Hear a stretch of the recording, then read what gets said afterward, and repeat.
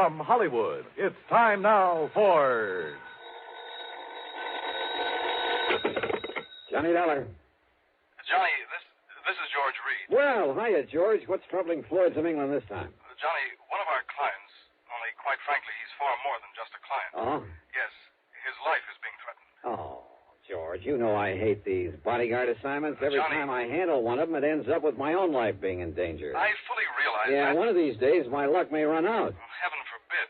Nonetheless, Johnny... If somebody needs protection, why don't you just call in the police? Well, there are certain, confidential aspects of this case that, if any sort of publicity can be avoided... Johnny, Yeah? if it can any way help to minimize the danger to yourself, I'll gladly go along with you on this one. You mean literally, physically go along with me? Yes.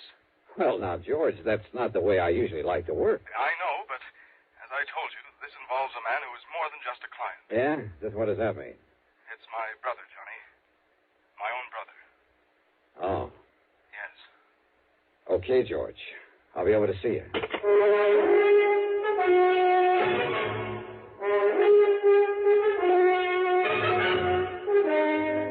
Bob Bailey in the exciting adventures of the man with the action-packed expense account, America's fabulous freelance insurance investigator. Yours truly, Johnny Dollar.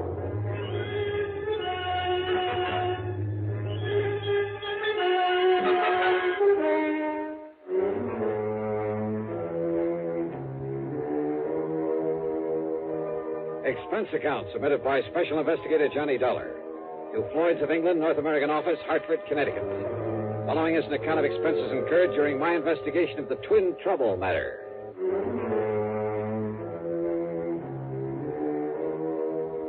Expense account item 1, $1.20 for a taxi over to George Reed's office at Floyd's of England in downtown Hartford. I found him pacing the floor waiting for me, and needless to say, he didn't waste any time getting down to business. As I told you over the phone, Johnny, this matter involves my brother, my twin brother, Adam. Oh, you're a twin? Yes, we're identical in every way, except perhaps for our manner of speaking. Why is that? Well, you see, Adam completed his education at the University of Dublin, whereas I stayed on in England, then did postgraduate work over here. Oh, I see. About 18 years ago, Adam and his wife came here to the United States. Is he also with some branch of Floyd's of England? No, Johnny, Adam owns a small brokerage office down in Newark, New Jersey. He lives in a nearby town called Upper Montclair. Say, tell me, has this business of his anything to do with the threat against his life? Everything, I'm afraid. Now, don't tell me he went around selling a lot of worthless stocks and bonds, and now somebody wants to get even with him. Of course not. Adam is a completely honest, reliable dealer in legitimate securities. Then what's the trouble? Well, you see, when he first arrived in this country, he traveled around quite a bit, not only sightseeing, but, looking for a good business connection. Figures. While on the West Coast, he met two men, Shockley and Barron, independent stockbrokers. Uh-huh. They seemed to like him immediately, offered to take him in with them. Well, since his funds were beginning to run out, he jumped at the chance. Naturally. But, Johnny, it turned out that they were swindlers of the worst possible sort, dealing in completely worthless securities. Uh-oh. Yes. Because of his lack of familiarity with American manners and methods, it took Adam quite a while to catch on. But when he did... George, I'm way ahead of you. What? When he finally got wise to them, he called in the law. So they got sent up the river, including your poor misguided brother. And now... Yes, Johnny. It was Adam's information, his testimony, that brought the whole foul operation into the open. As a result, of course, his prison term was a relatively mild one.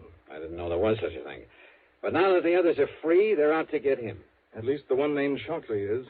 It's he who has contacted Adam with this impossible proposition. Uh-huh. When did he and Barron get out of the clink? About 2 weeks ago. I see. So what's the proposition Shockley has made your brother? Johnny, Adam has spent the past 9 years, ever since he was released out there, building up this small brokerage office here in the East.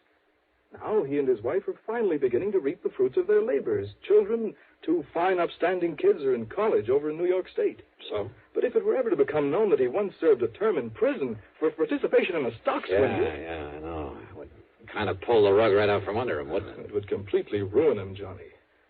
And it would probably kill his wife. What then?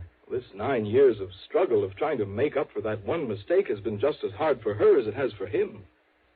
Right now, she happens to be in the hospital with a serious heart condition. Oh, I see. Is she the beneficiary of his insurance? Yes, she, and then, of course, the children. All right. Now, what is this proposition that Shockley has made? He's demanded $75,000. 70? Wow. Yes. Unless Adam pays it, in cash, in unmarked bills, Shockley will release to the papers, anonymously, of course. Well, he'll tell them all about Adam's unfortunate part in that stock-selling racket years ago. Yeah, which means that if Adam had a single customer left inside of a week, it'd be a miracle. Then Shockley says, after he's ruined him, he'll kill him. He'll what? Unless he pays this money, of course. He'll make it look like suicide.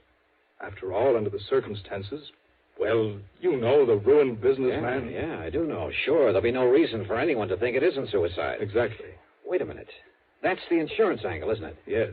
If Adam's death is called suicide, his policy will be void. His wife and kids will get nothing. And if this man Shockley is as clever as Adam says he is, he'll do it in such a way that any court in the land will call it suicide. George, I just can't believe it. And yet, I suppose... He's told Adam that he's already got away with this sort of thing once before Adam knew him. But why doesn't he call in the police, the FBI? If this man already has a criminal record... No. Well, maybe the other one, Barron, is still working with him. No, Johnny, don't you see? Don't you see he doesn't dare? Yeah, I guess you're right. If he called in the cops, the publicity would be just as bad, just as ruinous to him as if Shockley were to shoot off his mouth at the papers. Yes, Johnny. If he goes to the police, he'll only bring his business crashing down on his own head. Yeah. George, your brother's in a pretty bad spot. No matter what he does, he loses. If he pays off, $75,000. But who knows whether that one payment would be the end? Well, of course it wouldn't. But if he doesn't, don't you see it means not only his business, his wife, his children, but his own life? I know. If it were me, alone, a bachelor with nobody else to think about. But with Adam, Johnny, he couldn't do it. He might as well cut his own throat. So we'll have to do something about it. What, Johnny? What can we do? George, I wish I knew. It was obvious this was to be more of a personal affair than business, in spite of the insurance policy involved. So for once, I decided to forget padding out the old expense account. Okay, then. Item 2, $4.35, a tank full of gas for my own car. It was after business hours by the time we got down to Jersey, so instead of trying to catch Adam Reed in his office, George phoned ahead and we went directly to his home on Highland Avenue in Upper Montclair. George stood beside me when the front door was open. And you know something? It was like looking at George in a mirror. Yes, can I... George! Even their clothes were alike. Hello, Adam. Yeah, these twins were certainly identical, except for the slight difference in their manner of speech. Adam, this is the man I told you about on the phone. The man I hope can somehow help you. Johnny Dollar. Yeah, how are you, Mr. Reed? And excuse me for staring. Oh, it's quite all right, Dollar. Quite understandable. And please call me Adam, if you don't mind. Sure. But so help me, I've never seen two people look so much alike. You know something? What, Johnny? What are you thinking? Oh, just a wild, crazy idea, Adam. George.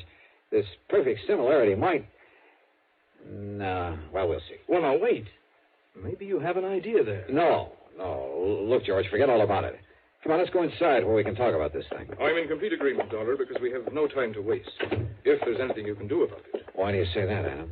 I've heard from Shockley again. Oh? When? This morning, after the last time I talked to George. He called me at the office. I'm afraid I didn't get as much business done today as I might have liked. Then I left as early as I could. I went to the bank and called on my wife at the hospital. She's very seriously ill, sir. Yes, so I understand. I've not yet had the heart to tell her about this whole ungodly affair. And I can't say that I blame you. And yet, what difference would it make? Whatever happens, whatever this man does to me, it's bound to affect my darling. Oh, it's a terrible thing, Dollar. Now, this phone call today. Yes. Shockley says that he's coming here tonight. Tonight? Yes. Uh-oh, with my car out front. Well, that's why I stopped at the bank today. He says he must have $10,000 as a sort of down payment, as evidence of my good faith. $10,000? Well, I say that he won't get it. Oh, now, wait a minute, George. No, Johnny.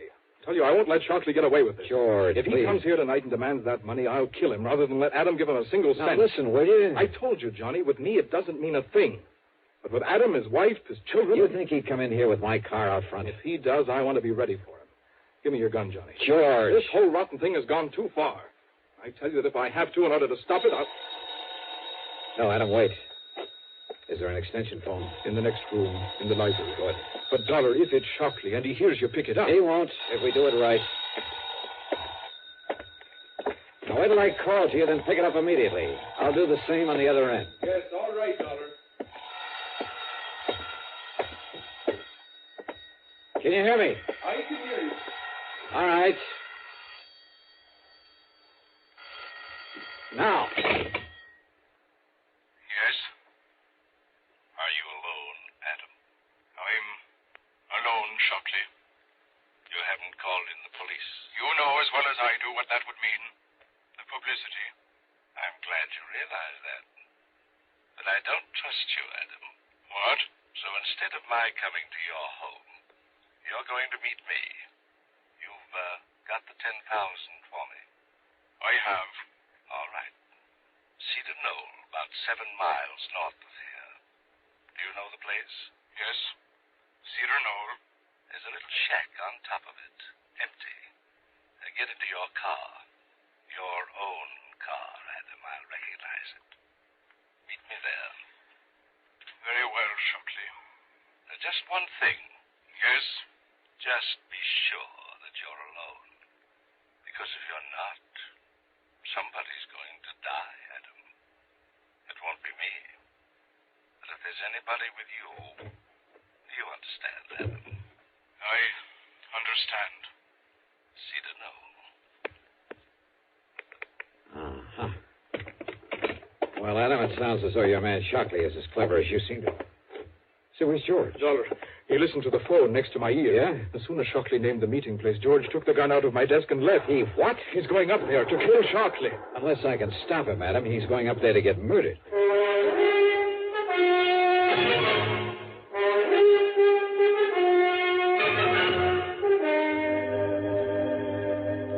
Where is it, Adam? The Cedar Knoll where Shockley will be. Here, Dollar. I can show you on a map. Here. It's 15 or 16 miles from here. Huh? Shockley said it was only about 7. Then he must have been somewhere along the way when he called. That means he'll get there long before George can. Yes. Look now. Here it is on the map. Yeah, I see. Straight up 23 and west of Pumpkin Plains. Yes. All right. Now, George took your car. What kind is it? That little coupe I saw out in the street? That's it. Oh, fine. There are 10 million of them on the highway, all alike. What's the license number? Well, come on. I don't know. I don't remember it. Then, Adam, all I can do is try to get there before George does. Before he gets himself killed.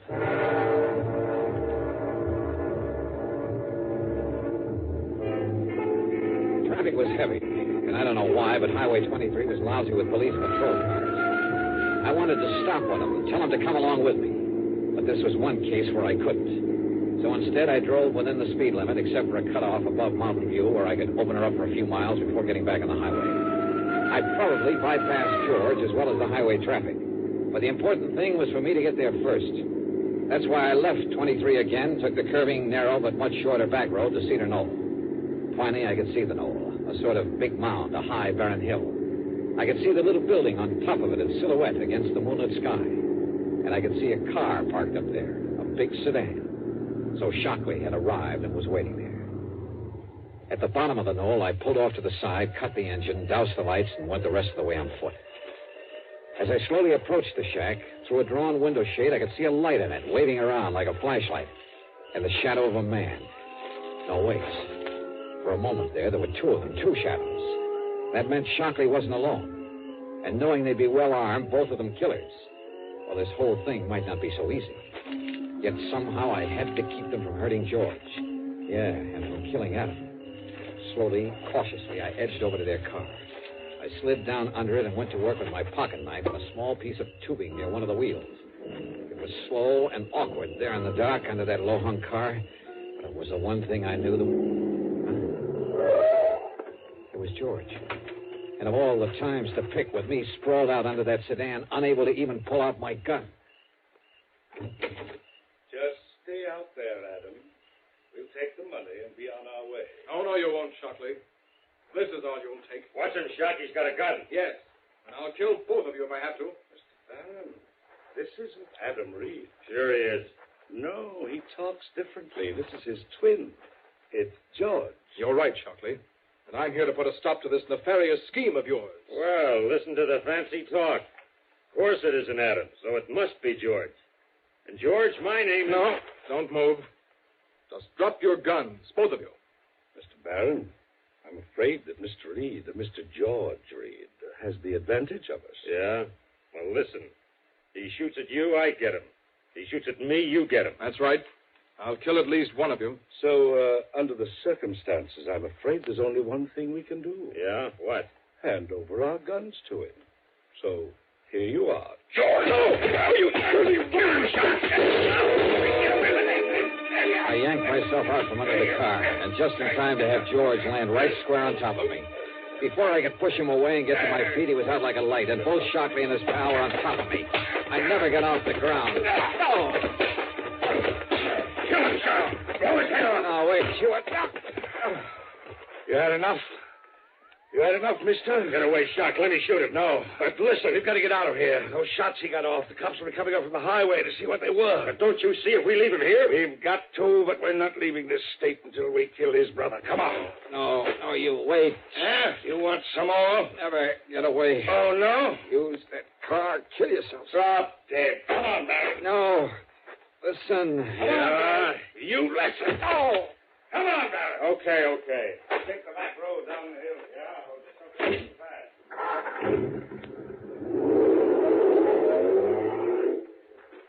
Oh. Are you okay, George? Yes, Johnny, I guess so. But they got away. They'll go down. They'll kill Adam. They're not going anywhere, George. What? I cut the brake fluid line. They have no brakes. By the time they get rolling down that hill...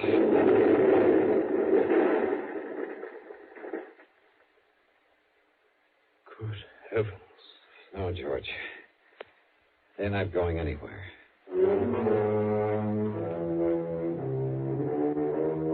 By the time the highway police got to the scene of the crash there on the back road, and of course that car exploded and burned, they had forgotten all about the gunshots, if they'd heard them at all. So George and I were able to leave by the main road unmolested. At the bottom of the hill, I picked up my own car without attracting attention. I suppose I'll have to make some sort of report to the police. But I don't see any reason why I should have to reveal the name of the man they were out to get. Do you? It's certainly too late to need anyone to bring charges against them. As for the expense account, so what's a couple of gallons of gas in so good a cause? Yours truly, Johnny Dollar.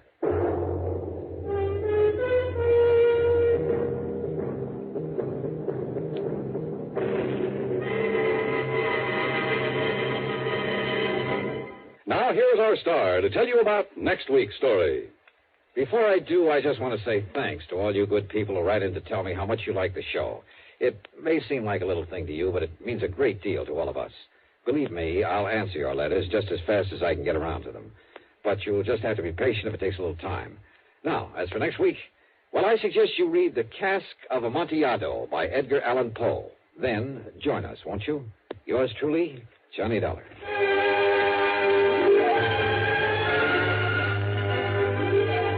Yours truly, Johnny Dollar, starring Bob Bailey, originates in Hollywood and is written, produced, and directed by Jack Johnstone.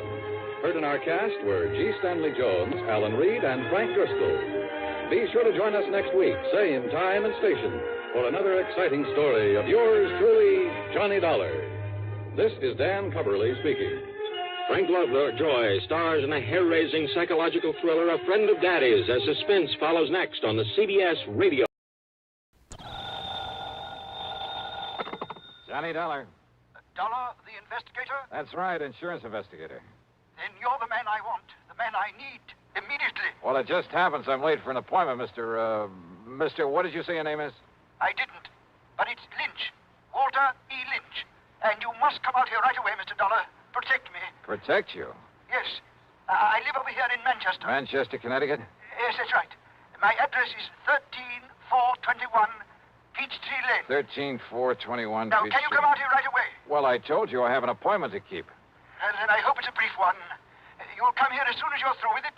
Well, that depends, Mr. Lynch. What seems to be the trouble? Well, I thought I made it clear to you, Dollar. My life has been threatened. Well, isn't that something for the police to handle? The police? After all, unless there's insurance involved. Why, of course there is. My own. Oh, what company, Mr. Lynch? Company? Yeah, that's right. Well? Now, what is the matter with you? What difference does it make? If my life is in danger, I need your protection. Okay. Who made this threat against your life, and why?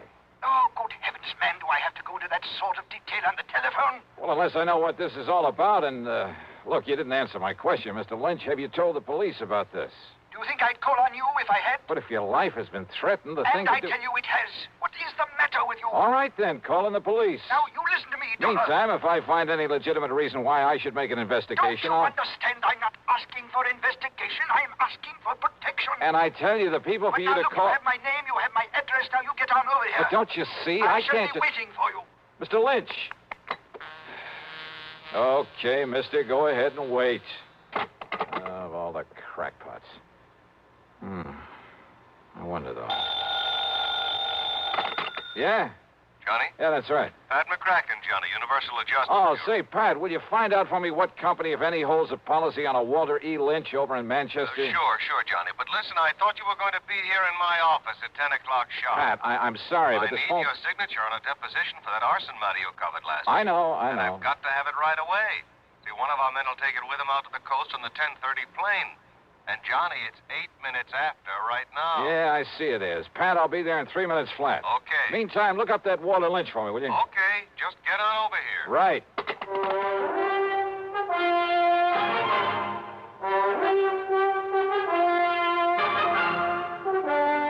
CBS Radio brings you Bob Bailey in the exciting adventures of the man with the action-packed expense account, America's fabulous freelance insurance investigator. Yours truly, Johnny Dollar.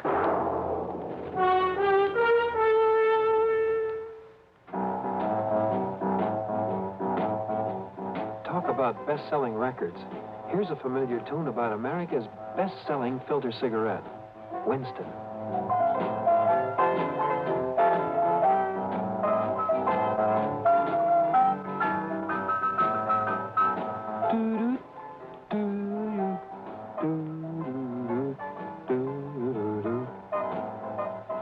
Winston gives you real flavor, full, rich tobacco flavor.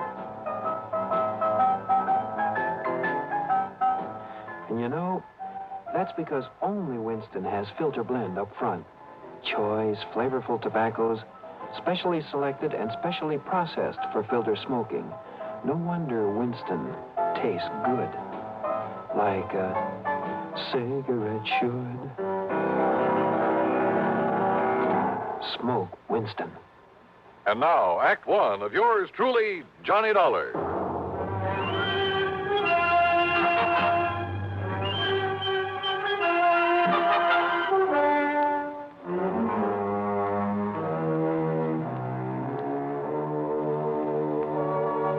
Expense account submitted by Special Investigator Johnny Dollar to Eastern Trust and Insurance Company, Home Office, Hartford, Connecticut. Following is an account of expenses incurred during my investigation of the Hapless Ham Matter.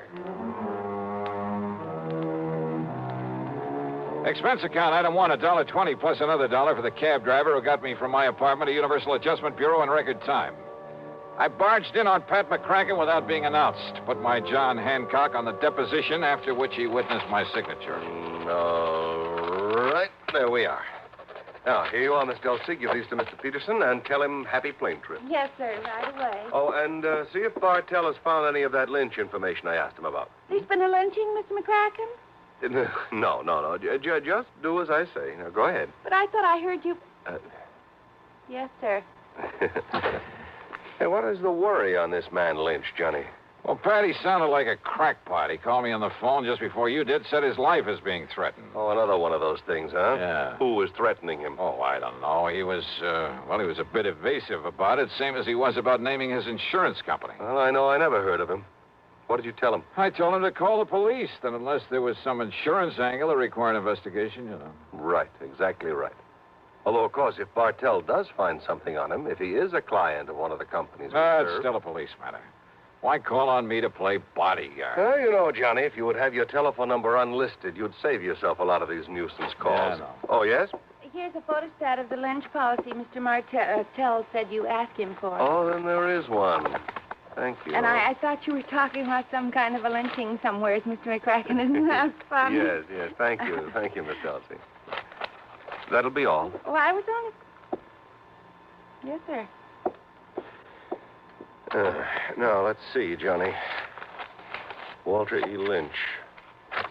policy issued 1954, Eastern Trust and Insurance. Face value is... Yeah, I see. 50,000 smackers. Yes, a lot of money. Let's see the name of the beneficiary. Oh, well, a nephew, Fred Lynch, New York City address. I wonder, Johnny. So do I.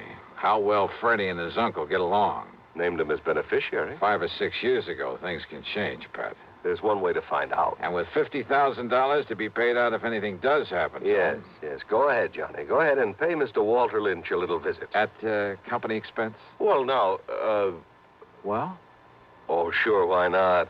I'll notify Eastern that we've assigned you to this, but that you'll send your expense account directly to them. Okay? Okay.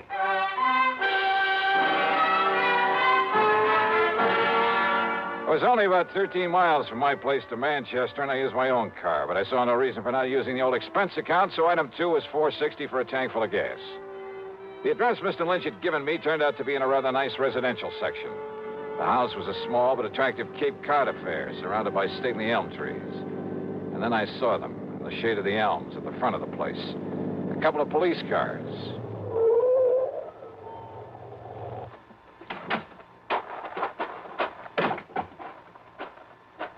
Just a minute there, mister. Huh? Oh, hi, officer.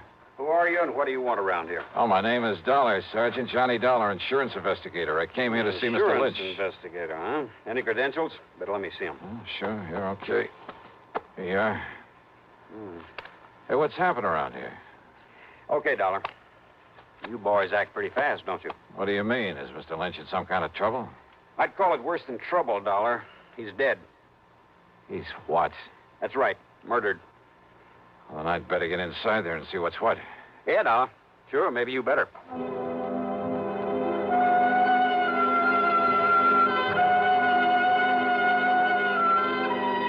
Inside the Lynch home, the police medico and my own eyes confirmed what Sergeant Beakley had told me outside. Walter E. Lynch was dead, all right, and there was no question about his having been murdered. As you can see, Mr. Dollar, the knife, obviously a long, very sharp one, it plunged into his body here, directly back of the heart. Yeah, Doctor, I see. No doubt penetrated that organ. Death must have been virtually instantaneous. Yes. Any sign of the murder weapon? We haven't found any sign of it here in the house, Dollar. Conroy's out back looking for it. And for any footprints that might give us a clue. That little rain we had last night ought to help in the footprints department. Only it doesn't. Now, whoever did this must have come right in the front door. Hi, Dollar. Hi, Conroy. Sergeant, you want me to see what's holding up the boys from the lab? Yeah, I'll give them a call. Right, you are. Meantime, Dollar, if you have any ideas... No, wait a minute. Too late, I guess. What? If there were any fingerprints on that telephone, Conroy's probably covered them up. Probably covered up anyway. Huh? Well, it wasn't the killer who called us about this. It was the old character who lives next door, a man named Halsey. Right now, he's back home in his rocking chair at the corner window, muttering to himself, trying to recover from the shock. Maybe when he does recover, he'll be able to give us some help. How did he find out about this? Seems he came over here to talk to Mr. Lynch about his nephew. Fred Lynch. Nobody answered his knock. The front door was wide open, so he walked in here and found this. So he picked up the phone and... You, know about Fred Lynch? I know he's beneficiary of his uncle's insurance. Another good motive gone to waste. What do you mean? You don't know about a couple 3 years ago when Freddie's mother died, left him a pile of money, only made the mistake of leaving it in charge of this one, this stiff we've got lying here? What happened? Well, this old crook finagled that young kid out of every cent of it, so that by the time Fred was 25, entitled to it. That was about 6 months ago. Why, Dollar, Freddie ended up with nothing. His own nephew. That surprise you, Dollar? It's because you don't live here in Manchester. Don't know anything about the Lynch family, what's left of them, which is only Freddie now. What's that supposed to mean? Not one of the Lynch tribe was any good. Ask me, the town will be glad to see this one out of the way. Oh, I get it. Oh, what'd they say, Conroy? Somebody on the way over? Harker will be over as soon as he clears up a hit and run over on the east side. Okay. Well, I guess there's nothing more we can do. Go see who it is. Yes, sir. You about finished, Doc?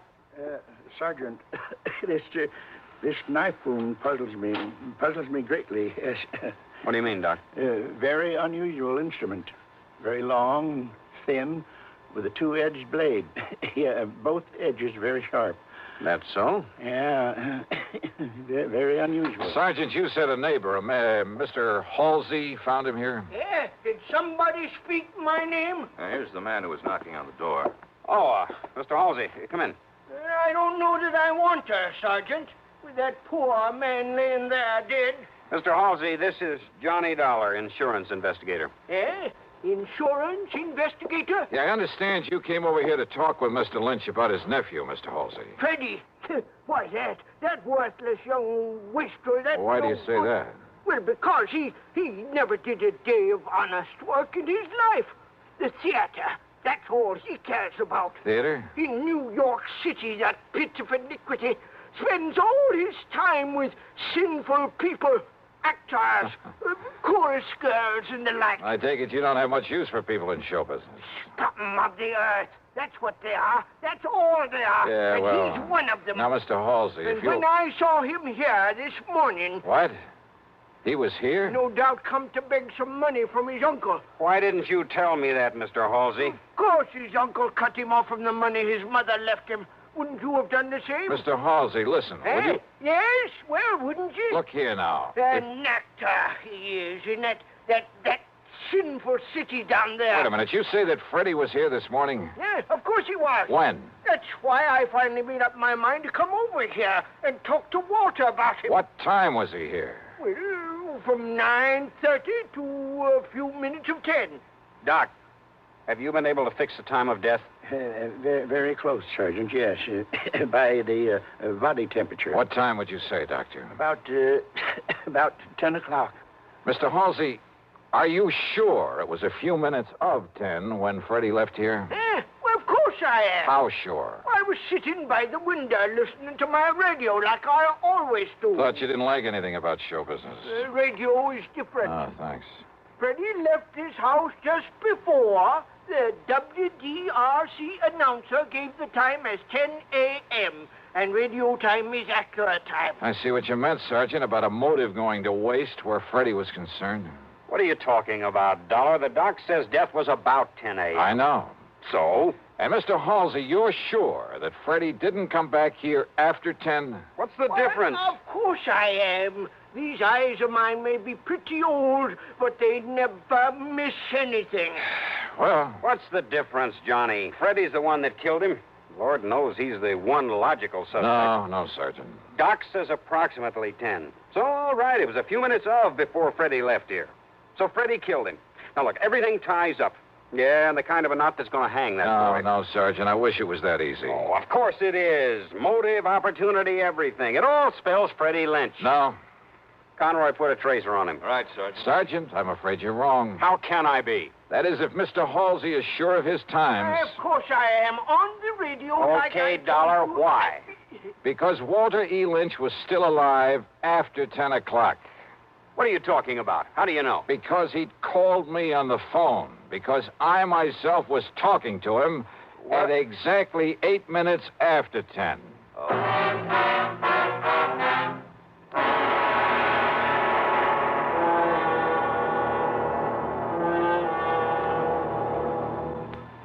We'll continue with Act Two of yours truly, Johnny Dollar, in exactly 1 minute. Here's Hollywood star Mona Freeman. Who feels like acting with a miserable cold?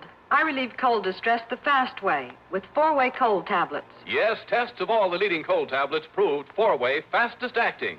Amazing 4-way starts in minutes to relieve muscular pains and headache, reduce fever, calm upset stomach, also overcomes irregularity. When a cold strikes, do what I do. Take 4-way cold tablets. It's the fast way to relieve nasty cold distress and feel better quickly. 4-way, only 29 cents.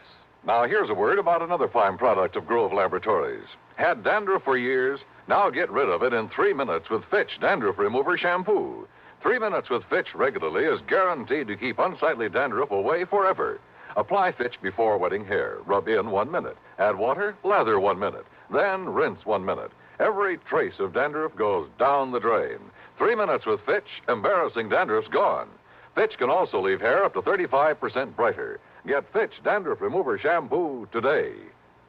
And now, Act Two of yours truly, Johnny Dollar, and the Hapless Ham Matter.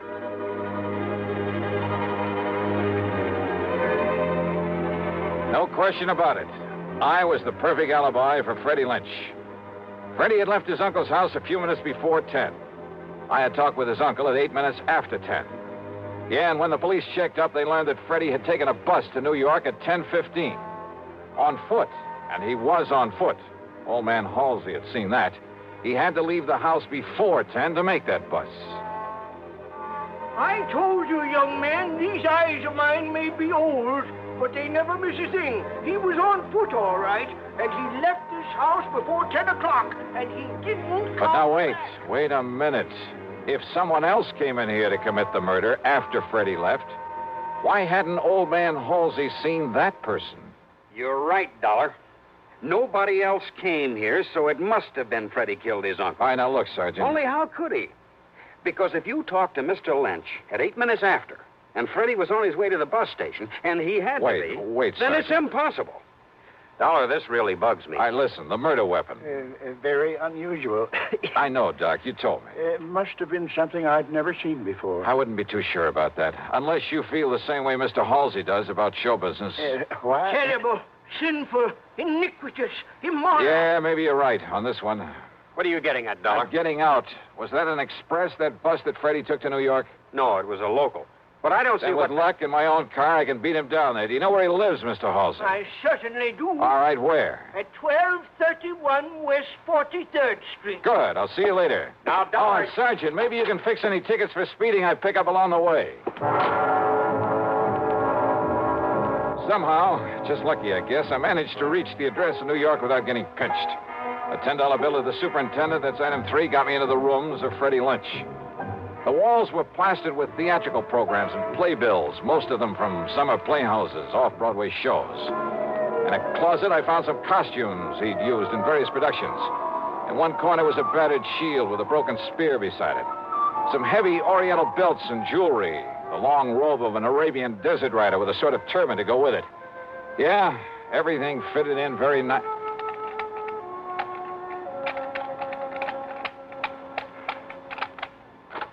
Hey, yeah, wide open, Freddie, wide open, just the way you left it. Come in, kid. I beg your pardon? Kind of careless, but it's all right. It's okay. Hey, who are you? You kidding? Jerry Allen, the agent, you know.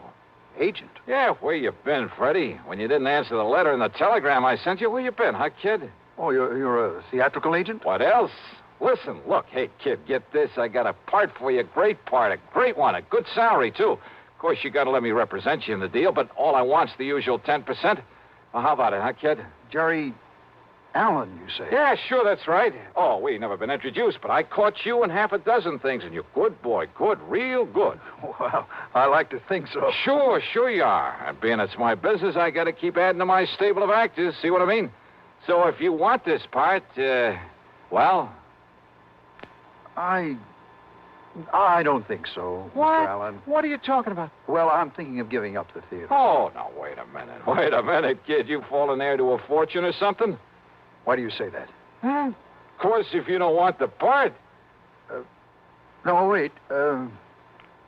Perhaps I'd better do another play or two. Good. And you'll let me represent you? Well, Freddie? Oh, why not? Well, if the part is good. Is the part good? It's great, kid. It's great. And if this thing doesn't hit Broadway the first time out... Hey, listen. It's a new play written by Johnstone. You get that? Johnstone? No, I'm afraid I don't recall ever... Well, sure you've heard of him. Why, man, he's had more hits. Oh, and listen, Freddie, listen to this part. All right. I'm listening. Okay, starts out a young man, just about your age. Second act is 20 years later. Hey, you think you can do it? Why? Of course, my good man. Good. And the third act, well, now that part may be a little tough. You got to kind of make like you're about 60. Why, there's no problem at all, Mr. Allen. No problem at all. Oh, only it's a shaky old man, like he's scared to death all the time. All right, listen. All fear has clutched me by the throat. The overpowering terror, willing up. Oh, hey, that's great. Come on, keep it up, Freddie boy, keep it up. Well, you see, of course, if I had a script, Scared, remember? Scared. Say something like, you must come here right away to protect me. You You must come here right away to protect me. Oh, that's great. Now, say my life is in danger. I've been threatened, Mr. Dollar. My very life is in What? What? Dollar? That's right. Johnny Dollar. Why, this was all a trick. Yeah, and you fell for it like a ton of bricks. The same voice you faked over the telephone to sound like your uncle. Oh, no, listen. Killed him, left his home knowing that nosy old neighbor would swear as to when you left. Then ran to the bus depot and called me up with that phony voice to make an airtight alibi. To make me ready to swear your uncle was still alive after you left him there dead. But, Dollar, listen. See, I'm his only kin. I'll be coming into a lot of money. His insurance and whatever money or property there is. Oh, why don't you drop dead? I see. But do you see this? So that's what you did it with. Yeah, that's right. Arabian, isn't it? I stand back. Long, thin blade with a double edge. From one of your costume plays? I'll stand back, I say. Sure. I don't need to be close to you to use this. Whoa! Oh, my hand. You've broken my hand. Funny. I didn't think I was that good a shot.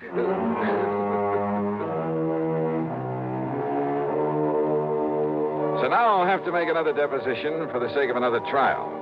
And I'm sure that hamming it up in court won't keep Freddie from playing out the rest of his life in front of a captive audience. Expense account total, including a flock of incidentals, well, let's call it $100. Yours truly, Johnny Dollar.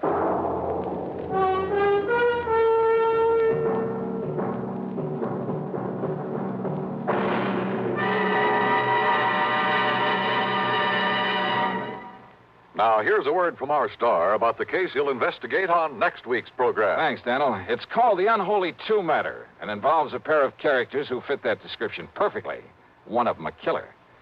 And if you're at all curious about what to do when you've got the situation well in hand and then suddenly a gun is shoved into the middle of your back, well, join us, won't you? Right here on your favorite station at the usual time on Sunday.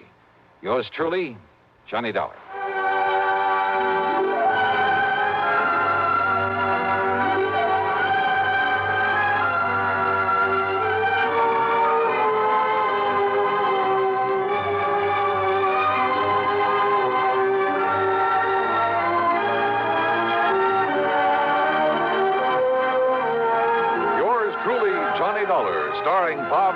Originates in Hollywood and is written, produced, and directed by Jack Johnstone. Heard in our cast were Virginia Gregg, Chet Stratton, Lawrence Dobkin, Sam Edwards, Herb Ellis, Ralph Moody, and Junius Matthews. Be sure to join us next week, same time and station, for another exciting story of yours truly, Johnny Dollar. This is Dan Coverly speaking. Next, Ray Bradbury's science fiction classic, 0 Hour, as Suspense follows on the CBS Radio Network. From Hollywood, it's time now for... Johnny Dollar. Oh, good. Huh? Johnny, this is Ben Pringle. Ben, how are you? Still selling insurance for Star Mutual? No, not anymore. Oh, that's right. You were talking about retiring. And I have retired. Yes, years ago I quit the insurance business and bought myself a poultry farm. Well, good for you. Where is it, Ben? It's right here in Vineland, New Jersey. And how's it going? Oh, terrible, Johnny. It's terrible. Oh? When I think of all the pretty chickens that I've lost... Well, what seems to be the trouble? Johnny, somebody's trying to put me out of business. Well, I don't know who or why or how, but Ben, if I can be of any help to you... You can, Johnny, you can. I was going to call Star Mutual because everything I have is insured pretty heavily, but first I thought I'd make sure that you're available. For you, anytime. Well, then come on down here, will you? In the meantime, I'll notify the company that you're on the way. Just give me your address and I'll be on my way.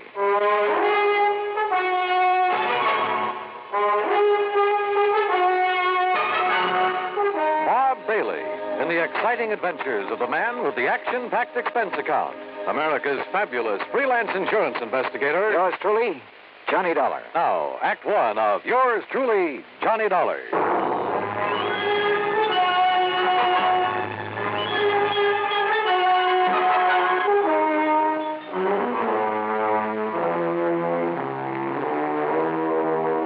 Expense account submitted by Special Investigator Johnny Dollar.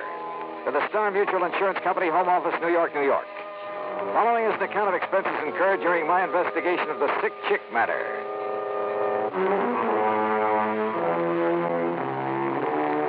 Item 1, 1050, train fare and incidentals, Hartford to Philadelphia. There, to be sure of adequate transportation, I rented a car. That's item 2, $50 deposit. The 35-mile drive south on Route 47 was uneventful, and I finally turned left onto Vineland's main street, Landis Avenue. Vineland, the heart of sunny southern Jersey.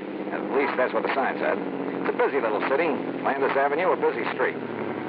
Finally, I stopped at a mobile gas station on the far edge of town to ask about the address Ben Pringle had given me. Just keep going straight out Landis Avenue for about 5-6 miles till you come to East Vineland. East Vineland, huh? Yeah, then you turn right, go about a mile and a half. You can't miss it. If you can pick it out from the rest of the poultry farm. A lot of them, huh?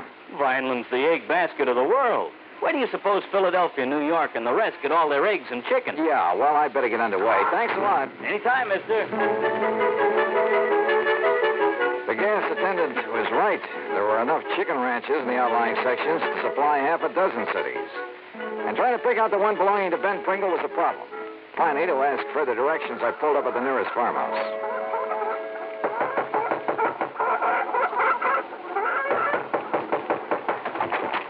Yeah? What do you want? I'm looking for Mr. Ben Pringle's place. Oh, Ben Pringle. He's right next door. Oh. Ah, the poor man. Poor man? Yes, he's coming down here from New York. He'll spend all his money, and what happens? He's going to lose his flock. Doesn't know much about raising chickens, huh? Ah, he don't know nothing.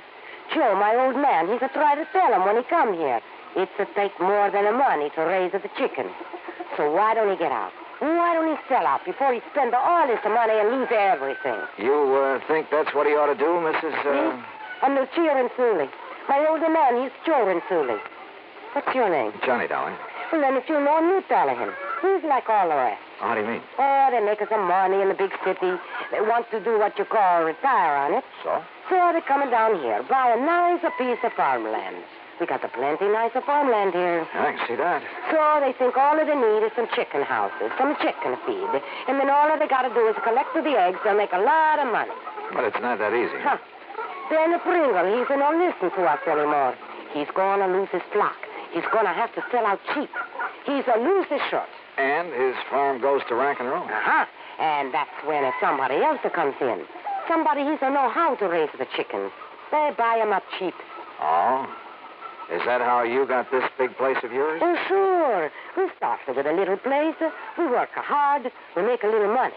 Then, when somebody like him comes along, we buy him out. We got a nicer, bigger place. That sort of thing happened very often around here, Mrs. Rinsulli? Oh, sure, all of the time.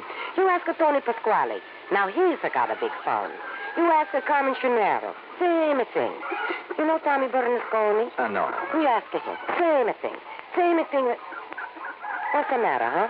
Oh, I was just thinking, Mrs. Rinsulli, it's pretty much to your advantage to see these people go broke, isn't it? No, you're just the one man. Frank, though, isn't it? Look, I don't know who you are, what you want. What's your business? My business is finding out why Ben Pringle's having trouble. Maybe who is causing it. You get out of here. I don't like it the way you talk. Sure. I don't think I like you. Yeah? Maybe you'll like me even less after I've talked to Ben Pringle. How about that? Get out.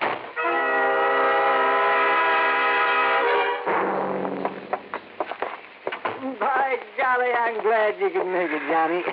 Yes, sir. Sit down. Yeah. Well, for what I hear, Ben, you're having a pretty rough time of it. Oh, I suppose it's my own fault, Johnny. Walking into a project like this without knowing more about it. Well, how deep have you gone into this layer? Oh, my, too deep, Johnny, too deep. All in all, I've spent nearly $40,000. That's just about all I have. And most of us had to go for replacing my herd. Herd? Yeah, my herd of chickens. Oh. And I thought it'd be so easy, just buy a few hundred chickens. Yeah, throw them some feed, collect the eggs, collect the money. Yes, and I'd be fixed up for life. Oh, dear, there are more diseases a chicken can catch. There are more lice and bugs. Oh, and now this. Hey, Ben, you said something about somebody's trying to put you out of business. That's right, Johnny, and I'm sure of it. But why, I don't know. I didn't know I had an enemy in the world. Oh, what's going wrong?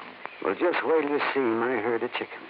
And if you don't agree with me, I'm sure you'll agree with me. About what? That they're being poisoned. What? That's what. By whom? I think I know. Oh, yes, sir. Well? By somebody who'd like to see me go broke. So that he could buy you out cheap. Who, Ben? I'll tell you who. Because he wants to add my property to his. And he's right next door. And his name is Joe Renzulli. Act 2 of yours truly, Johnny Dollar, in a moment. And now for another episode in the life of Sergeant Donald Bellwether, my husband.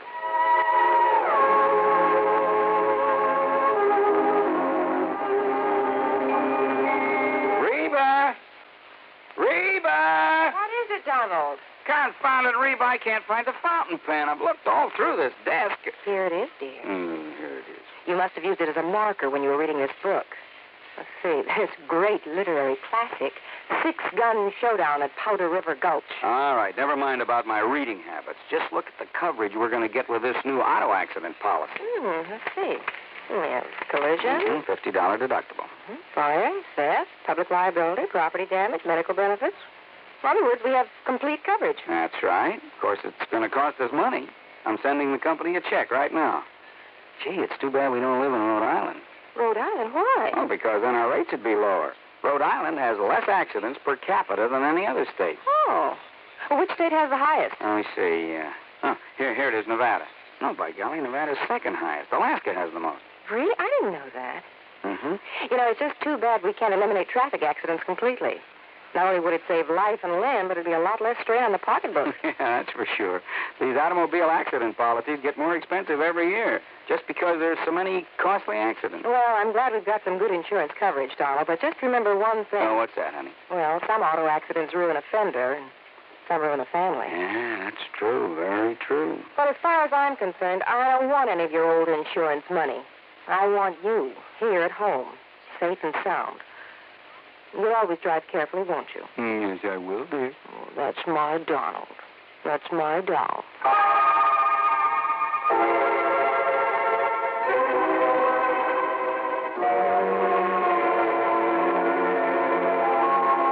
And now, Act 2 of yours truly, Johnny Dollar, and the Sick Chick Matter.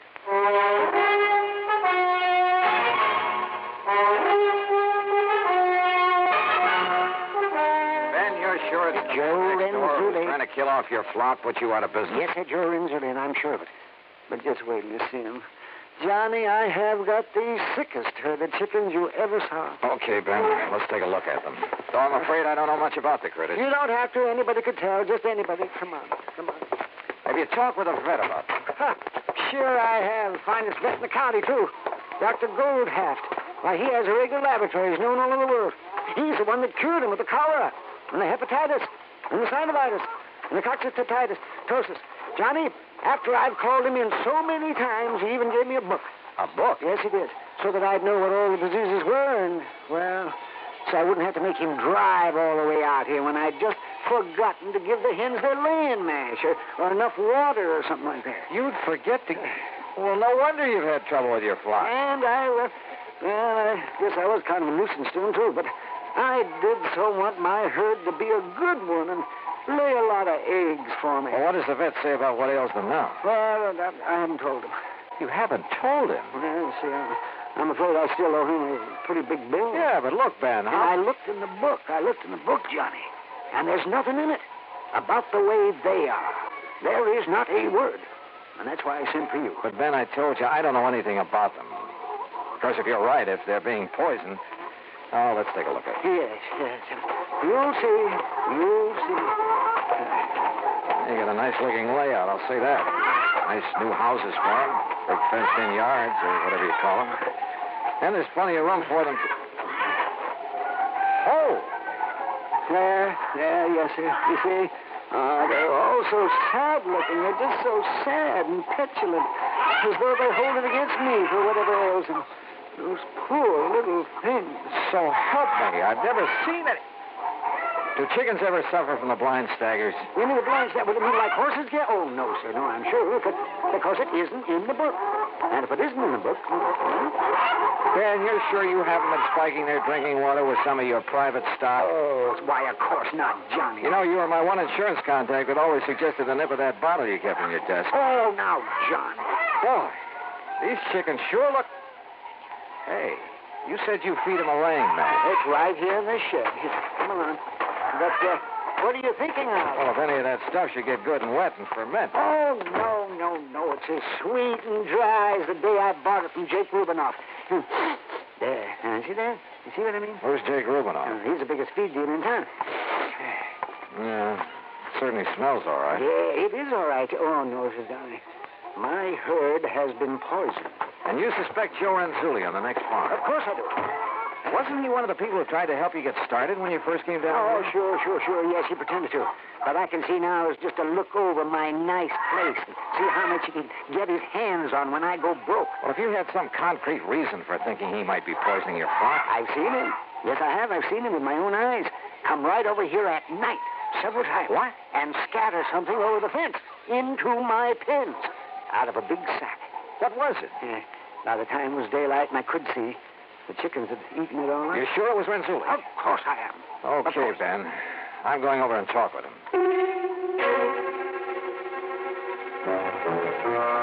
I went back to the farm next door. I found Joe Renzulli in one of his sheds. Tall, husky, and well-tanned. He was hard at work building some kind of an affair with a large wooden frame. There. He's finished. Like I say, Mr. Dollar, you're keeping the chickens in a cage up off the ground. They're more healthy. You get them more fat. Bring a better price in the market. Yeah. How you like that, huh? I asked you a question, Mr. Renzulli. I'd like an answer. Now. All right, I tell you. I think you better. It's because I try to help the poor man without he's to find out. So I throw it over the fence at night when he's in O.C. Throw what over the fence? Well? Yeah. Move this sack. There, you see? In this one. XLNC Vitagrow supplement. That's right. The vitamins. Vitamins? These are chickens. They're sick. He don't know what to do. He's a waste all his money. He's a nice fella, so I help him. You sure that bag doesn't contain some kind of poison? Poison? Yeah. No. Where'd you get that stuff? Jake Rubinoff feed store. What are you trying to accuse me of? Nothing. Yet. I'm going to try to help the poor man, that's all. You don't like that? I want a sample of that stuff. Sure. Take all you want. So what are you going to do? Well, it's too late now, but in the morning I'm going to take it into town to the feed place and check on it. You go ahead. And believe me, if there's anything wrong with it, I'm coming back here with the police in tow. Police? You better talk, Renzulli. You don't understand. You don't know. A smaller place like this, you got to stay friends with everybody. Huh? You make trouble for people, it's no good. What are you talking about? Your neighbor is your friend. Oh, sure. Just like you're a good friend of Ben Pringle. Yeah, that is so. But you're protecting somebody who's poisoning his chicken. No, that's a big lie. Then what's all this double talk? Why are you so afraid I'll bring the police out here? Well, I'm not. I mean... Or maybe you've done something you're afraid they'll tag you for. Is that it? No, that is wrong. Fact remains you know something about Ben Pringle's trouble with his flock. I tell you. You've told me nothing. Okay, I'll find out for myself. Good. That is good. Huh? You no live here. You find out. That's all right. That's good. Find out what? You find out. And that's all I could get out of him. And on the way back to Ben Pringle's farm, I suddenly began to wonder if I hadn't stepped into something more than just a bunch of sick chicks. You know something? As it turned out, I certainly had.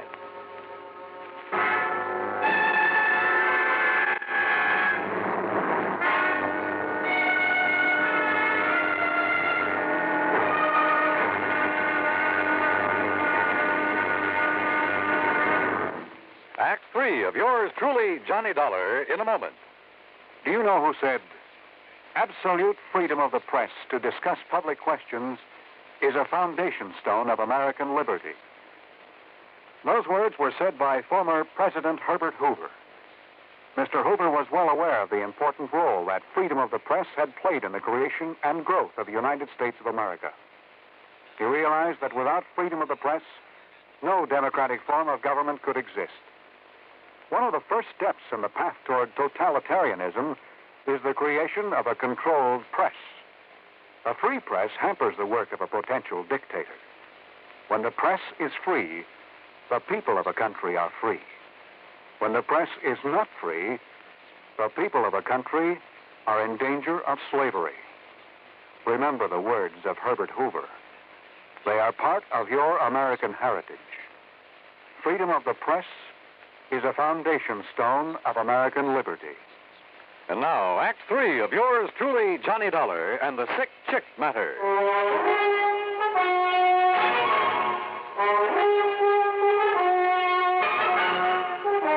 the time I got back to Ben Pringle's place, he had spread something that passed for supper on the kitchen table. Just help yourself there, Johnny. There's plenty more in the stove. If I don't cook the best canned beans you ever ate. Yeah. Yes, aren't they delicious? Have some ketchup. Hey, look, Ben, as I told you, I got nothing out of Joe Renzulli, except a powerful feeling that he's protecting one of your neighbors around here. Well, you know how it is out in the country this way, Johnny. A man who tells on his neighbors, well, he's an outcast. Hey, maybe that's why Renzulli didn't mind if I could find out what's going on here for myself. I still think he's doing it. Yes, sir. Whose place is that on the other side? I noticed a brand new Lincoln out front. Oh, all right, yes. Well, he's a nice young man. Oh, he's real nice. Yeah, what's his name? John Culpepper. He came up here from the South. I can tell that by the way he talks. Well, what's he do? Oh, he just lives there, yes. He has some of the gayest parties, though. Young men, young women, all he wants to drink. Oh, no wonder you like him.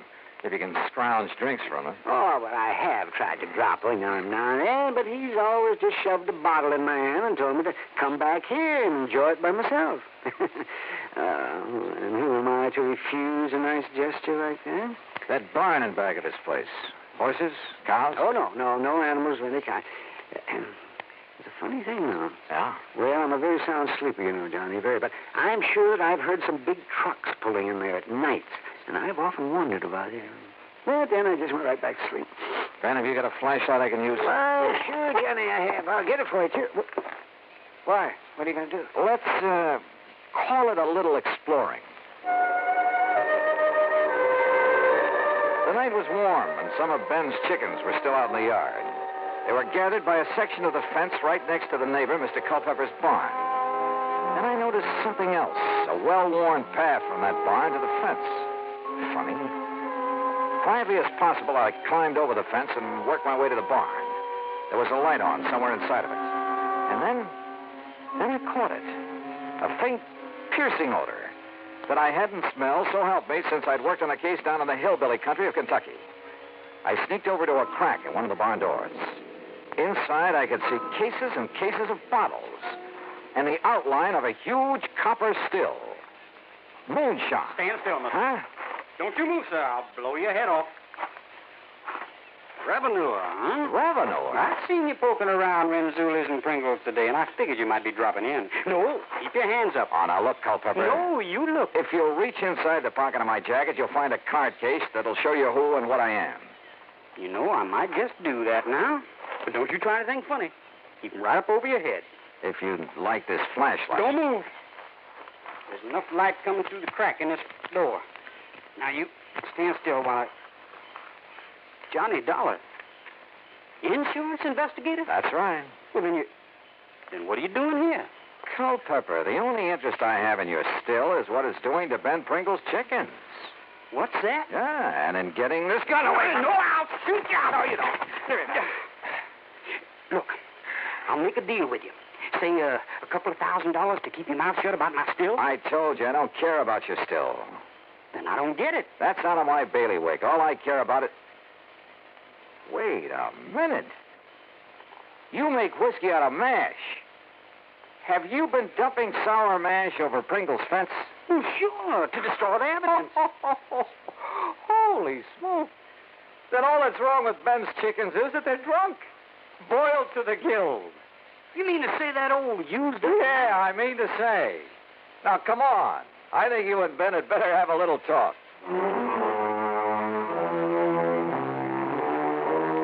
So they talked, Ben and Culpepper. In exchange for not being reported, Culpepper agreed to pay my expense account, Ben's veterinary bills, and to move out of the county. Oh, I suppose I should have notified the local authorities of what was going on. But isn't that really a job for the company? After all, like I said, it is out of my bailiwick. Hey, you know something? The stuff Culpepper was turning out in that old barn wasn't half bad. Expense account total to the company, nothing. Yours truly, Johnny Dollar.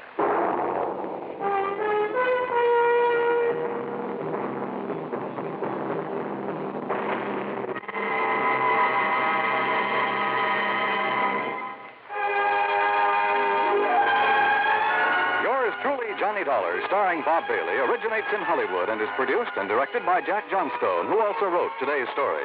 Heard in our cast were Lucille Meredith, Howard McNear, Gil Stratton, Jack Moyles, and Sam Edwards.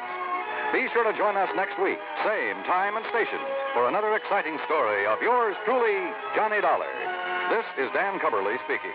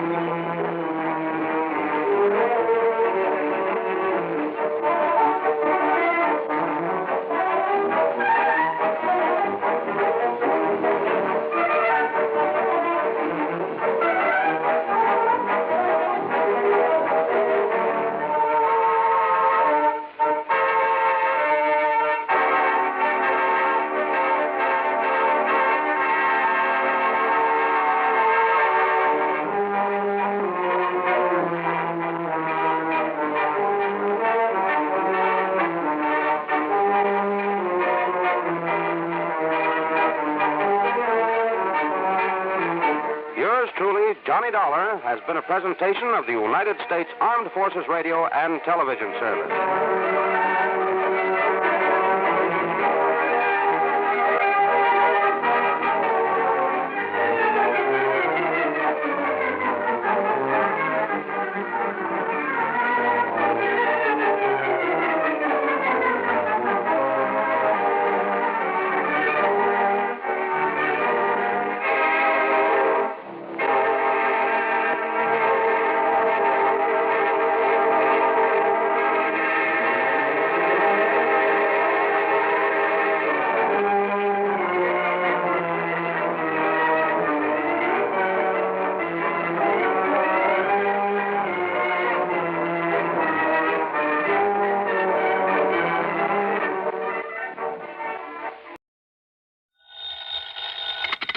Johnny Dollar. Johnny, this is Pat McCracken at Universal Adjustment Bureau. Well, hiya, Pat. How you doing this bright and sunny afternoon?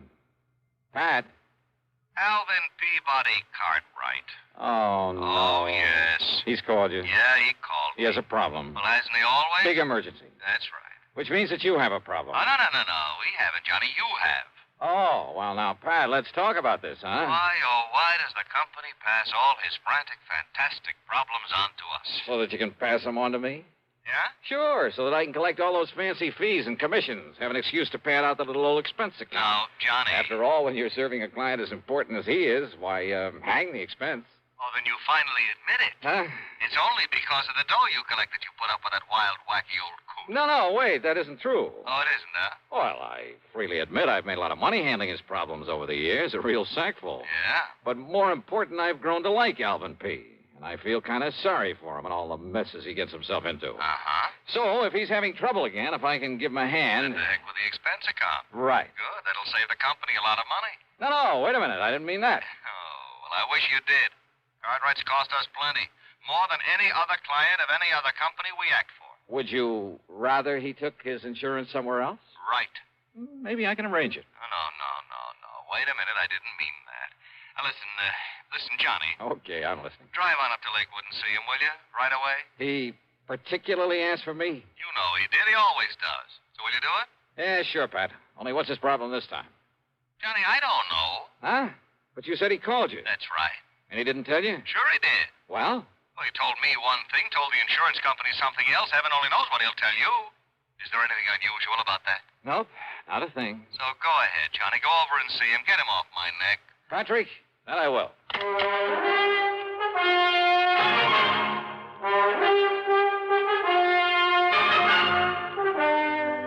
CBS Radio brings you Bob Bailey in the intriguing adventures of the man with the action-packed expense account, America's fabulous freelance insurance investigator. Yours truly, Johnny Dollar.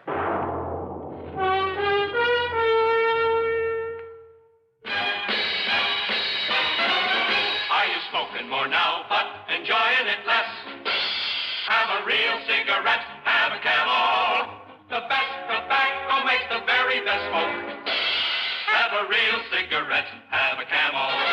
Are you looking for cigarette, have a Camel. The best tobacco makes the very best smoke. Have a real cigarette, a real cigarette, a real cigarette, have a Camel. If you're smoking more today, but enjoying it less, try Camels. The Camel blend of costly Turkish and domestic tobaccos has never been equal for rich flavor, easygoing mildness, real smoking satisfaction every time you light up. The best tobacco makes the best smoke. Have a real cigarette, a real cigarette, a real cigarette, have a Camel. And now Act One of yours truly, Johnny Dollar.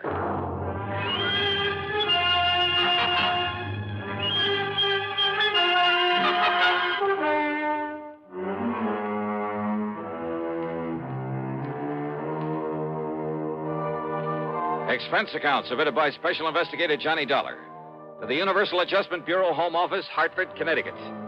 The following is an account of expenses incurred during my investigation of the merry-go-round matter. Doing a job for Alvin Peabody Cartwright was like riding a merry-go-round, a shoot-the-chutes, a roller coaster, and a razzle-dazzle all in one.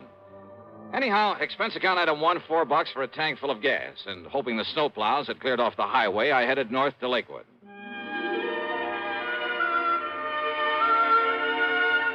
In my humble estimation, Lakewood is one of the prettiest little towns in all of New England, especially in the wintertime.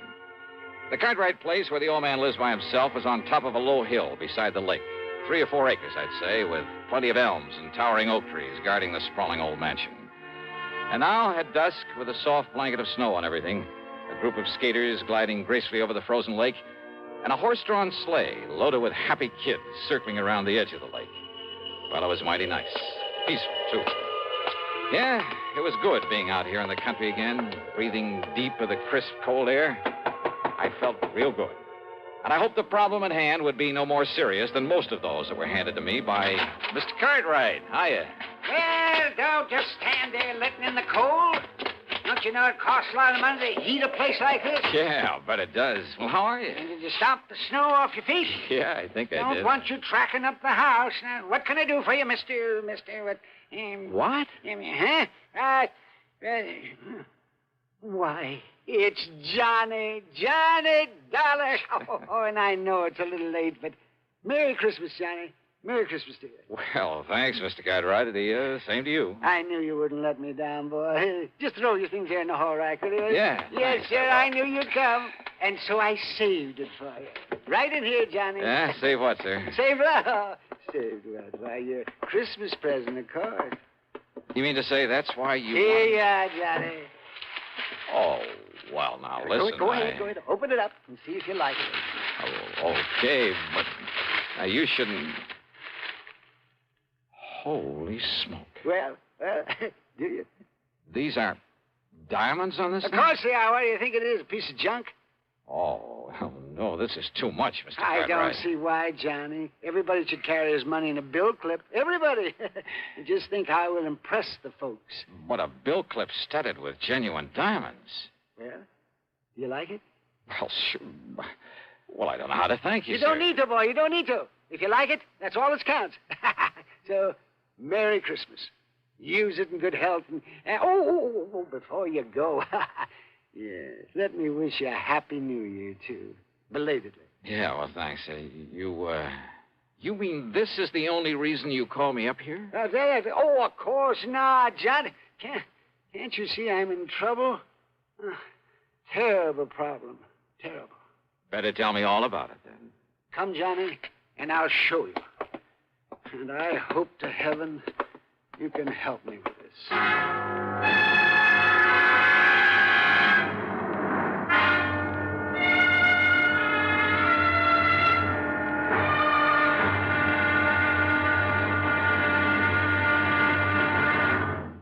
Act Two of yours truly, Johnny Dollar, in a moment. Welcome, recording star Mel Torme. It's terrible trying to sing with a bad cold. So I always take 4-way cold tablets to relieve cold miseries fast. Good idea. Tests of all the leading cold tablets proved 4-way fastest acting. 4-way starts in minutes to relieve muscular pains, headache, reduce fever, calm upset stomach, also overcomes irregularity. When you catch cold, try my way. Take 4-way cold tablets. Fast way to relieve cold distress and feel better quickly. Four-way, only 29 cents. Now, here's a word about another fine product of Grove Laboratories. Had dandruff for years? Now get rid of it in 3 minutes with Fitch Dandruff Remover Shampoo. 3 minutes with Fitch regularly is guaranteed to keep unsightly dandruff away forever. Apply Fitch before wetting hair. Rub in 1 minute. Add water, lather 1 minute. Then rinse 1 minute. Every trace of dandruff goes down the drain. 3 minutes with Fitch. Embarrassing dandruff's gone. Fitch can also leave hair up to 35% brighter. Get Fitch Dandruff Remover Shampoo today. And now, Act 2 of yours truly, Johnny Dollar, and the Merry-Go-Round Matter.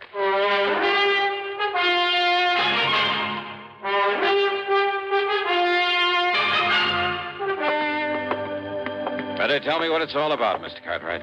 What it's all about? My nice new art gallery. What else? Now, come along. You have an art gallery now? Johnny, ever since I went over to Paris last summer and saw that Louvre place with all those pretty things in it, I decided I'd better have an art gallery, too. Maybe not as big, but with everything just as good. Well, the Louvre has some pretty valuable things. And by spending a bit of money, I have some things that even the Louvre couldn't get. Here, I'll turn on the light. Now then, how do you like it? Wow.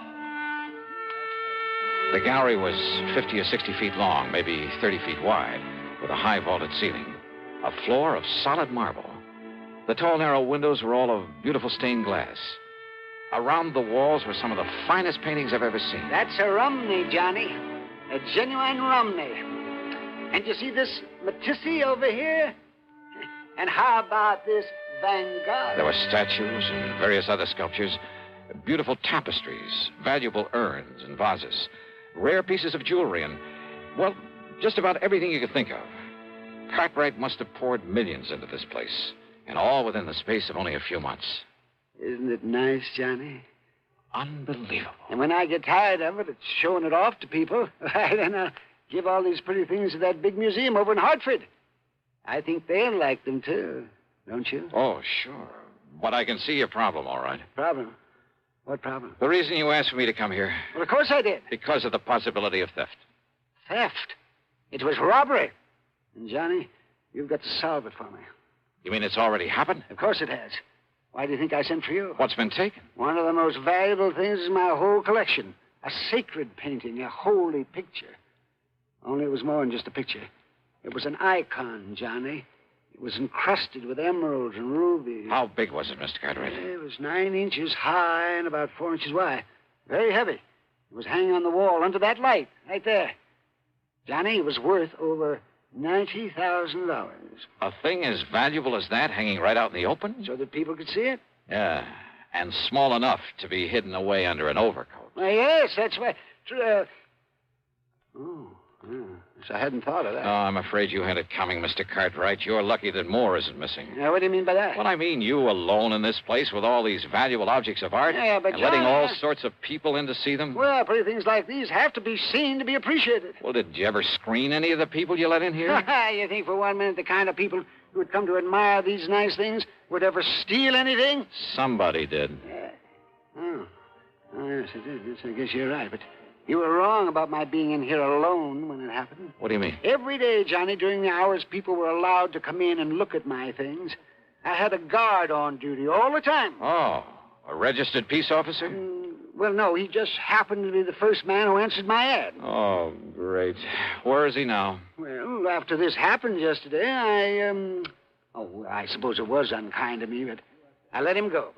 I telephoned him this morning, told him not to bother coming back, and I sent him a check for $200. Just severance pay. In other words, you paid him for robbing you.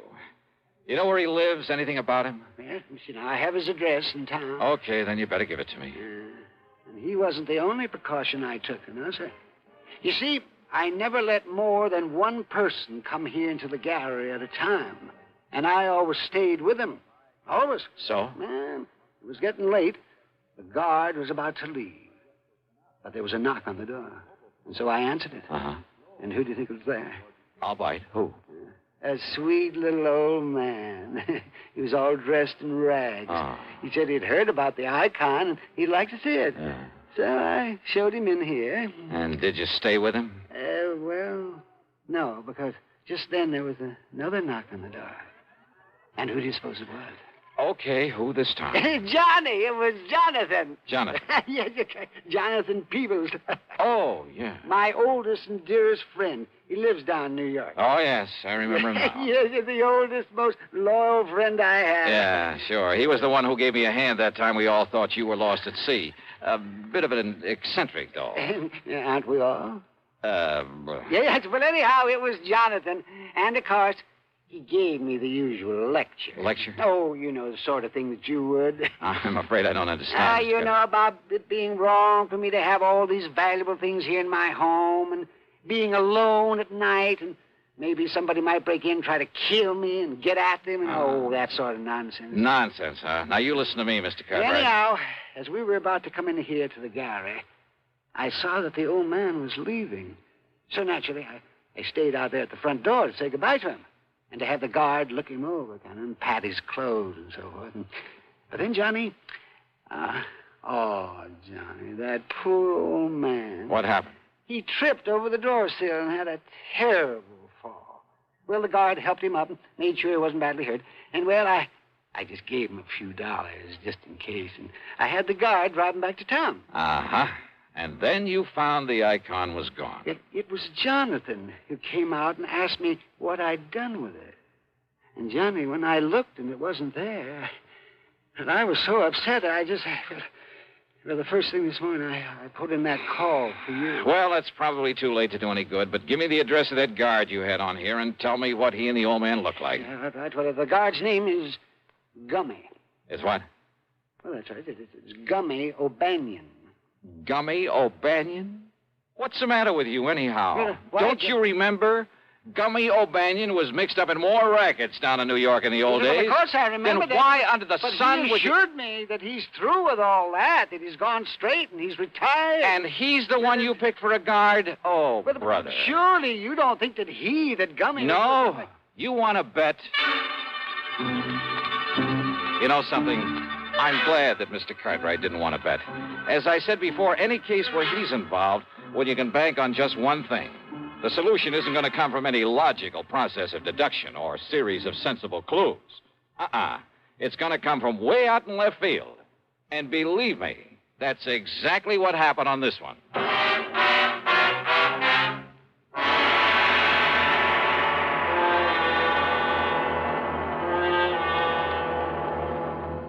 Constipation is something people don't talk much about, but it can be a problem for anyone, even doctors.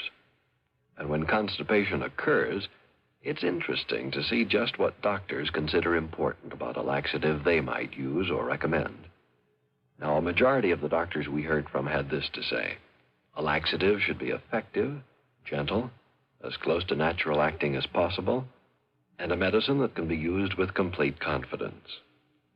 Well, pleasant-tasting chocolated X-Lax is effective. Overnight, it helps you toward your normal regularity. X-Lax is gentle. Next morning, it gives you the closest thing to natural action. And that's why many doctors and millions of people use X-Lax with complete confidence.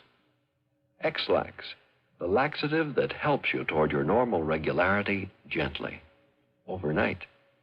Is X-Lax in your medicine cabinet? And now, Act 3 of yours truly, Johnny Dollar.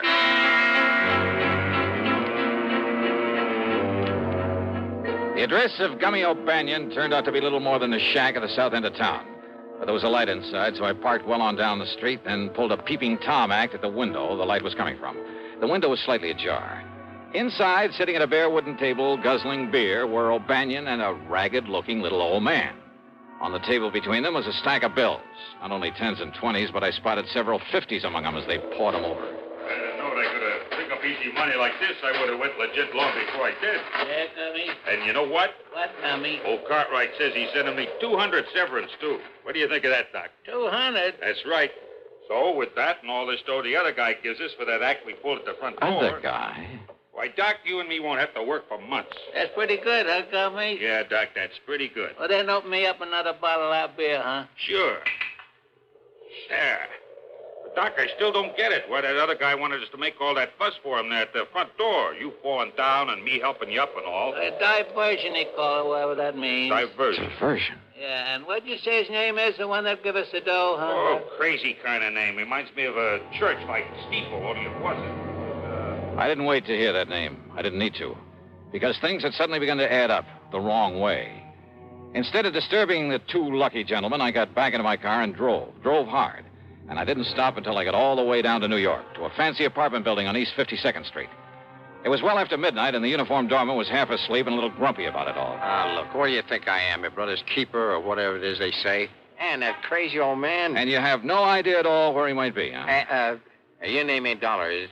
What'd you say? I asked, is your name Dollar's all? Yeah, that's right, Johnny Dollar. Why? Well, why don't you say so? Here, old Coot left this note for you. He what? Here you are. Dear Johnny, I have tried all day to reach you by phone. But with no success. Knowing you, I'm sure that sooner or later you will come to look for me here at my apartment. I can only ask your indulgence. My indulgence? And beg that when you return to Alvin Cartwright's home, you speak with me before you talk further with him. What? The icon, incidentally, is safely ensconced in the bottom of one of the large Roman urns there in the gallery. Sincerely, Jonathan W. Peoples. But now, will somebody please tell me? Huh? What's the matter, mister? Here's a 5-spot for your trouble. Well, thanks, Johnny. You're okay.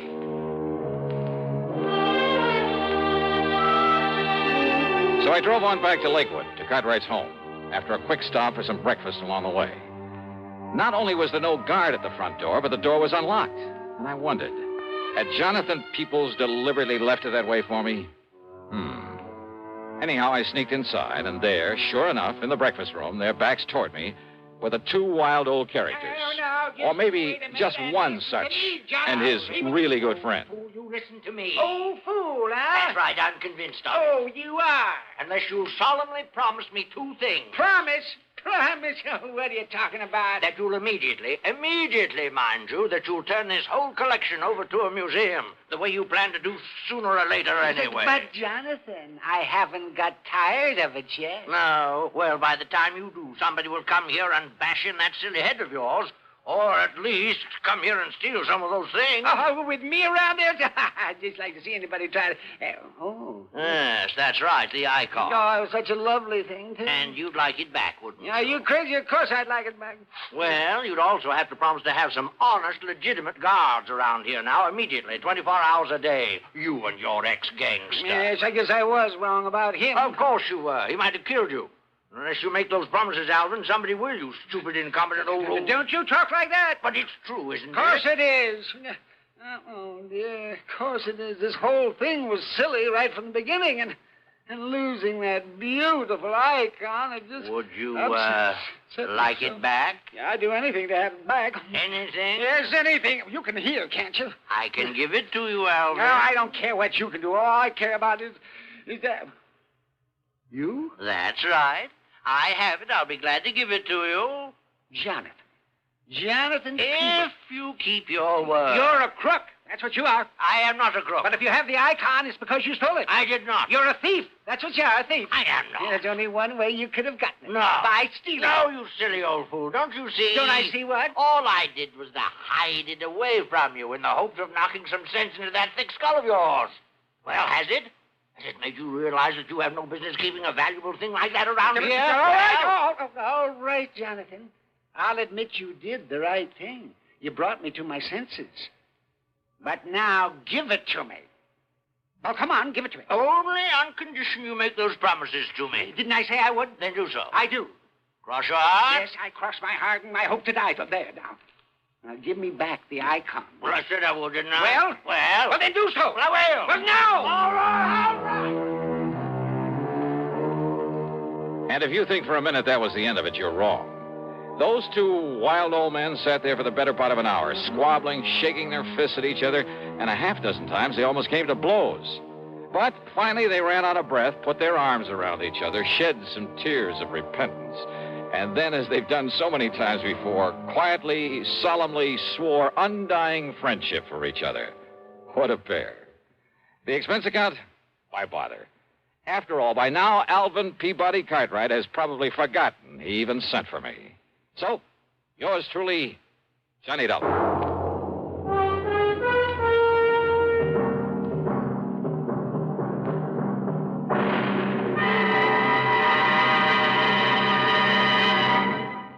And now our star has a few words for you about the case he'll investigate on next week's program. It's called the Sidewinder Matter, and the whole thing happens out in the middle of the Great Mojave Desert. Believe me, it doesn't take long for me to realize the desert can be a mighty dangerous place. So join us, won't you? Right here on the station that brings you all the best in radio. Yours truly, Johnny Dollar. Yours truly, Johnny Dollar, starring Bob Bailey, originates in Hollywood and is written, produced, and directed by Jack Johnstone. Heard in our story were Lawrence Dobkin, Howard McNear, Frank Gerstle, Will Wright, Forrest Lewis, and Joseph Kearns. Be sure to join us next week, same time and station, for another exciting story of yours truly, Johnny Dollar. This is John Wall speaking. A terrorized model races for the end of the road. Shocking drama of suspense next on the CBS Radio Network. Better buys are your reward at Orange Motors for a Ford. Get your orange guaranteed from the largest dealer in Albany, in the heart of Auto Row. Orange is the place to go. Orange Motors has the ports, it's true, plus 44 years of experience too. Orange Motors, if you're wise, for better service, better buys. Want a new Ford right now? Come to Orange Motors and choose from a large selection of new 1960 Fords. Orange has new Fords and new Falcons, lots of them. For a better deal, buy Ford. Buy at Orange Motors, 799 Central Avenue, Albany. Want a new Ford right now? Go to Orange Motors right now. Better Ford buys, used or new, at 799 Central Avenue. Orange Motors, if you're wise, for better service, better buys. Radio 59, WROW, first on the dial, serving Albany, Troy, and Schenectady. Johnny Dollar. Dollar, this is Michael J. Kendry at the San Francisco office of International Life and Casualty. Mr. Kendry. No, I'm not in my office. I'm over at Lake Tahoe. You know the place? South of Reno, kind of half in California, half in Nevada. That's right. Uh-huh. I'm staying at a motel called Seven Pines Lodge at the south end of the lake. On the map, the town's called Al Tahoe. Seven Pines Lodge in El Tahoe. Yeah, got it. Oh, and I understand there's some pretty great fishing in that lake. So, Kendry, I'll grab the first plane I can. Fishing, huh? What? Maybe that's what you'll end up doing, all right. Great. For the body of a man named Marvin W. Smedley. Huh?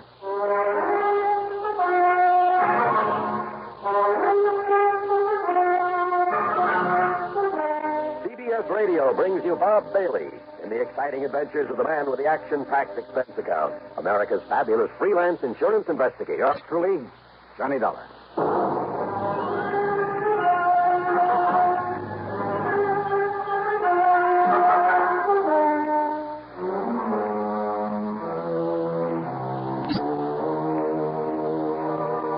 Expense account submitted by Special Investigator Johnny Dollar to the International Life and Casualty Insurance Company, San Francisco office.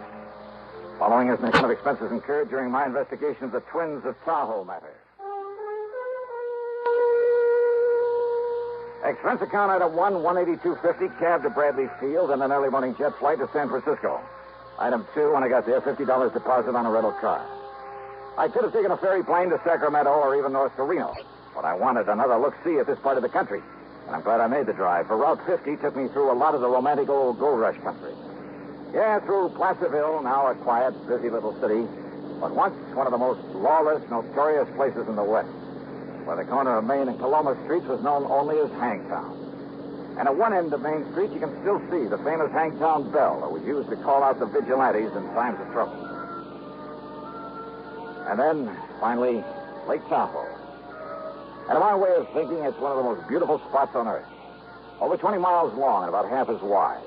Its deep, clear water is the bluest I've ever seen, except in the shallows along the edges where it changed to an almost brilliant emerald. Tall, snow-capped peaks stand out above the dense, forever-green forest that surrounds the lake, barely hiding the many resorts that nestle together along the water's edge. And the water's cold out there and very deep.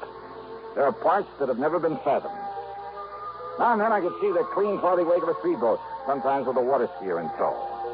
A group of small sailboats, white canvas, spread to the wind. Here and there along the shoreline, a few hardy souls in swimming, braving the chill waters in that breathless high altitude before the early winter snows would come. And then, in contrast, in various spots along the highway on the Nevada side, as such things are illegal in California, there were huge, gaudy, restless, noisy gambling houses. And out Tahoe at the Seven Pines Lodge, and there were 7 tall pines around the neat little motel, Kendry was waiting there for me. Dollar? Yeah, that's right. Glad you made it. I'm Mike Kendry. Oh, yeah. How are you, Mike? Come on into my cabin. I'll tell you what it's all... Mrs. Nelson, Mr. Dollar's arrived. I'll settle him in the cabin next to mine. Come on, Johnny. Yeah. Hey, you mentioned fishing for the body of a man by the name of Smedley. The police are fishing for it now. Marvin W. Smedley. He was a client of ours. Very wealthy, retired. Come on in. Sit down. Okay, sure. Well? On the way in here, you passed a big piece of lakeside property with a small stone house set back away from the beach. Oh, yeah, I know. Smedley's, where he lived with a housekeeper, Mrs. Turner, and his twin nephews, Tracy and Alfred Smedley.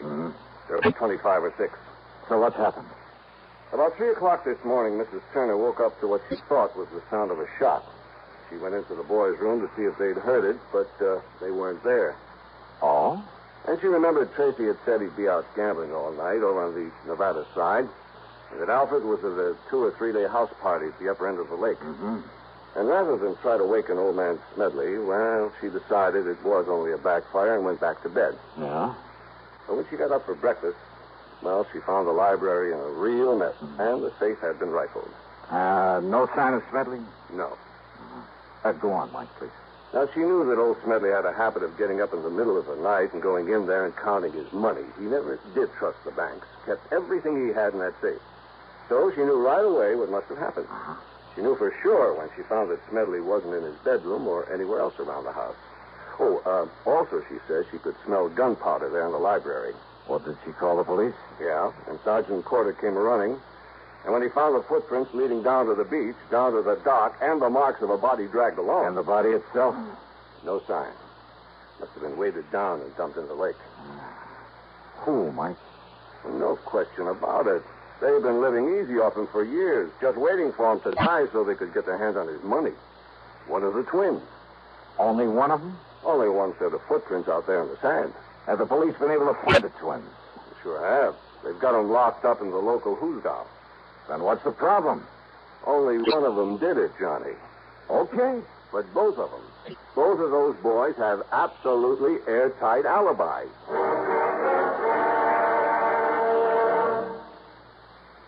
Crime, delinquency, threats of war. These are the subjects that dominate our news headlines these days. Not very pleasant subjects, are they? You may say that somebody ought to do something about cutting down on crime and delinquency and in promoting peace among nations, but that there's nothing you personally can do about it. Well, that's where you're wrong. You can wage your own fight against crime and delinquency in your own family by taking the family to the church or synagogue of your faith this week. The inspiration and guidance you and they will receive from spiritual contact will strengthen moral background and faith. Regular attendance at religious services will help your family to work out its own problems and give them comfort in facing the tensions of our present-day life. Worshipping together brings your family closer together, too. And supporting your own religious institution provides funds to help those individuals and families who, unlike you, are unable to help themselves. Find the strength for your life. Worship together this week. And now, Act 2 of yours truly, Johnny Dollar.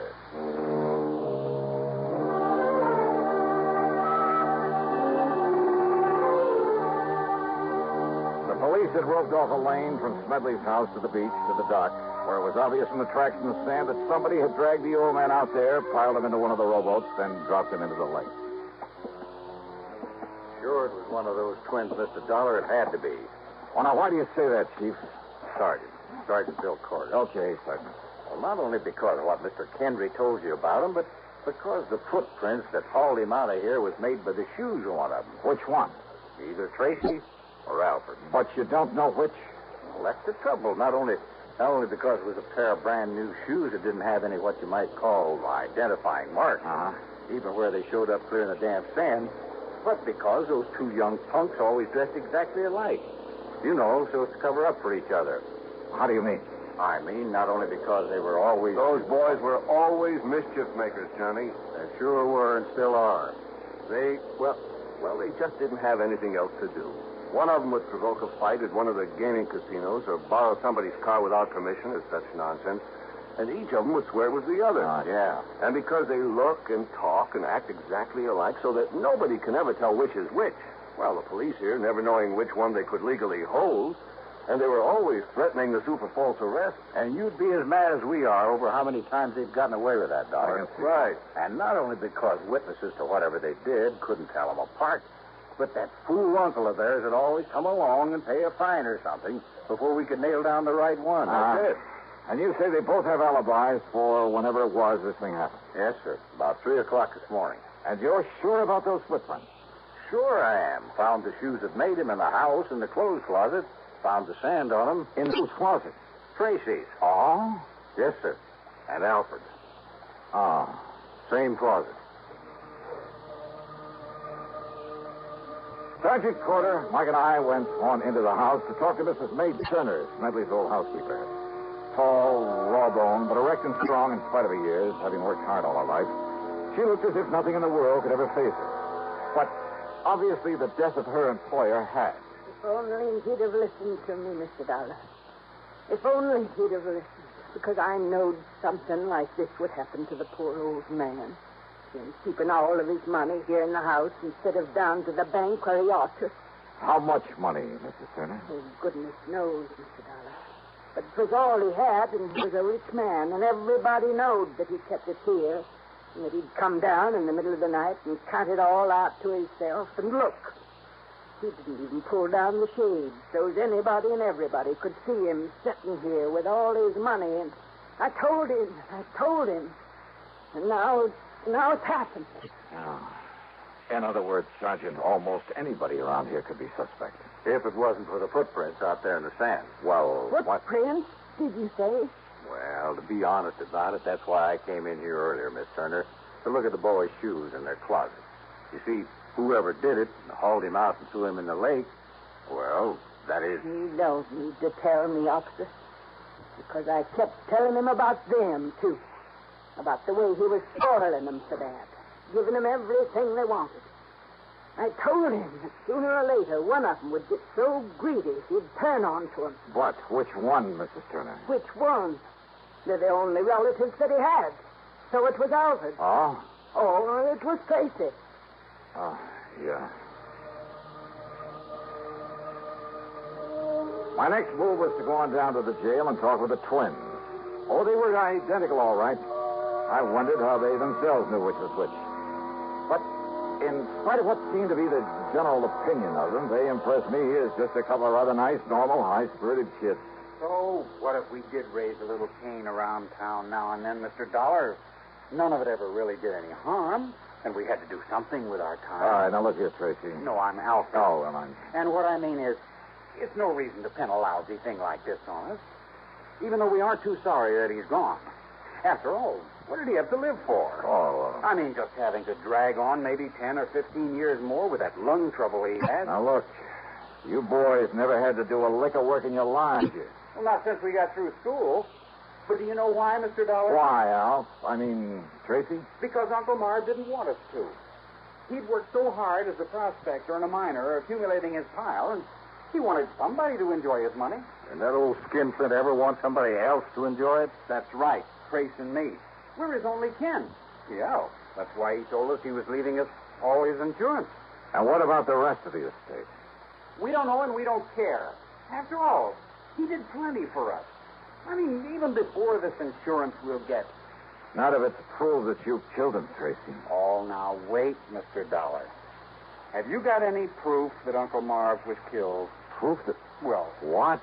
I mean, sir, that unless you find his body... Don't you worry about that, Tracy. Al. My boys will find his body if they have to drag that entire lake.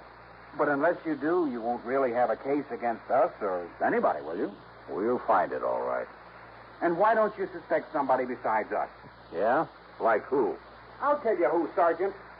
What about all those old prospectors from the old days that he did out of mining claims that have kept coming back to me for handouts? Oh, you're a fine one to talk about handouts.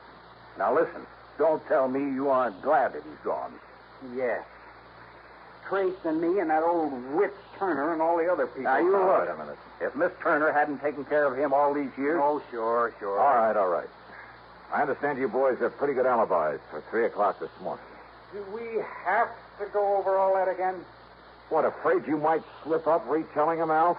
I'm Tracy, Mr. Dollar. Okay. Now tell those alibis to me. Okay, Mr. Dollar. Whatever you say.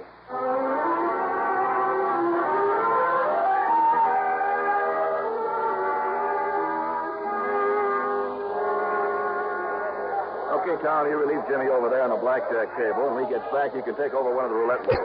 Oh, Mr. Harker? Sure, Dollar. One of the Smedley twins was in here all night. Which one? Came in around midnight and didn't pull out until, it must have been about 8:30 this morning. All right. Now, you're sure that he was here at about 3 a.m., huh? Sure, I'm sure. Playing one of the crab tables. He didn't step out for a few minutes, perhaps? No, sir, and I know. Because I always keep an eye on those Smedley kids.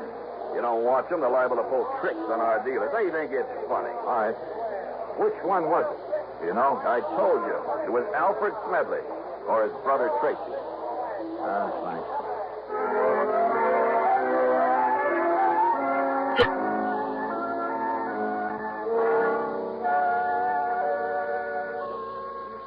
Come in and have a little refreshment, Mr. Dollar. No, thanks. Just go on with what you were saying, please. Well, the party got pretty big, and we all had a lot to drink. I didn't watch the clock, and it didn't really break up until about 9 o'clock. This morning? Mm-hmm.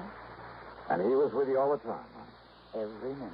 All right, now, which one of the twins was it? Who cares? You're both a lot of fun. I mean, fun. But, now listen, I have to know if it was Alfred or Tracy. But I haven't the least... Say, now, what's this all about, Johnny? Murder. Oh. Well? Well, it was Tracy. Maybe it was Alfred. Thanks a lot.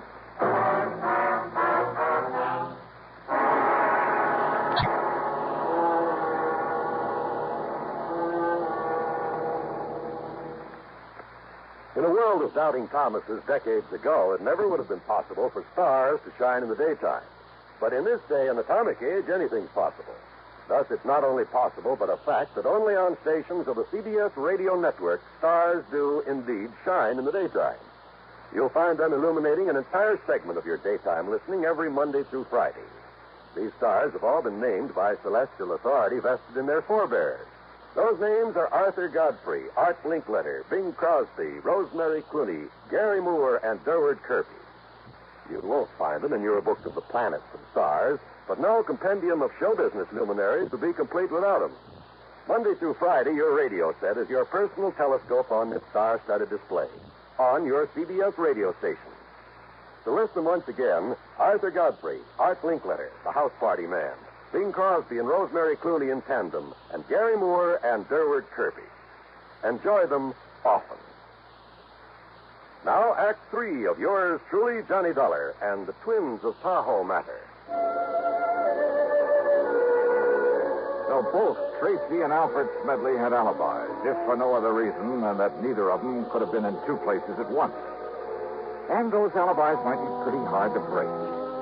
Yet, according to what little actual evidence there was, one of them must have killed their uncle, or the insurance... Oh, no, wait a minute. Yeah, there was something that Alfred, or Tracy... Anyhow, there was something that one of them had said that suddenly gave me a hunch. Expense account item 370 cents for phone calls to locate Smedley's lawyer on the Successors Matter. Then I dropped into his office and asked him just exactly one question about the old man's will. And his answer gave me a new, fresh start on the case.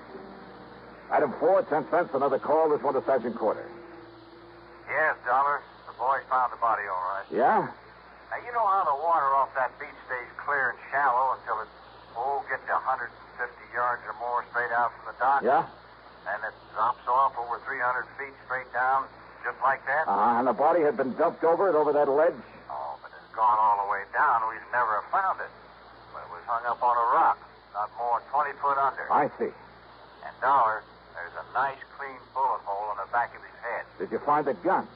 Same caliber as one that was issued to those twins a couple of years ago. Did you find it? No, sir. And if it was dropped overboard, too, and it must have been... Well, I hate to say it, but, Dollar, we'd never find a little gun in over 300 foot of water at the bottom of that lake. No, all right, then. We'd never find it in 1,000 years. Maybe we don't need to, if I can pull off a little bluff. In other words, we're never going to know whose prints are on Sergeant. it. But it was one of those twins did it, all right. Sergeant. No, there's just no question about it. Listen, Sergeant, listen to me, will you please? I want to go back to the house. Huh? You meet me there in the library, there at Smedley's house. Oh? Yeah.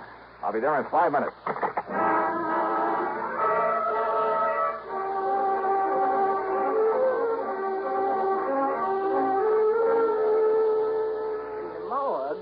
Oh, no.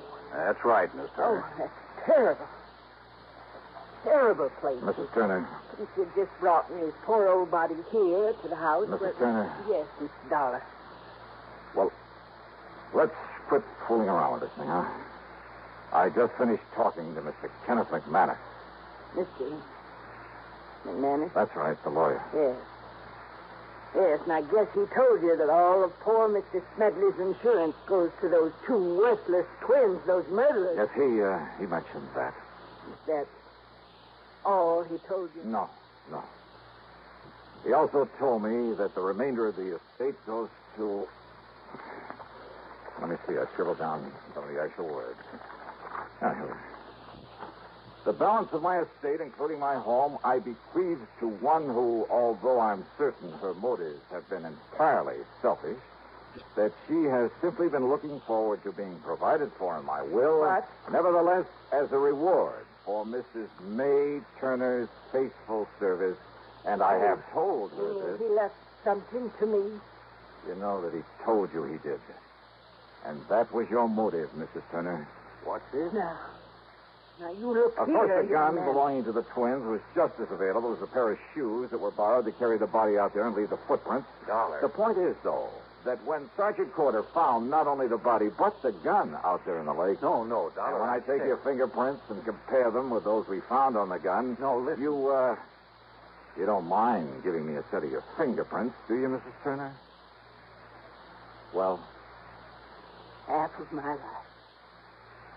Half of my life I spent taking care of that stingy old man. And him giving me nothing. Whilst all the time he kept giving his money to them boys. So that by the time he finally would die natural, what'd they be left for me? And you would have let those boys go to the gas chamber, wouldn't you? No. Oh, no? I hated those boys. But I knowed they could never put it on to them. Nobody could ever put anything on to them before. I'm afraid that's beside the point now. Now that we know you did it. But I had to. Because if I'd have waited, he'd give them all his money, and when he did die, there was nothing left. Nothing for me. Nothing. Don't you see? What's left for you now, Mrs. Turner?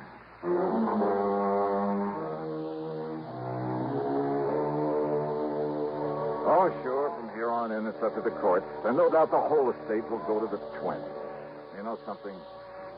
I hate this kind of a case. It leaves a bad taste in my mouth. Expense account total, including incidentals and the trip back home, $416 even. Yours truly, Johnny Dollar.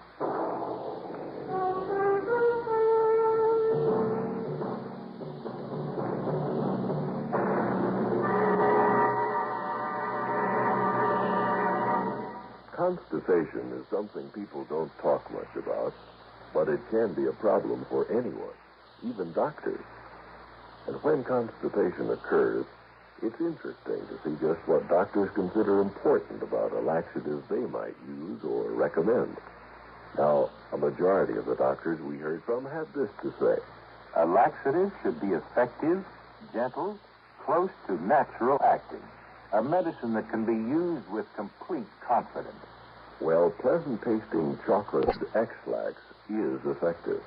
Overnight, it helps you toward your normal regularity. X-Lax is so gentle, so close to natural acting, there's no upset. That's why many doctors and millions of people use X-Lax with complete confidence. X-Lax, the laxative that helps you toward your normal regularity gently, overnight. Now, here's our star to tell you about next week's story. Next week, one of the most beautiful, most charming girls I've ever known, involved with a killer. But now, don't misunderstand me. I didn't say how she's involved. As a matter of fact, it's to protect her from a killer that I take on the case. And it just so happens that among the people on this man's list of intended victims, that is, the people who had a hand in sending him out to prison, yeah, you guessed it, he's also after me. Join us, won't you? Yours truly, Johnny Dollar.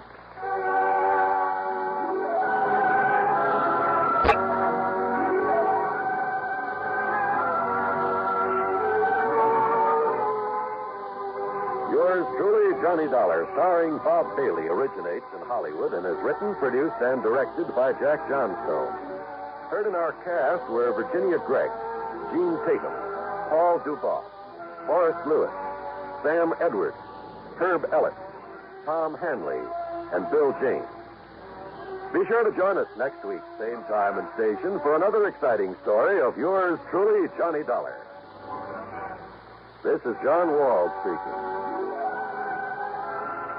Menace looms over blistering desert wastes as Suspense brings you Inferno next on the CBS Radio Network. From Hollywood, it's time now for Johnny Dollar. Earl Poorman, Johnny. In Sarasota? That's right. Florida? Where else? Well, hi, Earl. How are things in the land of infernal sunshine? What do you mean, infernal? Well, it's got pretty hot down there these days, isn't it? Makes good fishing weather, Johnny. Yeah, but without a case to work on, what possible excuse would I have? Maybe I have one for you. Oh? Yeah. And maybe it's murder. Earl, I'll be down on the next plane.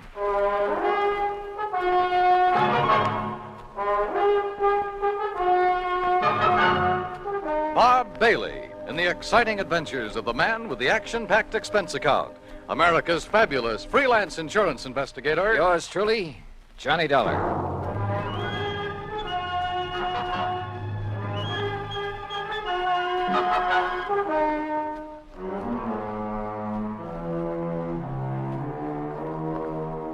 Expense account submitted by Special Investigator Johnny Dollar to Tri-State Life and Casualty Company Branch Office, Sarasota, Florida.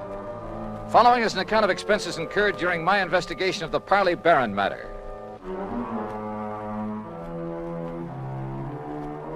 Expense account item 1, $131.50, transportation and incidentals to Sarasota, Florida. Knowing Earl Poorman, I didn't bother checking into a hotel, but instead took a cab to his office in the Conroy building. Tall, lanky, easygoing, he welcomed me like a long-lost brother. Oh, Johnny, you're looking great. And I'm glad you're here because you can clear up this case in a hurry, and then you and I can get out in the Gulf and do some real serious fishing. Oh, well, that's okay by me, Earl. Your last trip down here, you remember, they weren't biting so good. But, oh, Johnny, so help me now that... Oh, I see you've got your bags with you. Well, yeah. Good, because you're going to stay with us out the house. Now, I'm not going to take any argument. I told that old battle axe I'm married to hang out an extra towel for you. How is Mike? Oh, she's great, just great. I never did understand how I was lucky enough to grab that dame, Johnny. Oh, well, now, I think maybe she kind of cares for you, too, Earl. Now, about why women we show funny taste sometimes. Hey, maybe the old horse will go fishing with us. Mike? Yeah. Anything over 10 pounds would pull her right out of the boat. Oh, but now, what kind of a problem? She's been getting pretty good with a rod and reel. Look, will you? This fishing talk is just making my mouth water. First, we'd better discuss... Yes, I know. Once I get started on fishing... I know. All right, now. Let's get down to cases, huh? Oh, all right, if you insist. I insist. Yeah, all right, okay. I was just trying to stall off having to. You know where Lido Key is?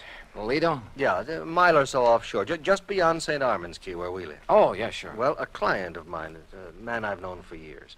He retired, bought himself a piece of property there, built a nice little home on it. His name is Parley Barron. So? Well, I've handled all his insurance for him, including a straight life at $50,000. Uh-huh. Beneficiary? His wife, Flora Barron. And what's happened to him? Well, Friday morning. Now, that's the day before yesterday. He left the house just to do some errands. Well, go on. Yeah, well, he hadn't got back home by about 5 p.m., and his wife started calling around, trying to find out where he was, and nobody seemed to know. So finally, she put in a call to the police. Who's your man there? Sergeant Harry Brackett. Oh, I remember him. Sure. Go on. Well, then around 7 p.m., they found Barron's car. Found it parked down by one of the fishing docks. But no sign of him? Not a sign, not then or since. Had he gone out fishing? Police questioned everybody, the boat owners, all the boat livery, everybody. Old Will Bright, who runs the dock where the car was parked, he was closed up. Sign on the door saying he'd gone up to Gainesville. Well, could Barron have had any reason to disappear? Oh, no. Well, not that anyone knows of. What kind of a person is his wife? No, she's very sweet, Johnny. She's a bit of a bore, but... Oh, they doted on each other. All right, how about enemies? Parley Barron? Never. Sweet old guy.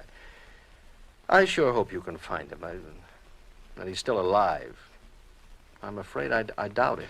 Well, so far you've given me no reason to believe he's dead. Well, it's just a feeling, I guess, and I don't like it. Well, what else can you tell me, Earl? Nothing, really. Then maybe I'd better talk to Mrs. Barron and to the police. Yeah. Oh, here. You take my car. Oh, thanks. It's the new air-conditioned cad out in back of the building. What did you do? Oh, Michael picked me up. Now, we'll see you at the house for dinner, huh? Well, that may depend on what I find out in the meantime. Whenever you're ready, there's food and there's a bed waiting for you, and I hope you... Well, I just hope you find Parley Barron. Pretty good friend of yours, isn't he? Oh, yeah, Johnny. He was. Earl seemed so sure that Barron was dead. I was pretty down in the mouth about it. But I wondered, did he know something about the old man that he hadn't told me? That didn't seem like Earl. He gave me the Barron's address on Lido Key, and I drove out there.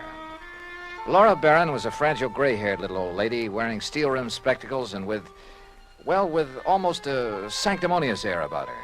She sat primly, properly straight in her chair as we talked, a Bible in her hand. Then Mr. Earl Poorman has told you as much as any of us knows, Mr. Dollar. I see.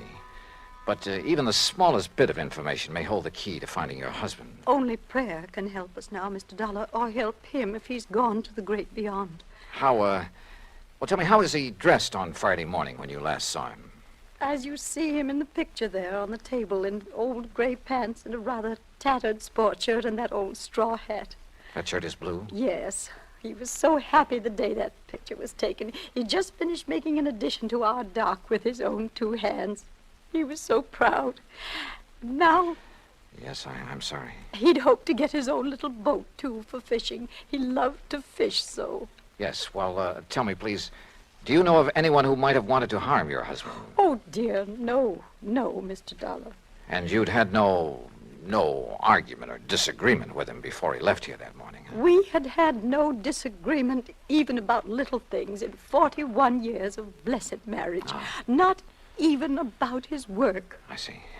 What did he do before he retired, Mrs. Barron? I had hoped you wouldn't ask that because I've always felt that the good Lord wouldn't approve. Of his work? I'm a very religious woman, Mr. Dollar, and as I say, in 41 years we never questioned one another's thoughts or actions. But...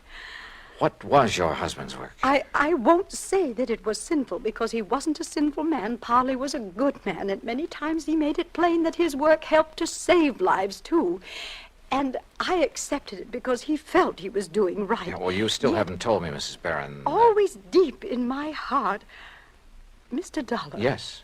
Have you thought that perhaps it may have been the intercession of divine providence that has taken Parley from us? No. But you must consider it, mustn't you? Because the workings of the power that guides our destinies, our birth and our death... Mrs. Barron... They are sometimes too mysterious for us mortals fully to comprehend, much less question. Well... And so...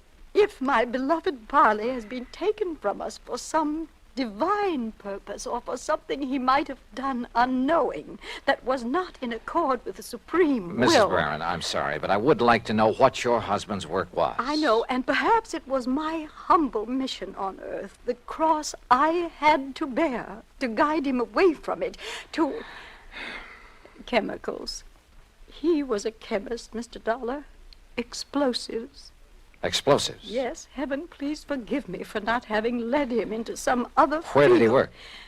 Tampa, Dufresne Chemical Corporation. Dufresne. Oh, yes, I've heard of it. Explosive things to kill in defiance of the Almighty's purpose that we love one another. Yeah, that but now how long ago was this?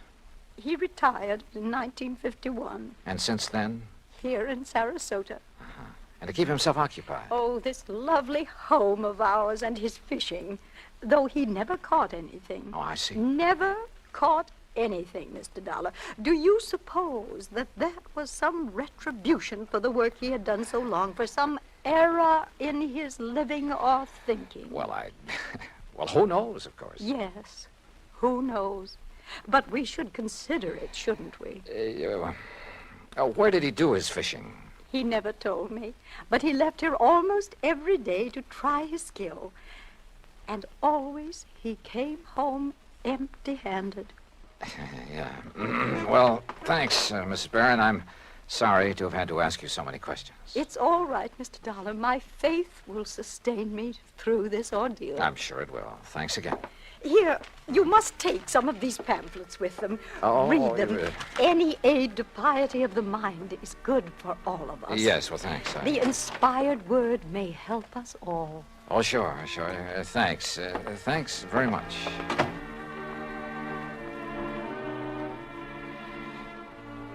I like to think that on the whole well, maybe I'm not too religious in the sense of going to church regularly and that sort of thing, but well, at least I try to live a decent sort of life and observe the golden rule and stick to some ideals.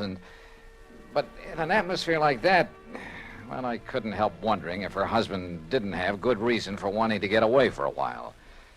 In any event, I'd got nowhere on the case, so I phoned Sergeant Harry Brackett. That's item 2, 10 cents. But the desk at headquarters said he wouldn't be back until about 6 p.m. And since I really had nothing to go on until I could see him, I dropped in on Earl again. You kidding? Then we'll take the boat, run out into the Gulf, and get some fish for dinner. It's the best time of day. So who was I to refuse? And within the hour, we were fighting the tide through the pass between Lido and Longboat Keys on our way along into the Gulf. Yeah, Johnny, I find I always have my best luck along about this time of day, just before sundown. I still ought to be back there working. Why? Sergeant Brackett won't be back at headquarters until 6 o'clock. You told me yourself. Now, what can you do until you talk to him and find out what leads he may have? Oh, man, you are a funny one. You call me long distance to get down in a hurry, then insist I go fishing instead of working on Don't you know, fishing's the answer to more problems than anything else in the world. You got worries? Go fishing. You'll forget them. Got a nagging wife? Oh, don't let Mike hear you say that. Well, she's different. You little shrimp. But you know what I mean. A writer, he wants ideas, he goes fishing. A businessman? A detective? Huh? Go ahead and say it, an insurance official. Sure. I'll bet that more than once when you've been stumped on a case, why, if you had just relaxed your mind by going out somewhere and wetting a line. I wish it were that easy. And so far as this matter is concerned, I haven't even got started on it yet. Well, relax anyway. Who knows? Maybe the answer to what's happened to poor old Parley Barron will just come to you. Oh, yeah, sure. Oh, sure. Instead of you chasing Earl. him. Huh? Yeah? Up ahead, just to the right there. Where? Oh, yeah. Somebody's old beat-up straw hat. Yeah, and a little further. You know something? The tide will carry that skimmer right smack into the Earl, city pier. look. And if a fella that lost his Look, nose... further over to the right. Huh? What is that, floating there? I don't know. Well, it looks like... Oh, good Lord. Johnny. It's a body, Johnny. We'll drift over to it. It's a body, all right. And that straw hat looks exactly like one I saw in a picture this afternoon. Here. I got it. Can you reach him, Johnny? Yeah. Here we go now. Oh, good boy. All right, now let's see. Oh. Is it? Yeah. Are you sure, Earl? Oh, yeah. Yeah, Johnny, it's poor old Parley Barron.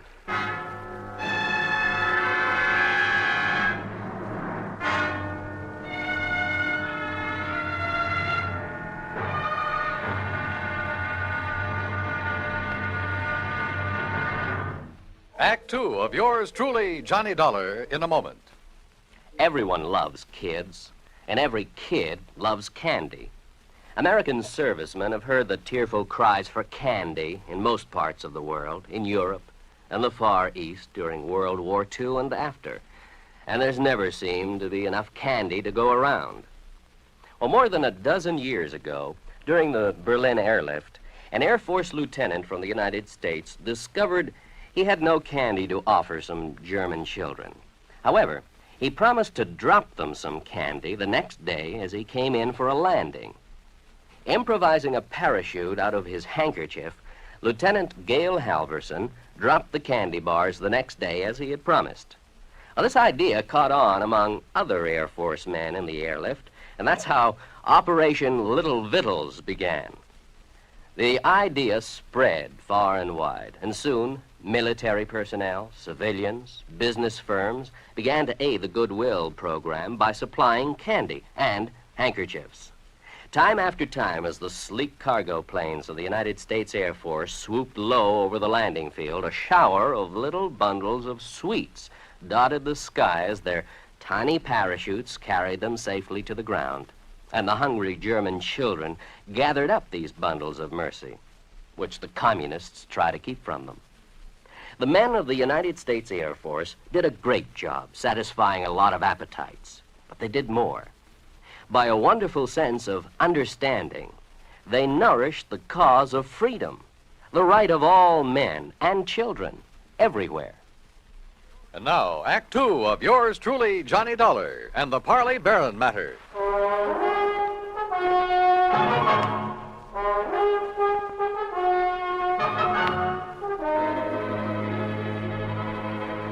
2 days' exposure to the elements and the creatures of the sea had made almost unrecognizable the body that Earl Portman and I found floating in the Gulf of Mexico off Sarasota, Florida.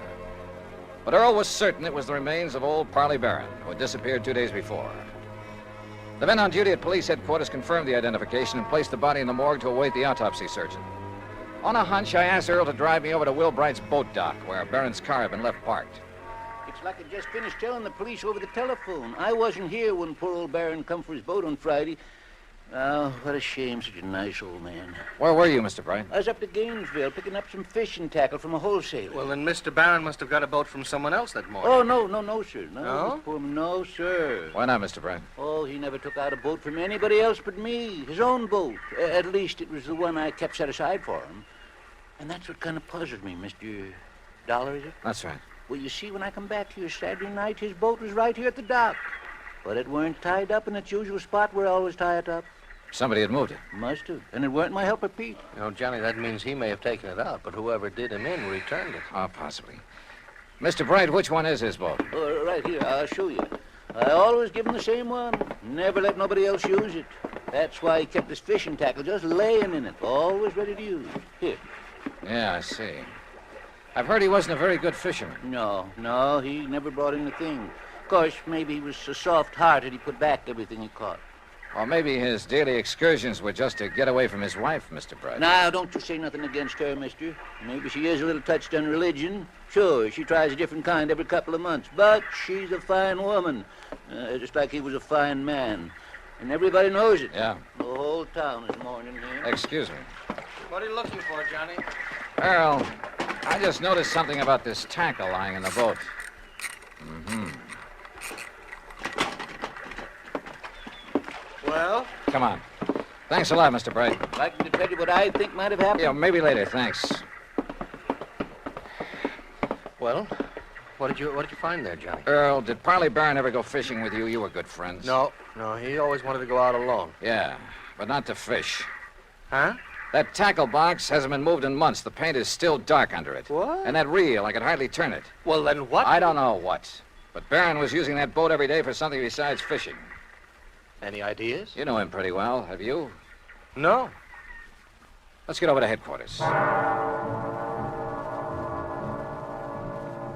Earl felt he ought to go back to his office where his wife Mike had promised to pick him up, so I borrowed his car again and went over to headquarters alone.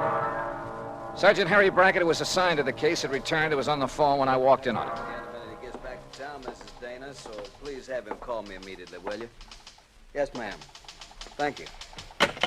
Yes, sir, what Johnny. Yeah, hi, Harry. Yeah, Johnny, I'm sure glad you're here. I got a real mixed-up case on my hands. The Parley Barron matter, huh?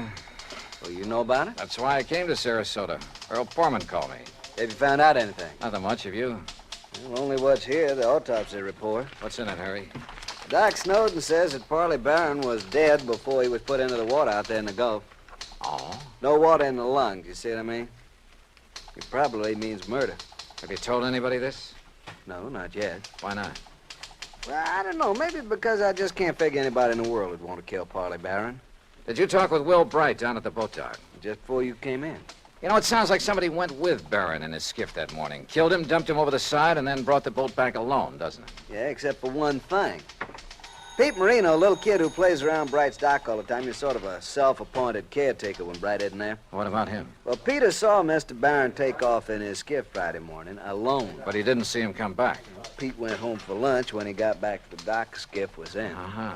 Then whoever did it met him out on the water somewhere. Maybe several people, so that one of them could return the skiff. Be taking an awful chance, wouldn't it? How do you mean?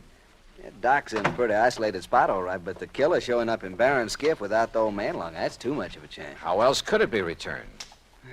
Tide. Tide? Little Pete says that when he got back to the dock, the skiff was there, all right, but not in its usual place. So Will Bright mentioned. Also, it wasn't tied up. It was just sitting there. Oh, then you meant untied. No, I meant T-I-D-E. When the tide's rising, it floats everything from the pass between Lido and Longboat Keys right up to Will's dock. You think the boat just floated back by itself? You got a better idea? Harry. Yeah?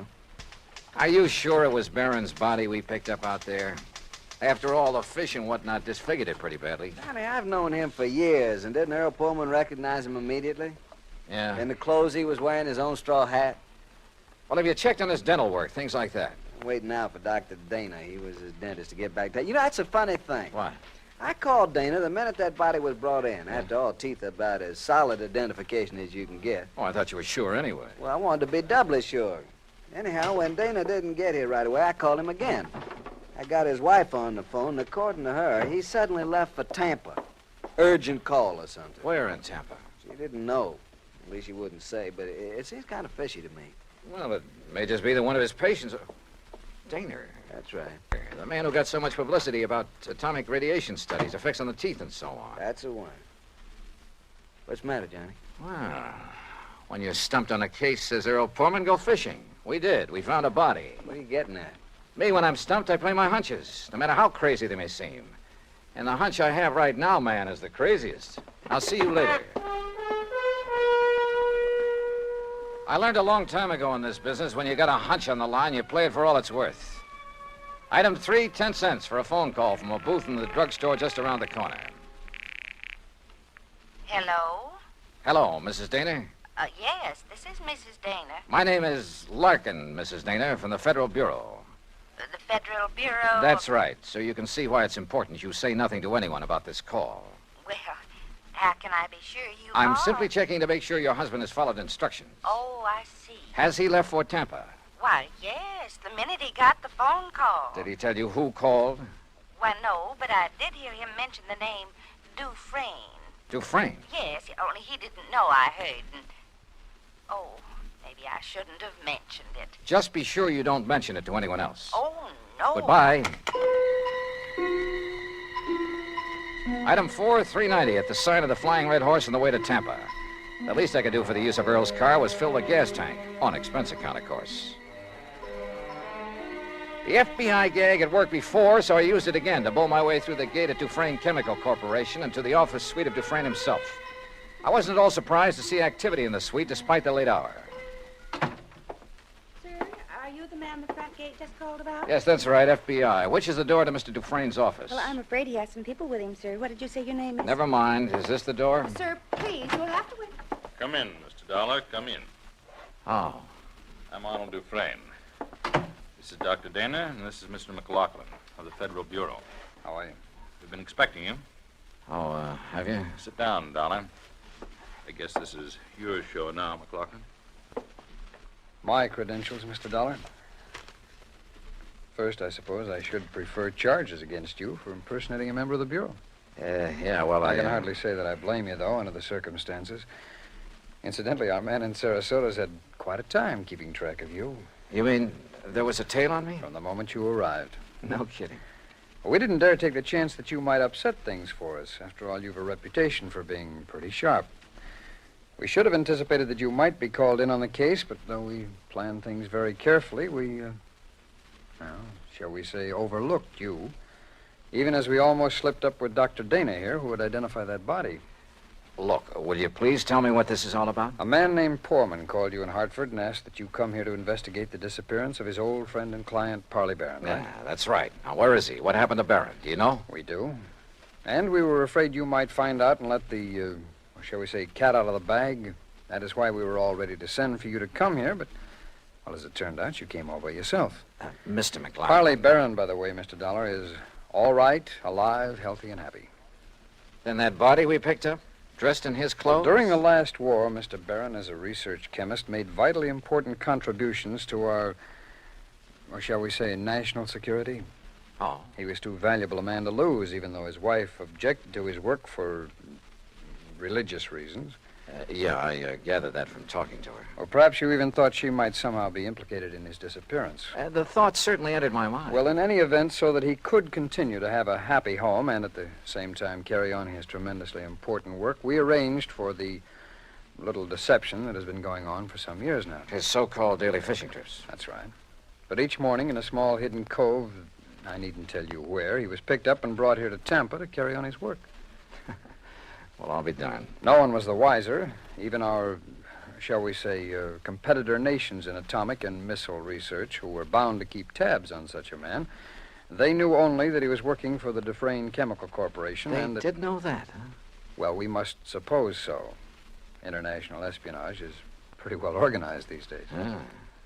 But now this disappearance, Mr. McLaughlin. Changes in plans for nuclear developments had made it mandatory that he spend some time in, elsewhere. Where? Well, shall we say, somewhere in New Mexico or something like that. So to openly send him there would have indicated to our competitors what these new developments could be. That had to be avoided at any cost. Therefore, the plan for his disappearance was carefully worked out and carried out. Then whose body was it we picked up? Well, some poor, unidentified old derelict who was on his way to Potter's Field. I see.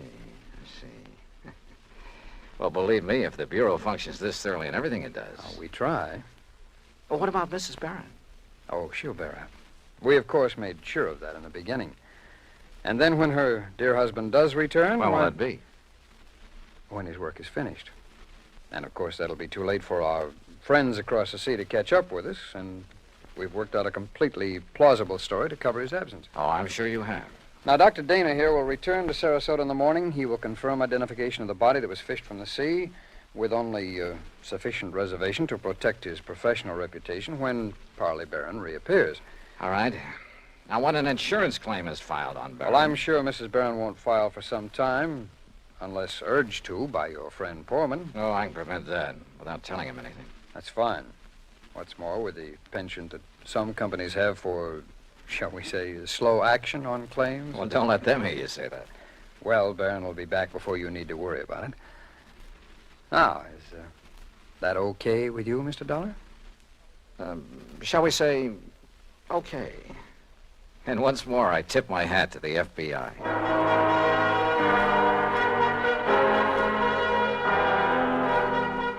Expense account total, including plane fare and incidentals back to Hartford, $421.50. Remarks? For obvious reasons, I have used fictitious names throughout this report, and of course delayed filing it until obtaining official clearance. Yours truly, Johnny Dollar.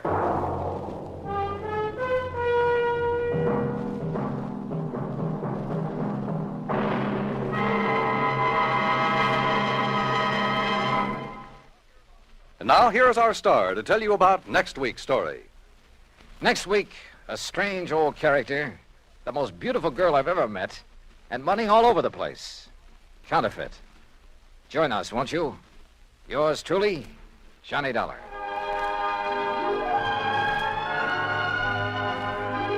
Yours truly, Johnny Dollar, starring Bob Bailey, originates in Hollywood. It is produced and directed by Jack Johnstone, who also wrote tonight's story. Heard in our cast were Virginia Gregg, Jeanette Nolan, Will Wright, Barney Phillips, Lawrence Dobkin, Stacey Harris, and Harry Bartell. Musical supervision is by Amerigo Marino. Be sure to join us next week, same time and station, for another exciting story of yours truly, Johnny Dollar. This is Dan Cumberly speaking.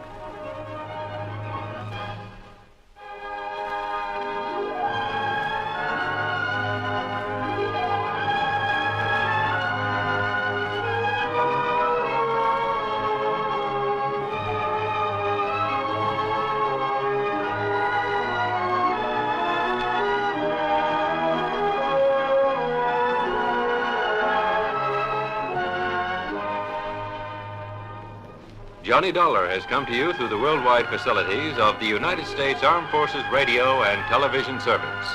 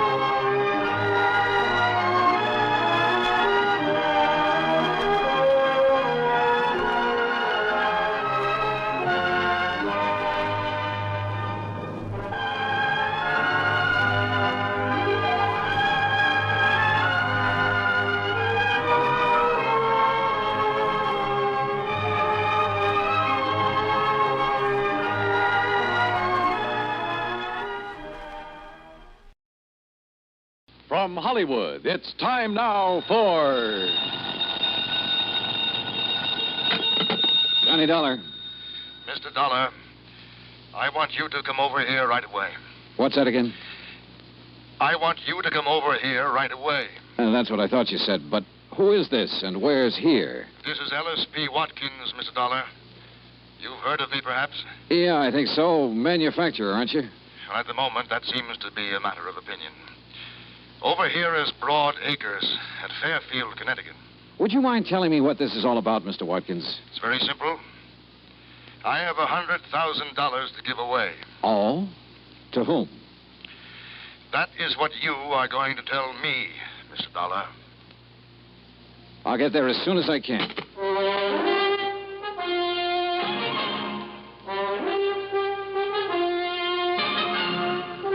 Bob Bailey in the exciting adventures of the man with the action-packed expense account, America's fabulous freelance insurance investigator. Yours truly, Johnny Dollar. And now, Act One of yours truly, Johnny Dollar.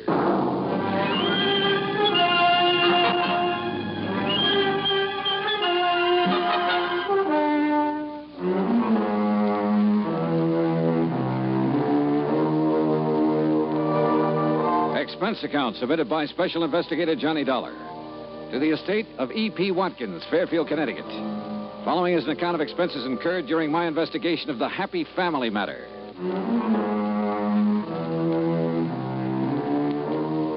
Expense account item 1, $1.20 taxi from my apartment to the home office of the Universal Adjustment Bureau and Pat McCracken.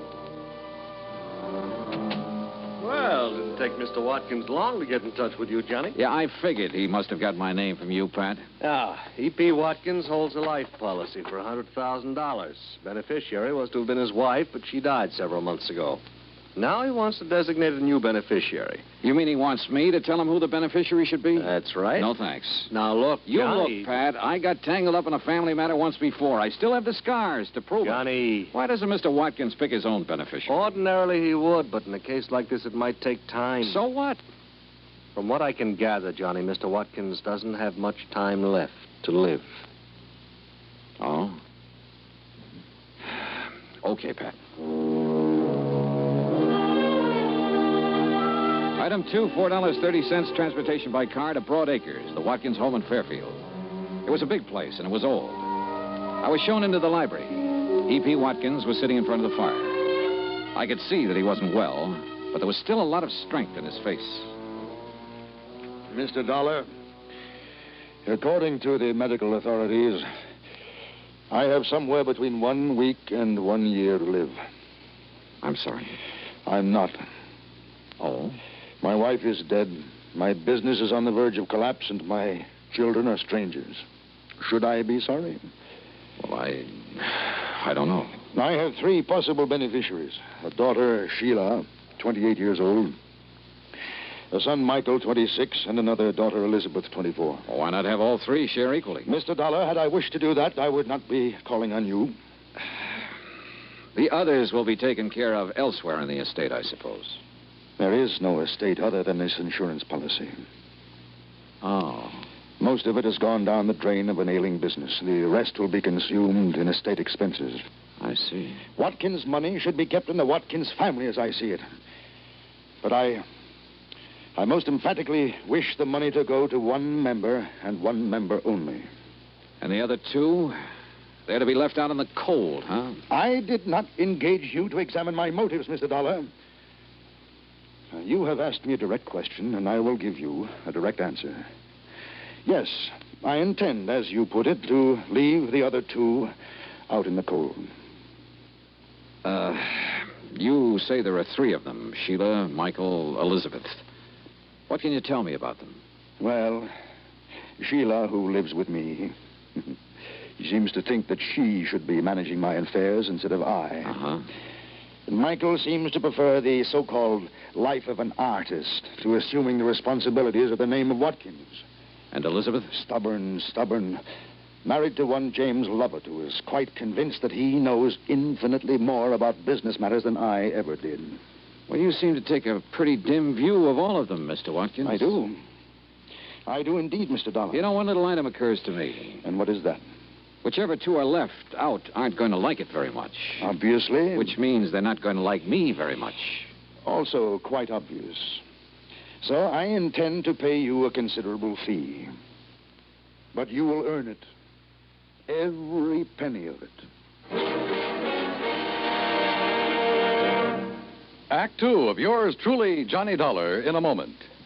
And now for another episode in the life of Sergeant Donald Bellwether, my husband.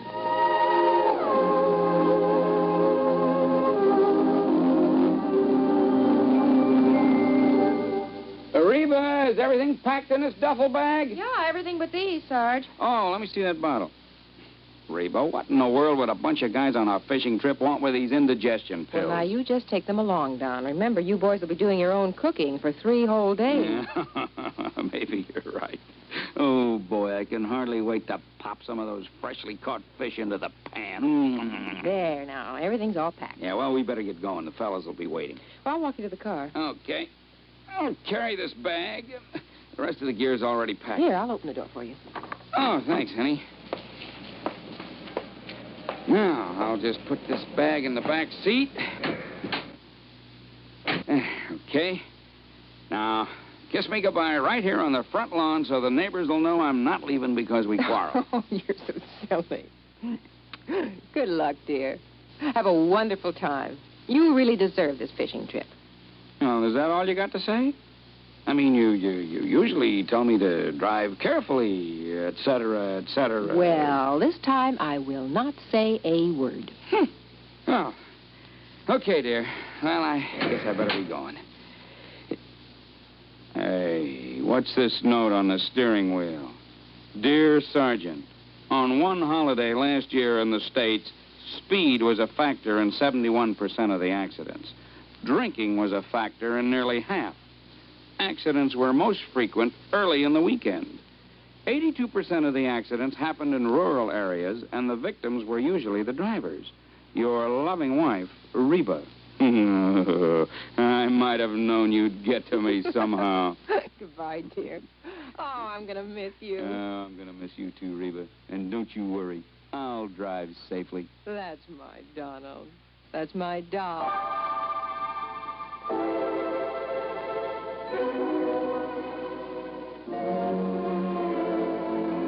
And now, Act two of yours truly, Johnny Dollar and the Happy Family Matter. Well, this was undoubtedly the weirdest assignment I'd ever been handed, and from one of the weirdest characters I'd ever met, E.P. Watkins. And yet I couldn't help feeling sorry for him. He was really alone. And somewhere along the line, he must have been hurt pretty badly. I left the library and started through the drawing room. Mr. Dollar? Hmm? I'm Sheila. Oh, yeah. I'd like to talk to you for a moment. Sure, why not? Mr. Dollar, I know what you must think of my father. Oh, do you? But if you're inclined to judge him harshly, just remember, he wasn't always like this. Oh? So very many things have gone wrong for him. Like what? Well, I'm afraid the main thing is his feeling that the three of us, Elizabeth and Michael and I, have let him down somehow. He seems to resent us so terribly. Why should he, Sheila? I'm not sure.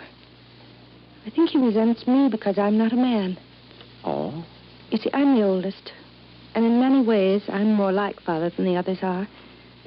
If I'd been a man, I could have, well, taken over for him. Yeah, I see. I've tried to do what I could. Help make decisions, that sort of thing. But I think he somehow resents that, too. Well, I gather it hasn't exactly been easy for you living here with him. Somebody has to. And the others have lives of their own. Speaking of the others, I'd like to talk to them. Where can I find them?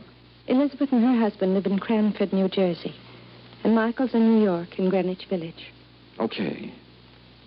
Thanks, Sheila. Outwardly, she was poised, but I could tell she was nervous, tense. Her fingers wouldn't stay still. She kept shredding bits of cellophane from her cigarette package. Yeah, she was under strain, all right, and I could understand why. Item 3, $8.40. Transportation in New York City to the Greenwich Village apartment of Michael Watkins. Mr. Dollar, you can tell Dad that I do not want that insurance money. Why not, Mike? Because it doesn't... Well, he doesn't owe me anything, and I don't owe him anything. It was a clean break, and that's just the way I want it. You're sure about that? I am. I'm doing what I want to do. I'm painting. Everything is just the way I want it. You know, Mike, you sound sort of like you were trying to convince yourself. I resent that, Mr. Dollar. Our family is split apart, that's all. Sheila's been trying her best to hold it together, but it won't work. Why not? Because I have had it. For years, Dad's been trying to cram Watkins and company down my throat. He knew my heart wasn't in it, but did that matter to him? No. Look, Mr. Dollar, I can make your job real easy for you. Yeah? There's one person in our family really deserves that money after what she's been through. Sheila? Yes, Sheila.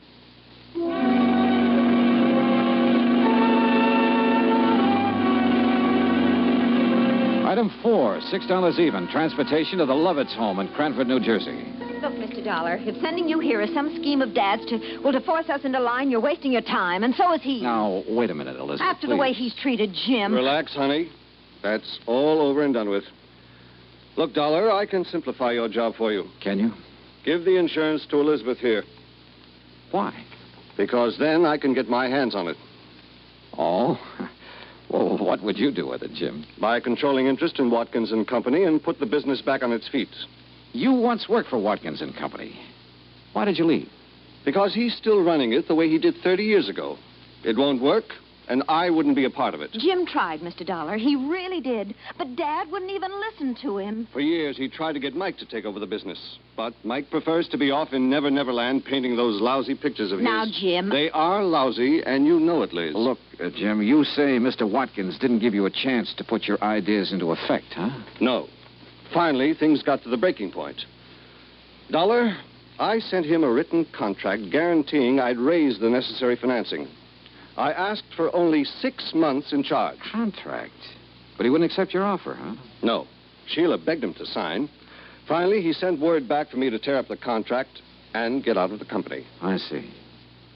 Well, Dollar, you've met all three of us now. Who's going to be the beneficiary? Sheila, or Mike, or Elizabeth?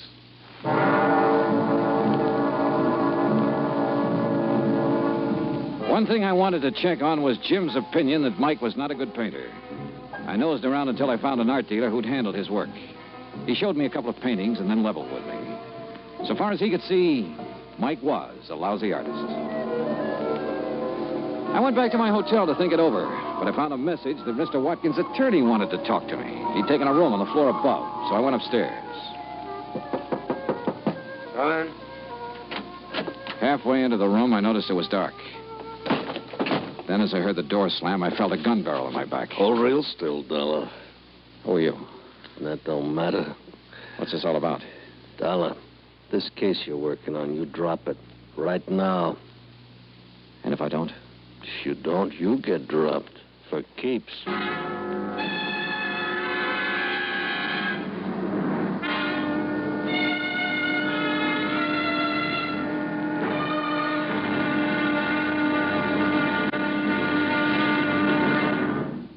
Act 3 of yours truly, Johnny Dollar, in a moment. Do you know who said, "That man is free who is protected from injury"? Those words came from Daniel Webster, one of the most eloquent orators in American history. Webster knew that a man could not be free unless he lived in a country which recognized his right to freedom and created laws to protect that freedom. A slave state may say that its citizens are free, but as long as a single citizen can be harmed by the whim of a country's rulers, true freedom does not exist. A man is free only if his rights to freedom are protected. Remember the words of Daniel Webster. They are part of your American heritage. The free man must be protected from injury. And now, Act 3 of yours truly, Johnny Dollar, and the Happy Family Matter.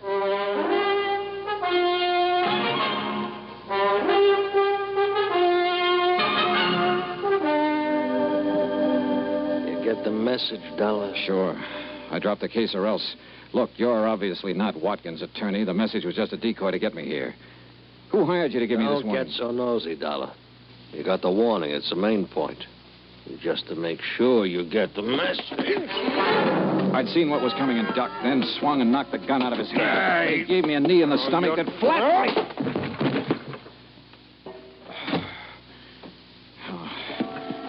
By the time I got to my feet, he was gone. I turned on the lights and looked around. And then on a table, I spotted something that stopped me cold. The truth had been right under my nose all the time. I called the various members of the family, asked them to meet me at the Watkins home. When I got there, they were waiting for me. Mr. Watkins, Sheila, Mike, Elizabeth, and her husband, Jim. There was a stiff, chilly politeness in the air. There was tension, too. Mr. Dollar, I want you to know that I resent your theatrical gesture in assembling us like this. And I'm sorry, Mr. Watkins, but you hired me to do a job, and I'm trying to do it. I'm sure you have reasons for this, Mr. Dollar. But you must know how painful this is to Father. Yes, I know, Sheila, but it's necessary. I don't see why, Dollar. I'm coming to that, Mike. Now, look, let's face it. This is not exactly the happiest family in the world. It's been torn wide apart. All right. Why is it torn apart? Oh, that's ancient history, Mr. Dollar. Maybe some of it is, Elizabeth, but a lot of it isn't. Well, I don't see what's to be gained by rehashing all this. Let him finish, honey. Just what are you driving at, Dollar? Just this, Jim. I was hired to find out what I could about the 3 beneficiaries. On the surface, everybody was very cooperative. On the surface? Somebody in this family didn't really want me to make this investigation, Sheila. They hired a strong arm to rough me up earlier this evening to make me drop the investigation. Nonsense. Sorry, Mr. Watkins, but I've got the scars to prove it. But who? Let's start with you, Mike. I want to know why you quit the family business and started painting. I told you. It was because Dad kept trying to cram the business down my throat. Why, you ungrateful. Well, it's true. I couldn't take it any longer. Sure. But you'd felt that way for a long while. What led you to make the break, Mike? Well, when even Sheila agreed it was no use, She encouraged you. Of course I encouraged him. I felt he should have the right to a life of his own. But, Sheila, you told me that you had begged Mike to stay in the company. She what? What? I was acting in the best interests of the family. Were you, Sheila? Mr. Dollar, I don't know what you're trying to suggest. That brings us to Jim and Elizabeth here. Jim, you quit the company, too. Why? I've already told you, Dollar. Mr. Watkins refused my last offer of help. Kicked me out.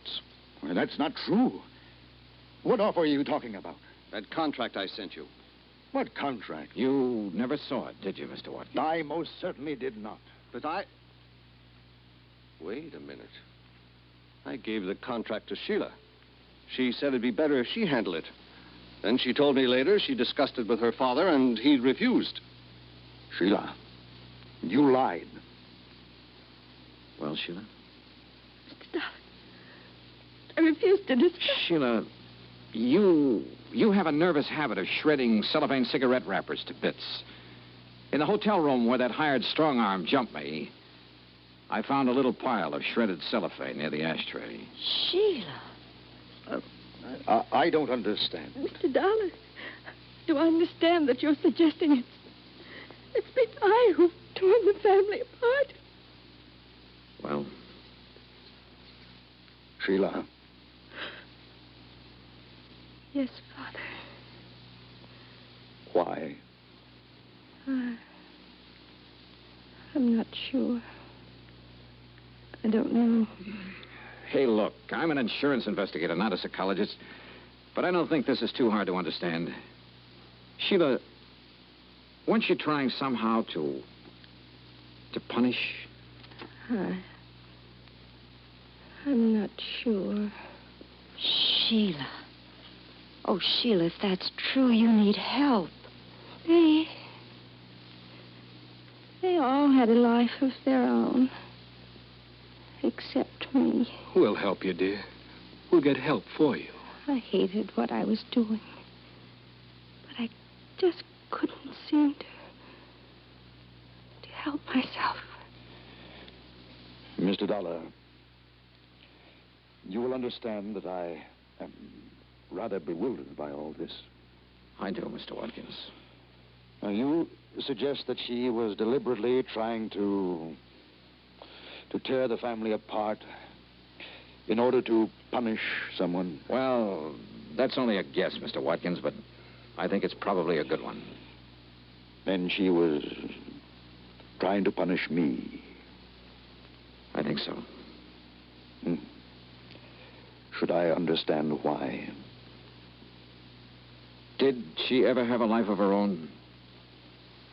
Was she ever allowed to have one?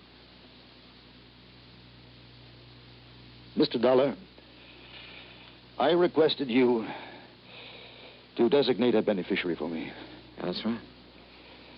I now request you to suspend further action for the time being. It appears the matter requires further thought. Yeah. Yeah.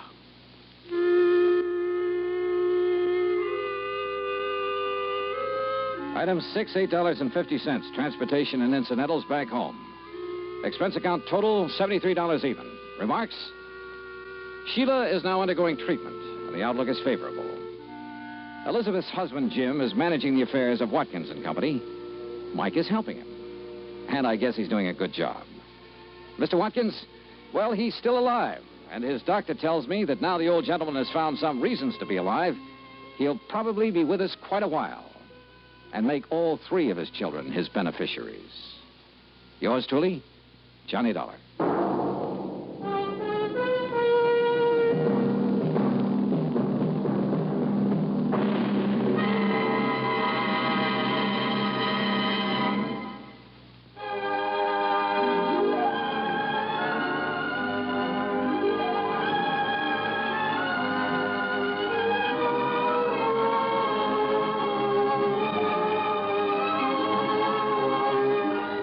Truly, Johnny Dollar, starring Bob Bailey, originates in Hollywood and is produced and directed by Jack Johnstone.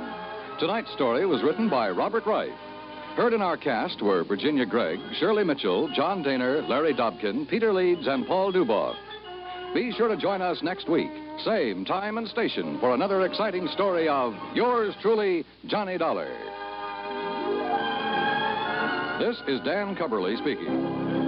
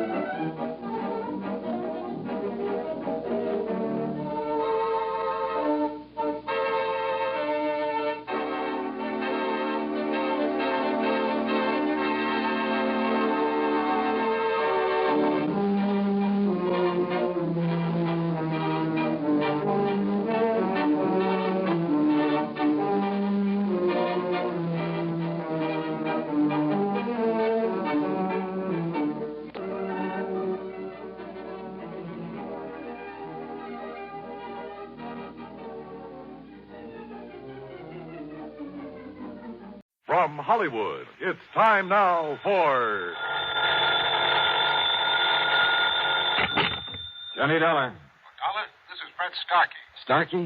Worldwide Mutual out here in Columbus, Ohio. Oh, sure, Fred. How are you? Look here, Dollar, if you're free for a couple of days, I'd like to have you come on out here. Oh, what's it all about? Mrs. George Hemingway Tilford. Ever hear of her? Tilford? No, I don't think so. Pretty wealthy, especially since a fire a few months ago. It destroyed a big lumber yard that her husband left to her. And Dollar, she wants to see you right away. Did she tell you why? No, she's being very mysterious about it. Something to do with that lumberyard fire, I suppose. Well, she simply wouldn't say, but she insists on having you come out to see her. Well, as long as your company won't quibble over the expense account. Yes, I guess we're stuck for it. Plus my usual fee, of course. Well, now, that depends on what you mean by usual. Let's talk about it when I get there.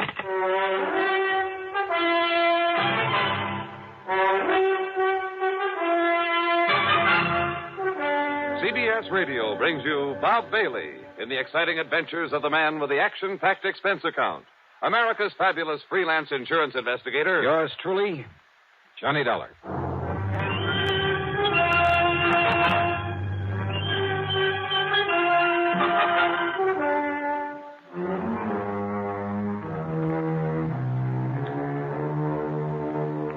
Expense account submitted by Special Investigator Johnny Dollar to the Worldwide Mutual Insurance Company, Columbus, Ohio office. Following is an account of expenses incurred during my investigation of the loss by a hair matter. Expense account item 1, $41.75, plane fare from Hartford to New York to Columbus, Ohio. It was after 2 a.m. when the big Silver Bird dropped me off at Port Columbus Airport. Item 2, $2.50 for a taxi into the Deschler Hilton. There was no time to rouse Fred Starkey out of bed, so item 3, $14.20 for a nightcap, a comfortable room there in the hotel, and a kind of brunch late the next morning.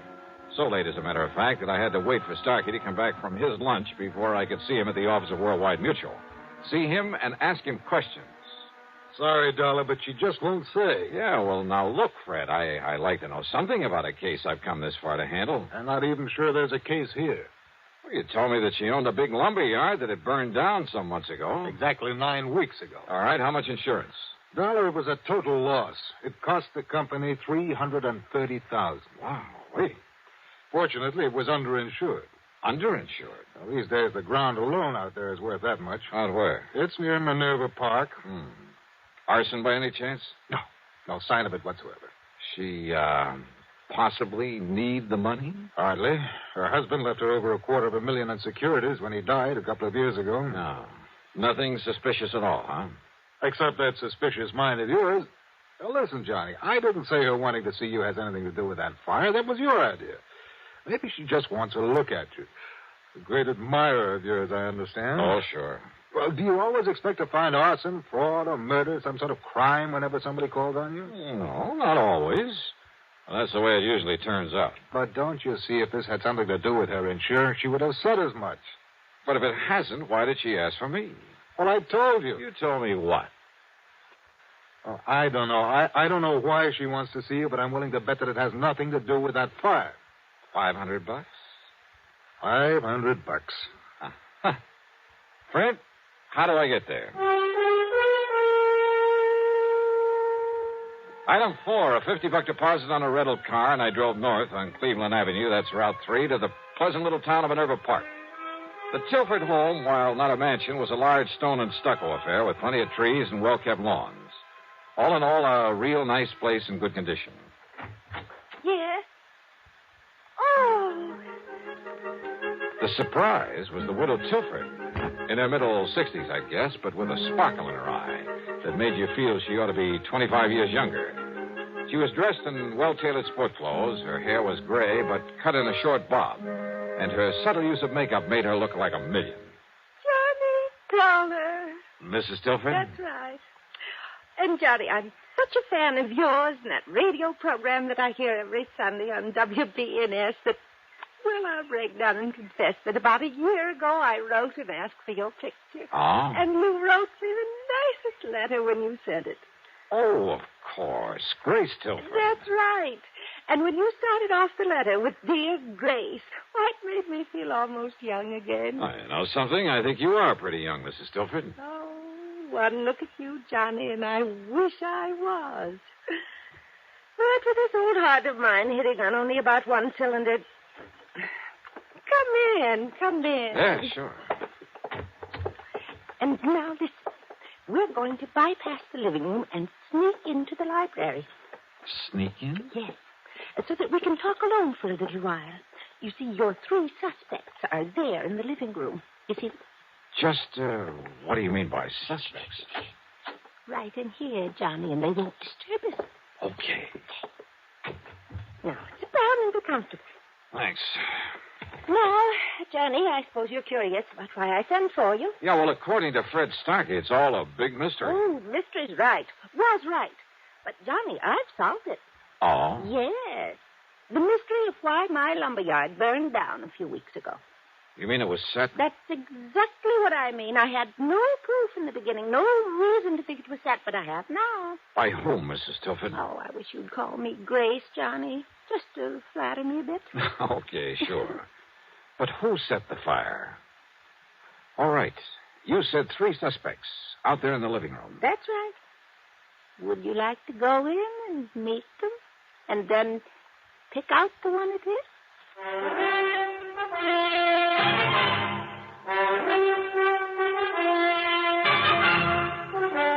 You say that one of those 3 people sitting out there in the living room set that lumberyard fire. Yes, Johnny, and I collected $330,000 on it after all. The police and firemen had found nothing to indicate arson.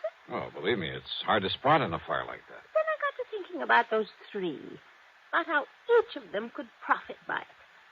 Possible that all 3 could have had a hand in it? Oh, those 3 get together on anything, trust each other. Oh, never, never.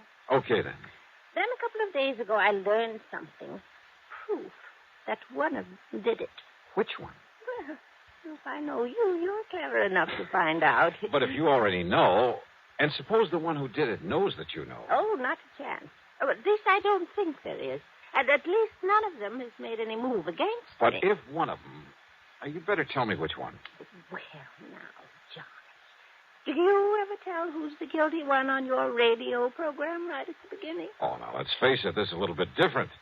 If you're holding out just for the sake of a big dramatic climax. Well, yes and no. Oh, come on. Now, listen, Miss Tilford. Grace. All right, Grace. But now, please, listen to me. You listen, Johnny. I said I have proof, but I have to be absolutely sure.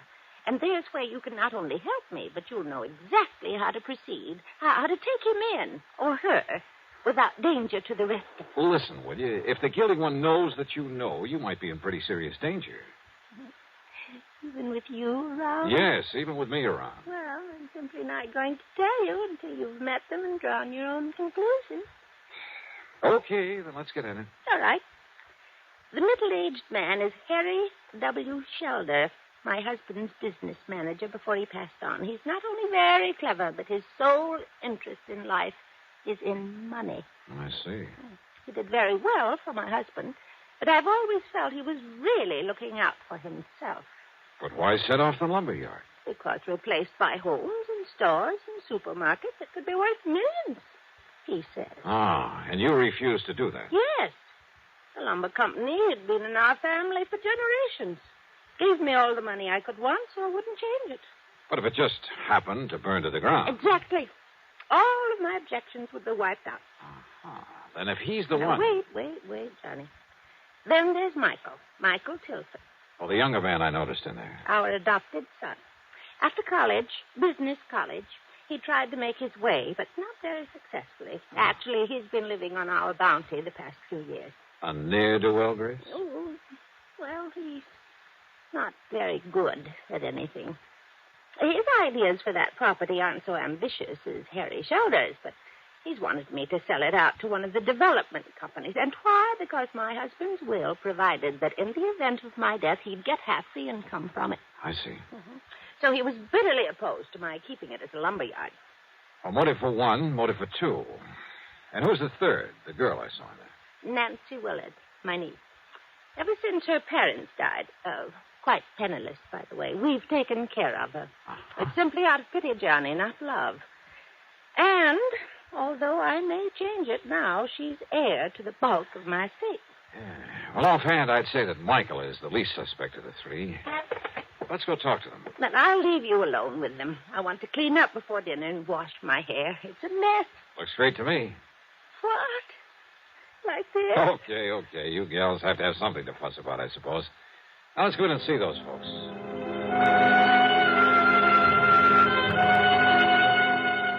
Under the circumstances, there was nothing I could do but play along with her little game, her dramatic little mystery matter.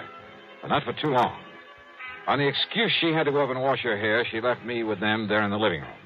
And what a trio. As I've told you half a dozen times now, Dollar, Mrs. Tilford hasn't long to live. According to her doctor, not more than 5 or 6 years at the most. Don't you see what I mean? Maybe, Mr. Shelter. Go on. As long as she's alive and lets me handle things, she can make millions with that property. And you? Well, of course, I get a percentage of the capital gains I achieve for her. And I say those fancy plans of yours are too much of a gamble, Harry. Just wait, I Michael. say play it safe. Let somebody else take the risk. That's all. Then all we have to do is... all Mother has to do is sit by and share in the profit. A small share instead of all the profit. With you running things, I'd want a pretty good accounting, Harry. You think you could handle a project like I have in mind? One like I have in mind. Nothing to it. I wouldn't trust your judgment or you, as a matter of fact. Oh, now stop it, kids. What kind of people will Johnny Dollar think we are? Sorry, Johnny. Oh, I find this all very interesting, Nancy. Don't you see, Dollar? Listen to me. No, you listen, Michael. Every time we get together this way, it's the same old thing. I've said it before, and I say it again. Let Auntie Grace handle things her own way. Of course. You're well provided for without even having to lift a finger. That's right, Harry. I'm not one of the hired help. Nancy, I resent that. But she does have a point there. Sure, so go ahead and resent, but...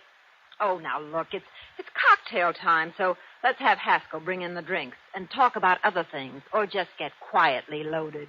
Haskell! Mrs. Haskell!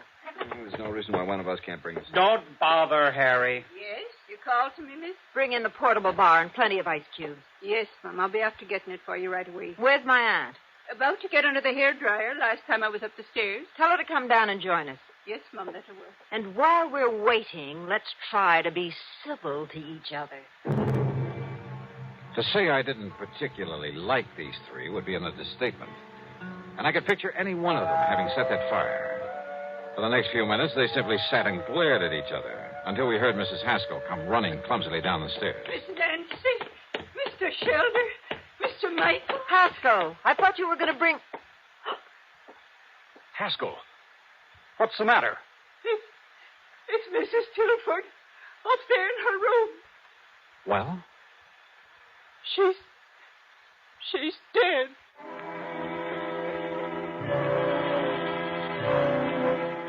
Mrs. Tilford, there in her bedroom, had died alone.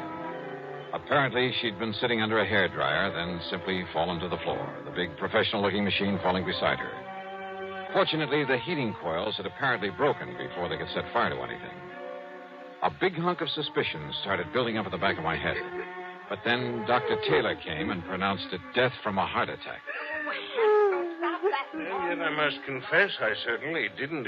Well, she took such good care of herself. I was certain she'd live on for several years. Well, I'll go downstairs and make out my report and arrange to have the body taken care of. Well, we won't have to argue about the handling of her affairs anymore. Unless, of course, the court lets me act as executor of her estate. In which case, I warn you... Harry, how can you be so callous about it? Oh, the poor dear darling. Oh, shut up, Haskell. But Michael's right, Harry. Oh, sure. I suppose you two are heartbroken about her dying like this. Alone.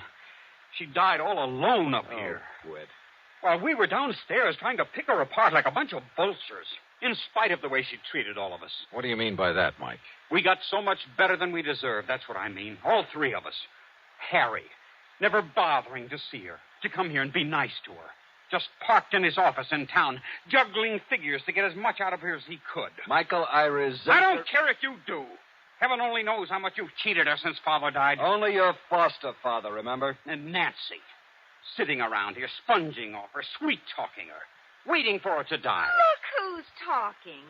With all the things she's done for you, Michael, you haven't even had the decency to come and visit her now and then. Yes, I know. When was the last time you were here? A month ago, 6 weeks ago, the last time that Harry was here. Is that true, Mike? Yes, Mr. Dollar, I'm afraid But you didn't hesitate to accept the money she kept sending you. At least I... I tried to make my own way. Oh, sure. Big, ambitious little Michael. Well, what have you done for us? At least I've stayed here these past few weeks and gone through the motions of being nice to her. Kept her company, helped her with her clothes, fixed her hair for her, and, well... Is that true, Mrs. Haskell? Yes, sir. Fixed her hair for her. Big deal. Miss Nancy even bought her that big hair-drying machine. Oh. And the poor dear loved it so she was washing her hair 3 and 4 times a week. Now, what's that got to do with what Wait a we're minute. discussing? That's right. If it hadn't been for this crazy Wait, don't- machine, she would have been downstairs where we might have... Wait. Well, don't take it out on the hairdryer, I Michael. said wait a minute. My brain was fairly spinning. A news item in the New York papers less than a month ago. A freak accident, 1 in a million at a beauty parlor. A professional hairdryer machine, exactly like the one lying here on the floor. There'd been pictures of it, sketches, to show exactly what had happened. A tiny wire had come loose. It shocked the customer so badly that she'd lost consciousness. There'd been a big noise over it. And now here was Mrs. Tilford, a little frail old lady with a heart condition. Yeah. What is it, Mr. Dollar? Yes, Johnny. What's that funny look supposed to mean? Plenty. Mrs. Haskell, did you ever help Mrs. Tilford with this machine? Oh, Faith, I'd never even touched that contraption of the devil, sir. Dollar, this old biddy wouldn't even let Mrs. Tilford install an electric stove.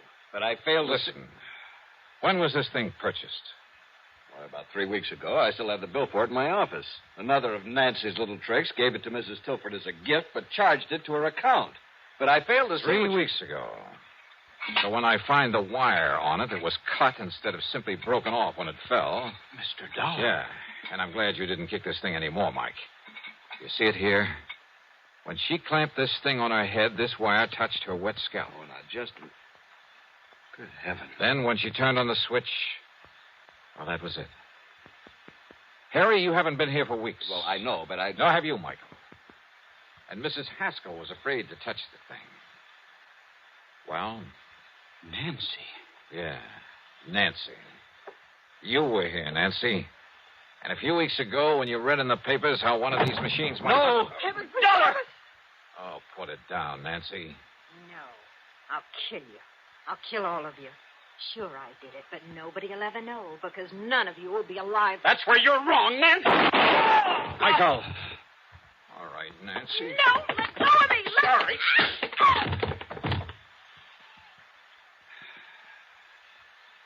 Learned a little lesson in clean living from this, Harry? Yes. Yes, Dollar. I'll call the police.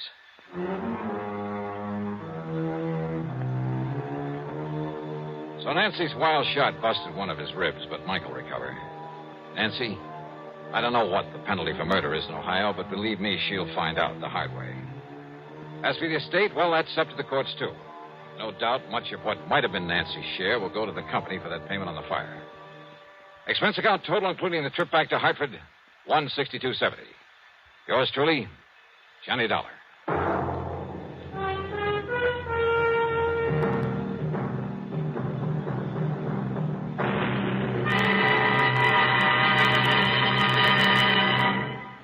Our star to tell you about next week's story. Next week, a night in Paris that brings me fun, romance, and a quick brush with that old character known as Death. Join us, won't you? Yours truly, Johnny Dollar.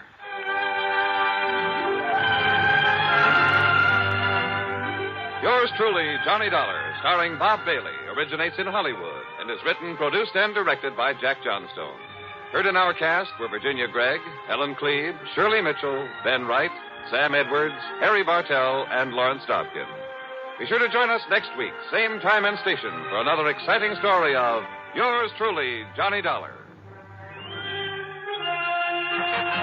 This is Jim Matthews speaking.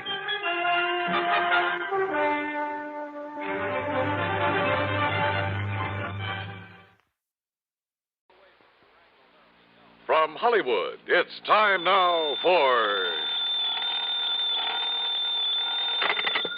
Johnny Dollar. George Reed here. Oh, hi, George. How are things at Floyd's of England? Very good, as a matter of fact. Very good. Well, now, it can't all be good, or you wouldn't be calling me. Well, to tell the truth, I do have a small problem. Figures.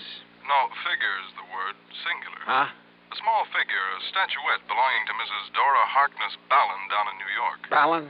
Yes, terribly wealthy, but a real eccentric. So what's happened? The little statue I mentioned, it's gone, disappeared. Oh? What's it worth? Insured value is $26.50. Wow. $26.50. Huh? $26.50 wouldn't even cover my expense account. Well, it just happens that she carries hundreds of thousands of dollars worth of personal property insurance with us. But for some reason or other, she attaches particular value to this statuette. Oh, I get it. You're afraid that if we don't go through the motions of trying to find it, she might take her insurance elsewhere. Precisely. Real important to you, huh? Very. Then I take it I won't have to be chintzy with the old expense account. Well, now, Johnny... Okay, George, I'll be in touch.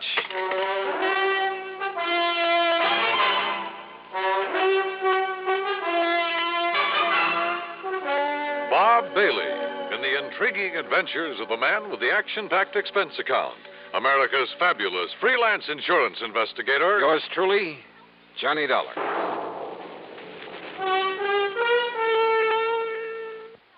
Now, Act One of yours truly, Johnny Dollar.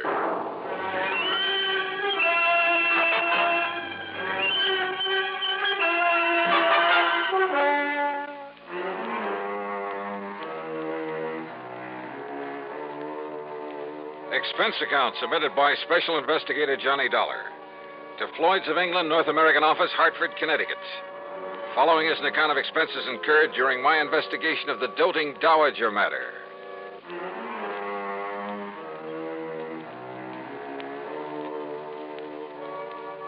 Expense account item 1, $7.90, taxi, train fare and incidentals, Hartford to New York. Item 2, $1 even for a cab from Grand Central Station to the address of Mrs. Dora Harkness Ballon over on East 73rd Street. It turned out to be one of New York's famous old brownstone houses, well preserved and reeking of an era long gone by. A uniformed butler ushered me into a large, high-ceilinged drawing room, and I could hardly believe my eyes. Ornate pre-Victorian furnishings, heavy red velvet draperies, huge lamps and crystal chandeliers, oil paintings all over the place, and gilded mirrors. Pretty fabulous. If you will be kind enough to wait here, Mr. Dollar, I shall tell Mrs. Ballon that you have arrived. Thank you. I know that she'll want to see you. Oh, excuse me, Master Harold. It's all right, Higgins. Has the mail come in? Would you like me to check, sir? Yes, good idea. You know how Aunt Dora likes to see it the minute it gets here. Yes, sir. Yes, the mail. The dear old common everyday page. You're here to see Mrs. Ballon? That's right. I'm Johnny Dollar. I'm Hal Winters, her nephew. Hi. Say, tell me something. Yes? About this little statue that's missing. You mean that little chunk of pot metal that's disappeared? Oh, is that what it is? Oh, yes, just a piece of junk. But a couple of months ago, Aunt Dora decided it looked like her grandfather when he was a general back in the Civil War. Oh? Why does she value it so highly? I expect the general was the only Ballon who had guts enough to do anything on his own. What do you mean? I mean, instead of just living off the family shipping fortune. So when she suddenly decided the statue looked like the general, Johnny Dollar, did you say? That's right. The insurance investigator? Yes. Well, now, why should she bother you with it? I don't know. Truly, Mr. Dollar, it's not worth it. If I were you, I'd forget it. Now, if you'll excuse me, I'd better see if the morning mail has arrived. Hal, just when did the statue disappear and from where? Tonda discovered it missing from the reception room yesterday morning. Now, if you'll pardon me... Was the house broken into? Possibly. But there was no sign of it. How about guests? No, we haven't had guests for a week or more. How many servants are there? Mr. Dollar, perhaps there's something I'd better tell you about that statue. The statue of the general? I tell you, Mr. Dollar, you are Mr. Dollar, aren't you? Yes, ma'am. I tell you that if you don't find out who stole it and get it back, I'll cancel every bit of my insurance. Sit down. Thank you. Harold, my dear, ring for Higgins and have him see if the morning mail has come. I was about to go out and look for it myself, Tonda. Let Higgins do it. It's quite all right. I don't mind. I said let Higgins do it. Well, all right. But if you'll excuse me now. Oh? Why? Why, I'd like to go up to my room for a moment. To call up that girlfriend of yours again? Sit down. Yes, Tonda. You and that girl, that Nancy Gavin. She'd like to take you away from me, wouldn't she? Aunt Dora. Where would you go? What would you live on? And what would I do? Darling, I hardly think this is the Much proper as I time. like Nancy Gavin, I see no reason why I should let her take you away from me. Do you? Mrs. Ballon, about the statue. Yes, of course. Mr. Dollar, you are to leave no stone unturned. Wow, now tell me. I beg your pardon, Mum. Oh, Higgins, why do you sneak in on us this way? Well, what is it? The mail just arrived, and knowing you'd want to see it. Give it to Harold. Yes, here, I'll letter, take ma'am? care of it. Well? What letter? No postmark. But? And it's so badly scrawled in pencil. Well, don't bother Aunt Dora with it now. But it's marked personal, sir. Well, then let me have it. Yes, ma'am. Tanta. You may go now, Higgins. Yes, ma'am. Here, Tanta, suppose you let me see what it's all about. Be quiet, Harold. Now, Mr. Dollar. Well, first of all, I'd like you to tell me. Oh, what's the matter, Mrs. Ballon? Aunt Dora, what is it? This letter. Yes? It's a ransom note. Ransom? For the return of a statuette. The General. They want $75,000. What?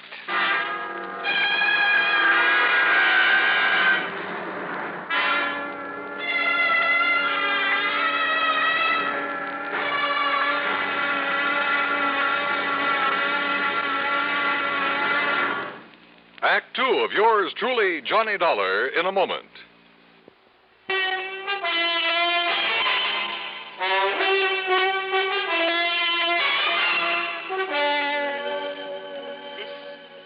This letter, Mr. Dollar. Maybe you'd better let me see it, Mrs. Ballon. It's a ransom note demanding $75,000 for the return of my statuette of the General. $75,000?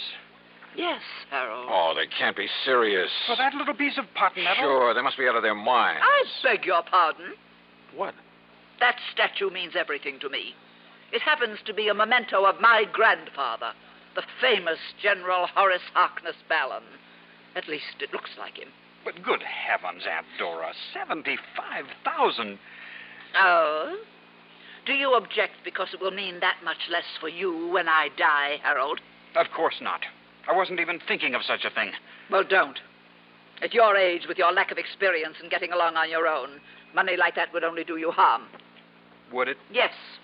You'd probably leave me, strike out on your own, perhaps even marry, and heaven only knows what would happen. Mrs. Ballon, are you really serious about paying this ransom? I have the money. I have it right here in the safe. And if it will bring back the General... Look, why don't you let me see what I can do about it first? And have it destroyed? Destroy? Well, here, read the letter. It was the usual sort of thing, poorly written on cheap paper and scribbled in pencil. And it simply said that the money in unmarked bills was to be turned over to her nephew, Harold. That instructions for its delivery would be given to him later, secretly. That if he then divulged the place and manner in which he was to make the payment, his life would be in danger. Don't you see, Mr. Dollar? If we don't do as they say, they might kill him. It further said that if the police were brought in, the statue would be destroyed. I have no choice, Mr. Dollar. I'll pay the ransom. Tonta. Harold, you will take it to them, whoever they are, when you receive their instructions. They've threatened me. Only if we don't obey instructions. All right, now look, Mrs. Ballon. Yes, Tonta, listen to Mr. Dollar. I have told you I must have the General back at any cost. Very well. No one is to leave this house, except Harold, of course, when he is told to by the kidnapper. Mrs. Ballon, I won't let you do this. You what? It's utter nonsense for you to consider paying out that kind of money for a cheap little piece of junk that can't possibly be worth anything to whoever took it. Except, perhaps, for its effect on you. I told you, young man, it's the one priceless memento I have of the great General Ballon. Yeah, you told me. Very well. You are here on my orders, are you not? Well, yes. All right. Then you will remain subject to my orders.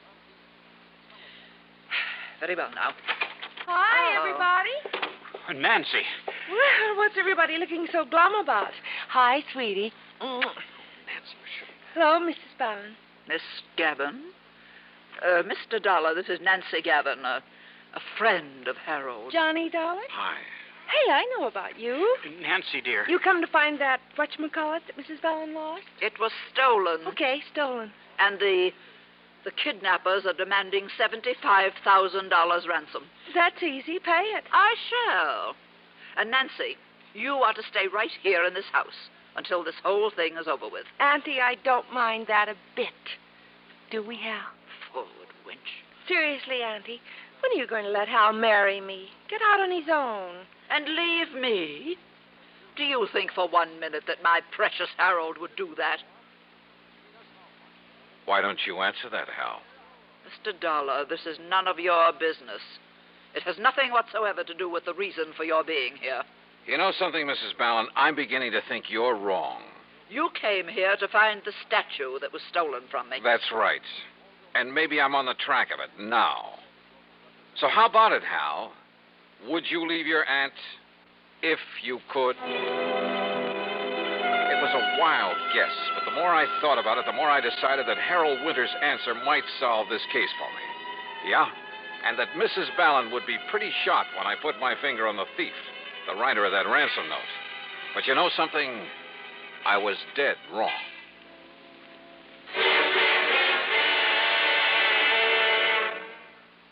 Act 3 of yours truly, Johnny Dollar, in a moment. And now, Act 3 of yours truly, Johnny Dollar, and the doting Dowager Matter.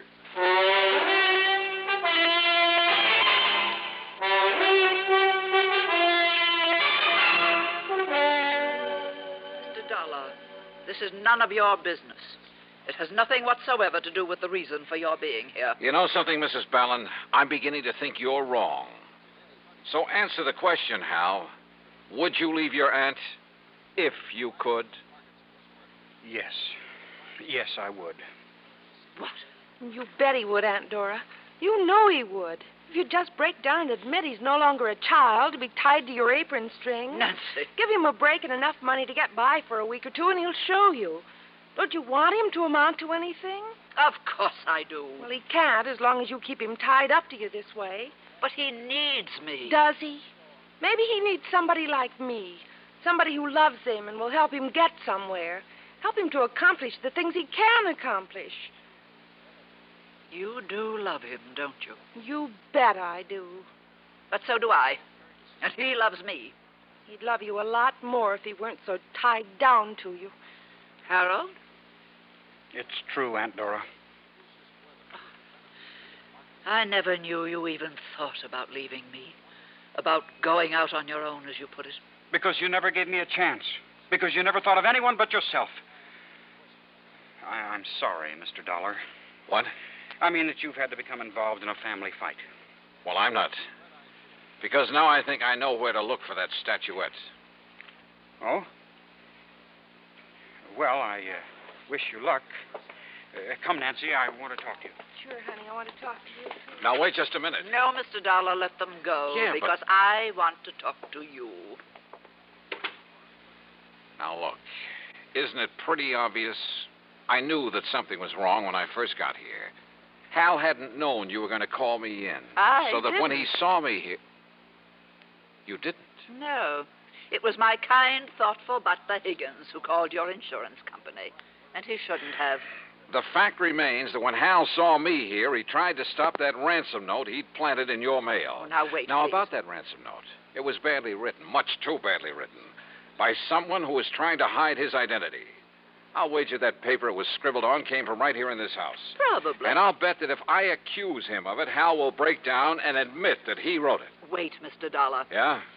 I devoted many years to the care and upbringing of my nephew. I realize that. In the hope that he would someday go out on his own, accomplish something himself. Well, now listen. I know. Perhaps over the years I made him too dependent on I'd say me. yes to that. But that's because I am as I am and I can't change. But I kept hoping that he would change. That somehow, sometime, he would make just one desperate move to break away from me. But it would have to be of his own doing. So? For years, people have called me eccentric. And I've enjoyed the reputation. So I made a fuss over that cheap little statuette that I picked up in Coney Island one time as a child. Huh? Of course. That was the only sentimental value it had. But according to Harold... Oh, now, should I have picked one of the valuable artworks, paintings, or sculptures that I really care about, in my selfish way, for this little experiment? So you gave the worthless statuette the big build-up? Yes, and he fell for it. He believed that if it was stolen, I'd give almost anything to get it back. And then finally, he got up enough nerve to do something about it. Now, just a minute. What you're telling me is that you're tickled pink that you've made a thief out of him. I'm tickled pink that he's finally shown some guts and gumption. And you can't call him a thief over that piece of junk. But it has a price of $75,000 on it. That's what he'll be stealing if you give him that money and let him walk out of here with it. No, he won't. What else can you call it? I like to be eccentric, remember? Oh, Mrs. Barron. So the note I'll enclose with it, you know, when he tells me he's received instructions about where and how it's to be delivered. What note? In it I'll say, Dear Harold, the best of luck to you and Nancy. I hope you'll be tremendously happy. And I hope that now and then you'll drop in on your loving and now somewhat lonesome Aunt Dora. I see. And I think I'll enclose a few extra thousand, just in case. And as a kind of extra wedding present. Extra wedding present? Of course. The statuette. I certainly don't want them to bring that atrocity back here. Oh, no, well, don't... Wait. Yes, dear? I just wondered if Mr. Dollar has decided how he wants to proceed with his investigation. Well, Mr. Dollar? Hal, after getting what information I could from your aunt, what little information I could... Yes? Hal, I've decided to give up the case. Yes, Harold. You may as well show Mr. Dollar to the door. Whatever you say, Tonto. Yeah. Goodbye, Mrs. Barron. Oh, and maybe you'd better phone the insurance company about the extra fee I'm to get on this case. Oh, I did. Right after Higgins told me he'd called them. But if he's giving up the case, dear... Show him to the door, Harold. Yes. This way, Mr. Dollar. Yeah. Thanks. Now, you listen, Hal. I can tell by your look that you've learned something, Mr. Dollar. I have. Perhaps even more than I know. So, look here. Huh? Do you think this will do for the sequel to the ransom note? What? You know, the instructions about where I'm to take the money. Oh, now, wait a minute. You mean to say... You mean you knew... Are you kidding? That's why I tried to discourage you in the beginning. But will somebody please tell me why? Tata, just being herself. You don't think for a minute she'd have just handed me the money, would have admitted she wants Nancy and me to get hitched. Don't you see? That would spoil her reputation for being an eccentric. Oh, and if you like, I'll send you the statuette when this is all over, as a souvenir. Well, I'll be...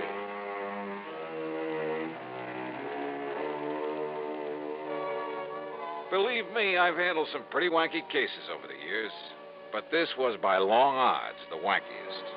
And yet, why complain when it's a good living? Expense account total, including all the incidentals I could think of, and fare back to Hartford. What? $17.80. Tommy. Yours truly, Johnny Dollar.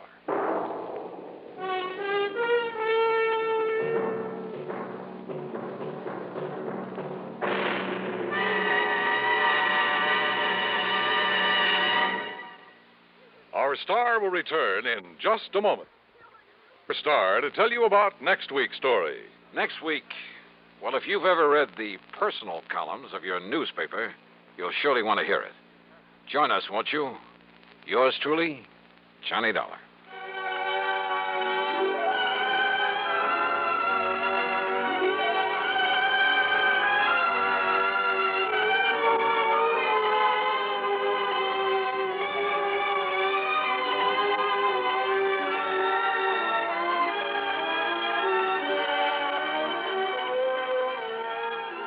Yours truly, Johnny Dollar, starring Bob Bailey, originates in Hollywood and is written, produced, and directed by Jack Johnstone. Heard in our cast were Virginia Gregg, Eleanor Audley, G. Stanley Jones, Eric Snowden, and Sam Edwards. Be sure to join us next week. I wish you to investigate the death of one of our clients. All right. Have you ever heard of J. Lamont's the old theatrical producer? Yeah. Sure. World famous for the beautiful girls he employed in his reviews on Broadway. Well, do I remember. Now, what about him? Well, have you seen the papers? You know that he died yesterday. No, I didn't know. As natural causes. The medical report stated. But you think otherwise? I do. Why, sir? Because of the beneficiary named in his $750,000 insurance policy. $750,000?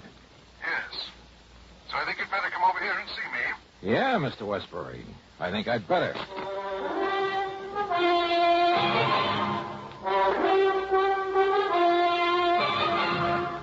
Bob Bailey in the exciting adventures of the man with the action-packed expense account, America's fabulous freelance insurance investigator. Yours truly, Johnny Dollar.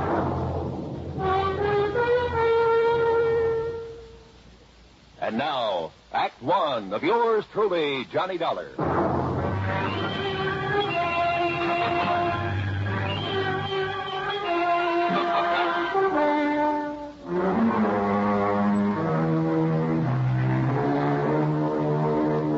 Expense accounts headed by Special Investigator Johnny Dollar. To the Worldwide Mutual Insurance Company, Home Office, Hartford, Connecticut. Following is an account of expenses incurred during my investigation of the Noxious Needle matter.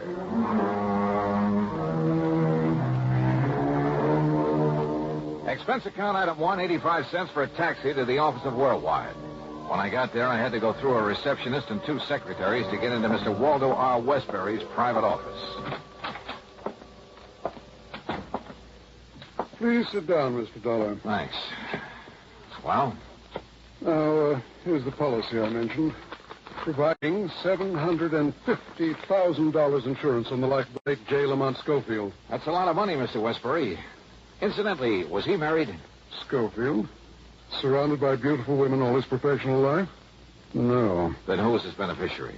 This policy has been in effect only 13 years, but... Now, look here. Look at these writers. Changing the beneficiaries. Goldie LaFern. Sounds like a burlesque queen. She was. After his money, of course. Toodles Tempest. Wow. Horrid name. Baby Boodles Baker. That's worse. Bubbles Jones. Holy smoke. Pepper Caprice Carstairs. Cupcake DeLon. And... Hey, what's this doing here? Mary T. Smith. She is the present beneficiary. Well, that's quite a come down from all those babes. Yeah. Mr. Dollar, the initial T stands for torso. The stage designation she used. Oh, and you think she bumped him off to collect the insurance? Bumped him? Oh, yes, I do. But if a medical report says the old man died of natural causes... At the time of his death, Mary Smith, Mary T. Smith, was his private nurse, responsible for his care, the medication he received, and so forth. Ah, I see. I'm glad you do. Because if you can prove she murdered him... In spite of the doctor's report? Yes. You can save our company a great deal of money. I don't often say this, Mr. Dollar, but in view of the amount involved, there'll be no questioning any necessary items on your expense account, no matter how high. Necessary items? Well, surely you wouldn't think of listing any unnecessary expenditure. Dream on, Mr. Waterbury. Hmm? Well, what? Nothing. You say that Schofield died yesterday? Yes, today afternoon. Where? At his home in Cranford, New Jersey. Do you know who his doctor was? Yes, Dr. Leonard Foote. Good. Now, I wonder where this nurse is. Anybody keeping an eye on her? Yes, you'll find her there at Schofield's home. Obviously, she's a very smart woman. You mean smart enough not to run? I'd put it the other way, Mr. Dollar. Smart enough to have made him name her in his policy and to stay around to collect. You know anything about her? Only that she was a showgirl before making this pretense of being a nurse. Yeah, but if a doctor was willing to have her take care of him, you know anything about him? Frankly, no. Then I have a sneaking suspicion I'd better pay him a visit. Item 2, $4.15 for another taxi, then a train down to New York. At Grand Central, I ran up item 3, $50 deposit on the drive-your-own-car. Item 4, 50 cents to get through the tunnel to Jersey. From the city of Elizabeth, I headed west on Route 28 to the pretty little town of Cranford. Then directly to the combination home and office of Dr. Leonard Foote, where I cooled my heels for a half hour in the reception room. Goodbye, Jimmy. Come in, please, Mr. Dollar. I'm sorry to have had to keep you waiting. Oh, that's quite all right, Doctor.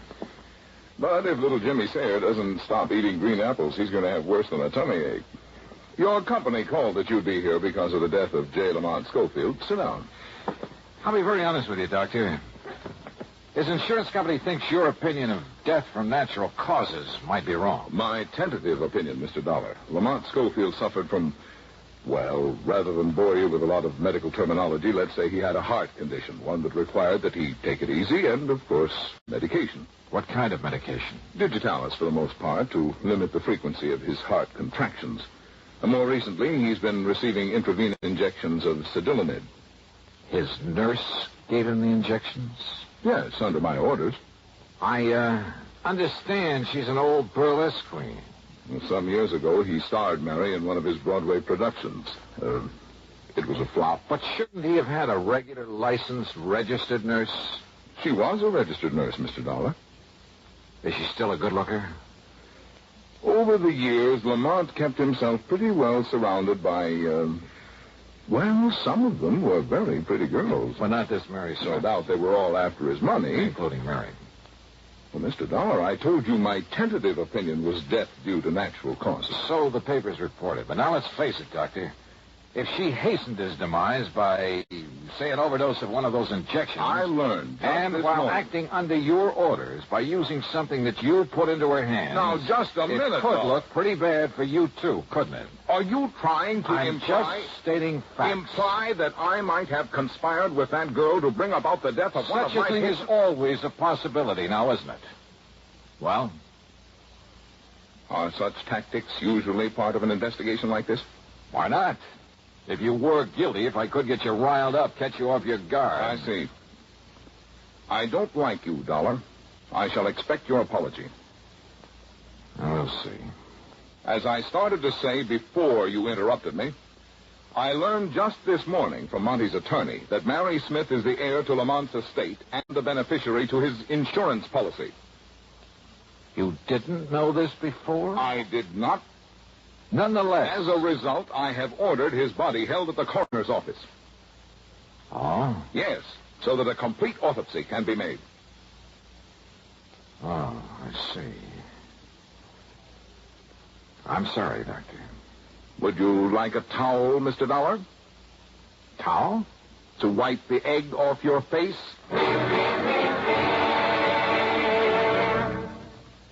Act 2 of yours truly, Johnny Dollar, in a moment.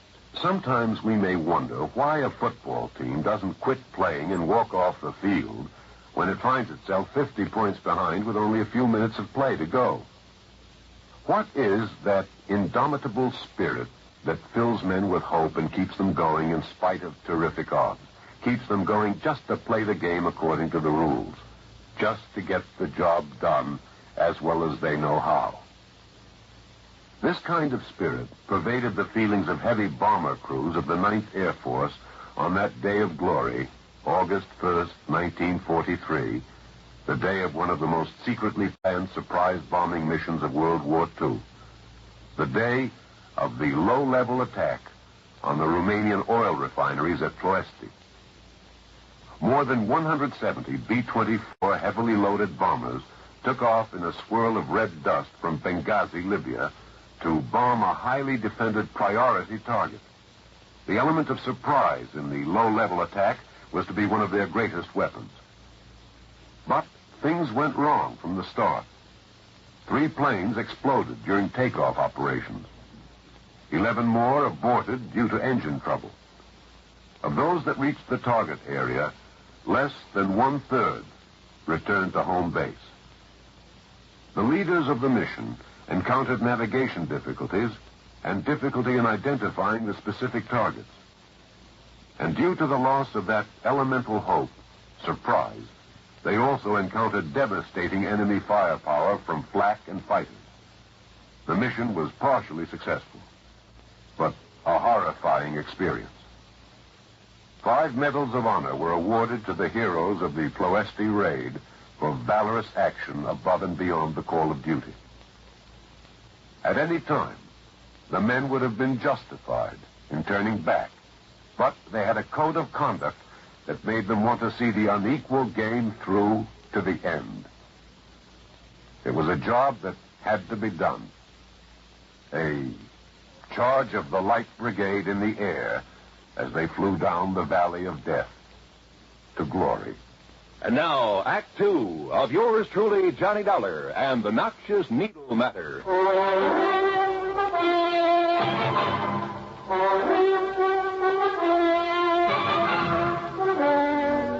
Yes, Mr. Dollar, as soon as I learned that this ex-showgirl was to be Lamont Schofield's sole heir, well, I realized the same possibility that I'm sure you must be considering. That she may have helped him over the hill. Precisely. I know, all things being equal, Doc, do you feel that he should have lived on a while? Where a bad heart is concerned, one can never be certain, of course. But knowing his desire to live, his willingness to adhere to my instructions and take care of himself, plus the medication I provided. Medication given by this Mary Smith? Yes. I would have wagered he could live on for 10 or 15 years. When do we know the results of the autopsy? A toxicologist by the name of Stanley has been called in at my request. It may take several days. I see. Meantime, then, I'm going to see this Mary Smith. Incidentally, the police found no sign of any poison, of anything that might have been used to cause Lamont's death. You mean the police have been in on this? Yes, they've been very thorough. Then why the autopsy and a toxicologist? Because the least detectable means would have been an overdose of medication.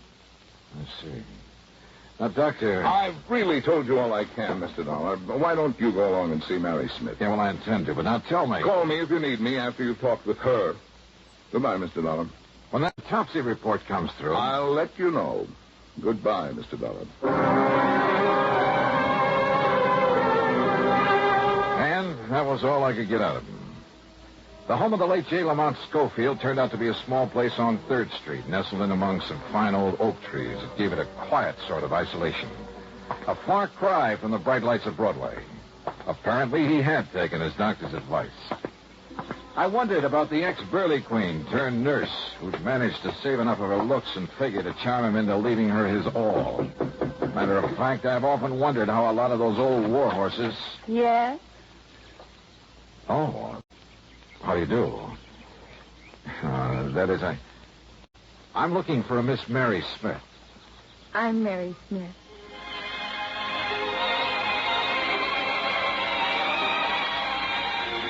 Old war horse.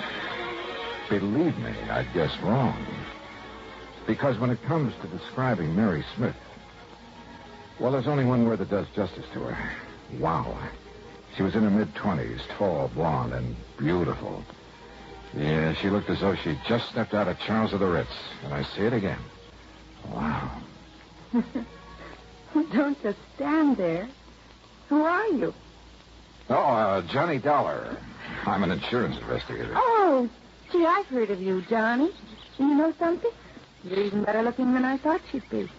Won't you come in? Yeah, thanks. But why did they send you here? There's no question about my getting Monty's insurance, is there? Well, it's just that the company always demands a routine investigation where such a large sum is involved. No kidding. Sit down, huh? Yeah, thanks. Can I pour you a drink? No, thank you. Oh, come on. Have one with me. Been so glum around here since Monty died, and nobody here except a lot of crepe hangers. A little one? Okay. Okay. Gal can't just sit around and look grief-stricken. Have you been grief-stricken, Mary? You want the truth? No. What good was it doing Monty living that way, not able to tear around like he used to, putting on shows and having a big time? Here, Johnny, here's to life, love, and the pursuit of happiness. Scroll. Oh, that's better. I really needed that. You got a lot of money, Johnny. I? Well, no, not much. No, I never had any either, but I will now. Plenty. Then you know you're Lamont Schofield's heir. Well, you bet your life I do.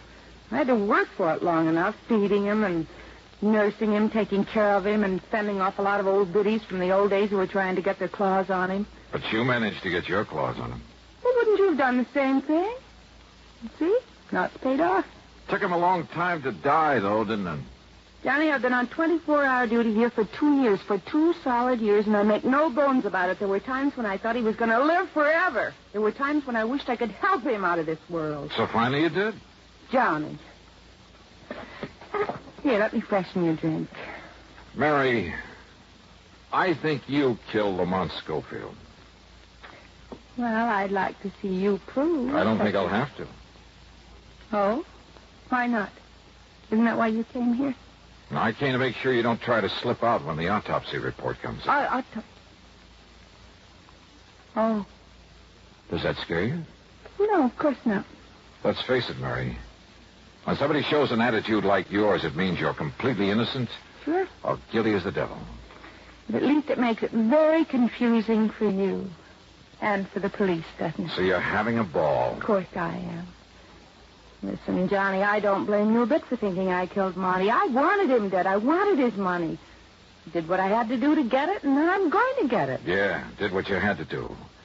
So if the autopsy shows he was given poison... Don't worry, it won't. Or that he was given an overdose of digitalis or whatever it is he was getting. No, that would be stupid, with nobody here but me. Nobody but you? Hadn't been a soul in this house except me for over a week. Since the last time Dr. Foote came to see You're us. sure of that? Well, of course I am. Then if somebody did kill him, it would have to be you, Yes. nobody else. Yes, sure. Remember that, Mary. Would you like me to put it down on paper for you and sign it? Yeah. Would you? Sure. I'll do anything, Johnny. If it'll confuse you. All right. Then start writing. Why not? Now, let's see. I, Mary T. Smith. Is that all right for a start? Oh, excuse me. No. Keep writing. I'll take it. All right. I, Mary T. Smith. Oh. Oh, yes, Doctor. Yes. Oh. Oh, I see. Hmm. Not even the possibility of too much of... I see. And you're sure? Of course he's sure. Okay, Doctor. You disappointed, Johnny? Because they found no poison? No overdose of Sibylinid? I guess you know the answer, don't you? Of course I do. The autopsy showed nothing. You can't build a case out of thin air. So here. Here's your little paper, all signed and sealed. Well, gee, Johnny, I don't want it, and you said you did. You're far too smug, Mary. I have a right to be. You're barking up the wrong tree. You cannot build a case on nothing but thin air. Yeah, I know. So what do I do, Johnny? Just sit here and wait until your company pays me the money? Build a case. Until the estate is settled, or can I collect it? Yeah, Mary. You stay right here. And thanks for saying that. Huh? Johnny, what do you mean?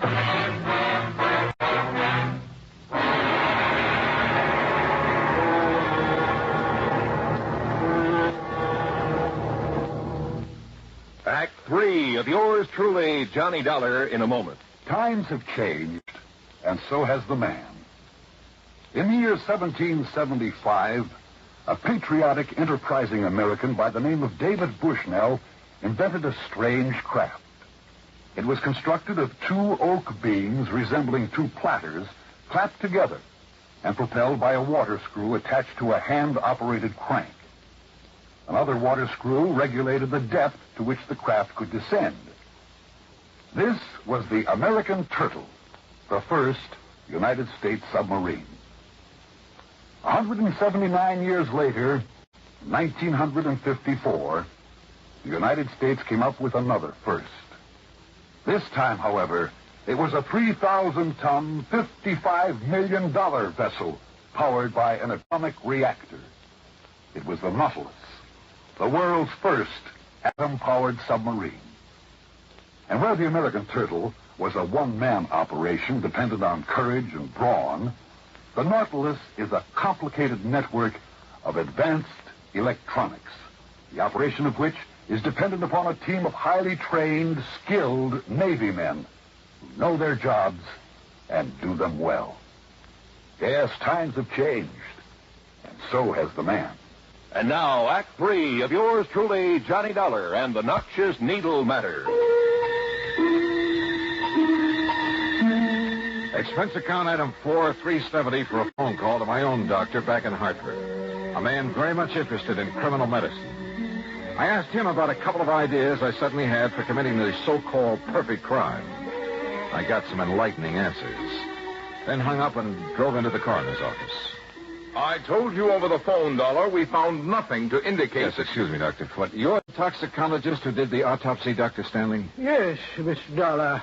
And as Dr. Foote told Listen, could Lamont Schofield possibly have died of an embolus in the brain, maybe?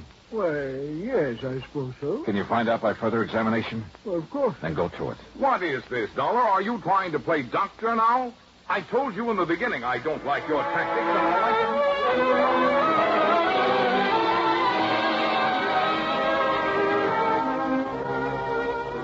You were right, Mr. Dollar. An embolus in the brain. Though what should have led you to suspect... All right, now listen. I don't know where the equipment is that Mary Smith used to give the medication to Mr. Schofield. I have it all here, Dollar. The remains of the bottle of Cedilanid that I prescribed, the hypodermic with which she administered, all in this kit. Which needle did you use, Dr. Foote?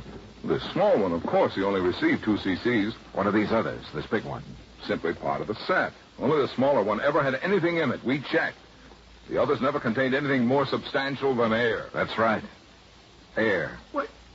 Mr. Dollar. Yes, Dr. Stanley. 30, 40, 50 cc's of air, plain air, injected into a vein? Yes, of course it would cause an embolus. And if you were to find traces, microscopic traces of the flesh of Lamont Schofield in that hypo that contained nothing but air... Yes, of course. I'll go to work on it immediately. If he does find traces of dermal tissue on that needle, I can't believe it. A case built on nothing but thin air. Yeah. And the ironic part of it is, the tip-off came from Mary T. Smith.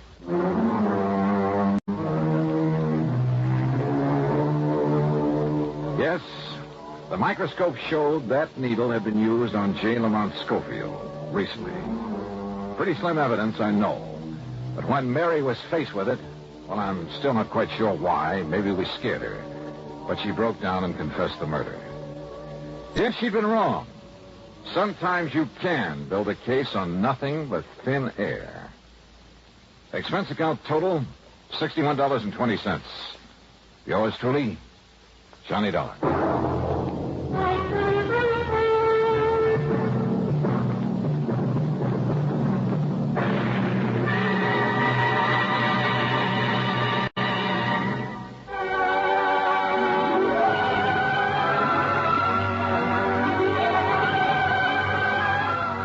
Truly, Johnny Dollar, starring Bob Bailey, originates in Hollywood and is written, produced, and directed by Jack Johnstone. Heard in our cast were Virginia Gregg, Bartlett Robinson, Marvin Miller, and Junius Matthews. Be sure to join us next week, same time and station, for another exciting story of yours truly, Johnny Dollar. This is Roy Rowan speaking.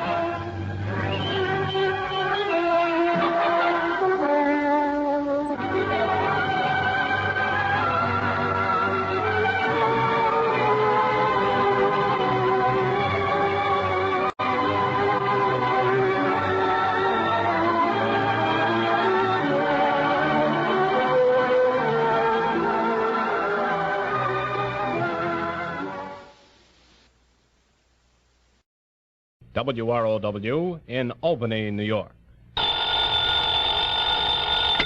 Johnny Dollar. Well, it looks like one of our important clients is in pretty serious trouble. Oh, who? I don't know. You what? Nope, haven't the least idea. Well, what kind of trouble? I don't know.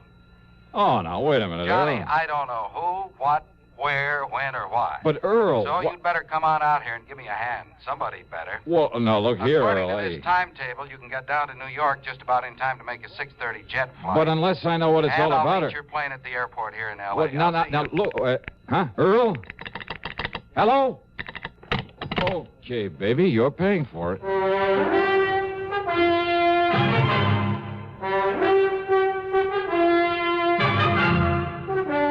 CBS Radio brings you Bob Bailey in the exciting adventures of the man with the action-packed expense account, America's fabulous freelance insurance investigator. Yours truly, Johnny Dollar.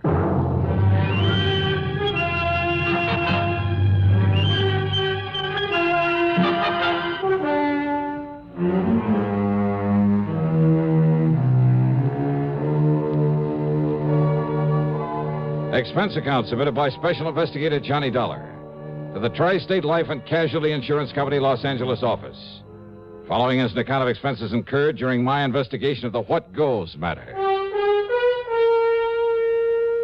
Expense account item 1, $183.40, cab to Bradley Field, a plane to New York, and one of the jet flights to Los Angeles. The flight was good all the way, and we made the transcontinental part of the trip in a shade under 5 hours, and man, that's traveling. At L.A. International, as I climbed down the steps out of the plane, I could see Earl Pullman waiting for me, over behind the steel fence that separates the main building from the field itself. And then, walking up the long covered ramp along with the other passengers, but I didn't remember having seen this particular man on board. Sorry, mister. Yeah, it's okay. Oh, very clumsy of me, though, and I apologize for not watching where I... Say, aren't you Mr. Johnny Dollar? Maybe. No, tell me. Are you Johnny Dollar? Well, now, look... Are you? Please tell me. Well, yeah, but who are you? Come on, Mr. Dollar. Come along with me. Yeah, where and why? This is hardly the place to talk. Talk? What about? Just come along, please. Hi there, Johnny. Oh, hi, Earl. Over here. Yeah, right. Now, listen, mister, whoever you... I am clumsy, and I'm afraid my timing's bad. Just a minute, hey. Later, Dollar, later. Yeah, right over here, Johnny. We'll clear your baggage and hop into my car and be on our merry. How are you, boy? Well, all right, I guess. Yeah, fine, Earl, fine. Well, you don't look it. What's the matter, Johnny? Well, I just want to be sure I still have my wallet. I don't get it. Well, I'm sure I don't. Coming up the ramp, Earl, the well-known jostle. Jostle? Yeah, the old pickpocket's trick. Bump into you so as to divert your attention while he or somebody else lifts your wallet. Oh? Nothing's missing, I guess. Well, maybe whoever it was did just accidentally bump into. Well, I might believe that if he didn't stop and... If he didn't what, Johnny? Now, what's all the big mystery? Well, Earl, I wish I knew. But now, what's this big mysterious trouble of yours? Well, this is hardly the place to talk. That's what he said. What? Nothing. Don't worry about it. Okay. Anyhow, we'll pick up your luggage, and I'll tell you what I know, or rather, what I don't know on the way in.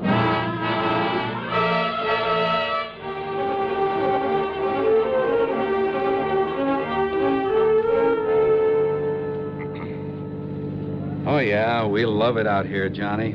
Bought ourselves a nice new home out on Bundy Drive in West L.A., actually Brentwood. Yeah, but what and goes my with office this, is right nearby Westwood. It's really another section of West L.A. So tell me what and goes. of course, Mike said to tell you that she'll expect you to park yourself in our guest room. Unless you have other plans? Well, it depends. It depends on what it is you've called me out here for. Well, I really don't know. Johnny, I got this phone call early this afternoon. Now, he wouldn't give me his name. But he swore by all that's good and holy that he's a client of ours. He? Said that we wrote his life insurance policy. That was before I came out here, of course, for $350,000. Oh? Yes. And he was so sincere and so worried about something that I was sure it wasn't just a gag. Well, I guess that's pretty obvious since I wasted no time in calling you and asking you to come all the way out here. Yeah, well, what else did he tell you? Cigarette? No, thanks. I have some of my own. Oh, here, smoke one of these. Oh, okay. Thanks. Light? Here you are. Thanks.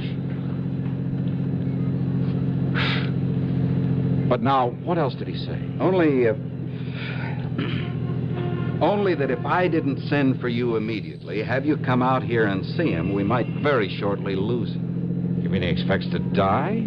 I mean, be killed by somebody? Well, what do you think? And that's all he'd say. And he wouldn't tell you who he was? No. But I wonder why. And if he expects me to go to him... Or maybe, of course, he plans to contact you some way now that you're here. Hey, that man back at the... Huh? But look, if his life is in danger, something like that, well, what if I hadn't come? Or what if I'd come too late? Now, look, what goes, Earl? It just doesn't make any sense. Okay, so maybe it was a gag. Maybe I did fall for a gag. Well, it's not a very likely sort of a gag. And if that man at the airport, I mean, if whoever this client is does know that I've come here... What? And yet, if he is in danger, I mean, if he was the man who called you... Wait a minute. The minute he saw you there to meet me, the way he bumped into me again and then got lost in the crowd... Johnny... But he didn't take my wallet or anything else that I can think of. You're not making any sense, you know. Oh, yeah, I know. But as I said before... What goes? Yeah. More important, what'll you do? What else? Wait and see what happens.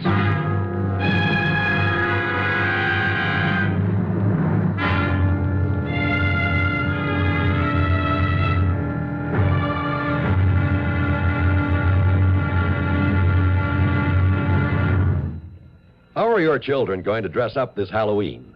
As clowns, ballet dancers, skeletons, hobos, cowboys?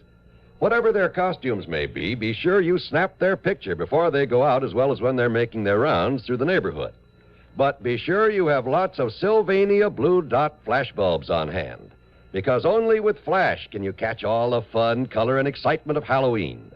Only with Flash, both inside and outdoors, even after dark, can you get all the sharp, clear details. Then, too, flash bulbs work with any film, any time, anywhere, with any camera. Pick up several packs of Sylvania Blue Dot flash bulbs, the world's largest selling brand today. Also, ask your dealer for Sylvania's lavishly illustrated 32-page flash guide book that's yours free with the purchase of just one pack of Blue Dots. But hurry, the big night to howl is next Monday. Have your camera and Sylvania Blue Dot flash bulbs ready and waiting. Now, Act Two of yours truly, Johnny Dollar. Earl and his wife, Mike, that's right, Mike, have a mighty nice little house there on Bundy Drive in West Los Angeles. As usual with the Pormans, I felt completely at home, especially after cocktails, conversation, and a late but very good dinner. But I still wondered if I'd come out here on a wild goose chase. What goes? Yeah. Well, now, wait a minute, Johnny. You mean that you think I made all this up just to get you out here to see us? Well, I wouldn't put it beyond you, either of you. Well, if he did, he certainly didn't tell me. Yeah, but if he did, Mike, so help me, I'll hand him an expense account that'll stagger him. No, really, Johnny, I swear to you. And listen. Yeah? If this unknown client of ours actually is in some kind of trouble... Yeah, well, why didn't he tell you on the phone? And why didn't he give you his name? Why insist that only I get on the job? I don't know, but now listen. Oh, I'm listening. If somebody is out to kill him, well, maybe that man who bumped you out at the airport, who tried to get you to go along with him... Until he spotted you in the crowd when you called to me.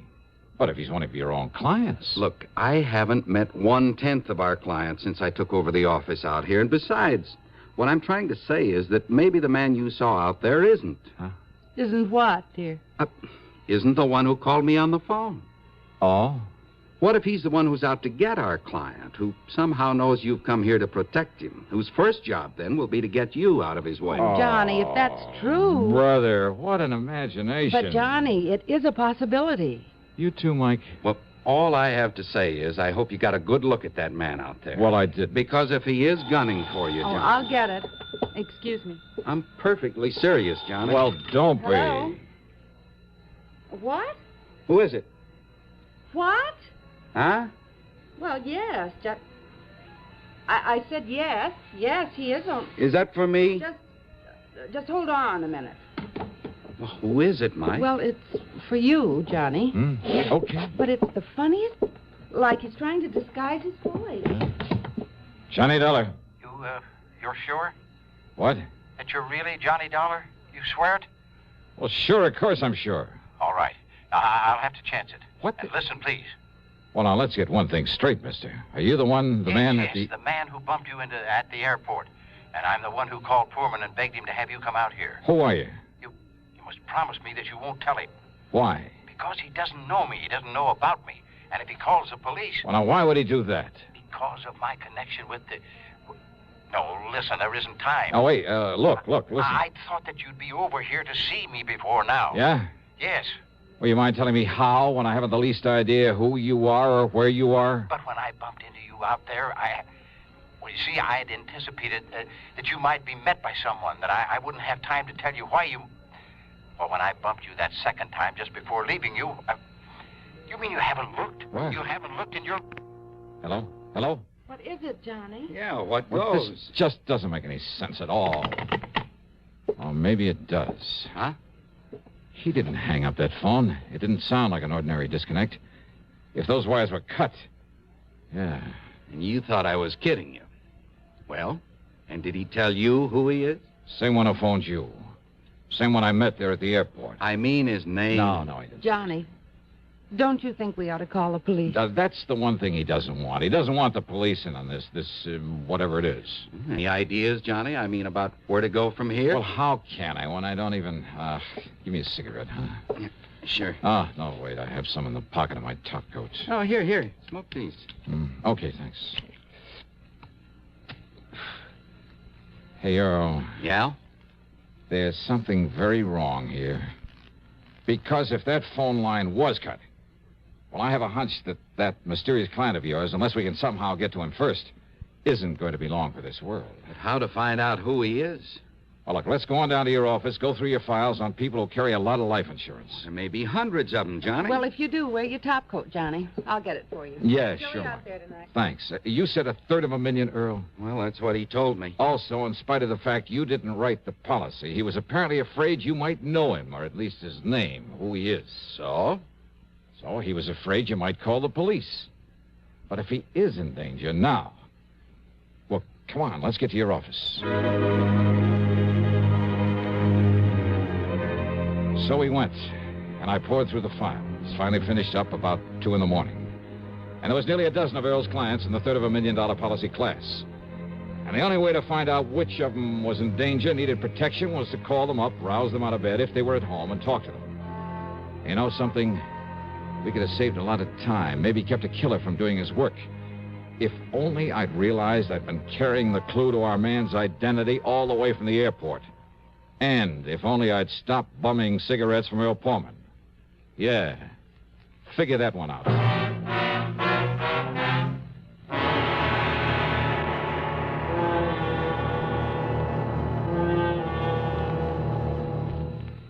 Maybe you're about to hit the jackpot. Maybe you're on the point of inheriting $500,000 or finding oil. Chances are, though, that none of these lovely things will happen. Chances are, if you want a bonanza in the future, you'll have to save for it. Now, there are a number of ways to do that. Some people stuff their mattresses, stash their cash behind a loose brick in the fireplace, or slip it under a floorboard. None of these methods make sense because that kind of money isn't making a cent for you. Not only that, it may get lost or stolen.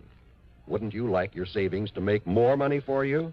Wouldn't you like to have them theft-proof, loss-proof in every way? Of course you would. And you can the United States Savings Bond way. Through the payroll savings plan where you work or the bond-a-month plan where you bank, $3 will get you $4 on maturity every time. Nicest thing of all, it's literally impossible to lose your money. If Baby tears your bonds into confetti and drops them out the window, you can recover your cash plus interest in United States Savings Bonds. Now, Act 3 of yours truly, Johnny Dollar, and the What Goes Matter.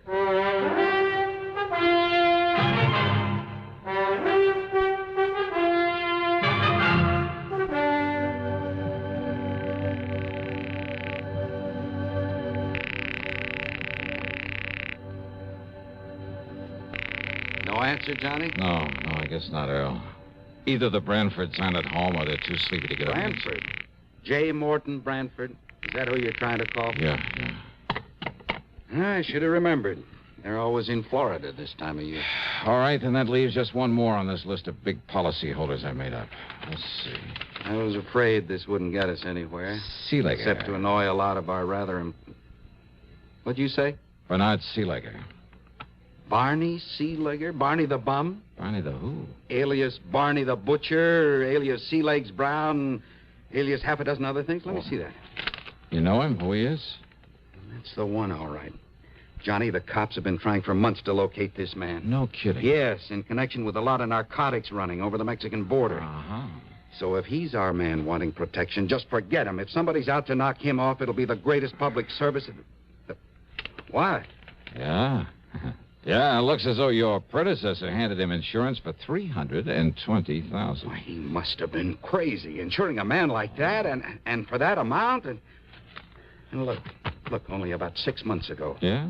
You'd rather see him dead and let the company pay off? Well, you're darn right. Well, no, of course not. We've got to find him, Johnny, and somehow we've got to... But how and where? Wait. Yeah, Lieutenant Spaulding, Jim Spaulding. What? He's an old pal of mine, narcotics squad. Here, let me have that phone. By the time they got Jim Spaulding out of bed and put him on through the switchboard, a lot of precious time had been wasted. but that just couldn't be helped. You're right, Johnny. And listen, Barney Seeliger tried to call me earlier in the day, only I was down near the border. He tried calling you? Well, nobody knows it, least of all the regular police. Well, that's the reason he didn't want Earl Foreman to know. We don't dare take a chance on any leaks. But wait, look. But Barney is of more help to us in this narcotics racket than any man alive. If somebody's trying to knock him off... look, did he give you his present address? No. Well, then I'll have to dig it up. Oh, when you do, give it to me, huh? Yeah, I'll have one of the boys call you back after I'm on my way. Okay, the number here is... Hello? Hello?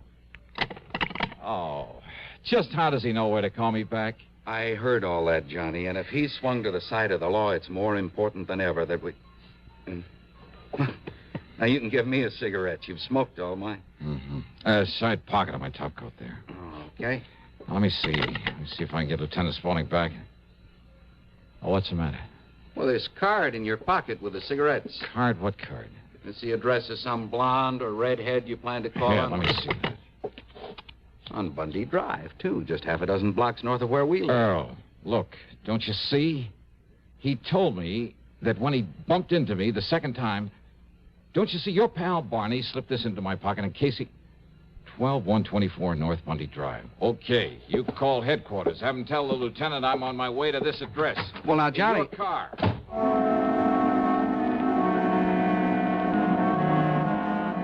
12124 North Bundy was a small, solid-looking house almost hidden by the remains of a neglected orange grove. There were no lights on, but I went up to the front door and knocked.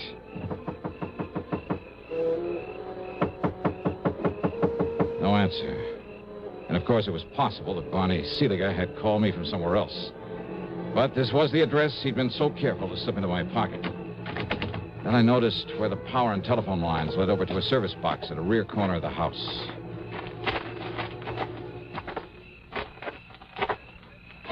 Yeah, that's right.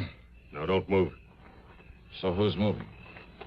So I cut the phone line so he couldn't call for help in case he seen what I was... Oh. A gun, huh? Thanks. Maybe I can use an extra one. Maybe on you. So, who are you? Oh, I'm just out for a moonlight stroll. You care to join me? Wise guys! Oh, keep them hands up over your head. Oh, sure. You a copper? No. Huh?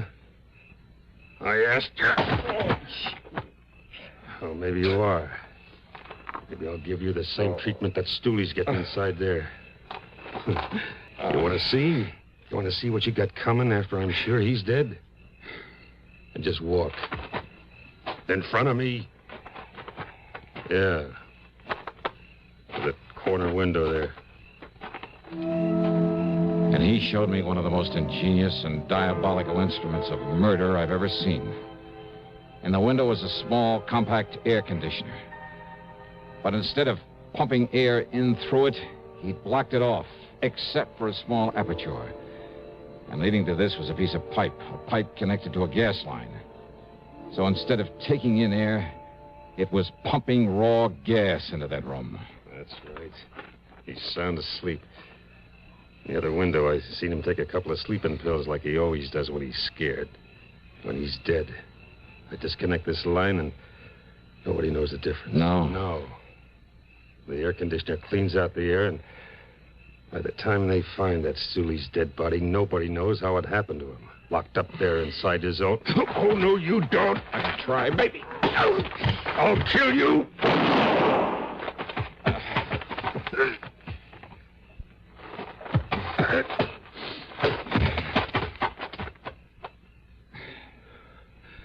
All right. All right, now, mister. You should have known better.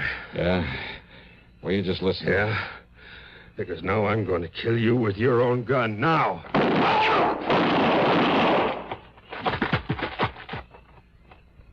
Dollar! Johnny Dollar! It's okay, Lieutenant.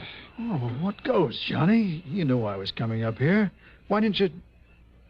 Hey, what's this? Yeah, you better shut off that gas. And hope that your pal Barney in there is still with us.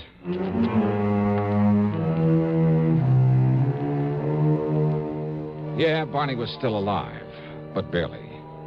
Which is more than you can say for his would-be assassin. One of the lieutenant's bullets had caught him square in the head. So, that is that. Expense account total, including incidentals, and the trip home to Hartford, $368.50. Yours truly, Johnny Dollar.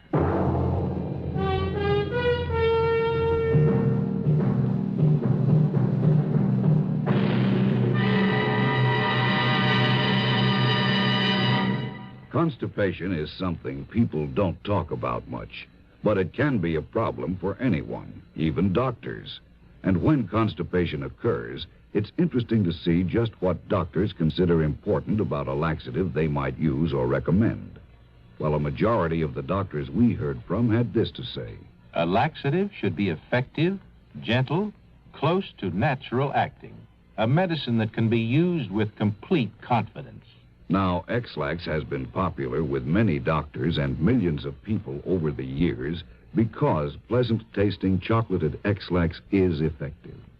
Overnight, it helps you toward your normal regularity. X-Lax is so gentle, so close to natural acting, there's no upset. That's why many doctors and millions of people use X-Lax with complete confidence. X-Lax, the laxative that helps you toward your normal regularity gently, overnight. Now, here is our star to tell you about next week's story. Next week, a super salesman selling death. But he's not the only one doing a selling job. You've heard the expression, it takes a crook to catch a crook.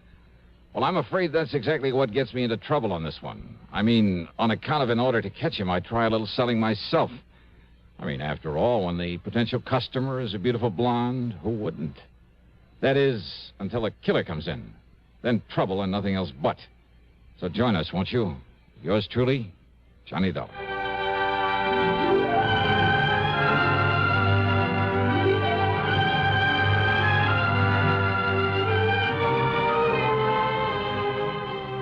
Yours truly, Johnny Dollar, starring Bob Bailey, originates in Hollywood and is written, produced, and directed by Jack Johnstone. Heard in our cast were Virginia Gregg, Vic Perrin, Forrest Lewis, Frank Gerstle, and Chet Stratton. Be sure to join us next week, same time and station, for another exciting story of yours truly, Johnny Dollar.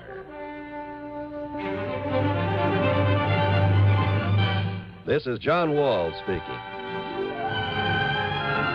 Next, a taut drama of Hollywood homicide as Suspense follows on the CBS Radio Network. WROW in Albany, New York.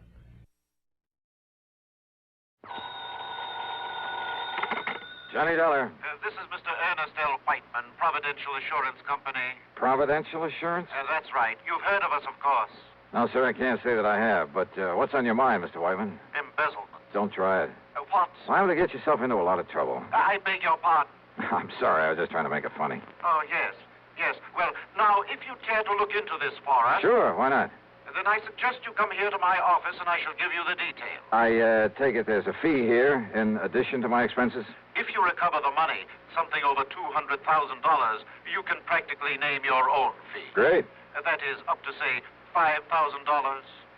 On a $200,000 loss? That's right.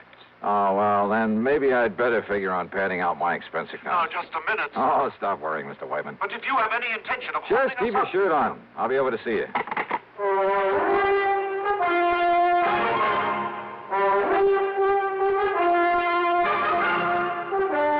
CBS Radio brings you Bob Bailey in the exciting adventures of the man with the action-packed expense account, America's fabulous freelance insurance investigator. Yours truly, Johnny Dollar.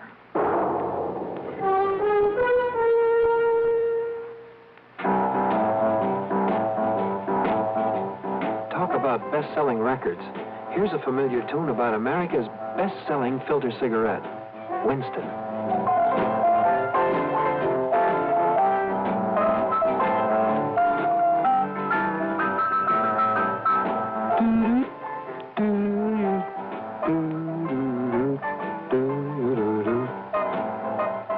Winston gives you real flavor, full, rich tobacco flavor. And you know, that's because only Winston has filter blend up front. Choice, flavorful tobaccos, specially selected and specially processed for filter smoking. No wonder Winston tastes good. like a cigarette should. Smoke, Winston. And now, Act One of yours truly, Johnny Dollar.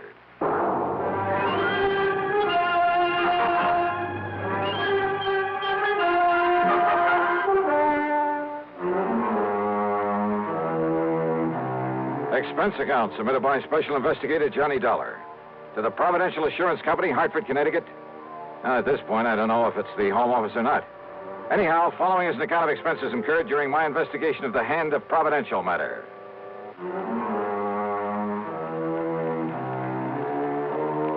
For some reason or other, dealing with a new company usually spells trouble for me. But expense account item one, $1.25 for a taxi to the offices of Providential down in the square. When I say offices, I mean exactly two with a connecting door. I'm very glad to see you, Mr. Dollar. I'm Ernest L. Whiteman. Mr. Whiteman?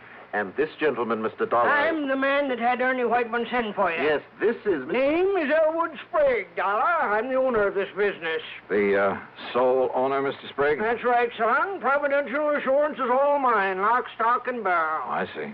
Made a lot of money in oil down in Texas. Couldn't find any way to spend it all, so I started this here. So what happens? All I get is more money out of it. Yeah, well, Mr. Whiteman said something over the phone about an embezzlement. Exactly. $200,000 that was taken from... Go ahead and tell them all about it, Ernie, my boy. Tell them how it happened. Well, you see, Mr. Dollar, immediate public acceptance of our company is largely due to the fact that... What he means, Dollar, is the reason we sell so many policies is on account of... We always pay off any claims real prompt in cash and hard, cold cash. Exactly. And for that reason, Never question a claim. Just pay it off in cash. That's what we promise, and that's what we do. And for that reason, Mr. Dollar... That's why so many people who can't afford much insurance come to us. Yes, but as a result... So what happens? Instead of a nice tax loss, there ain't enough claims to fill your hat. All we make is profit. You mean you've hoped to lose money in this business? Tax loss, Mr. Dollar.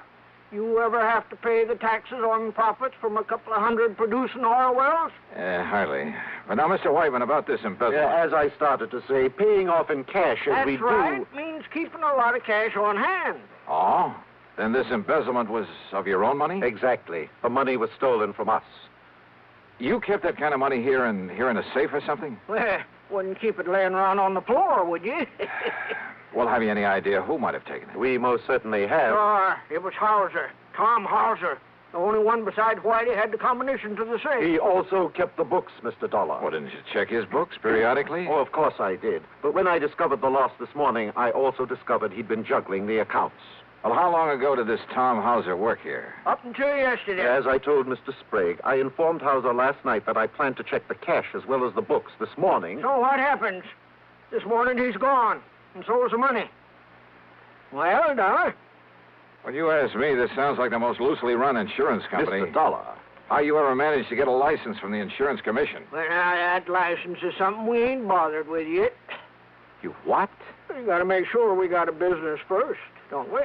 Are you kidding? Do you realize what the commission will do when they find out about this? Don't give it a thought, son. To say nothing of the police? Your job is to catch that Tom Now, Hauser. look here, Mr. Sprague. Then, if the Insurance Commission or the government or anybody says we're doing wrong... And you can bet they will. Why, then I'll pay up and get out of this business. Believe me, it'll cost you a lot more than this $200,000. Well, sure, maybe a couple million. It'll make a nice tax loss. Yeah, and you'll probably end up in jail. Well, now, you let me worry about that. Your job is to get this embezzler. And don't forget, we're paying you $5,000 to do it. Look, you say it may cost you millions to get out of this mess. That's right. And yet you're worried about a couple of $100,000? Well, now, that's different. Huh? That was stolen, son. That was illegal. Trying to make sense with this man was like trying to reason with a hitching post. I told him I didn't want the case and that I could understand why he'd hesitate about calling in the police. Sure, they'd probably start asking questions. With the only answers he could give them, he'd really be in trouble. I told him that my only duty, as far as I could see, was to notify the commission of this whole operation. Sure, son. If your conscience hurts you, go ahead, notify him. After you got this money back first. After? Well, I don't know much about investigation, but seems to me that with him gone only a few hours, well, if I was you, I wouldn't be wasting any time. You got a point there. Sure. And don't you forget that $5,000 that's waiting for you when you bring that money back.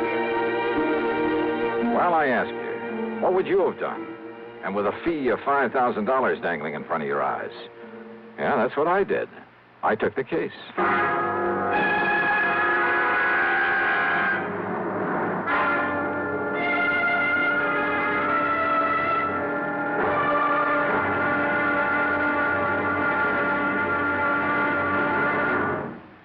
Act two of yours truly, Johnny Dollar, in a moment. Higginbotham here. We will now commence our lesson in stereophonic reproduction. Listen to the call of the spotted bill snicker on ordinary stereo. Now then, on a Columbia Stereo 1 phonograph. Obvious difference, what? The Columbia stereophonic system really causes all others to blush, for it is not composed of just a few separated speakers. Columbia is the originator and exclusive purveyor of stereo projection. Only Columbia fills every inch of a room with real, lifelike sound. Now, when I was bird watching with the Duchess of... But let that pass. You simply must hear the Stereo 1 phonograph by Columbia. Ask your Columbia phonograph dealer for a demonstration. And, chaps, portables are priced as low as $39.95. Consoles commence at $129.95.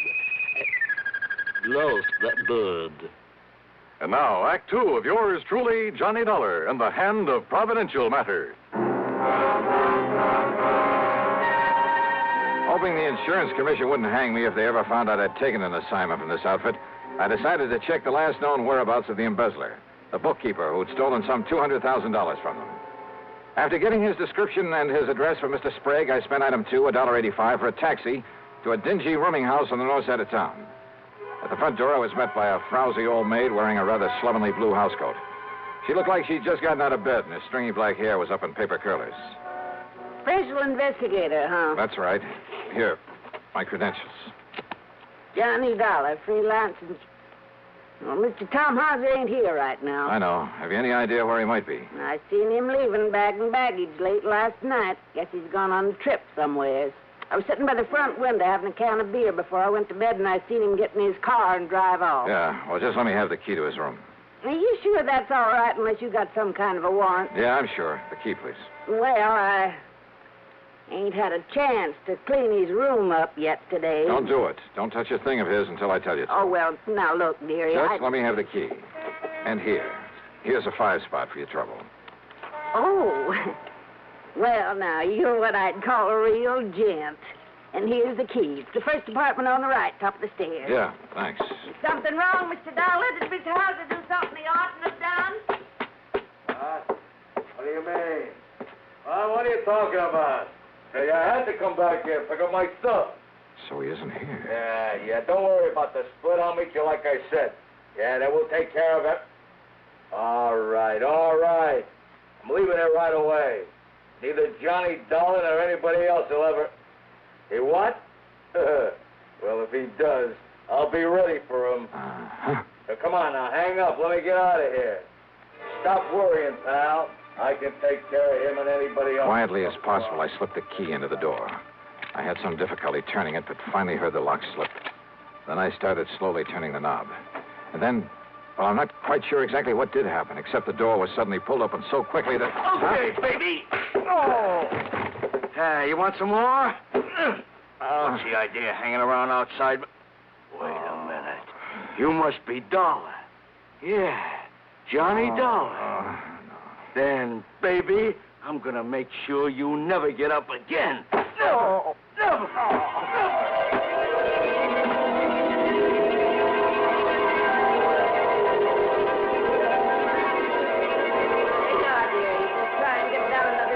Out of this bottle. Just leave that wet rag laying there on your forehead. It'll make you feel better. What do you... Oh, holy... Yeah. You just stay there on the floor until you feel better. Where'd he go? Oh, dearie. Who done this to you? You didn't you see him? I heard a big noise up here, and when I run up the stairs, he must have heard me and run away. And he was just laying here bleeding this way. That window. What's outside that window? Only the fire escape. Look, dearie. Yeah. busted table lamp. This must have been what... Don't touch it. What? No, I'll wrap it in my handkerchief and... But who could have come here and done this to you? I can't imagine. Well, I can. Tom Hauser. Item 3, $1.20 for a cab to police headquarters. Anybody but Sergeant Ed Wilson would have asked a lot of questions that I didn't feel like answering. Ed simply took the lamp, told one of the boys in the lab to check, and if he found any prints on it, to classify them, then send a teletype to Washington. Item 4, $1 even for a cab to my apartment. After a long, cool shower, I felt somewhat better. I just got back into my clothes when the phone rang. Johnny Dollar. Ed Wilson, Johnny. Those prints on that lamp. Yeah, Ed.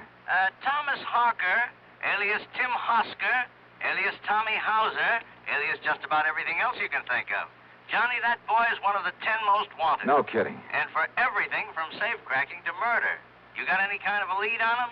Only that rooming house where he slugged me. Then he may be 100 miles away by now. I wouldn't bank on it. So, Ed. Yeah? You'd better put out that good old dragnet. Oh, don't worry, Johnny. But listen, just remember one thing about him. Like what? If that boy thinks you recognize I didn't him, even get a look at him. maybe he doesn't know that. And if he finds out he didn't kill you, Johnny, Well? he'll be back to finish the job.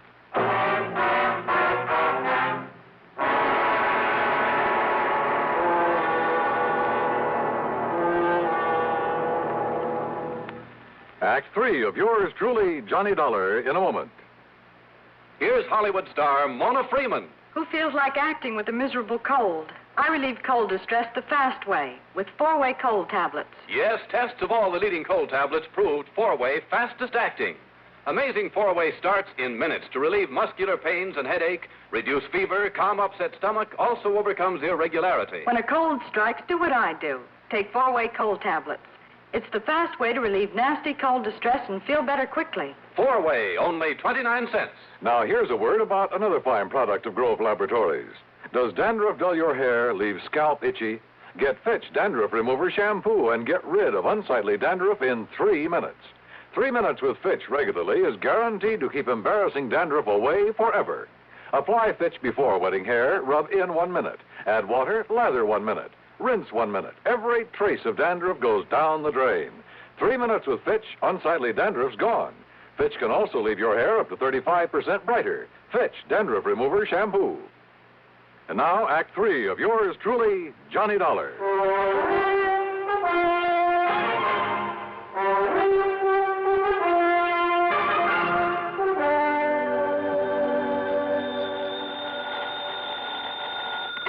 Yeah, Ed.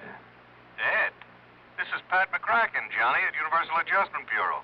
Oh, sorry, Pat. I thought it was Ed Wilson again. Sergeant Wilson at police headquarters? Yeah, and listen, I'm in kind of a hurry. Oh, then I won't hold you. I was just hoping you'd have time to look into what appears to be a phony insurance company for us. What? Keep talking. But if you're already working on it... No, just go on with what you were saying, Pat. Well, we got a complaint about some new company here in town that we'd never heard of. Seems they're stalling on the payment of a small claim. Yeah, sure. In spite of their pledge to pay off promptly and without question. Yeah. Also to pay off in cold cash. Yes, that's right. Providential Insurance Company. Well, what do you know about them? Johnny? Oh, I'm working on a case for them. Oh, no. Oh, Johnny, don't. I telephoned the commission, to find out who they are and Yeah, where but the they are. commission never heard of them. Exactly. So if I were you, until we can find out whether they're a legitimate outfit, Johnny, I wouldn't touch them. Hey, tell me, Pat, what'll the commission do? They've notified them by mail. They're sending over a committee to investigate, to look at the books and so on. When? First of the week, Monday or Tuesday. Why? Maybe too late.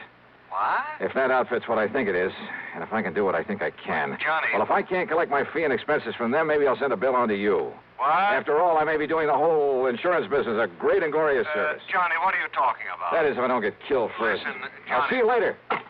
And now the question is, but wait a minute. If Providential is what I think it is, where does Tommy Hauser's theft of $200,000 come in? If he was working for them. Well, why did they call me in? Johnny Dollar. Hello. This here is Elwood Sprague. Oh, yeah, Mr. Sprague. I wasn't sure I'd find you in. Yeah, I think I can understand that. Or maybe you weren't sure you'd find me around at all anymore. No, listen, don't get me wrong, Dollar. I want to see you. I got to see you right now. Yeah, why not? They're at your office? No. Well? My room, here at Guilford. And you'll come alone? Are you alone, Mr. Sprague? Yes, Mr. Dollar. Will you come right away? Yeah, as soon as I can. Thank you. That's funny. If he wants to see me, if he is alone, or is this some kind of a trap? No, there was absolute sincerity in his voice. I was sure of it. Yeah, and there was something else, too. Fear. Maybe that was it, fear. Hello? Johnny, listen, you said you'd been working with the police.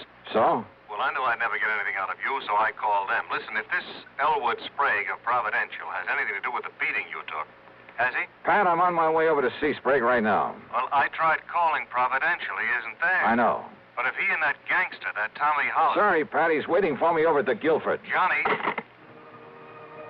There was no time to waste. Maybe Hauser was still gunning for me, but if so, well, maybe I wasn't the only one. Item 5, a couple of bucks for a cab to the Guilford Hotel. And there in his room, I found a very different Elwood Sprague than I talked to earlier.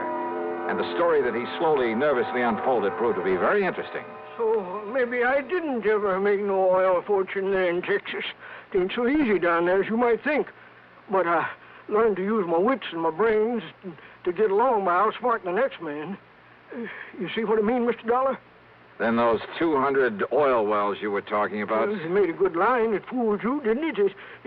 It even fooled Ernie Whiteman for a while. That's what gave him the idea.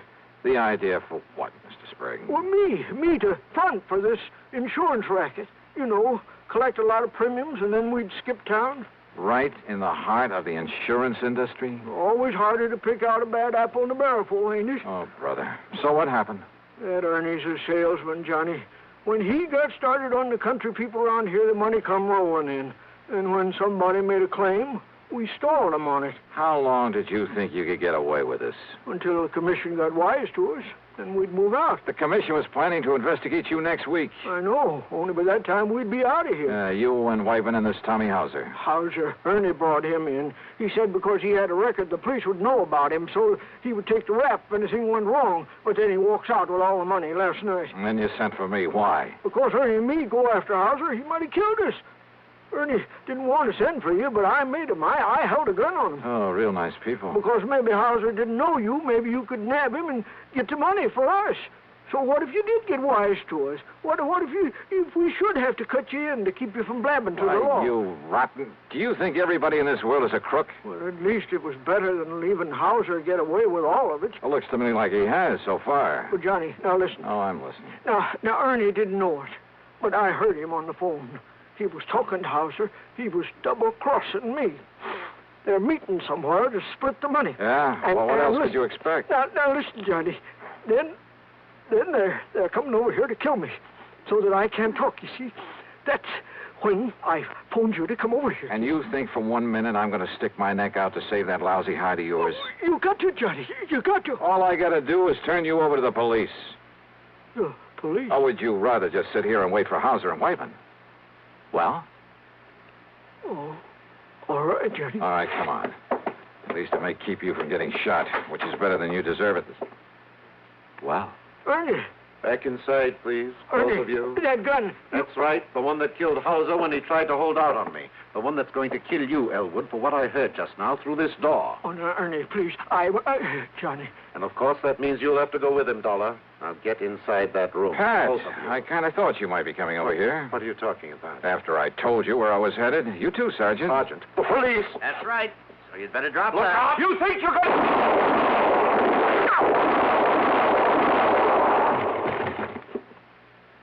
Well, Johnny? Well, thanks, Ed. You too, Pat. Oh, and Ed. Yeah, Johnny. Maybe you'd better put a pair of cuffs on Mr. Sprague here. You know, to keep him out of any more trouble. Oh, I'll go along peaceful.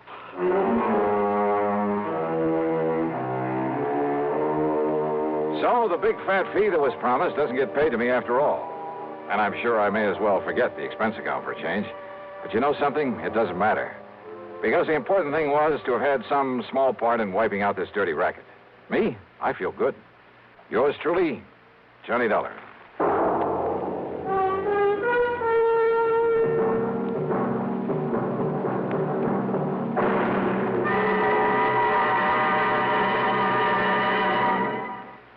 Our star will return in just a moment. Constipation is something people don't talk about much, but it can be a problem for anyone, even doctors.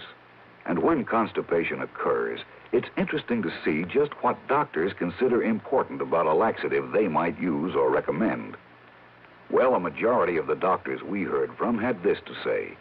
A laxative should be effective, gentle, as close to natural acting as possible, and a medicine that can be used with complete confidence. Now, X-Lax has been popular with many doctors and millions of people over the years because pleasant-tasting chocolated X-Lax is effective. Overnight, it helps you toward your normal regularity. X-Lax is gentle. Next morning, it gives you the closest thing to natural action. And that's why many doctors and millions of people use X-Lax with complete confidence.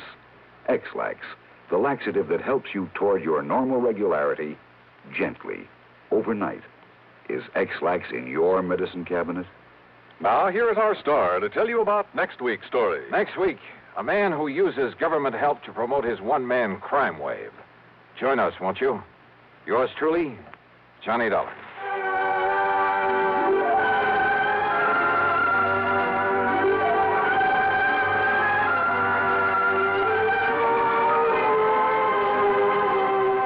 Yours truly, Johnny Dollar, starring Bob Bailey, originates in Hollywood and is written, produced, and directed by Jack Johnstone. Heard in our cast were Virginia Gregg, Edgar Barrier, Junius Matthews, Jerry Hausner, and Lawrence Dobkin. Be sure to join us next week, same time and station, for another exciting story of yours truly, Johnny Dollar.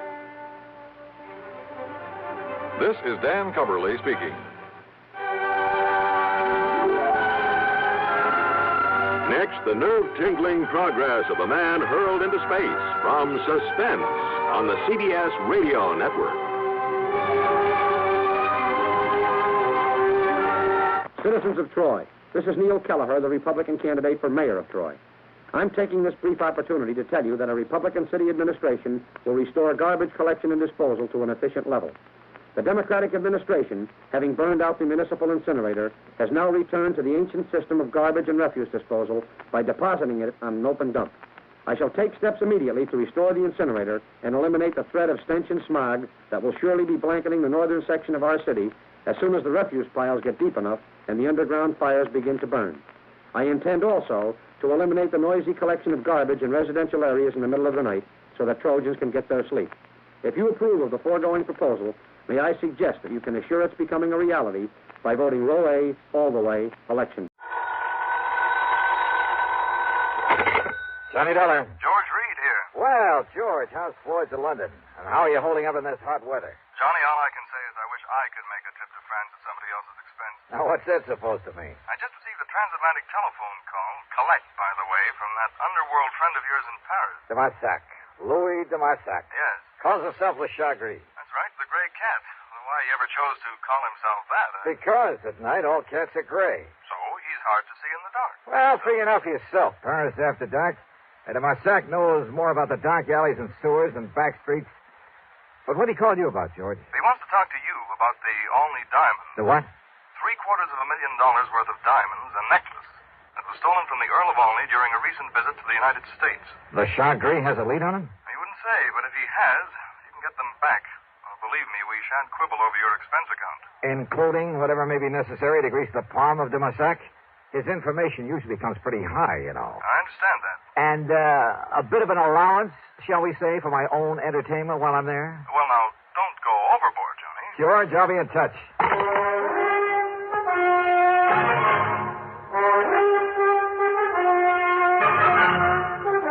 CBS Radio brings you Bob Bailey in the exciting adventures of the man with the action-packed expense account, America's fabulous freelance insurance investigator. Yours truly, Johnny Dollar.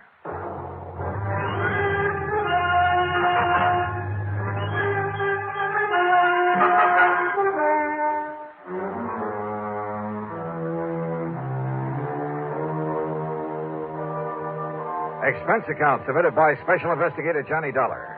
To Floyd's of London, North American Office, Hartford, Connecticut. Following is an account of expenses incurred during my investigation of the night in Paris matter.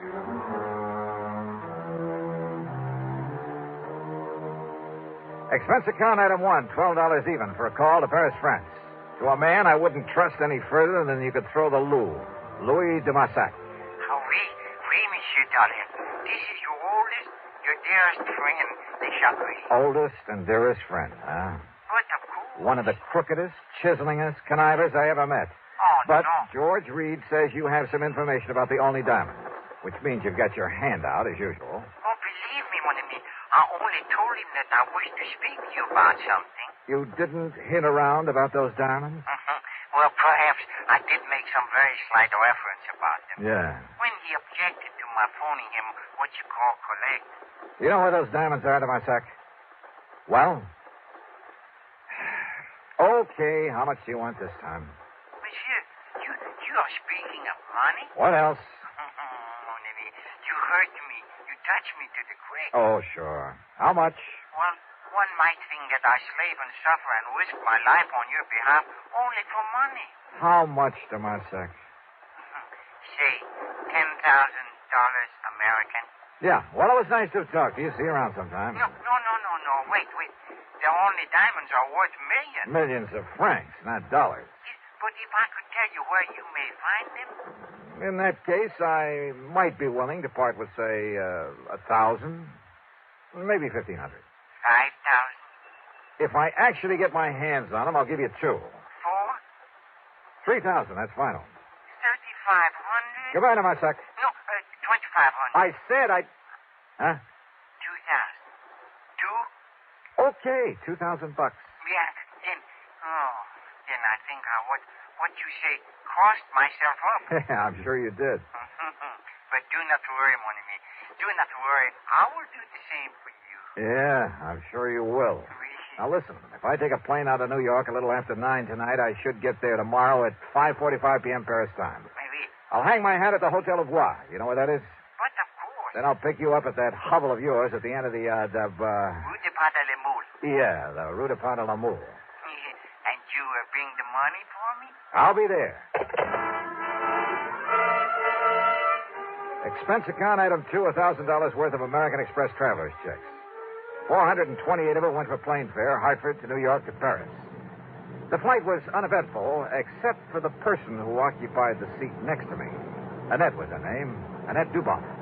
And brother, well, she's 25 or 6, I guess.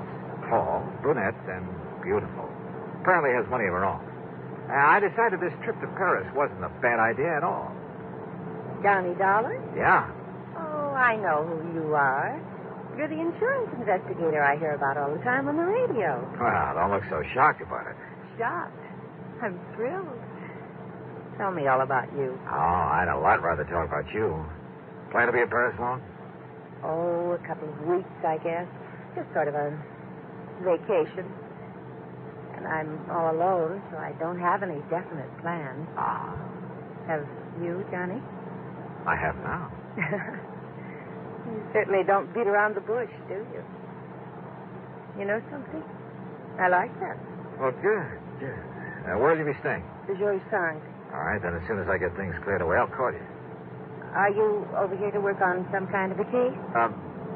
No, just to see an old friend of mine. Are you by any chance staying at the George Sang? The Lavoie. It's over on... I know where it is. And as soon as you're free, you'll call me. Are you kidding?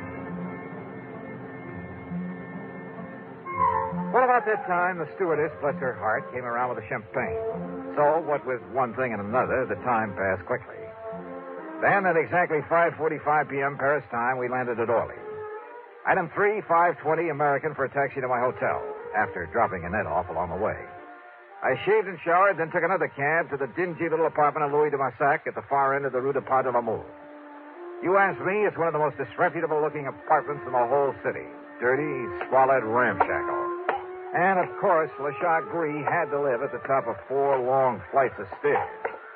When I finally got up there, feeling slightly winded, I noticed that his door at the end of the gas-lit hallway was standing wide open. What? De Marsac. Louis. Louis de Marsac. Oh.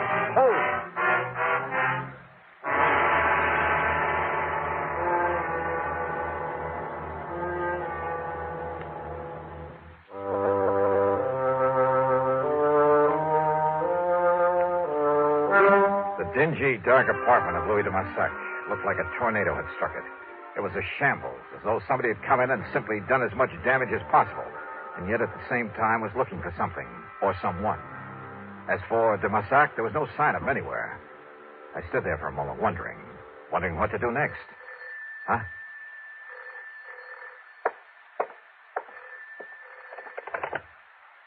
Hello. Yeah? Monsieur Dollar, Who are you? your faithful friend, Le Chagris. Now listen. Oh, do you mind telling me what under the sun happened to this joint of yours? Listen, please. You have turned on the lights? No, but there's enough light coming up from the street. Yeah. Now you must get out of there. Oh? Yes, come quickly and meet me here. Now, please, you will do that? Well, where are you? You're alone? Yes, I'm alone. Then you must leave before somebody finds you there. Like who? There is no time to talk when you meet. Come, please, and meet me here. But where? I'm at the cafe chez Macabre. Chez Macabre. Yes, it's in Saint-Germain-des-Prés. What you call beatnik. Okay, I'll find it. Do not delay now. You may be in danger. Yeah, sure. I'll grab a taxi. Huh? Who are you? Au revoir, cochon. Oh, no, you don't. Monsieur. No. Hello. C'est bien, pig.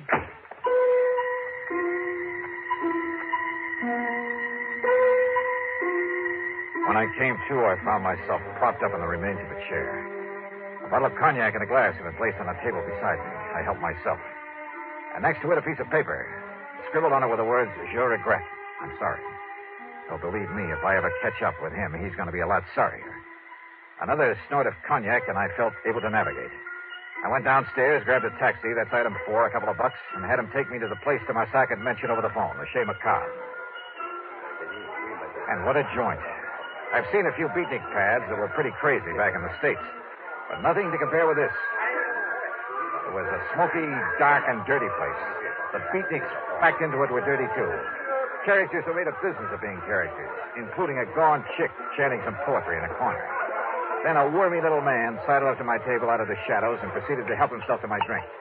Yeah, it was de Massac, the Chagris. Do not seem to know me at first, mon ami. Even when you come over and help yourself to my cognac? In this place, it is the custom. But what happened to you when you hang up the telephone on me? Well, somebody sneaked in and worked me over to Massac. Any idea who it might have been? No. I hope he did not hurt you too badly. No, he did all right. But why? Now, why the crazy note he left saying he was sorry? But of course, monsieur. But of course what? Well, he must have thought you were me. Oh? Oui. Because of a little deal on the statue that I made a week ago. In my business with some of the terrible people I have to deal with, this sort of thing happens all the time. I'll bet. But then, when this man, he discovered he had made a mistake, that you were not me... Oh, sure. What can you, the American, know of the art, the poetry of today? Huh? Now, what brought that on? Yeah, I will translate for you then my lovely, my beautiful ode to nothing. Ode to nothing? Listen to my every magnificent word. Oh, now, wait a minute. Nothing. Huh? Nothing. Oh, now, look, de Massac, come on down to earth. Wait. It is all right now. Huh? All right, what do you mean? It was for the benefit of the man who came by the table, who looked at us. Oh, yeah, I noticed him. He was very curious about us, like a spy. A spy? Yes, of course. He may have been from my dear friend, Monsieur Francois Dubesson. Wait a minute. Francois Dubesson. Isn't he the fence who got hold of that painting that was stolen from Vincent Price a while back? That I helped you to recover for a slight fee. And it was through him that you located the Blue Madonna that was taken from the gallery in Philadelphia. Oui, the same. And now it is Dubesson who has the only diamonds. You're sure of that? I am sure. Also, it was Dubesson who arranged to have them stolen back in your United States. Your good friend, huh? But of course. But you're perfectly willing to double-cross him. Why? Because you will pay me so well. If I get my hands on those diamonds. Oh, I have it all arranged. So, if you would like to pay me now, the $5,000 American... When I get my hands on them. And it's only $2,000, remember? Oui. I cheated myself. Okay, now, how do I get them? I have told him that you're here, that you are very rich, that you will pay him 15 million francs. 15? Well, that's close to $30,000. It is better there remain lost to your company. All right. Where'll I find him, this Francois Dubesson? He will come to you. With the diamonds? Yes, at your hotel. tonight at midnight. He knows my name? Well, I've told him that you are Mr. Robert Matthews from Texas. Yeah, good. Then I'll have to take another room under that name. But of course. And you're sure he doesn't know who I really am? My business? No, because only I could tell him that. All right, now look, Damasak. If you have any idea double-crossing me... You? Oh, my oldest, my dearest. And yet, if you were to find out that 3,000... Okay, Damasak. If it all goes off without a hitch. But if it doesn't... Oh, have no fear, mon ami.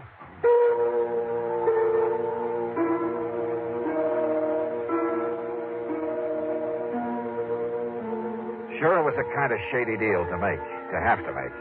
But under the circumstances, what else? And people simply don't realize how most of the crimes in this world are solved. Not by Sherlock Holmes type of detective work, not by the kind of stuff you read in the mystery magazines, but through informants. And one way or another, they all have to be paid off. Otherwise, well, look at this case. If Dubuisson were to know who I really am, I'd stand a chance of not only losing the case, but my life as well. On the way back to my hotel, I began to wonder again about the man who'd attacked me there at Dubuisson's apartment, who'd apparently been there before, looking for someone, or for me. Did he really think I was Dubuisson? Or was it all just a warning to leave this case alone? There was only one way to find out.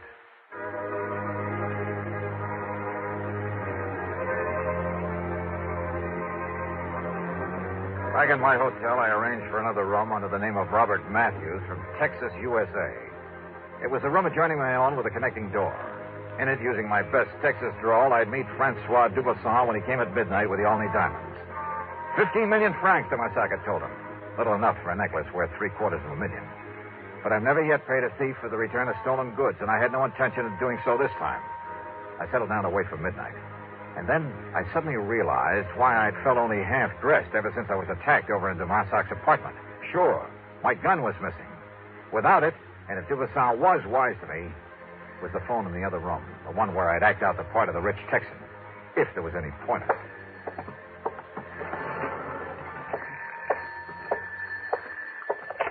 Hello. Monsieur Matthews? Yep. My name is Dubuisson. Francois Dubuisson. Say, I've been waiting to hear from you. You are alone, monsieur. Don't think I'd let anybody else in on our little deal, do you? I hope not. I can be there in 5 minutes. Yeah, anytime you say. I'm just laying here in bed reading to myself. You have the necessary money with you? In cash? Just finished taking it out of the hotel safe. Monsieur Matthews, if we are able to make what you call a deal... Sure we can, man. Oui, but I must inform you I will come to your room prepared for any, shall we say, exigency. Huh? Now what's that? The gun I carry, it has a silencer. 5 minutes. I'll be here. I suddenly had an idea that might possibly work. Out of a small rug, a pair of shoes, and a couple of other things, I fashioned a dummy, laid it carefully in the bed in the other room, after making sure the head of that bed was toward the door. I piled up a couple of pillows so that even if there really been someone in it, only the outline under the covers would be visible. I left a cigarette burning in an ashtray, propped up a magazine. From the doorway, then, it looked like someone lying there, reading and smoking. I hoped. I unscrewed a light bulb, then stood behind the slightly open adjoining door. Come in, man, come in. You were very foolish, Monsieur Dollar, to say you obtained the money from the hotel safe. The night clerk has informed me otherwise. Also, he confessed it was you who took both of these rooms. Well, have you anything to say? I told you Dollar was here because of the jewels, Francois. Annette. Oui, ma chérie. So, Annette, you may dispose of him once and for all. Close the door. No! Look, there's a dummy in that bed. Oui, you're right. But Dollar has no gun now. And if he's here, Francois... Take care, ma chérie. Don't worry. First, we try that other room. I nudged open the adjoining door, and with everything I had, I pitched the light bulb across the room at the far wall. No, he's in here! Then I dove in low at the first of them I could reach. Annette! Annette! A bad mistake, Johnny. Because I have the gun. Yeah. I suppose I should have known, Annette. Your last mistake. Because with this silencer, nobody will ever know. Oh, I'm sorry, mademoiselle. Oh, dear. Oh, thanks, Tomasak. Like the U.S. Marines. But such a pity, monsieur. Huh? That I should stoop so low as to strike a beautiful woman. Of course, the fact that it saved my life. 5,000. Sure. 5,000.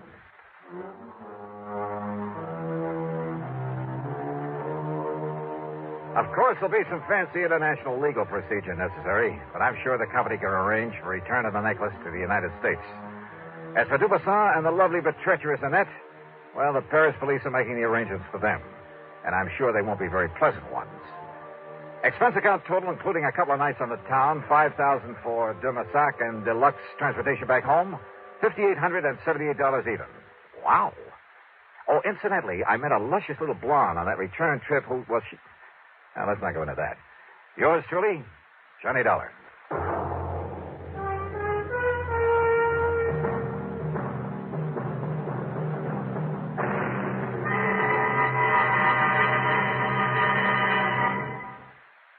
Here's our star to tell you about next week's story. Next week, a foggy night on the Embarcadero in San Francisco. In the shadows, a killer. Join us, won't you? Yours truly, Johnny Dollar.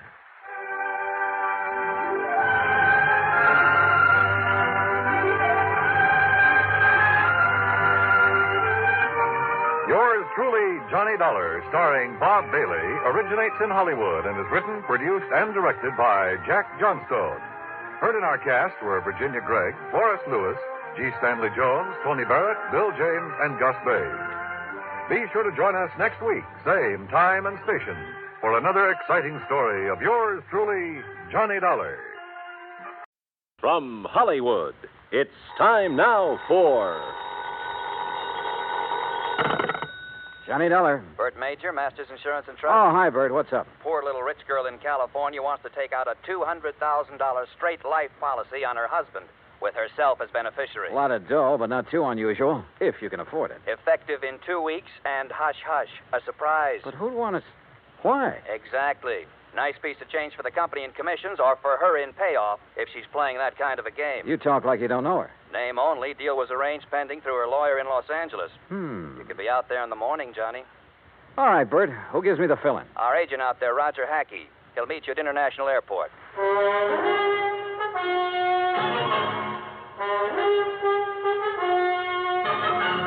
Bob Bailey in the exciting adventures of the man with the action-packed expense account, America's fabulous freelance insurance investigator. Yours truly, Johnny Dollar.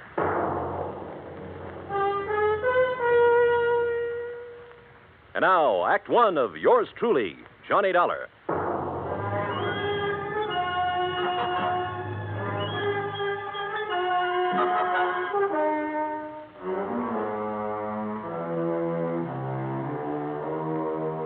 Expense account submitted by Special Investigator Johnny Dollar to the Home Office, Masters Insurance and Trust Company, Hartford, Connecticut. Following is an account of expenses incurred during my investigation of the poor little rich girl matter.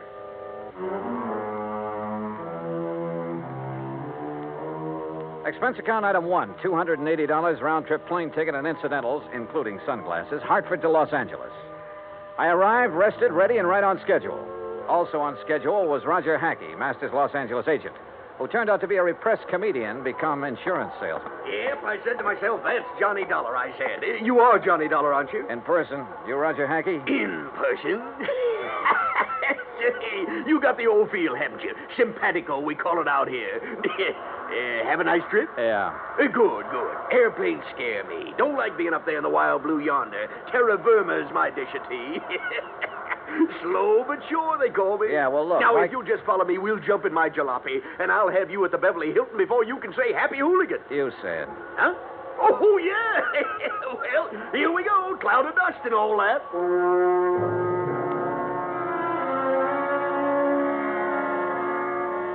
The ride from the air terminal to the hotel was hot, silent on my part, and unproductive so far as the case was concerned. Roger Hackey kept up a running commentary on everything from bad actors to the Zodiac. It wasn't until I was settled in my room with drink in hand and shoeless feet propped up that I could get him to switch to the $200,000 surprise. Her name is Cynthia Durbin. Now, how much do you know about her? Nothing. Bert Major said you'd give me the background. Now, she's a strange one. You know what a chameleon is? Well, sure, a lizard that changes color, so what? So that's the kind of a gal Cynthia Durbin is. At least she is now. You're losing me, Roger. Begin at the beginning. Now, you're the doctor. As the Siamese twins said after the operation, what's missing? Yeah. Yeah. How did you meet Cynthia Durbin? Well, she came into the office yesterday. No call, no appointment. There she was. Oh, what's she like? Trim. Real trim. And expensive. Just casually announced she wanted to buy $200,000 worth of insurance, huh? Well, not exactly. She started asking about various policies, endowments, straight life, etc., and how and when they paid off. And she kept giving me the big eye and cross-leg routine. She tell you anything about herself? Oh, didn't have to. I already knew. She's practically a fixture in the society section of the Sunday papers. Garden parties, opening nights, and all that. Yeah, but only lately. Her husband? Peter Durbin. He's been a public figure ever since they got married about 3 years ago. But she hasn't. No, just the last couple of months or so. How old is she? Oh, around 25. Blonde, blooming, and gorgeous, figuratively speaking. I take it she has the money, huh? Yeah, right. He was a well-torsoed movie bit player with a champagne appetite. I see. Now, what about this surprise angle? Well, she came right to the point. Said her husband had just had a complete physical. Asked if his doctor's report would be acceptable. If so, okay. But you didn't sign her up. Why? She didn't give me the chance. What do you mean? All of a sudden, she reached in her purse and pulled out a piece of paper with a name and address on it, announced this was her attorney. See him, she said, smiled big, and walked out. Did you go and see the attorney? Right away. A guy by the name of Crane Collins. Has big plush offices downtown, old senior partner type. What did he have to say? Oh, nothing except routine questions about filling out the forms, expediting the procedure, importance of secrecy for the surprise. Well, why didn't you ask a few questions? Couldn't. What do you mean, couldn't? She was there. Doing what? Sitting back in a corner, all huddled up like a mouse waiting to be pounced on. Didn't say a word, while Collins and I filled out the papers. Yeah, she signed them as if they were a death warrant. Went back to the corner and stared at the wall. Now I see what you meant by that chameleon remark. Yeah, she's too much for me. Yeah. A leopard can change its spots, too. Expense account item 2, $3.25 taxi fare to the offices of Crane Collins. So far, all I knew was that the wealthy young woman wanted a pot full of insurance on her husband. If it hadn't been for the surprise request, it would have been routine. Now it wasn't. And the people involved, one of them at least, were not routine. I was ushered into an oak panel office high above the streets of Los Angeles. Good afternoon, Mr. Dollar. Mr. Collins? Your card identifies you as an insurance investigator, Mr. Dollar. I don't believe I understand. Cynthia Durbin is your client? Why, yes. You represented this client yesterday in the signing of an application for a $200,000 straight life insurance policy on her husband. Yes? I represent the company. Everything is in order, is it not? Insurance is a lot of things, Mr. Collins. A surprise to the insured is one of the things it isn't. My client is adamant in this respect. Call it a quirk, if you will. You expect the company to issue a $200,000 policy on a quirk? Well, how long have you known Mrs. Durbin? Since she was born. Then you know her father? Knew him. I am his executor. Uh-huh. Mother? Also deceased. Both parents died when Cynthia was 17. I was her guardian and have been her legal advisor since she came of age. Was she well provided for? Very. What kind of a man is her husband? Young, about 30. Tall, good-looking. No, Mr. Collins, not statistics. Your impressions. He plays an excellent game of golf. Gets along well with people when he wants to. But you don't like him, do you? In this profession, Mr. Dollar, I neither like nor dislike people. I represent them, and that representation is based on fact. Well, in my profession, we go by feel as well as fact. Well, tell me candidly, Mr. Collins, do you think there's anything strange about this request for insurance on her husband? As I said, I deal in facts, not feelings. As a client, she sought professional assistance. Ergo, I supplied it. Where do the Durbins live? I'd rather Oh, not. now look, I can get it from any society editor in town. My secretary will give you the information. All right, thank you. By the way, don't tell Mrs. Durbin or anyone else that we've had this discussion. If you do, there will be no insurance issued. Interference with investigative procedure. Fact, Mr. Collins. I understand. Expense account item 3, $2.60, phone call. Then taxi to Roger Hackey's office. A neat one-story building in the Miracle Mile on Wilshire Boulevard. Purpose? To borrow Roger's company car. The Durbins lived in one of those colonial mansions out in Beverly Hills, surrounded by curving driveways, spacious lawns, swimming pool, and cabanas, all of it enclosed by thick, high walls and electronically controlled gates. The mention of insurance on the intercom got me in. Cynthia Durbin was everything Roger said she was. The first time he met her, that is. Please excuse my appearance, Mr. Dollar. I've been swimming. Oh, I don't mind at all, Mrs. Durbin. Really, you shouldn't have come here to deliver the policy. What if my husband had been home? No surprise. No, that would have spoiled everything. Well, may I have it, please? The paperwork has not been completed yet. Then what are you doing here? What do you want? Get to the point. Well, just a few questions, Mrs. Durbin. My colleague, Mr. Hackey, should have handled these details yesterday, but he was somewhat rushed. Oh, then there's nothing wrong with... Would you care for a drink, Mr. Dollar? Thanks. The bar's out by the pool. Shall we?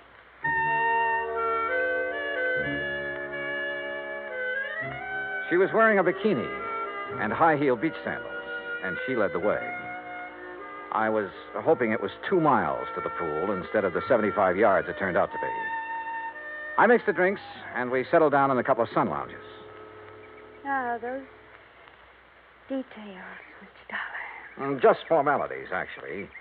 You're to be the beneficiary? Yes. That was discussed yesterday. Oh, yes, so it was. What does your husband do, Mrs. Durbin? He doesn't work, if that's what you mean. He doesn't have to. I have enough for both of us. Johnny. Yeah? Freshen my drink, will you, please? Oh, sure. Say, tell me, did you ever contemplate divorce? Divorce? Whatever makes you ask a question like that? Well? Of course not. We've had our differences, minor ones. What couple hasn't? Yeah, I suppose you got a point there. Here you are. Thank you. Johnny. Why did you pick 2 weeks from today to be the effective date of the policy? Isn't that my business?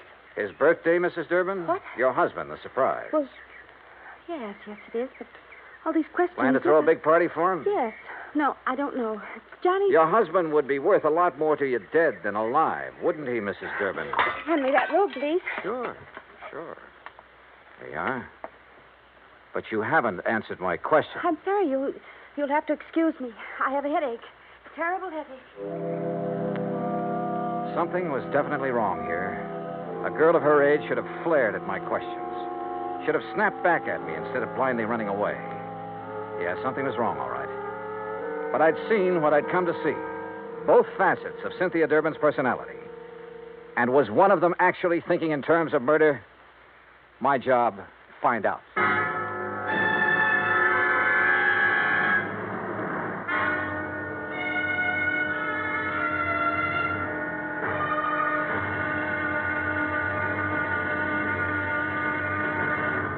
Act 2 of yours truly, Johnny Dollar, in a moment. An interesting parallel hit me the other day. When a baby takes its first 3 steps, everybody is happy and gives a cheer for its progress. The same thing happens when a country takes important steps toward lasting world peace and freedom. That great American patriot, Benjamin Franklin, outlined 3 important steps in the drive toward a lasting world peace and freedom of mankind. The last and most important of these steps was, and is, to get the people of the world to talk to each other and to help each other. This is the essence of the people-to-people program that Americans have put into operation all over the world. It has been such a great success that it is beginning to work both ways. Not too long ago in Korea, Tom Lawrence, a yeoman in the United States Navy, lost his wallet on a street in Seoul. The wallet was found by a 15-year-old Korean boy who gave it to his father. The father promptly returned it to Lawrence with nothing missing. Tom Lawrence decided that this kind of honesty should pay off. He visited the 7 members of the Korean family and gave them 80 pounds of rice. He then promised to bring the family 50 pounds of rice each month he remained in Korea. The Korean father said, "I think this is much more than I deserve." Maybe it was, and maybe it wasn't. But who can put a price on better understanding among the peoples of the world? For through better understanding of each other comes an understanding of freedom, the right of all men, everywhere.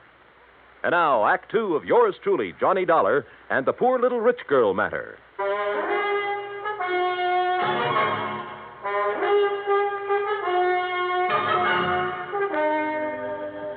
I sat beside one of the plushest swimming pools in Beverly Hills, alone. I finished my drink slowly. Cynthia Durbin was a strange one, all right, but her actions seemed compulsory rather than natural. If she really was thinking about murder for $200,000 in one chunk, she was pretty crude about it. If she was trying to impress her husband for some unknown reason, she'd selected a mighty offbeat way to do it. If she was going off her rocker, well... The extension phone hung on a post beside the bar.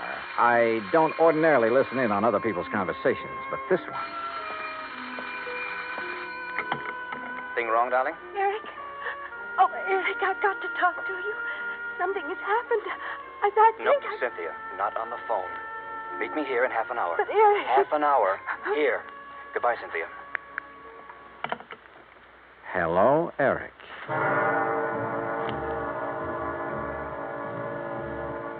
As I strolled to my car, nobody asked me to come back again sometime. Not that I expected it. I parked a block down the street, adjusted the rearview mirror, and got comfortable. A cigarette later, she came zooming out in a CAD convertible and headed my way. I've tailed a few cars in my time, but this kid was either scared silly or she'd learned her evasive tactics from Bull Halsey. I lost her in the first 10 blocks. So I drove Roger Hackey's car back to his office and prepared for the horse laugh I had coming. It came. She lost you, huh? Oh, that's a dandy, a real dandy. Hey, tell me, do you always laugh when you're about to lose the commission on a $200,000 policy? Yeah? Oh. Well, what are you going to do now, Johnny? Who is Eric? Well, he's not a brother, that's for sure. Oh.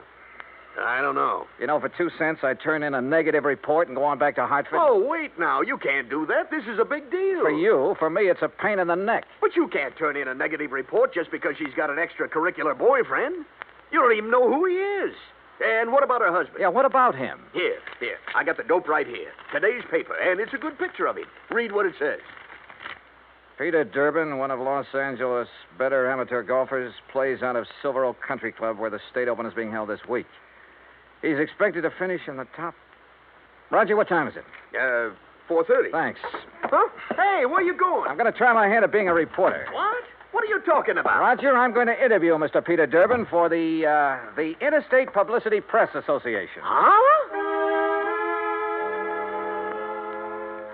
Expense account item 4, $2.40, cab fare to the Silver Oak Country Club, which nestled in a big ravine north of Sunset Boulevard, some 15 minutes from Roger's office. The last players were coming in for the afternoon round when I got there, and Peter Durbin was among them. I waited until after the radio and TV boys had got through, and then caught him in a corner of the locker room. Yes? Who are you? Johnny Dollar, Interstate Publicity Press. I'd like to ask you a few questions, please. Well, I've already given my interviews. Well, sure, I know, but this is feature stuff. Best part of the day. There's the gallery body or stuff like that. Oh, all right, but make it quick. Yes, sir. Is your wife here? No, she never watches me play. Oh? Where is she now? Well, at home. Where else? But now, see here, don't you think... You're playing a great game, Mr. Durbin. You figure you're going to win this tournament, huh? Yes, I think so. McMahon has turned into 69, of course, but I'm still 3 strokes up on him. I play a much steadier game than he does. Oh, yeah, sure. This is your home club, isn't it? Oh, yes. It's one of the best in the country. Yeah, mighty fine course. You must be pretty well heeled. Well, That's none of your readers' concern. Oh, I'm sorry. Say, you have a birthday coming up soon, haven't you? How did you know? Oh, well, you're a prominent personality, Mr. Durbin. We keep a file on this sort of thing, on important people like you. Oh, I see. Well, sure. I suppose you're going to have a big affair. No, as a matter of fact, the annual Western Road races fall on my birthday each year. As a reporter, you should recall that I won both last year and the year before. Oh, yeah, sure. Well, happy birthday, Mr. Durbin, and good luck. Well, is that all you want? That's all I need to know. Thanks. Act 3 of yours truly, Johnny Dollar, in a moment. No folklore could be all boastful and dynamic. Some of it is about the man at the bottom of the pile, like the one they tell of the traveler who just had to get across a river. He argued with the boatman, but that boatman wasn't about to move. Nope, not with the spring thaw making it a mighty ugly river. The traveler was insistent. Finally, the boatman agreed, but it was going to cost a whole quarter to get across. But I ain't got but 15 cents. You gotta take me for that. Your regular fare's only 10 cents. The boatman stood firm. I ain't going, that's all. Anybody that ain't got but 15 cents, it just don't make no difference which side of the river he's on anyhow. Folklore belongs to every nation's legendary past. And I guess we Americans have our share of some good ones. Like the one about... but we'll have to save that one for the next time we travel your way. See you then. And now, Act 3 of yours truly, Johnny Dollar, and the Poor Little Rich Girl Matter. Expense account item 5, $6 even. Taxi fare to the office of Attorney Crane Collins, with whom I could now agree on one point. I didn't like Peter Durbin either. It was 6:15 after hours when I entered the office of Collins, Douglas, Walsh, Hanley, and James. The senior partner was still there. His door was slightly ajar, and I heard voices, which stopped abruptly when I entered. Oh, Mr. Dollar. Rather late in the day, isn't it? I don't keep office hours, Mr. Collins. I'm very busy. Then I'll wait. Very well, as you wish. I wished, so I waited. But not for long. Because about 3 minutes later, Collins came out, carefully closed the door of his office behind him, and strode easily toward me, oozing his most charming professional smile. Now, Mr. Dollar, what can I do for you? Why didn't you tell me the first time I was here that Peter Durbin, in addition to being a first-class golfer, was also a racing enthusiast? Why, it just didn't occur to me. Do you know any insurance company in the world that would issue a $200,000 policy on a man who risks his life in a racing car? Then your company will not issue the policy? What do you think? Now tell me something. Who is Eric? Eric? That's right. Well? The name is not familiar to me. Now, look, Mr. Collins, I have a feeling that even you will admit that withholding information in connection with a possible murder is punishable by law. Fact. I am fully aware of that, but I fail to see what that... What are you doing? You didn't invite me into your office. I just wondered why is all. Have you no ethics, man? Cynthia Durbin was in there a few minutes ago, wasn't she? Mr. Dollar. Wasn't she? If it is the intention of your company not to issue the insurance to my client, I will so inform her, and that will end the matter so far as you are concerned. Now, please be good enough to leave. You really don't know or care what's going on, do you? You're so wrapped up in the letter of the law that preventing a possible murder doesn't even occur to you. Another one of your feelings? Well, I don't have the remotest idea what you're talking about. Good night, Mr. Dollar. Good night, Mr. Collins. Expense account item 6, $9.50, cocktails and dinner. I should have written my report negative and hightailed it back to Hartford. But when you see in your mind's eye the possibility of a racing car careening off the road at 125 miles an hour exactly 2 weeks from now, you don't just stick to business and call it quits. Eric, wherever he tended bar, was the key. But how to find him? I was on dessert in the evening paper, giving my subconscious mind a chance to work it out when all of a sudden I was looking at it on the society page. Expense account item 7, $19, including taxi fare to Los Angeles Police Headquarters, where I had a pleasant chat with the captain on duty. Then a tuxedo rental in the same taxi to the Statler Hotel. A special pass let me in as guest at a crowded and bejeweled society benefit. Enjoying the party, Mr. Collins? Dollar, what are you doing here? Enjoying the party, too. Have Mr. and Mrs. Durbin arrived? You are the most annoyingly persistent individual I have ever... Please, no compliments. See you later. After a few minutes, I spotted her, dressed to the teeth. She turned suddenly and saw me. I expected surprise, chagrin, fear, most anything but what I got. Mr. Dollar, Johnny, I am glad to see you. I was such a bore this afternoon. Forgive me. Well, your exit was rather sudden.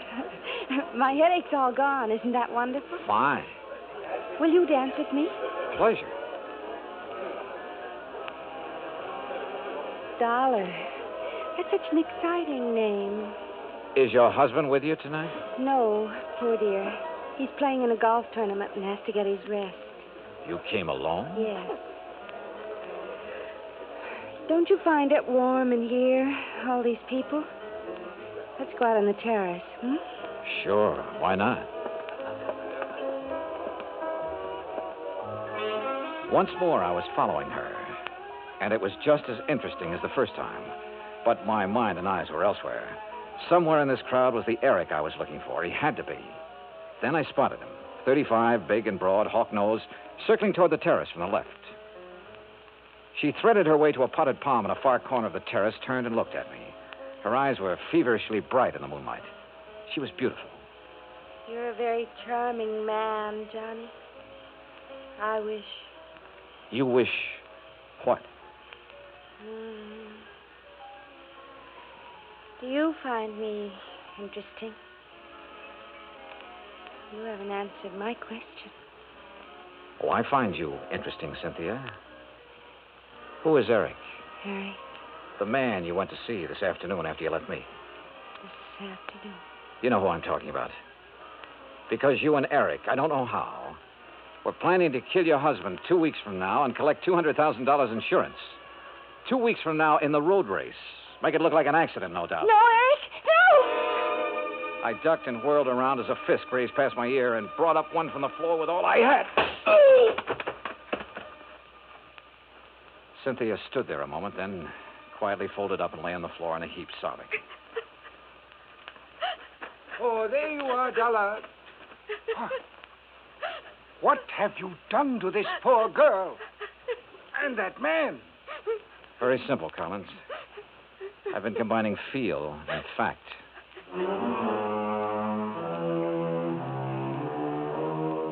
The house dick and I got them out of there. Hawk-nosed to police headquarters, Cynthia to a hospital.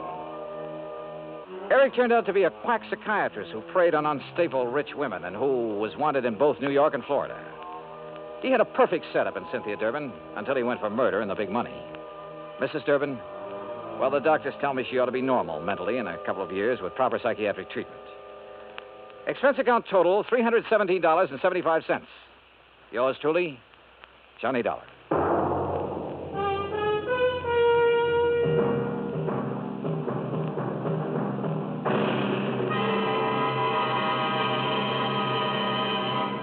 Our star will return in just a moment. Our flag now numbers 50 stars, and behind each star there stands yet another flag, representing one of the 50 states. North Carolina's state flag bears the initial of her name on either side of a white star. Above, on a yellow scroll, is the date May 20th, 1775. Below, on a similar scroll, is the date April 12th, 1776. The 1775 date stands for an early Declaration of Independence, known as the Mecklenburg Declaration of Independence. April 12, 1776, was the date of the first Constitutional Convention held in Halifax.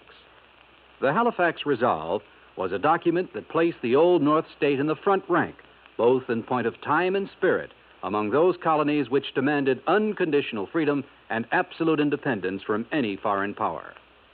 North Carolina's state flag, the flag of the 12th state to enter the Union, was adopted on March 9th, 1885.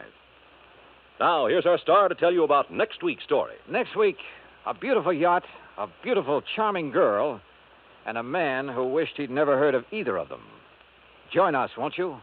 Yours truly, Johnny Dollar.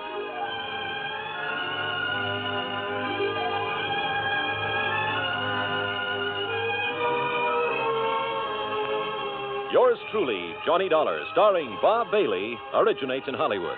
Written by Alan Botzer, it is produced and directed by Jack Johnstone. Heard in our cast were Virginia Gregg, Herb Ellis, Frank Nelson, Marvin Miller, and Peter Leeds. Be sure to join us next week, same time and station, for another exciting story of Yours truly, Johnny Dollar. This is Bud Sewell speaking.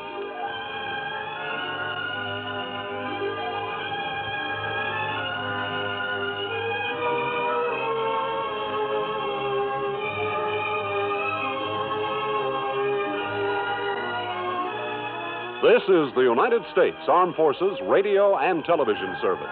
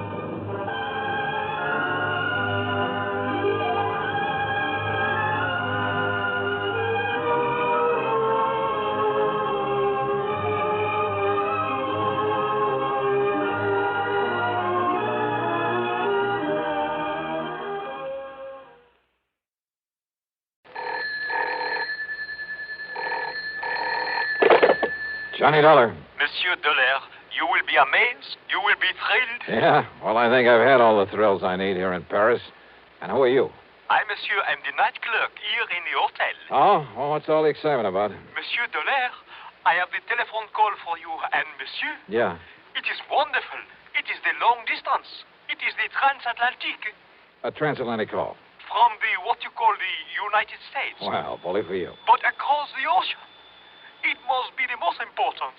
Yeah, well, put them on and we'll see. Oui, monsieur. Hello? Johnny? That's right. George Reed here. Well, George. All right, clerk, you can get off the line now. What, Johnny? You hear me? Clerk? But, monsieur. Come on, hang up. Very well, monsieur.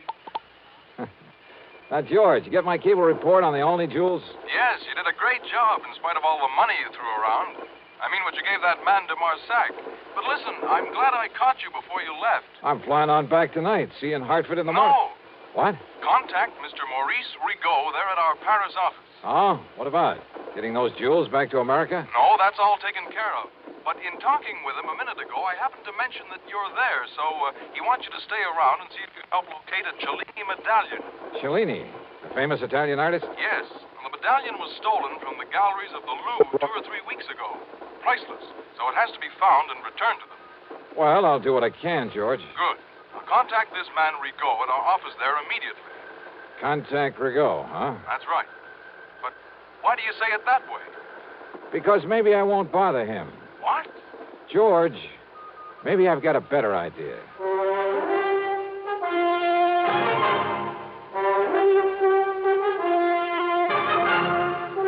CBS Radio brings you Bob Bailey in the intriguing adventures of the man with the action-packed expense account, America's fabulous freelance insurance investigator. Yours truly, Johnny Dollar.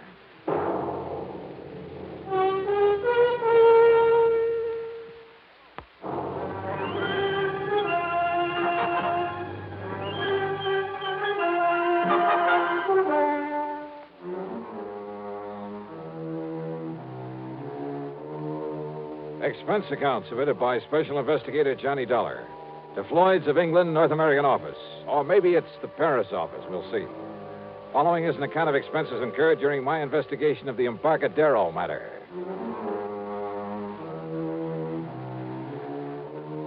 Expense account item 1, a few francs. Call it 10 cents American for a telephone call.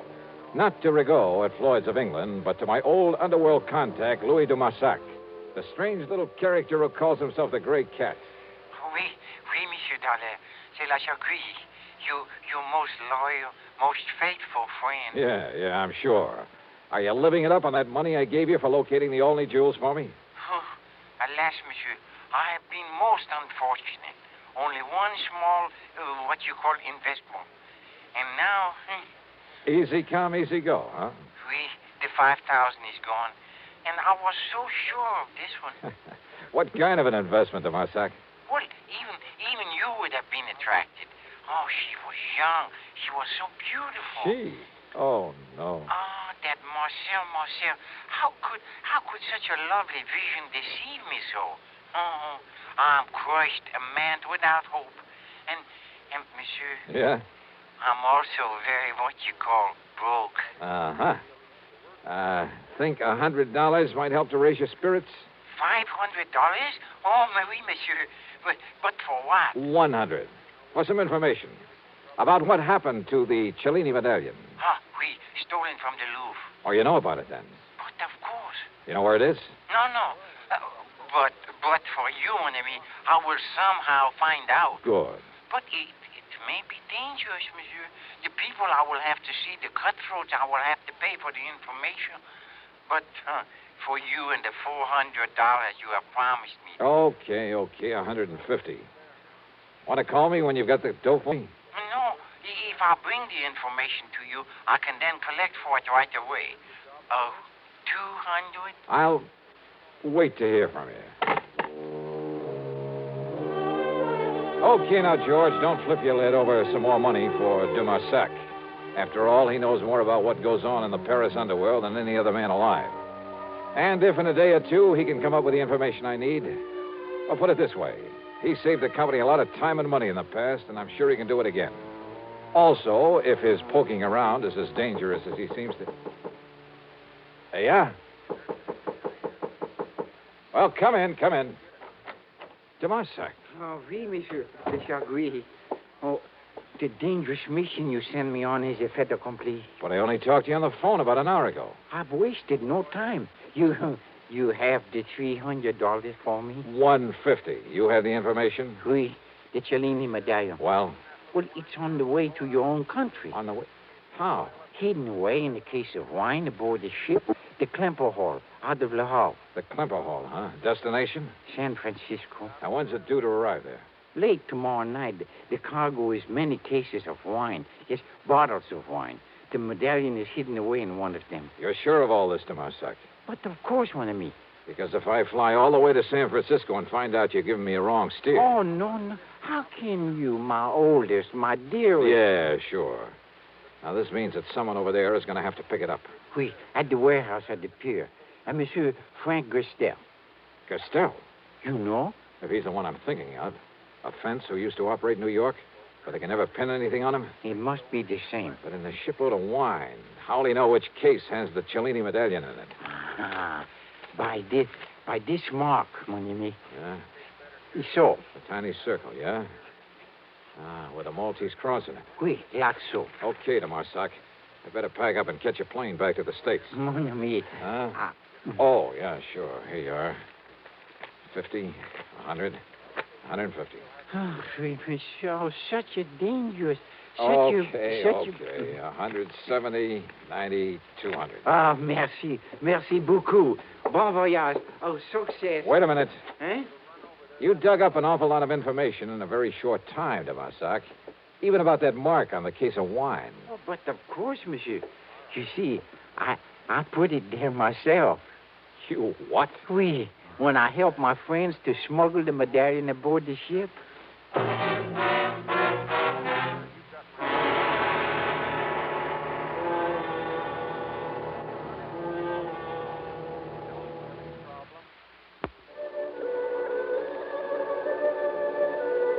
Expense account item 2 is the couple of $100 to de Marsac for the information about the stolen Cellini medallion. Item 3, $92 American for my hotel there in Paris, and a taxi out to Orly. Item 4, $5.99 even plane fare, Paris to New York to San Francisco, and a taxi to my favorite hotel, the Huntington, up on Nob Hill. A pea soup fog had settled over the city, and the driver had to practically feel his way the last couple of blocks. By the time I'd cleaned up and changed my clothes, it was late, and I was hungry. And after the long plane trip, I was glad for a chance to walk over to the Fleur de Lis on Sutter Street. Cocktails and a rare good dinner ran up item 5, $11 even. Then I started back to the Huntington, again on foot. I say I started. It was late, remember, and dark. Not many people on the streets. And suddenly I was conscious of someone behind me, slowly catching up with me. In the fog, he was only a shadow, but I was sure he was following me. I slipped out my gun under my coat and then slowed my pace. All right, brother, what? Huh? Yeah. Hi, Johnny. Smokey Sullivan. Yeah. Well, what under the...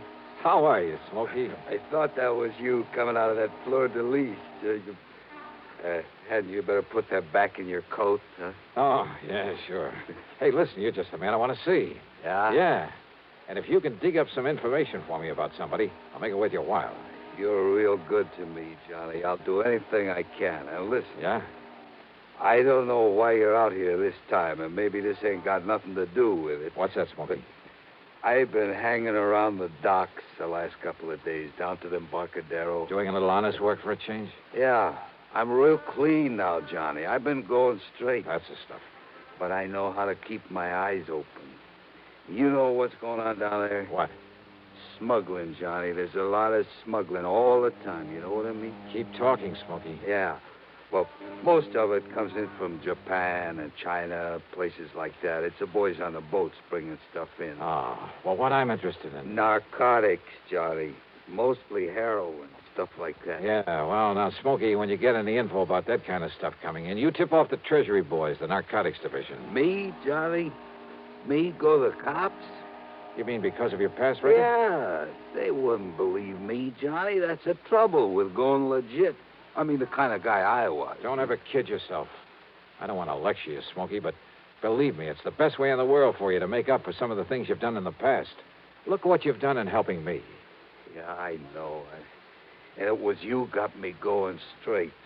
But don't you see, if anybody was to find out that I was informed... Don't worry. The Treasury boys will never talk. Okay, Johnny. But now the man I'm say. interested in... But now, like I was going to tell you... Smokey, listen. Like I said, most of the stuff is from the Orient. But down there to the docks, a couple of nights running now.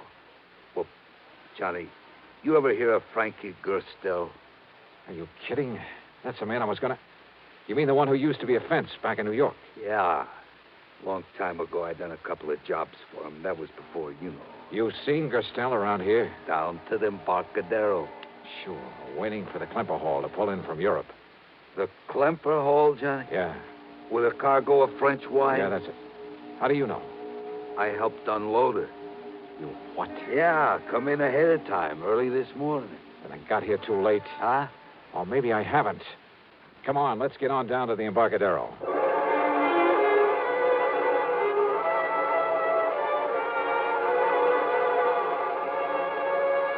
Item 6, $1.50 for a taxi. Pier 93, where the Klemper Hall was berthed, was dark. Except, that is, for a dim light in the office on the street side. Back in the huge warehouse extending out over the waters of the bay, there wasn't even a glow from a nightlight. Sure funny, Johnny. They're not having some kind of a light in the warehouse. Yeah. Well, we'll find out about that from the watchman there in the office, if we can wake him up. Yeah. Sleeping on a job like that, why, Hey, watchman. Watchman, come on, open up. Johnny. Yeah, I see. Come on, Smokey, give me a... Here we go now. All right, wake up, mister. Come on, I said wake up. Yeah, Johnny. He's asleep, all right. For good.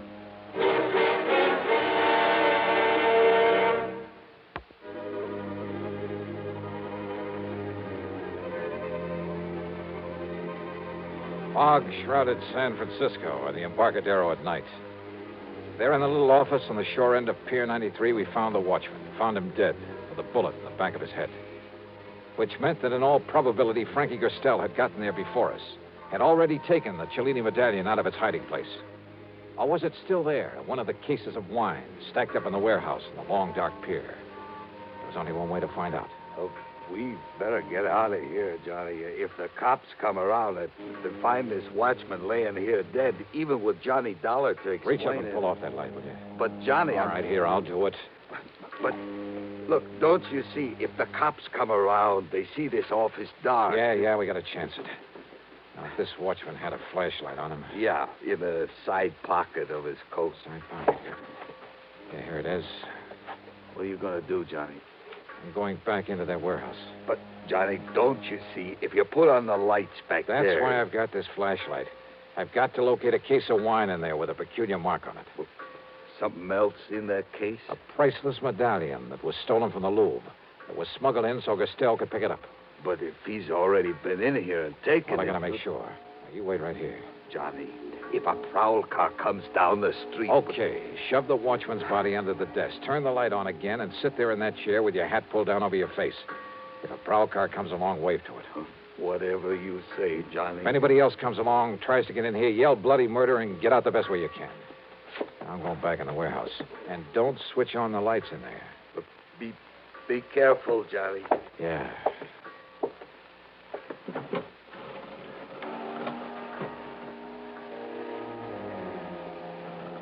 The light in the office, when Smokey turned it on again, made only a thin yellow line beneath the sliding door.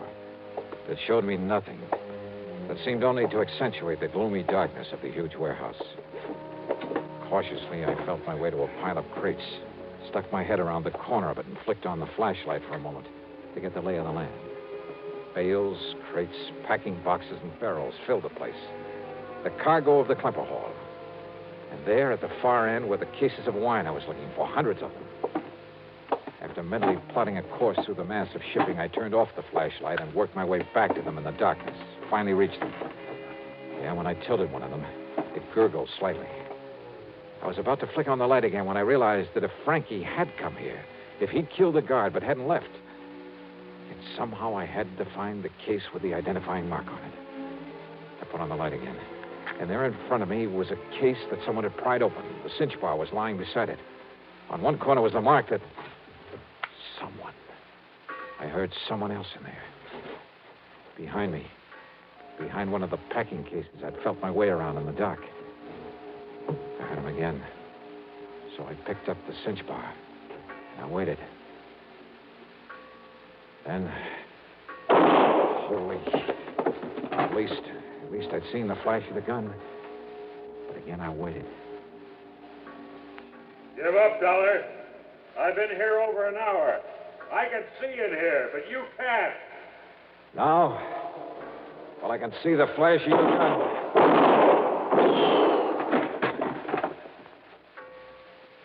You see what I mean? Dollar? Just keep on talking, Frankie. What?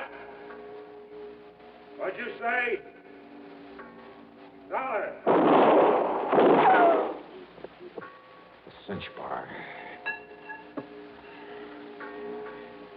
All right, here, Frankie. Ah, that's a stupid trick.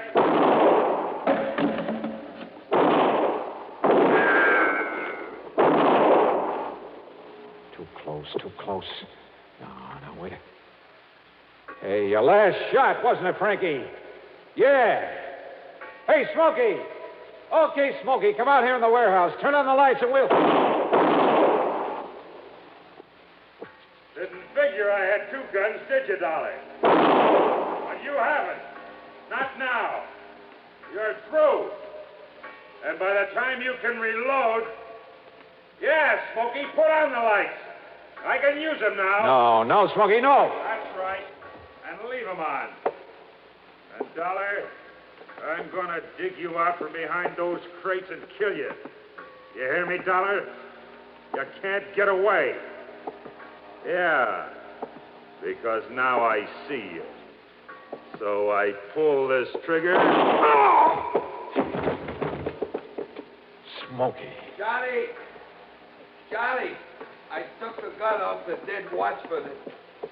Are you all right, Johnny? Yeah. Are you all right? Yeah, sure I am. You saved my life, Smokey, thanks. Yeah, you're welcome, Johnny. But listen, the cops are coming. Yeah, I hear them. Well, then, Johnny... Stop worrying, Smokey. But don't you see... You're on their side now, remember? But if they...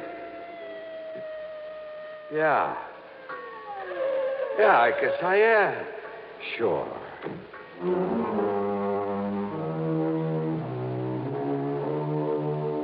The Cellini medallion in Frankie's pocket. It was pretty obvious that he'd killed the watchman, taken the medallion out of the wine case and was about to leave when Wheat showed up. Smokey's shot had killed him. Had Smokey a bit worried, too, when the police barged in on us. But now he's a public hero. Oh, sure, there'll have to be some kind of a hearing on the whole affair. My deposition's already in. But Smokey's really in the clear. As for the couple of $100 I gave him, well, forget it, George. It came out of my own pocket. So, expense account total, including the trip home, $1,174 even. Yours truly, Johnny Dollar.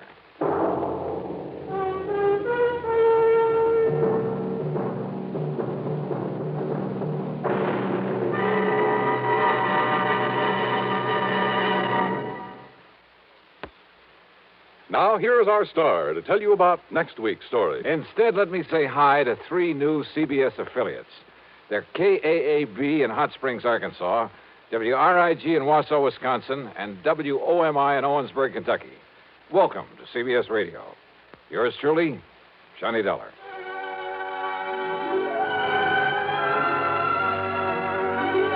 Yours truly, Johnny Dollar, starring Bob Bailey, originates in Hollywood and is written, produced, and directed by Jack Johnstone. Heard in our cast were Forrest Lewis, Vic Perrin, G. Stanley Jones, Tony Barrett, and Frank Gerstle.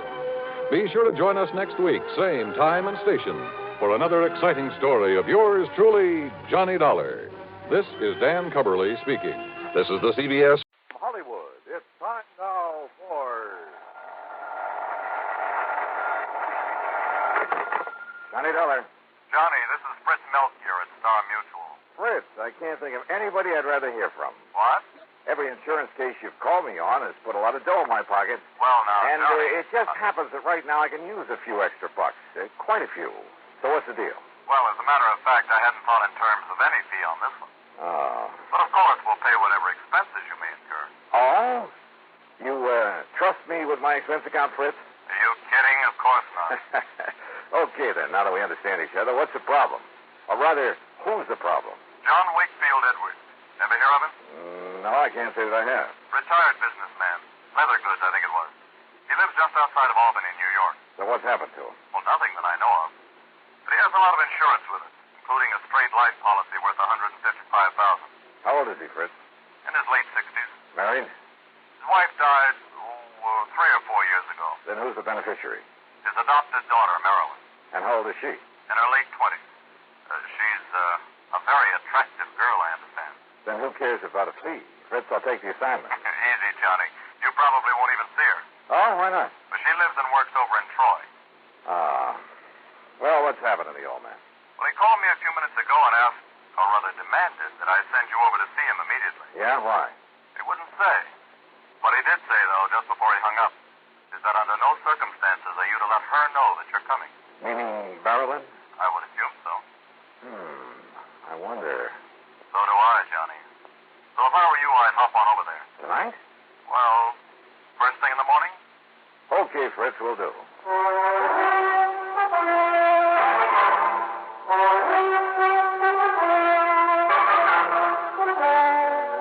Bob Bailey in the exciting adventures of the man with the action-packed expense account. America's fabulous freelance insurance investigator. Yours truly, Johnny Dollar.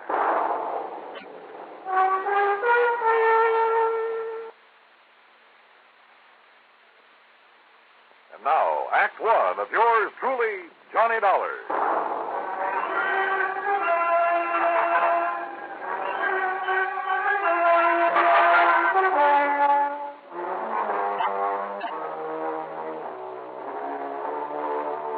Expense account submitted by Special Investigator Johnny Dollar to the Star Mutual Insurance Company, Home Office, Hartford, Connecticut.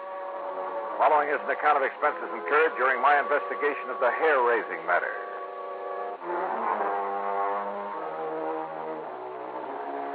When a beautiful girl and a fortune are involved, well, instead of waiting until morning, I got out my car and drove over to Albany. Item 1, 1720 for mileage. I arrived shortly after midnight, checked in at the Sheraton Ten Eyck, and although I was pretty tired, I ran up item 2, a dime for a phone call. Yes, this is John Wakefield Edwards. Johnny Dollar, Mr. Edwards. Well, why do you waste your time and money calling me? I told Fritz Melcher to send you up here. I'm right here in Albany, sir. Oh, good. Do you want me to come out and see you right away? It's pretty late. No, first thing in the morning will be all right. I'm sure nothing will happen before then. Nothing will happen. I'll expect you to have breakfast with me. I beg you. What was that? I said be here at breakfast, 7:30 sharp. Oh, okay. But now, just what did you mean about nothing will happen? I'll tell you about it in the morning. Goodbye, Mr. Dollar. Well, now, wait a minute. Look. You're the boss.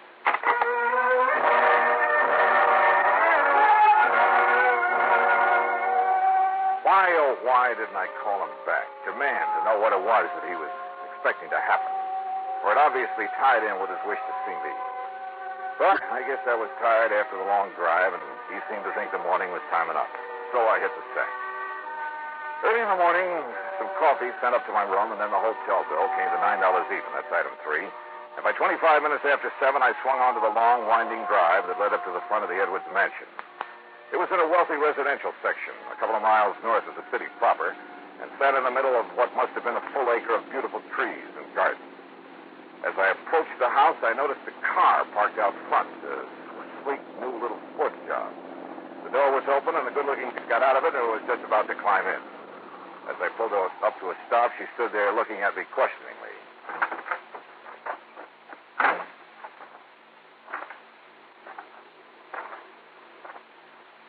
This is the Edwards home, isn't it? That's right. You want to see somebody? Why, yes. As a matter of fact, Mr. Edwards sent for me. Oh, really? Are you an old friend of his? Old? I didn't know it should. Oh, that isn't what I mean... No, my name is Johnny Dollar. John... The insurance detective or investigator or whatever you call it. Yeah, something like that. Well, hi. I'm Marilyn Edwards. Well, hi. I should have guessed he'd send for someone like you, Johnny. Come on in. Why do you say that, Marilyn? Well, Daddy seemed to be worried about something lately. You know what? No, at least I'm not sure. That's why I thought I'd stop by this morning before going to work. Oh, I thought you were just leaving. No, I just got here, just before you arrived. What do you do for a living? Don't laugh. I'm a model. Oh. And stop raising your eyebrows. After all, somebody has to pose for those ads for dishpan hands. Oh, sure. And shall we go in and see Daddy? That is, if he's up. Well, he'd better be. I have a breakfast date with him at 7:30, and it's now exactly 7:31. Then we better go in.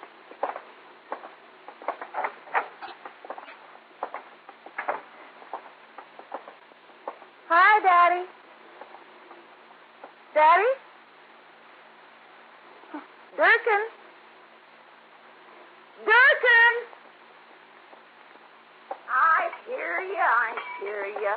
Your foster father hasn't come down yet. Johnny, this is Durkin, Daddy's housekeeper. Now, what is breakfast prompt at 7:30, and I ring the bell, and he don't come down for it. Durkin, stop it. Stop it! There now. That's the third time. Third time? Daddy, not punctual? I think I'd better go up and see. I'll go with you. I heard his alarm clock go off 3/4 of an hour ago, so there's just no excuse.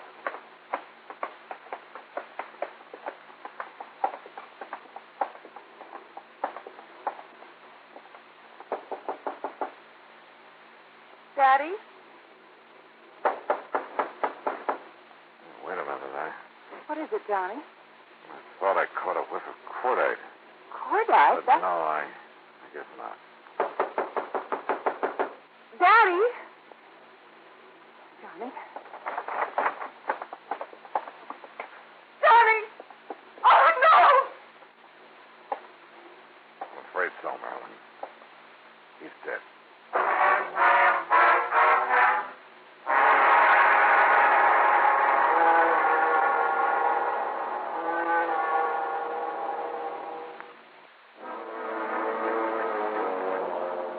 Together with Marilyn Edwards, adopted daughter of John Wakefield Edwards, I found his body in his bedroom slumped over the desk. There was no sign of any wound, no evidence of foul play.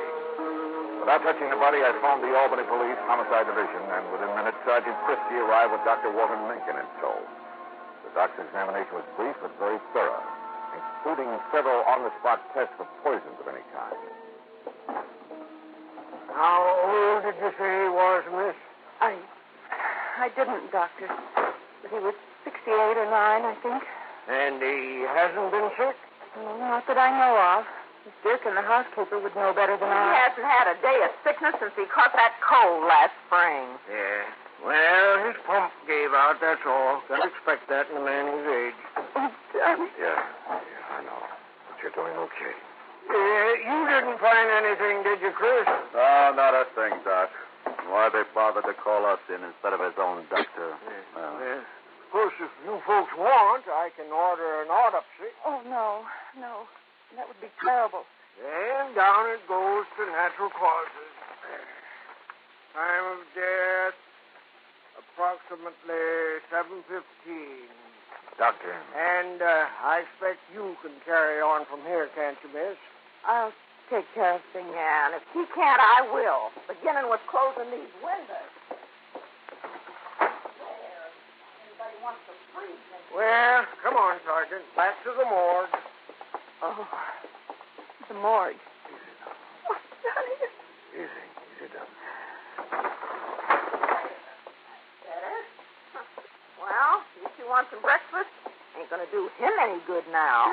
How can you... But I suppose we may as well, Johnny. And do whatever we have to do here.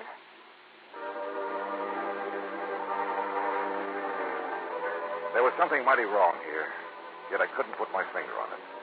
Had I really caught the smell of cordite before we entered that room? It was too late to tell now, even with the windows closed. Those windows. It was a cold morning. Had he left them open while he dressed? Marilyn, heir to his big insurance policy. Had she really just arrived when I got there? If the housekeeper, Durkin, had been in the kitchen making breakfast, it would have been easy for someone to sneak in and... But who? And why? And what about Durkin? Now, wait a minute. The police medic said death due to natural causes. No symptoms, no wounds of any kind. So that's that. The undertaker must have been hungry for business because he got there before noon and took the body away. Meantime, of course, I'd questioned both Durkin and Marilyn pretty thoroughly. Enemy? Oh, no, Johnny. Daddy didn't have... Johnny, you keep talking as though you think he might have been murdered. Does anyone beside you benefit from his death, Marilyn? That's a horrid thing to say. I do. Durkin, what are you doing snooping around this way? Well, it's as much my affair as yours now that Mr. Edwards is gone. What do you mean by that, Durkin? I mean the money he left me in his will. And the codicil in his will, it says Marilyn's got to share the insurance with me if she collects. Durkin. What do you mean by that? Oh, everybody knows her and her father, her foster father, ain't been getting along too good ever since she decided to get out and earn her own living, or tried to. I've been getting along all right. Oh, sure. And all the attention you've been giving your dear daddy these last couple of years. Why, today's the first time you've been in this house, and... That doesn't mean that Daddy and I haven't... Durkin, we wish to be left alone.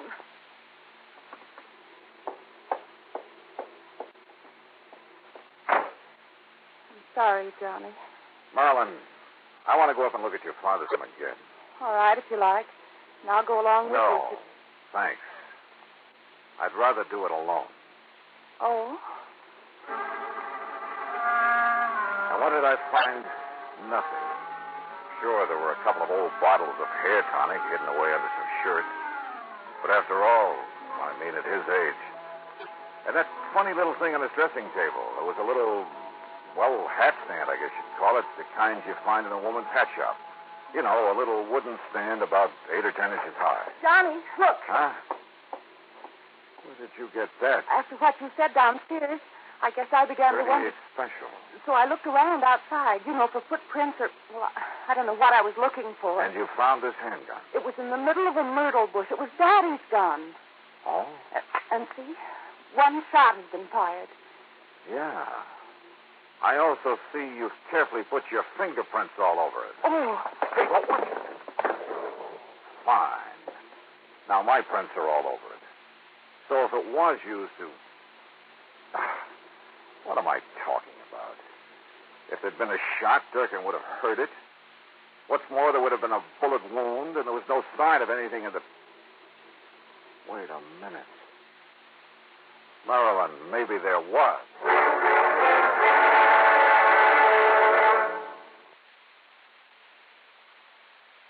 New 6 roll. And now, Act 3 of yours truly, Johnny Dollar and the hair-raising matter. My hunch was right. I was sure of it now. I told Miss Durkin and Marilyn to stay there at the house and wait for me, then jumped into my car and drove into Albany to the undertaker's.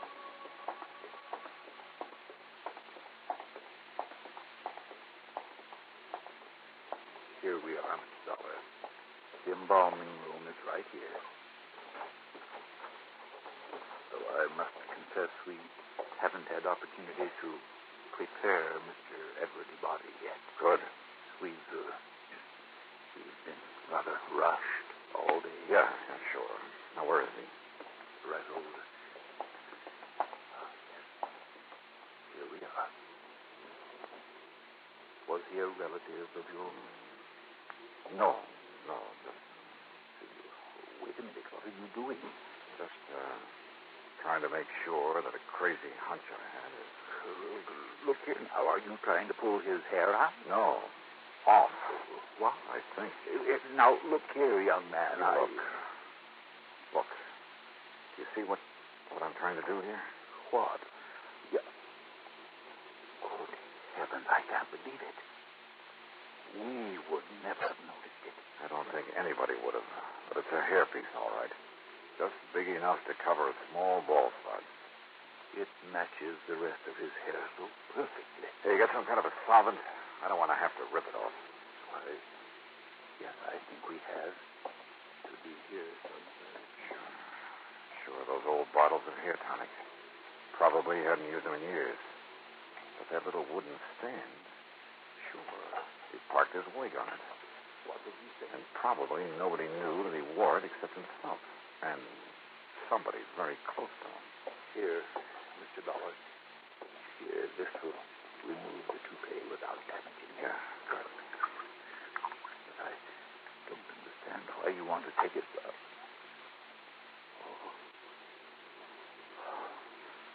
Good Lord. Yeah. Right in the middle of his bald spot. Covered up by the hairpiece. And the bullet that made it was a .38 special.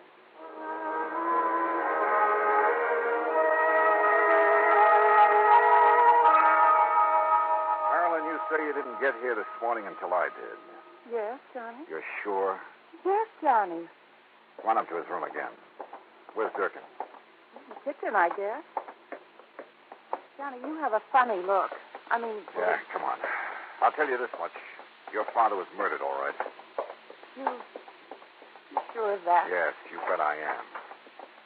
Now, look here, on his dressing table. You know what this is? Of course. It's a little hat stand I used when I was a kid. What's it doing here? I don't know. Funny. I never really noticed it before. How long did Daddy wear a toupee, Marilyn? A what? Toupee, a hairpiece. Oh, never. He was always very proud of his hair. You're sure about that? Of course I am. For a long time, he always used to smell of hair tonic when he came downstairs Well, in the it morning. just happens that you're wrong. What? A small, very well-made hairpiece covered the bald spot where he was shot this morning. With this .38 you say you found outside. But I did. Honestly. All right, I believe you. In spite of the way you covered up any fingerprints that may have been on it. You did too, Johnny. Yeah, that's right. Now listen. That leaves only one person who could have known about the hairpiece, have killed him, and then covered up the bullet wound with it. I knew I'd smelled burnt gunpowder when we first came up here. Johnny, do you think that... Yeah, but to prove it, well, I've got to try a bluff. Yeah, see if I can bluff her. I can't believe it. Yet with him dead, she'd have money, more money Hold than... it, Marilyn. Well, Durkin? So you're back. Where you been, anyway? Checking up on something.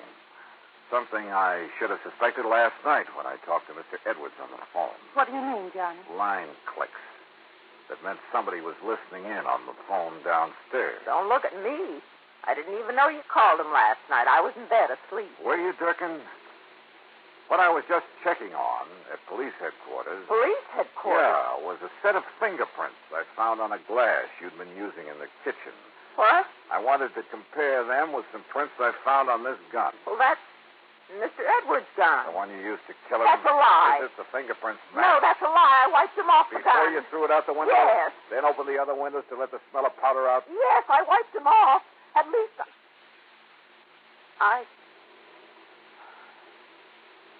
I thought I did. Okay. Let's go, then.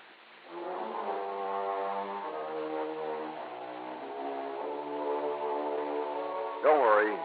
There'll be no part of the insurance or any other money for Durkin. The courts will take care of that. And probably with vengeance. As for Marilyn, well, you know something? There's a gal I think I'd like to see again. And I don't mean because of her fortune. Expense account total, including all the mileage on my car, $47.50. Yours truly, Johnny Dollar.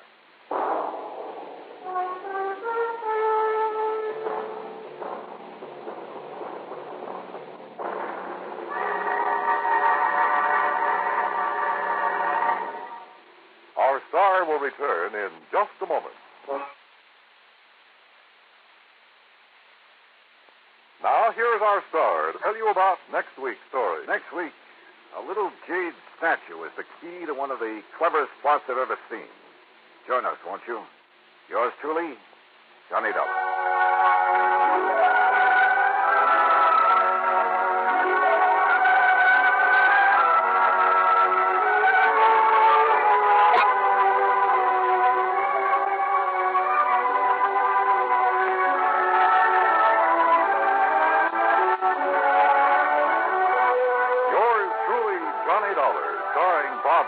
Originates in Hollywood and is written, produced, and directed by Jack Johnstone. Heard in our cast were Virginia Gregg, Shirley Mitchell, Jack Edwards, Ralph Moody, Junior Matthews, and Parley Bear. Be sure to join us next week, same time and station, for another exciting story of yours truly, Johnny Dollar. This is Dan Cumberly speaking.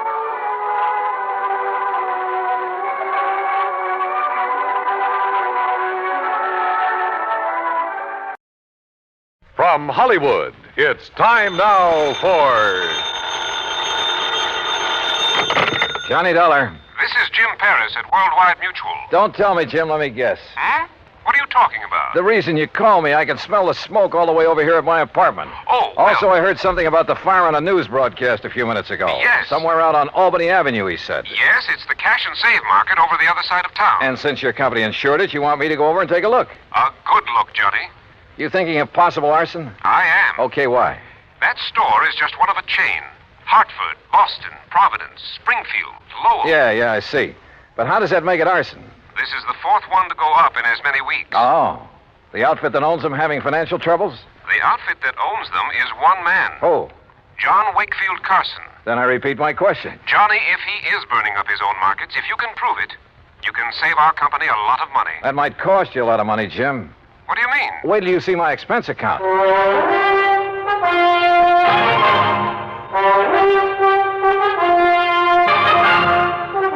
Bob Bailey in the exciting adventures of the man with the action-packed expense account. America's fabulous freelance insurance investigator. Yours truly, Johnny Dollar.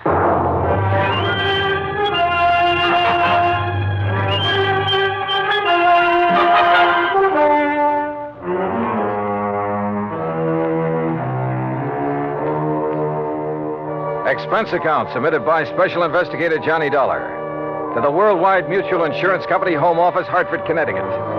Following is an account of expenses incurred during my investigation of the Carson Arson matter.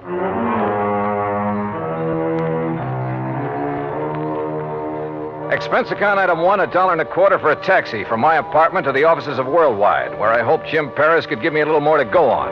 He did. Very little. First loss 4.5 weeks ago was the market up in Thompsonville. How much?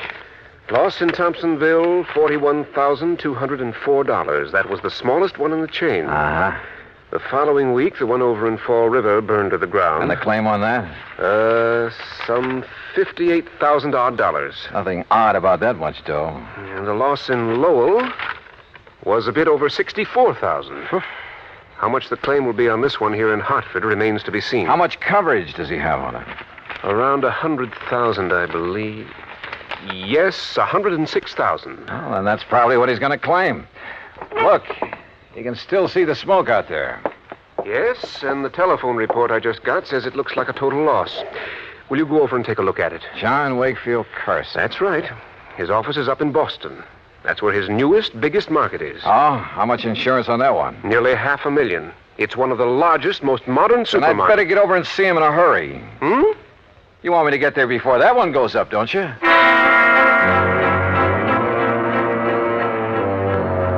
Expense account item 2, $450 for a cab to the scene of the fire, way out on Albany Road. 3 or 4 fire companies were hard at it. But it was easy to see there wasn't a chance of saving much. It struck me that this location, part of a brand new residential area, was about as far from an established fire company as it could be. I wondered for a moment if this was deliberate. I finally ran down Hal Gibbons, an old pal, and one of the best men an arson squad ever had. Stick your nose up in the air and take a deep one, Johnny. You smell it? Well, it's not kerosene, Hal. I don't think it's gasoline either. No, but it's something highly inflammable. The boys of that chemical truck could get it out. Might learn something. Of course, these stores always stock a lot of cleaning fluid, stuff like that. Most of them are not inflammable. Well, how about... Johnny, look out!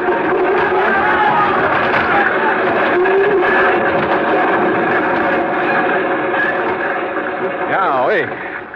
Hey, maybe we better move back a ways. Yeah. Must have got a pretty big start on the fireman, Hal. Sure, because it's so far out.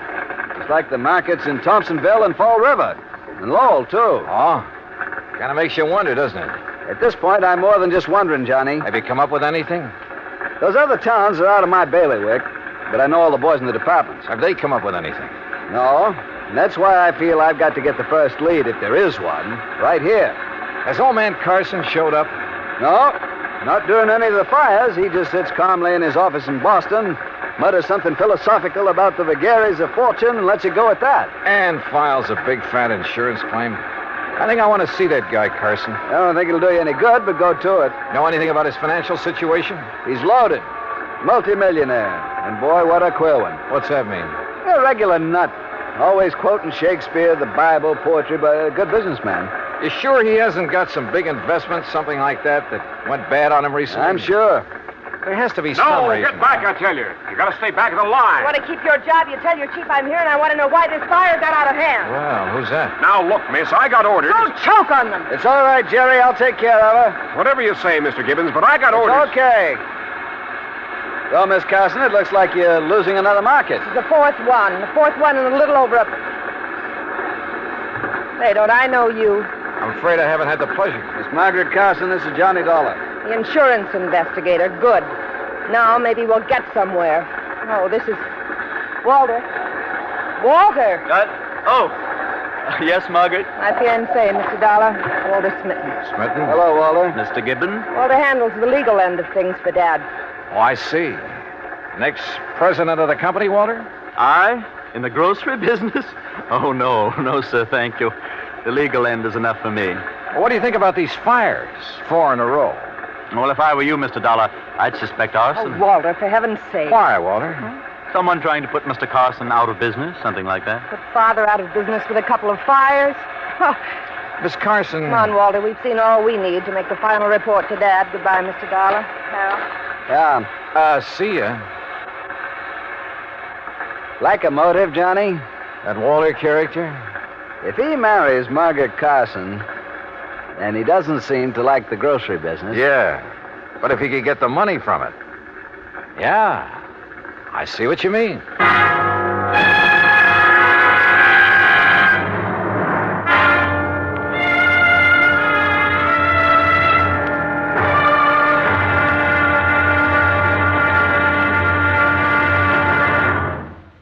Act 2 of yours truly, Johnny Dollar, in a moment. Our flag now numbers 50 stars, and behind each star there stands yet another flag representing one of the 50 states. South Dakota's state flag was inspired by a song. South Dakota is the Sunshine State.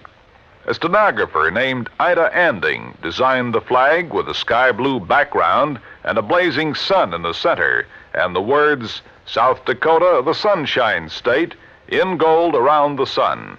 Later, the state seal was inserted over the sun, a seal representing mining and agriculture, the prime pursuits of the state. The state's banner also carries the motto, Under God, the People Rule. South Dakota's state flag The flag of the 40th state to enter the Union was adopted on March 8th, 1909. And now, Act Two of yours truly, Johnny Dollar and the Carson Arson Matter.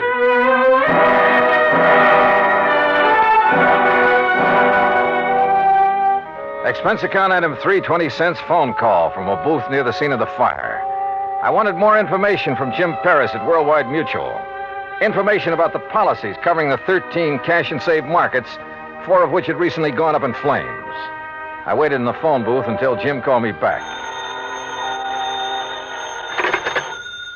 Johnny Dollar. Jim here. Oh, good. All right, here's the list of markets, Johnny, in the order of insurance coverage, starting with the smallest amount. Go ahead. Thompsonville, Fall River, Lowell, Hartford. That's the same order in which they burned. Exactly. Okay. Which remaining store has the next biggest coverage? Salem. Okay, I'll start with Salem. What are you thinking of, Johnny? It's just a hunch, Jim, but... Well, I'll call you later.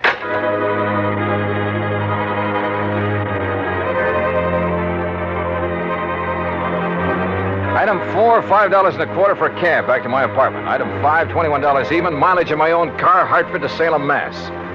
Despite burning up the highway, it was almost dark when I pulled into Salem. It was well after dark when I finally located the cash and save market.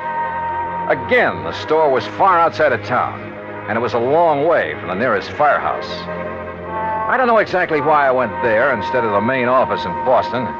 After all, it was the same day as the Hartford fire, and the others had all been about a week apart.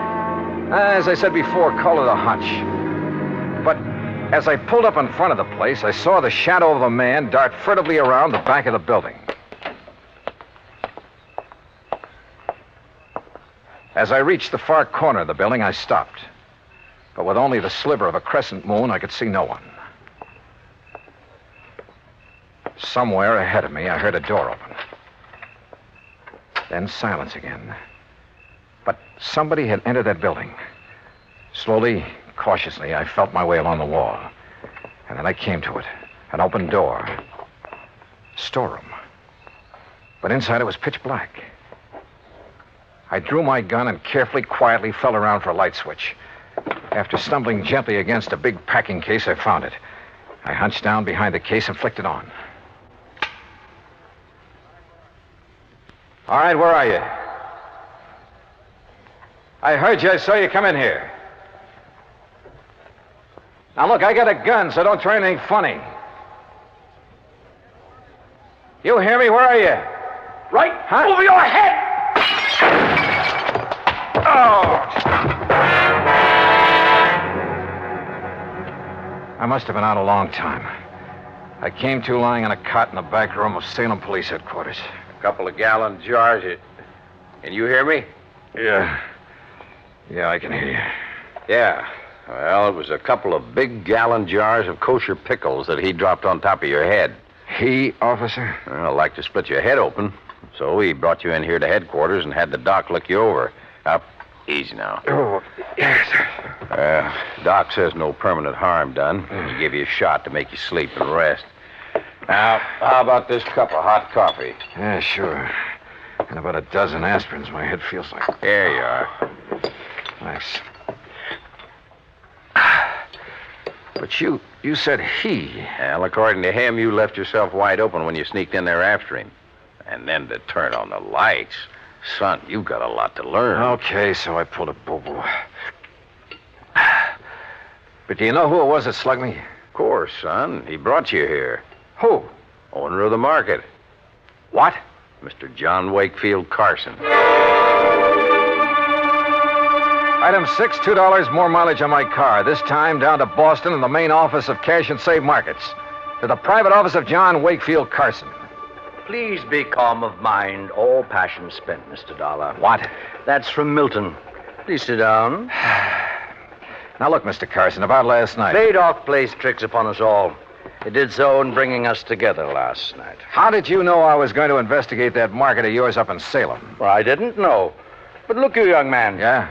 The fires which destroyed those 4 markets did so in order their value to me. So I found out. And possibly then the next to go would be the store in Salem.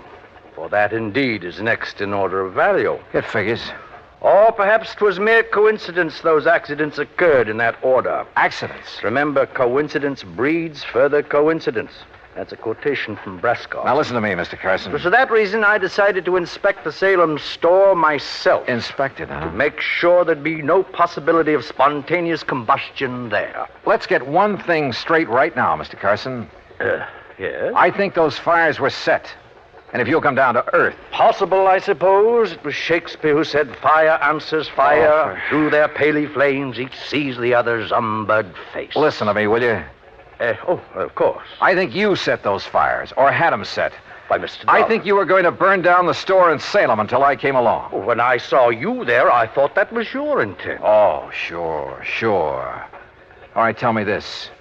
What do you plan to do with the insurance money, if you get it? Rebuild? Bigger and better stores where the old ones stood? Oh, no. Or did you find out you hadn't made them big and modern enough for those real estate developments where they were located and decided the cheapest way for you to do? No. To build again where tragic dealt the fate. Forget the fancy quotes and answer my question. Shakespeare said, you tread upon my patience, sir. Look. It's most enough to make a deacon swear. That's by James Russell. Mr. Carson. What disposition of the funds I choose to make is mine alone to settle. And from my heart. Carson? Enough. I've had enough of this. Now be on your way. No, wait a minute. Be gone, Dollar. And irk me now no more. No, you wait. From your heart, you said. Now I have said enough. Henceforth, my lips are sealed. Okay. But you know something? I think you've told me who might have set those fires. And if you'll answer me just one more question. No? Okay, we'll see.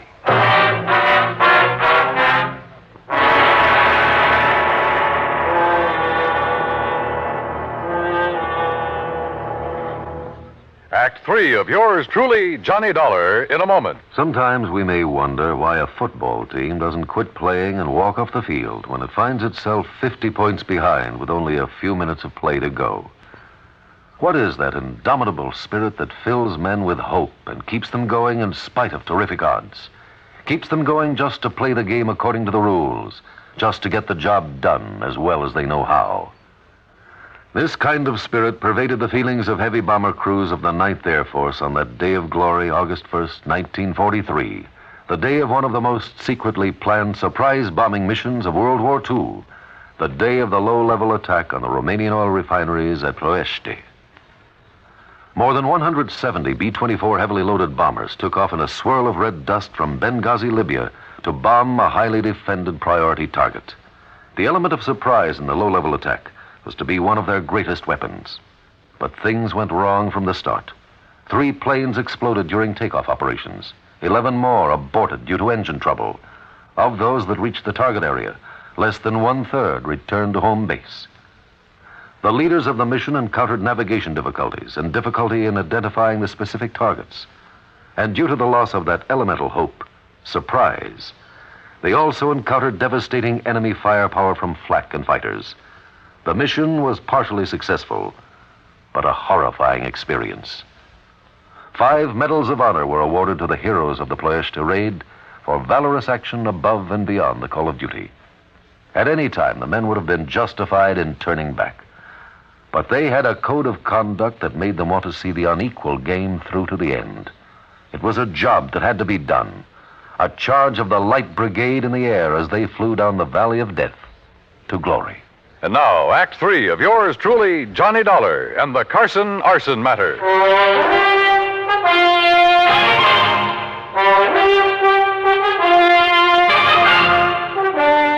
Expense account item 780 cents, phone call to Hal Gibbons and the arson squad back in Hartford. Yeah, Johnny, I finally found plenty in the remains of that fire. Then it was arson. By some rank amateur. That's why it was hard to spot. What do you mean? When a pro sets a blaze, we know what to look for. I see. And what about the other 3 fires? I called the boys in those cities immediately. Heard back from them this morning. Same story. All right. Have you checked on Walter, what's his name, the fiancé of Carson's daughter? You mean stepdaughter? Stepdaughter? I have, and that's what stops me. Alibis, huh? Perfect. Walter Smitten couldn't possibly have started those fires. I didn't think so. Huh? Now, that boy may call himself a lawyer, Hal, but he just hasn't the nerve, the gumption. But who else? He stands to benefit if he marries Margaret Carson. And surely you don't think Carson himself... Johnny? Call the Boston police, will you? Have them meet me at Carson's office. What for? Maybe to make an arrest. Do that for me, will you?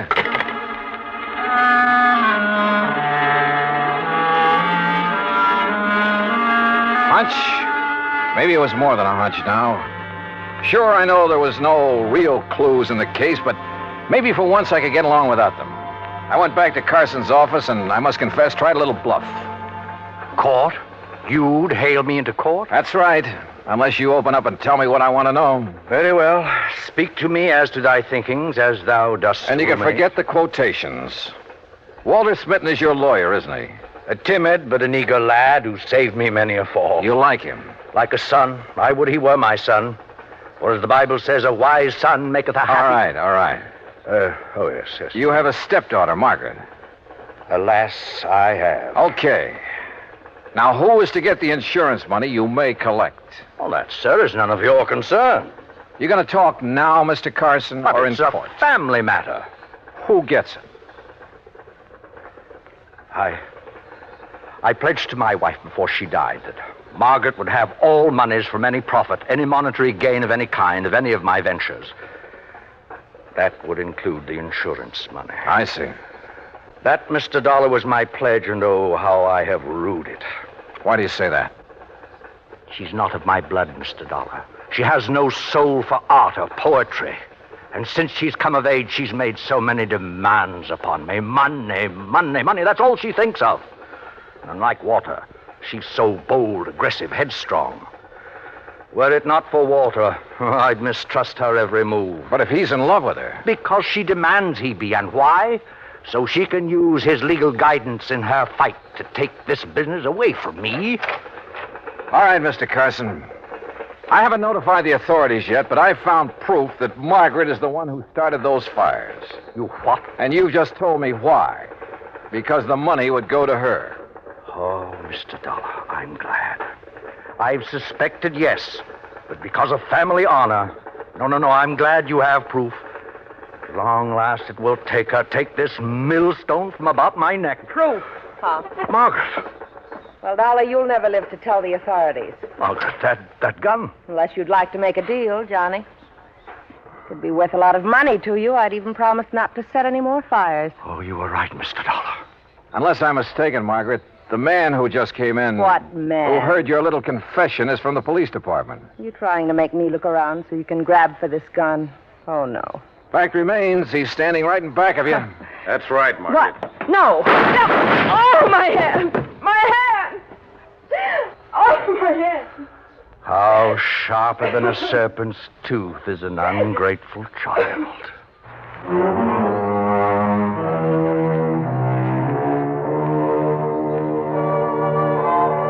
Yeah, the company will have to pay on those 4 markets. And the courts will have to take care of Margaret. I'm sure they will. And next time, well, give me something clean to work on, will you? I hate this kind of stuff. Expense account total, including the trip home, $56.90. Yours truly, Johnny Dollar.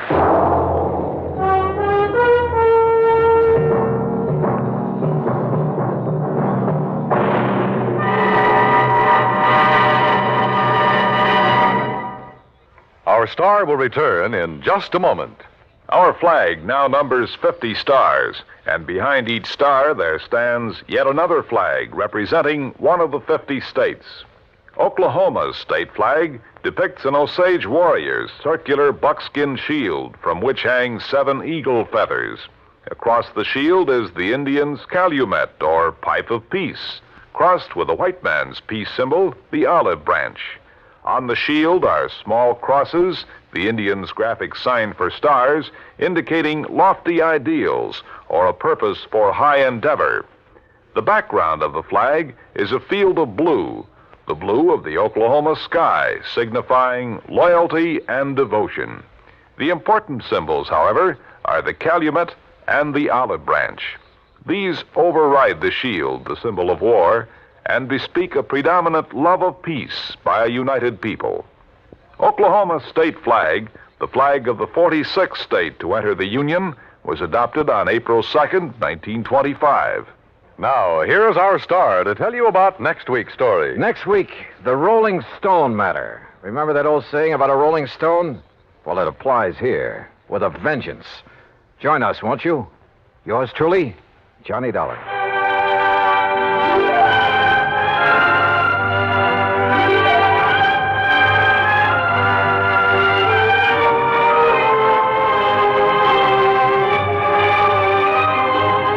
Yours truly, Johnny Dollar, starring Bob Bailey, originates in Hollywood and is produced and directed by Jack Johnstone, who also wrote today's story.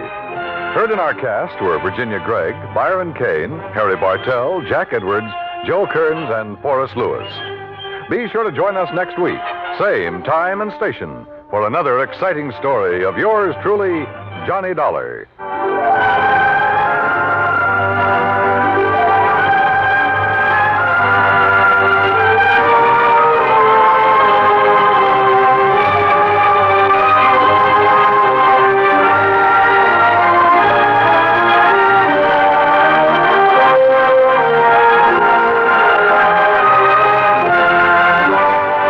This is the United States Armed Forces Radio and Television Service.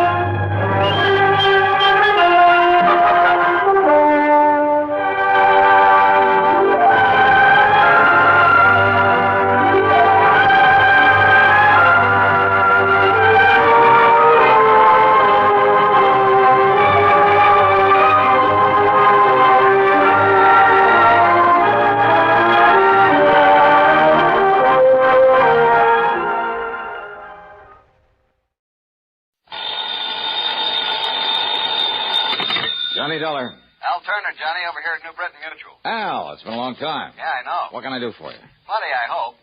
How old are you, Johnny? Well, next birthday I'll be 30... Huh? 30 what? Now, why? Well, it really doesn't make too much difference. You see, Johnny, I think it's time you entered a home for the aged. I what? And if you think I'm kidding, I'm not. Okay, Al, what's the gag? I told you, I want you over at the Mackley Rest Home. Where's that? Frog Mountain, New York. Where's that? Down along the Hudson River above Poughkeepsie near Kingston. But, just to pay him a little visit, not to stay. That's right. What goes down there? Sudden death, Johnny. Deaths. Oh? 4 of them in a row, 3 of them insured by us. Well, after all, if they're old folks... That's the beneficiary of all that insurance. Yeah? The sole beneficiary of all the insurance on them just happens to be the Mackley Rest Home. Oh. Yeah. Okay, Al, I'll, kind of drop in on him.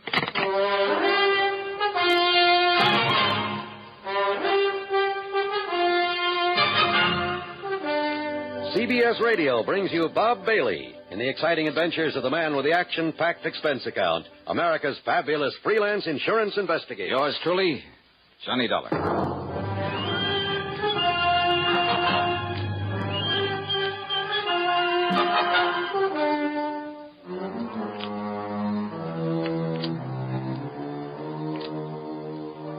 Expense account submitted by Special Investigator Johnny Dollar to the New Britain Mutual Insurance Company, Home Office, Hartford, Connecticut. Following is an account of expenses incurred during my investigation of the Paradise Lost matter. I decided my own car would be handy to have along. As usual, the gauge said nearly empty. So, expense account item 1 is $5.20 for a tank full of gas. I drove west on 44, then cut across to Rhinebeck, then Rhine Cliff, where I took the ferry over the Hudson to the town of Kingston, New York. On Route 28, I passed through Stony Hollow, And a few miles further on, I found a sign indicating Frog Mountain. It was on a side road to the left. At one side of it overlooked the famous Ashokan Reservoir. And some pretty big fish have come out of that water. Thinking about it, I almost drove on past what was obviously a rest home for the agent, in among the trees. There was a large, very old frame house set on the side of the mountain. And sitting about on the front lawn, reading, chatting, playing cards, or just enjoying the afternoon sun were the happy-looking customers. As I stopped the car, a pleasant-looking middle-aged man walked over to me, smiled, and said... How do you do, young man? How do you do? Oh, how do you do? My name is Johnny Dollar. A pleasure to meet you, Mr. Dollar. I'm Justin Perry? You have some elderly relative, perhaps, very dear to you, for whom you'd like to provide a quiet, comfortable retirement home. Well, no. Oh. Justin Perry. I'm the owner of Paradise. Paradise? A really appropriate name for our lovely place, don't you agree? Well, Just look at the happy faces of our guests and you can... But then you say you don't wish to send someone to us. Well, now, wait. This isn't the Mackley rest home? Oh, no, Mr. Dollar. This is Paradise. The Mackley place is further up the road. Oh, I see. Well, thanks very much. Dollar, did you say? Yes, that's right. Edward! Yes, Dad? Would you like to show Mr. Dollar the way to the Mackley place? Sure, Dad. Anything you say. Then go ahead. Well, if it's just up the road. About a mile or so. Oh, then I'm sure I'll be able to find it all right. Whatever you say, Mr. Dollar. Sure. Thanks a lot.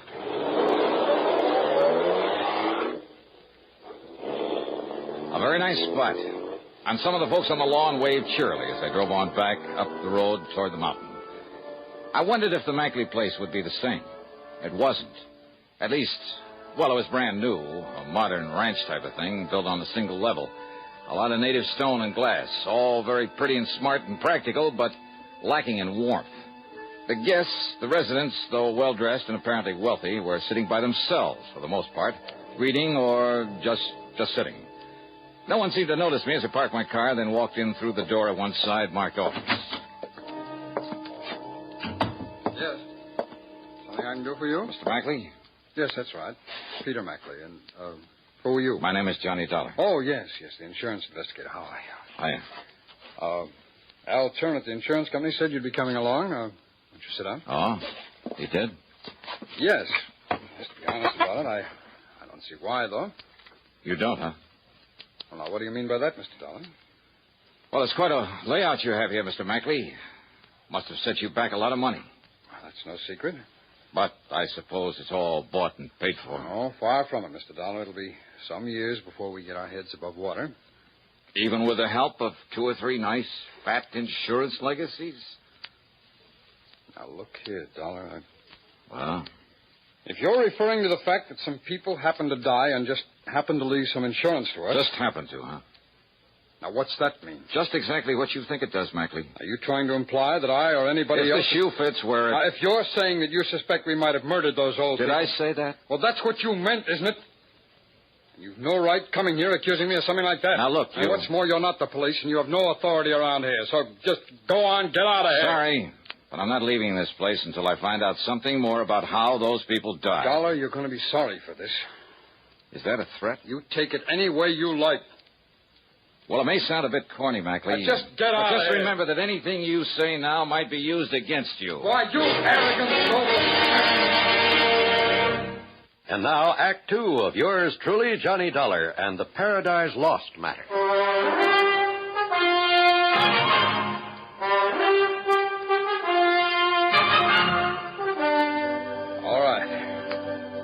All right, Mr. Dollar. I freely admit it was too bad that 4 of the old people died here within a month and a half. It's most pathetic, most unexpected. What's more important to me is that it gives our place a black eye. Unexpected by whom, Mr. Mackley? By everyone, including the doctor who comes up here from Kingston to attend them and who is always on call in case of emergency. Who is this doctor? He's Dr. Nathan Way. He's from over in Kingston. Just how did these 4 people die?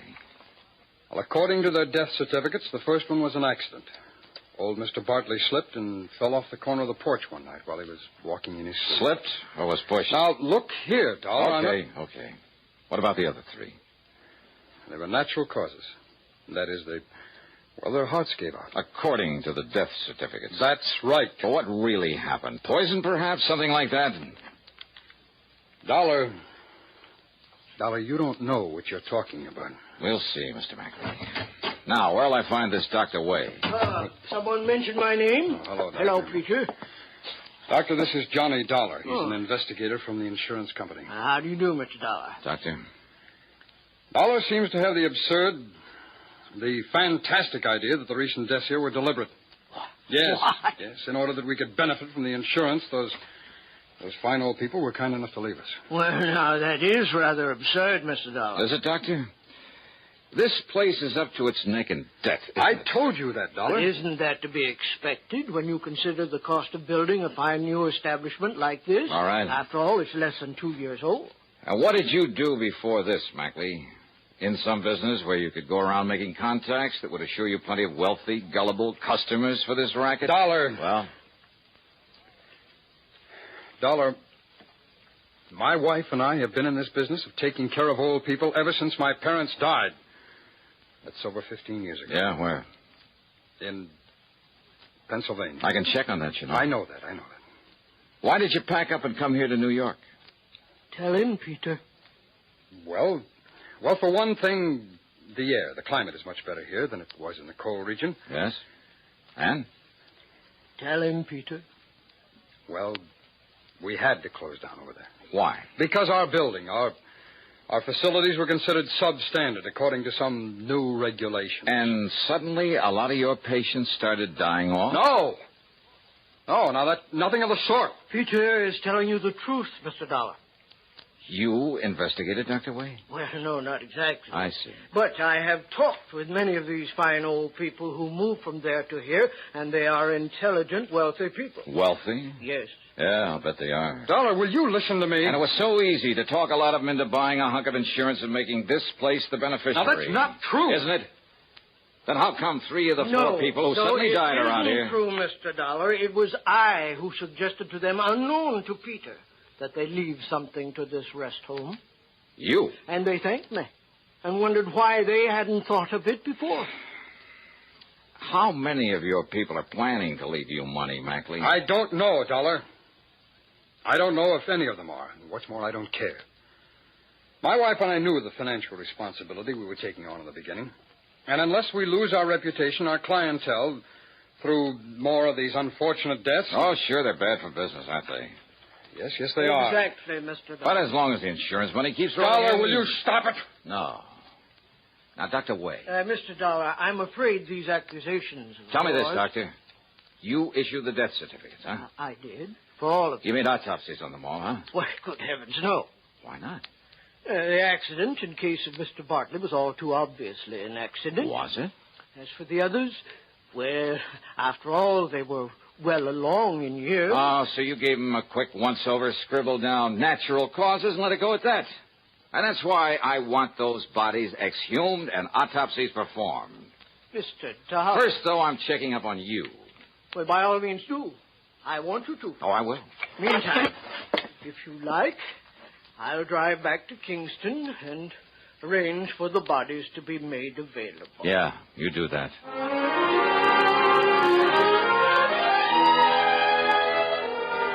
I followed the doctor into Kingston, parked my stuff at a hotel, and dropped in at police headquarters where I talked with Lieutenant Art Conley. Dollar, I'm glad you're looking into this. Frog Mountain's a bit out of our jurisdiction, officially, that is. But I've wondered about those deaths myself. Well, how much do you know about Peter Mackley, Lieutenant? Well, I've thought a lot of that man ever since he came to these parts. Oh? Yeah, he's not the kind you might expect to be running an old folks' home, but, well, he's okay. I see. How well do you know Dr. Way? Well, one of the finest people we have here in Kingston. And without a doubt, the best man to make those autopsies you want. He's connected with the department? Yeah. And if you ask me, he'll get you results so fast it'll... Oh, now, wait a minute, Dollar. You're not thinking that Dr. Wade... Mackley, huh? And I'll tell you this about Pete Mackley, Dollar. It took a lot of guts for him to go to that place of his. What do you mean by that? I mean against some of the folks around town who were partial to Justin Perry, who runs the Paradise Home, who were afraid it might put him out of business. Mackley's place being so much nicer and modern and all. That still doesn't mean anything, Lieutenant. And you know, those old folks like things new and modern. And if Perry doesn't improve that place of his... Oh, yeah? Oh, hello, Doc. Lieutenant, Mr. Dollar, I'll be able to make those autopsies tonight. When I'm finished, I'll call you at your hotel. Sure, Doctor. You do that. I talked further with the lieutenant, but I'm afraid I didn't get much help from him. He was convinced, a little too convinced, that Peter Mackley was all right, and he spent all his time defending him. A late dinner at the hotel was item 2, $4.25. Item 3 was 35 cents for a magazine. I went up to my room, sprawled out in a big overstuffed chair, put my feet on the windowsill, and promptly went to sleep.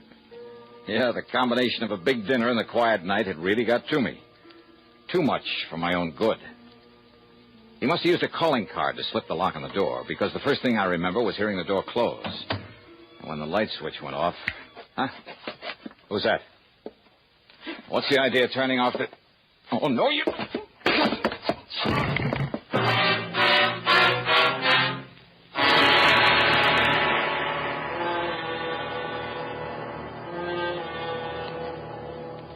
And now, Act 3 of yours truly, Johnny Dollar.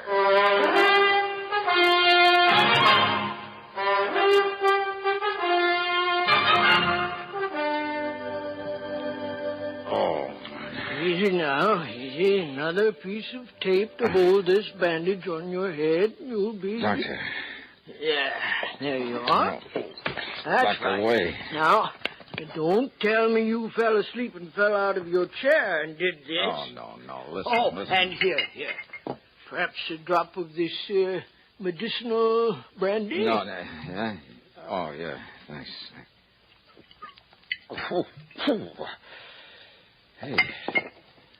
Hey, look, it's morning. Yes, and I've done the autopsies. Oh? I knocked on your door and didn't get any answer. Doc, listen. But it wasn't locked, so I came on in and, what happened? Oh, somebody sneaked in and slugged me. Who? Are you kidding? But come on, what about the autopsies? Yes. Well, no question about it. Mr. Bartley's death was an accident. But the others? Poison.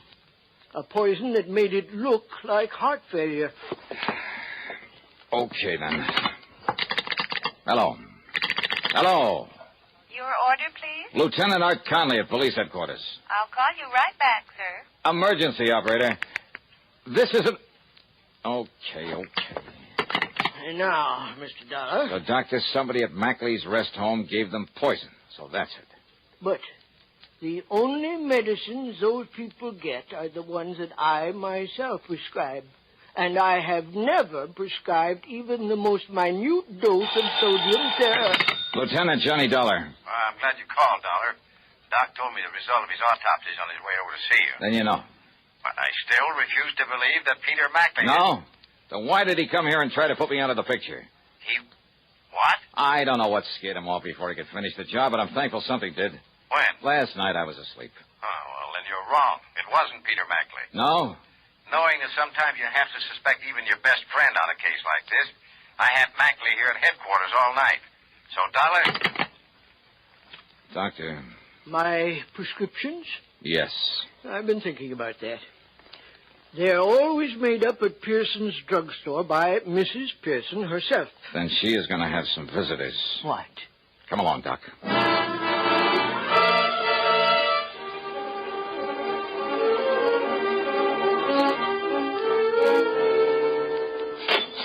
Thank you, Mrs. Williams, and I hope that makes you feel better. Well, Doctor, it's so early in the morning. Mrs. Pearson, this is Johnny Dollar, special investigator. Oh, how exciting. Mrs. Pearson, I want to know if you stock a drug called sodium What'd you call it, Doctor? I didn't, but it's sodium theramolicylate. Oh. But I doubt very much. Yes, I do.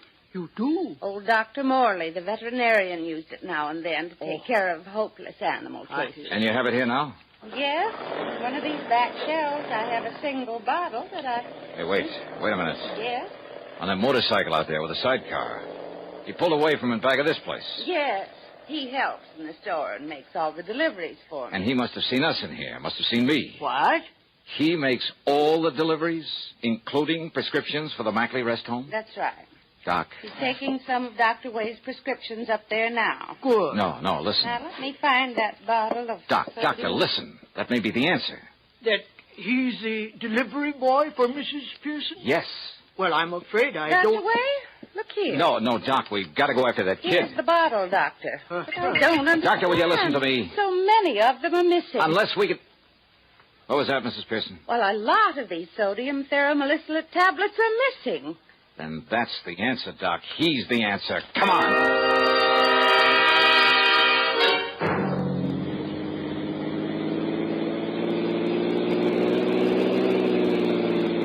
Have you ever tried to chase a motorcycle up a tortuous, treacherous mountain road? Well, I did. We did. And the sidecar was the only thing that kept him from running away from us. And the fact that he kept looking back, knowing we were chasing him. Dollar, he'll kill himself. Looking back at us. That was his big mistake. He'll never make that turn. That was young Edward Perry's fatal mistake.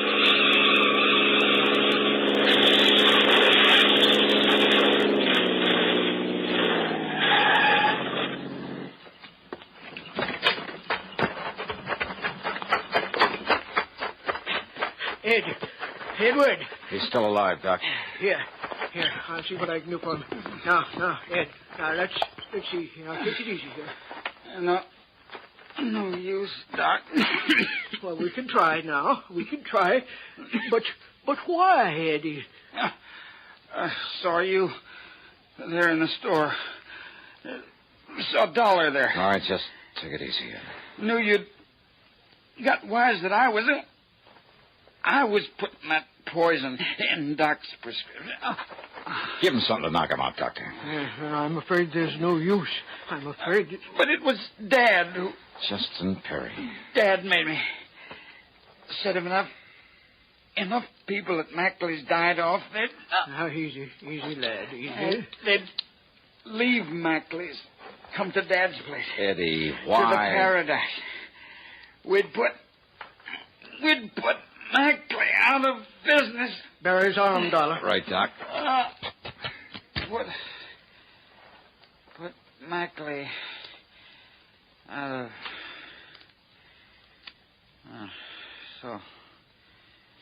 So long, Doc. Doctor. It's all over.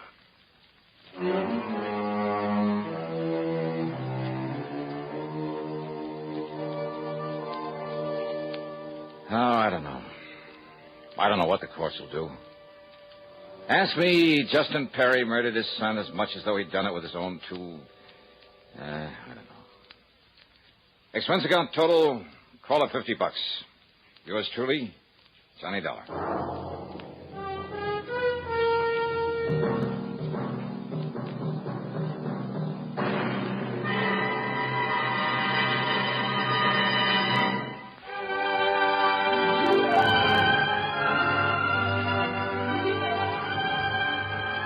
Yours truly, Johnny Dollar, starring Bob Bailey, originates in Hollywood and is written, produced, and directed by Jack Johnstone. Heard in our cast were Virginia Gregg, Harry Bartell, Edgar Barrier, Sam Edwards, Stacey Harris, Junius Matthews, and Forrest Lewis. Be sure to join us next week, same time and station, for another exciting story of yours truly, Johnny Dollar. This is John Wall speaking. Johnny Dollar has come to you through the worldwide facilities of the United States Armed Forces Radio and Television Service.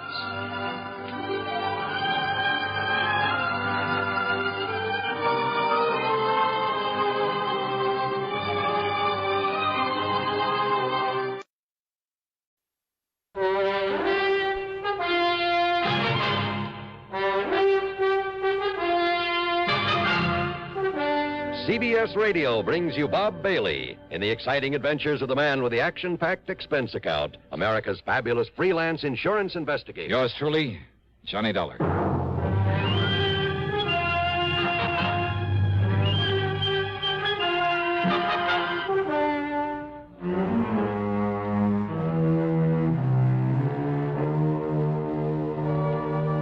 Expense account submitted by Special Investigator Johnny Dollar to the Mono Guarantee Insurance Company, Little Rock office. Following is an account of expenses incurred during my investigation of the Double Deal matter. Expense account item 1, $14.10, plane ticket from Hartford to Philadelphia, PA. Item 2, $6.25, taxi and tip for the ride into Eastern Trust and Insurance on Walnut Street. Hiya, Ted. Mighty glad you could make it, Johnny. How are you? So they made you the big wheel in this office, huh? Made me the goat is more like it. Sit down. Yeah, sure. Now, what's this about Mickey the Hood? Michael Jonathan O'Banion. Oh, it's a nice, respectable-sounding name, but... Oh, brother, what a character. Bootlegger, among other things, wasn't he? Rum runner, gun runner, smuggler, jewel thief. Probably a killer, too, back there in the 20s. Only they could never pin it on him. Yeah, a real nice boy. Well, after he served his term, in order to fill out his parole, he worked for one of the drug companies here in town. Oh? And then about, 2 years ago, he opened a little importing company. Probably just a front. Importing? Yeah, drug imports, mostly from the Far East.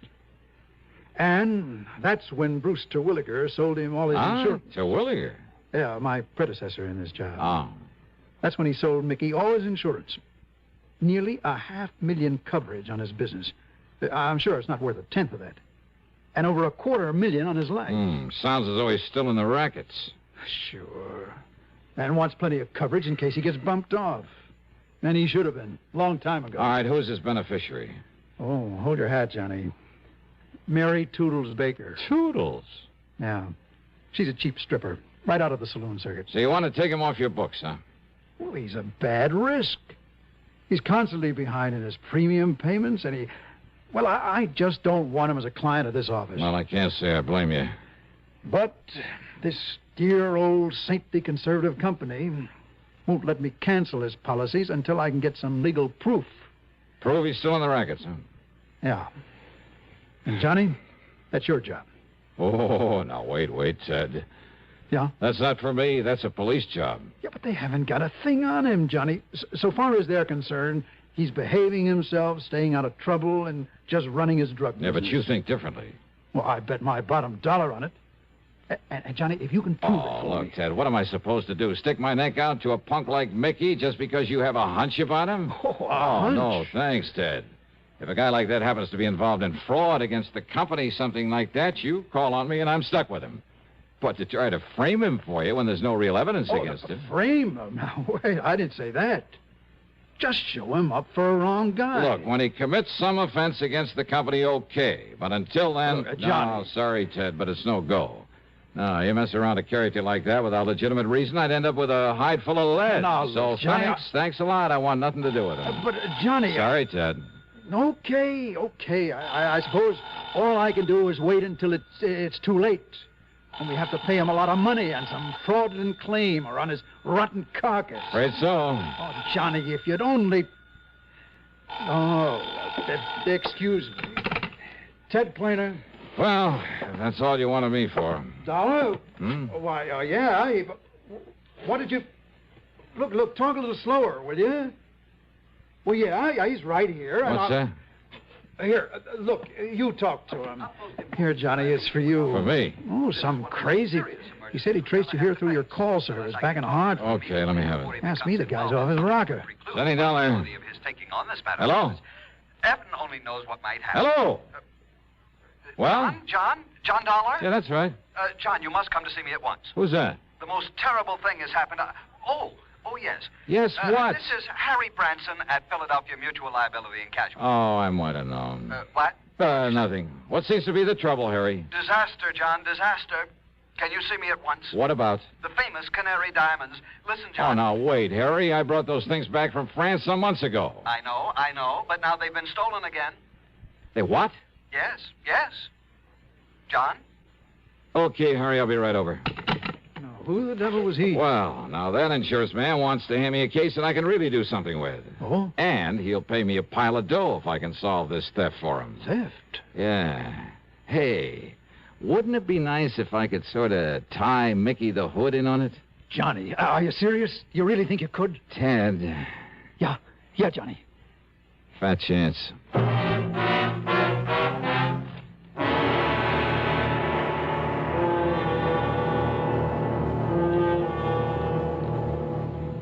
Act two of yours truly, Johnny Dollar, in a moment.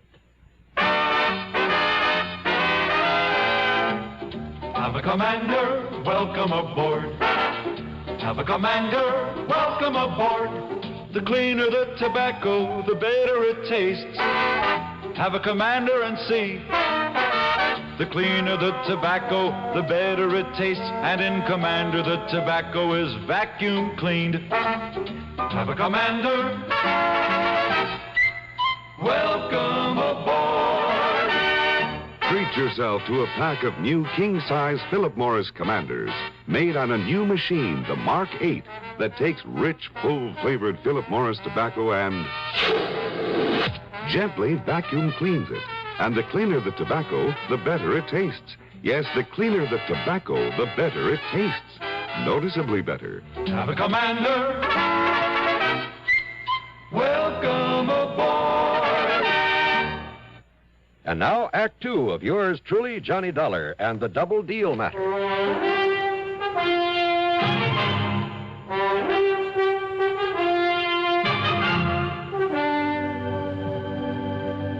I found Harry Branson pacing the floor, wringing his hands. John, thank heaven. So the Canary Diamonds have been stolen again. Terrible, terrible. But I thought they were insured by They got so much publicity when you recovered them from that smuggler over in France that one of our important clients, Mrs. Arthur Pierpont Galloway, just had to have them. So she bought them and then insured them with us. How much, Harry? $515,000. Wowee. She received a phone call that one of the national magazines wanted pictures of them there at her home. The call was a phony? She thought her chauffeur and butler would be protection enough, but when the man came, well, he tricked her into being alone with him, and, well, he just walked off with the diamonds. Well, they must have a description of him. Of course they have, but a rather confusing one. They were all so excited. So, what about the police? Oh, dear, the police have showed Mrs. Galloway and the chauffeur and the butler so many pictures of criminals. They just don't know which is which. Oh, fine. But the police seem to think that they have some ideas about who this terrible thief might be. What about fingerprints, that sort of thing? Oh, he was far too clever for anything like that. I suppose so. Hey, I wonder if the chauffeur or the butler could be in cahoots with this man. Absolutely not.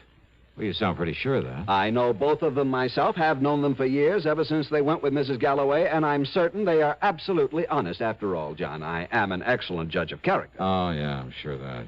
Now, who's in charge of this case at headquarters? At Central Headquarters, Lieutenant Bernard Barry. Bernie Barry? Sure, I know him well. Now, here, I'll give you Mrs. Galloway's address. Don't bother, Harry, not yet. Oh? John, you mean you might have some idea who might have done this? Not the least. But unless you see and talk with her... But as long as the police have some ideas, why don't I see them first? Oh. Yeah, I'll give it a fling, Harry. Give it a fling? Sure, as long as I'm already here in Philly. John, how can... Don't you... $515,000. Yeah, that's a lot of dough. Then how can you be so casual? You don't even seem to be really interested. John, think of what your commission will be if you effect a recovery. Do you think I'm thinking of anything else?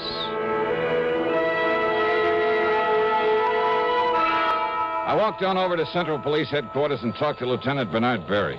You asked me, Dollar, that thief had concealed his identity pretty well. Oh, what do you mean, Bernie? Well, according to their descriptions, he must have been wearing enough makeup for a whole chorus line.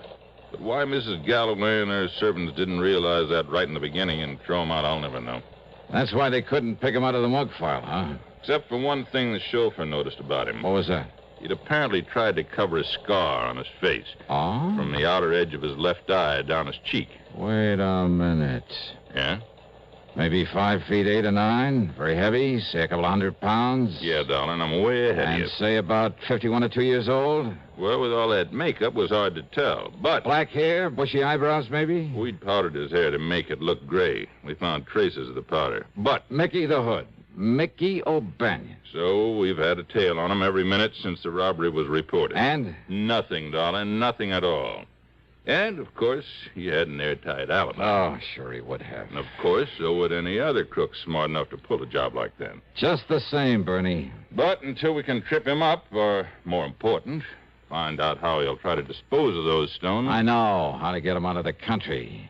Hey, but wait, his drug importing business. Yeah, importing, Dollar, not exporting. But he must ship stuff around in this country. And any shipments he makes will be gone over with a fine-tooth comb. Unknown to him, of course. Yeah?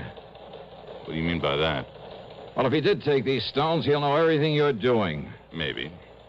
You're thinking, of course, about how they were gotten out of the country before, in those cases of canned goods you found in Paris. Yes. I'm also thinking how impossible it would be to dispose of them here in the U.S. Even broken down? taken out of the settings? Oh, look, Bernie, the distinctive color of the canary diamonds, all of them perfectly matched. That color's so unique that, well, he'd have to get them abroad. But where and how? Dollar, all we can do is keep an eye on him. Of course, keep an eye open for anyone else who might have stolen them. Well, Bernie, I'll concentrate on him. Well, what'll you do? I mean, that we're not already doing. Well? Bernie, I haven't the least idea. Oh, sure. Maybe someone else had taken those stones. But I've played my hunches before, and somehow they've usually paid off. And sure, if Mickey did steal them, why, maybe he was smart enough to simply sit tight for a while until things cooled down. I looked up the address in the phone book, then spent item 3, $1 even for a cab to a small building on South 23rd Street marked O'Banion Drug Imports. It was a small kind of store building with a combination office and sales room in the front. Much to my surprise, there was only one person there. That's right, Michael J. O'Banion. Well, sir, my name is Russell. Peter Russell. Mr. Russell? Yes, sir, I own a small chain of drugstores in the South. And we get a lot of calls for anything unusual down there. Our customers seem to go for unusual, exotic-type drugs and medicines. Oh, so I understand. So when I saw your ad in the Yellow Pages, I thought I might take a look at your stock. Oh, fine. Everything we catalog is right here on these display shelves. All right, sir. Yeah, pick out whatever items you like. I'll be glad to ship them to you. Everything from dried seahorses and kelp, the Oriental people go for those things, to rare items like oil of rhodium, lovage, musk, Yes, sir. I see y'all import a lot of things from China, Japan. Well, I have contacts in Hong Kong and Kowloon that furnish me with many unusual items. Excuse me, Mr. O'Banion. Yes, I'll be with you in a moment, madam. Mrs. Peterson. Yes, that's Is that right. Yeah, we met at the travel office, and you promised me some Yes, of those... of course, Mrs. Peterson. I have the bottle of nerve pills I promised you right here. Oh, I'm so glad. And how much do I owe you for them? Oh, not a thing. Not a cent. Well, Glad to have been able to make them up for you. well, Here you are. aren't you nice? Such a big bottle, too. Oh, it's my pleasure, Mrs. Peterson. Well, have a nice trip. I hope I can swallow such big pills. Yeah, well, you just chew them like candy. Well, they don't taste bad. Just like sugar pills. Well, how nice. And remember, keep them in this bottle with its special seal and take only one each day. Goodbye. My goodness, there's so many of them. Yes, I'm sure they'll... And you're so nice to have gotten them for me. Yes, that's perfectly all right, I'm just Mrs. sure I'll have no nerves at all on this Yes, tour. well, that's good. Now, if you'll just excuse... I'll tell you. I'll send you a postcard when we get to Hong Kong and let you know how That's they not work. necessary at all. And goodbye, Mrs. Peterson. Well, I certainly thank you. Well, it's my pleasure. Goodbye. Well, now we can get back to business. Are you always so nice to your customers, O'Banion? Just a minute. Yeah? Forgot your phony accent, didn't you? My, That voice. I'd know that voice anywhere from the radio. The radio? Johnny Dollar. So? I should have known it when you talked about a non-existent ad in the Yellow Page. So I pulled a boo-boo. Listen, Dollar. If the police sent you around here, if you think I had anything to do with those canary diamonds... Well... Neither you nor anybody else can prove it. So, Dollar, if you know what's good for you... Oh, now that's a corny line. If you want to stay alive, just leave me alone. Make this Thanksgiving something special. How? By taking lots and lots of pictures. Just think of all the wonderful moments you can capture forever. Mom in the kitchen making dressing. That big moment when Dad starts slicing the turkey. The look on the kids' faces when they select their pie. Dad snoozing in his favorite chair after dinner. Yes, pictures are the best way to make those moments last forever. But only with flash can you capture all the fun and color of those moments at their best. Anytime, anywhere. That's why now, today, you should pick up a pack of Sylvania Blue Dot flash bulbs, the world's largest selling brand. Sylvania Blue Dots work with any film, with any camera, and you can always be sure they'll work. Simply look at the little blue dot. Sylvania puts it there as your assurance that it will fire. If by some rare chance it has turned pink, then return the bulb to your dealer. He'll make good on it. But hurry, Thanksgiving is this Thursday. Get your Sylvania Blue Dot flash bulbs today. And now, Act 3 of yours truly, Johnny Dollar. There in Mickey O'Banion's phony import office, things began to add up. Before he recognized me, he'd said something about contacts in Hong Kong and Kowloon. Great smuggling country. And the little old lady, Mrs. Peterson, to whom he'd given the nerve pills. She said she'd met him in a travel office. Was he making arrangements for a trip out of the country? Yeah, another thing. That bottle of pills. He'd made them up, he said. Big pills. Remember that. Take only one of them a day, he told her. Well, by the time she got to Hong Kong, she could only use a few of them off the top of that bottle. It must have held a couple of hundred of them. And once in Hong Kong, one of his contacts? Or would he himself be there by then? Yeah, but I needed proof. And I certainly couldn't trick an old hand like Mickey into a confession. Far from it. You think I don't know the cops are watching me every minute, going through every package I try to ship out of here? All right, now listen, Mickey. Do you think I'd be fool enough to touch those stones in the first place? Fool enough or smart enough? Oh, I'm smart enough, darling. Don't you forget it. And until you can show some kind of proof I know anything about it. Okay. All right, now go on, get out of here. And you stay away from me before I... Before you what? All right, go on, get out. Sure. Why not?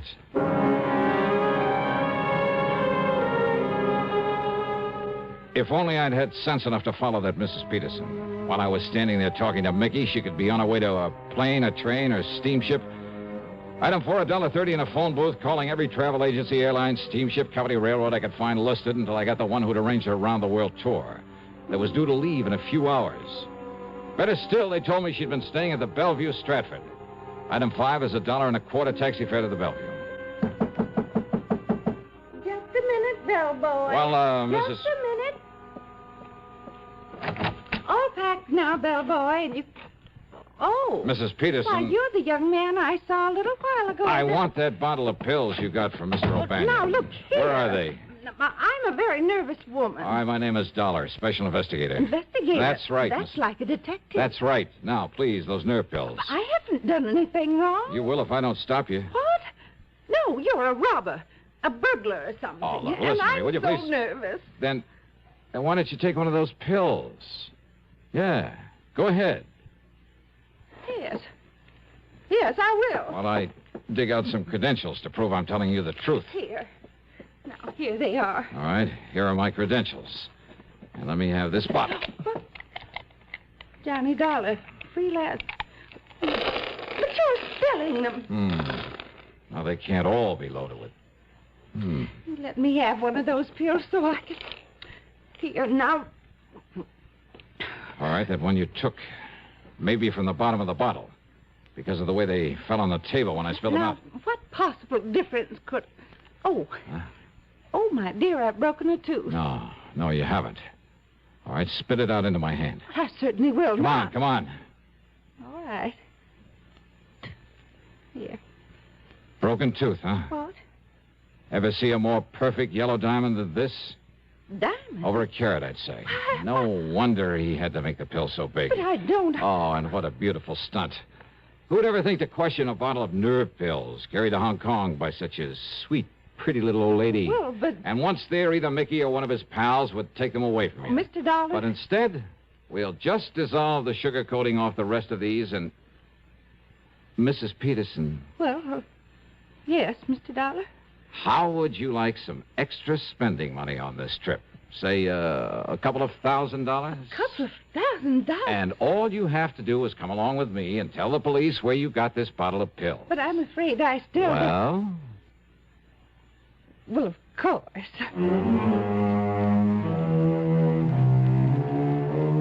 Proof? That was all Lieutenant Barry needed. The Canary Diamonds are home again. And that'll save Philly Mutual from having to pay off a big claim.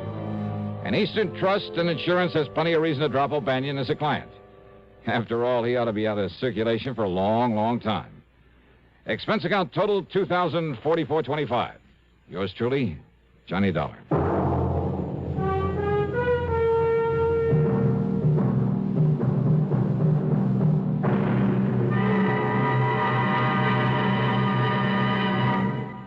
Our star will return in just a moment.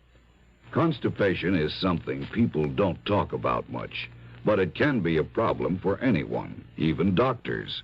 And when constipation occurs, it's interesting to see just what doctors consider important about a laxative they might use or recommend. Well, a majority of the doctors we heard from had this to say. A laxative should be effective, gentle, close to natural acting. A medicine that can be used with complete confidence. Now, X-Lax has been popular with many doctors and millions of people over the years because pleasant-tasting chocolated X-Lax is effective. Overnight, it helps you toward your normal regularity.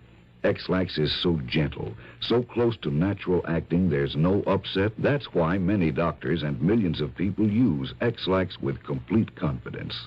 X-Lax, the laxative that helps you toward your normal regularity gently, overnight.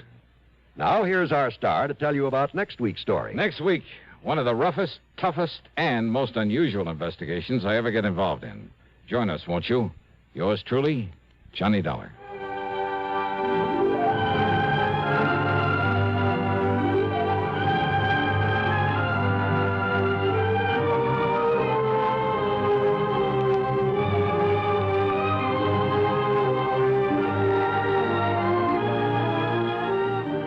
Yours truly, Johnny Dollar, starring Bob Bailey, originates in Hollywood and is written, produced, and directed by Jack Johnstone. Heard in our cast were Virginia Gregg, Chet Stratton, Harry Bartell, Barney Phillips, and Paul Frees. Be sure to join us next week, same time and station, for another exciting story of yours truly, Johnny Dollar.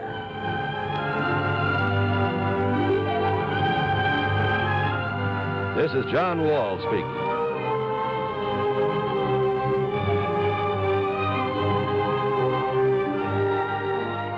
Stay tuned now for another tale well calculated to keep you in suspense. This is the CBS Radio Network. You're tuned to Radio 590 WROW in Albany, New York. From Hollywood, it's time now for... Johnny Dollar. Lud Barlow, Johnny. I'm on a spot. What's the matter? The Templeton house in Boston was knocked over sometime during the night. We have a $100,000 loss on our hands. Can you go over there right away? Well, I'll see what the plane situation is, Lud. Never mind the plane situation. Just pack up and get out to the airport. I'll meet you at Hangar 12. What? I'm chartering a plane for you.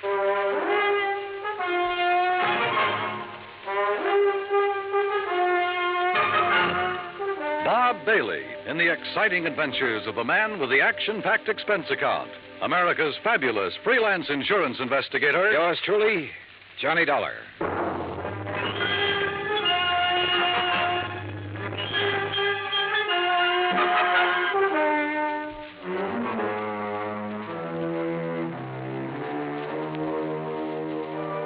Expense account submitted by Special Investigator Johnny Dollar to the Mideastern Indemnity Corporation, Home Office, Hartford, Connecticut. Following is an account of expenses incurred during my investigation of the Templeton matter.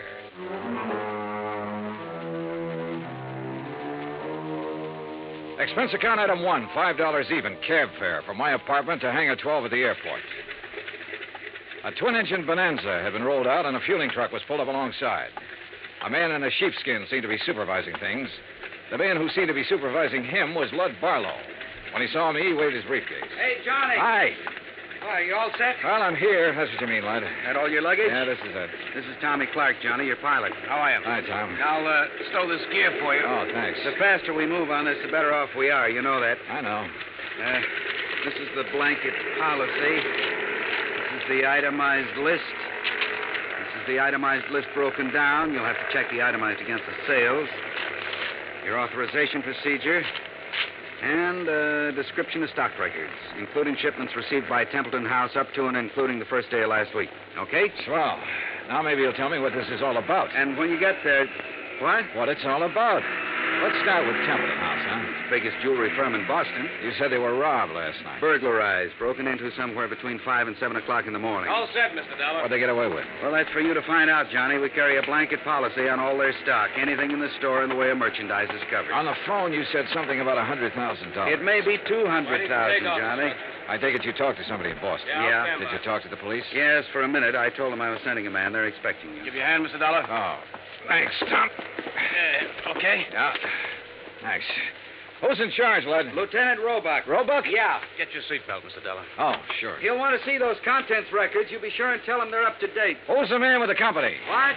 The man at the company. Templeton. Stand clear, Mr. Barlow. Remember, Johnny, a client can face a thing like this a lot better if a man from the insurance company standing by. I'll try to remember that. Good luck and keep me informed.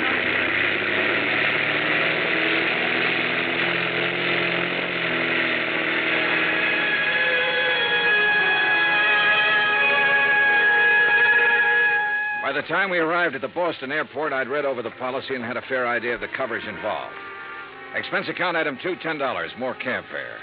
I dropped my bags off at the Independence Hotel and had the driver take me over to Templeton House.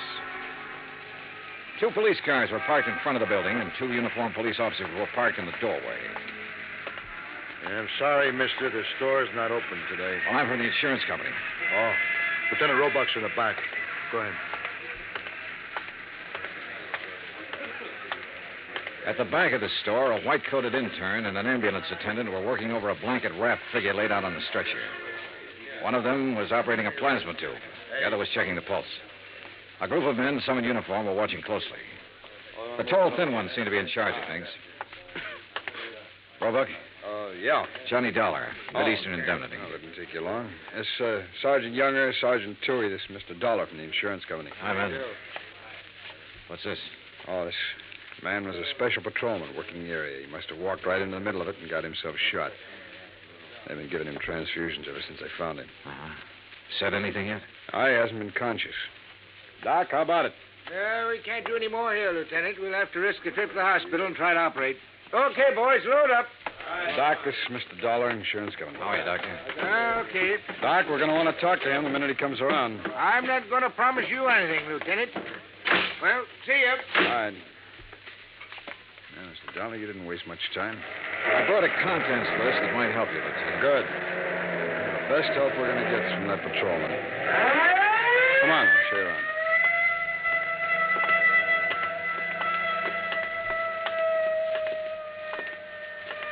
This is where they got in. Jimmy, huh? Yeah, most likely. There's marks there on the door jamb. As near as we can tell right now, they only took important stuff. Easy to move. Easy to break down and unload, you mean? Yeah. Here you can see where they snipped the alarms, grounded the wires. Mm-hmm. Showcases aren't touched. No, they went straight for the safe, Dollar. Well, we really got something on our hands, huh? You don't just break into a store and open one of these things very easy. Someone did.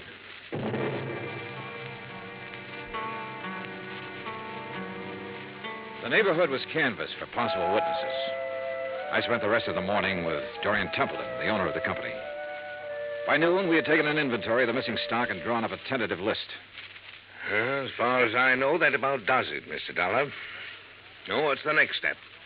I'll check this against the merchandise received reports, Mr. Templeton. It'll take a while. As soon as I have that finished, you can check it over again and file a formal claim. And then? The company will reimburse you in cash. Well, what are the chances for recovery in a case like this? Well, I could quote the actuaries, Mr. Templeton, but I won't. Why not? Whoever broke in here last night knew what they were about. They opened your vault the way you'd open your front door.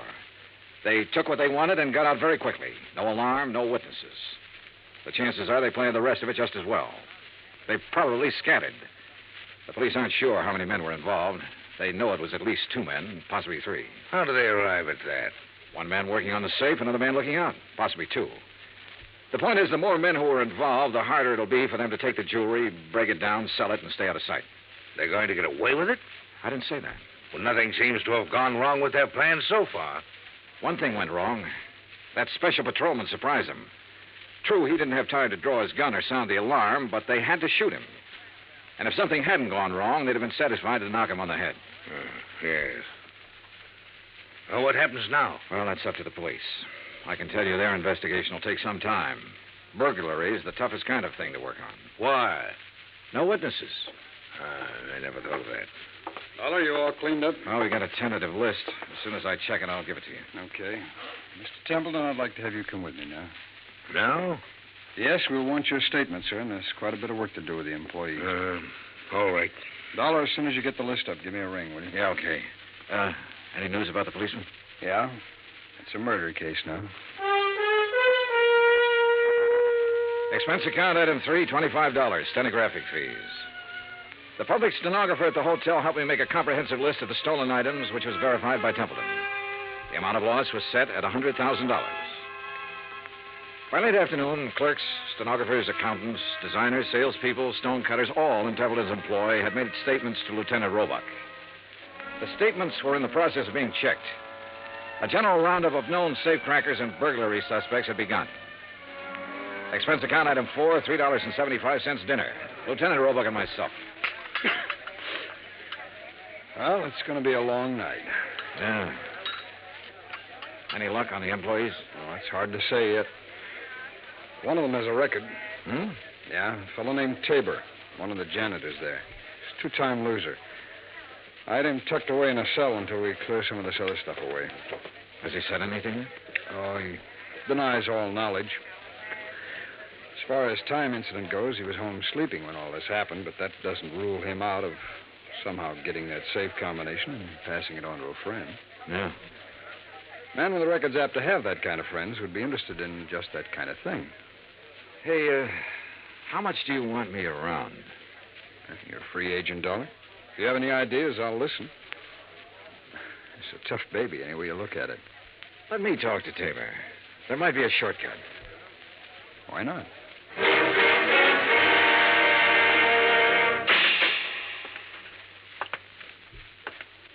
Well? John Tabor? That's right. Who are you? Johnny Dollar. I'd like to talk to you a minute. Okay, talk. You might be in a lot of trouble, Tabor. That'd be too bad. They tell me you're a two-time loser. If you don't believe what they tell you, you just go look it up for yourself. It's right down there in the books. How did you get that job at Templeton's? I asked for it. They know about your record? No. You keep it from them? I didn't broadcast it, would you? No. Okay, what other dumb questions have you got? Do you have any ideas about this? I've got a lot of ideas. Do you know anything about it? No. Need anything? What? Cigarettes, anything? I'm all set. Okay. My company faces a big loss in this case. We'd like to avoid that loss. There's a standard offer I'm authorized to make in some instances. I'm going to make it to you. If you have any knowledge of this crime and can furnish any information that will lead to the arrest of the persons involved and recovery of the merchandise, my company will guarantee you the best possible legal assistance in the event that information should incriminate you. That's pretty generous. Well, I have to say it to you. You can use your own judgment. Hey, guard. It's a pretty good offer when you think about it, Tabor. You have a record. The police can't pass you up without a lot of scrutiny. You know that. That record makes me a real hot one. I swiped a couple of cars, and now they think I might have opened that vault. No, they don't think that. But they have to find out if you might have contact with somebody who did open it. I don't know anything about it. In that case, you'll be released. Oh, sure. Sure, I'll be released when every cop in town had a go at me twice. I'll be released when the guys who did the job walk into the station and say we didn't mean it, we want to give it back. They've always got to have somebody to throw to the newspapers. Maybe. You know it and I know it. Nothing better than to throw some old ex-con in a can and hold him for questioning.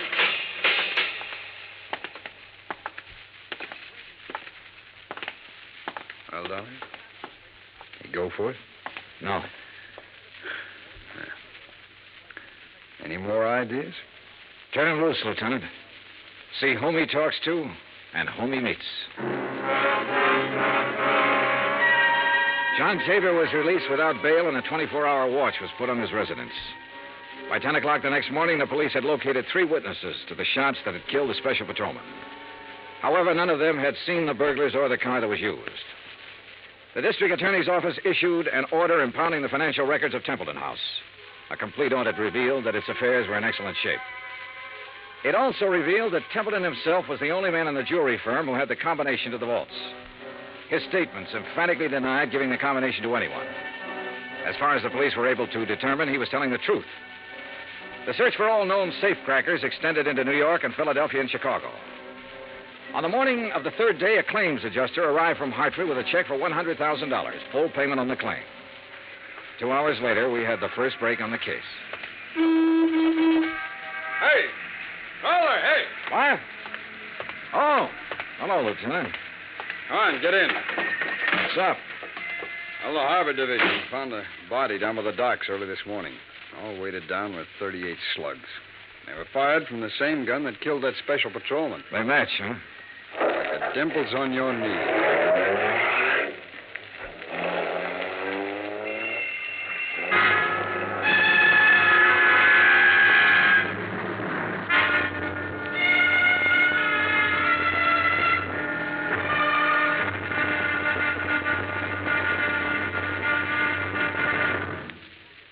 Act Two of yours truly, Johnny Dollar, in just a moment.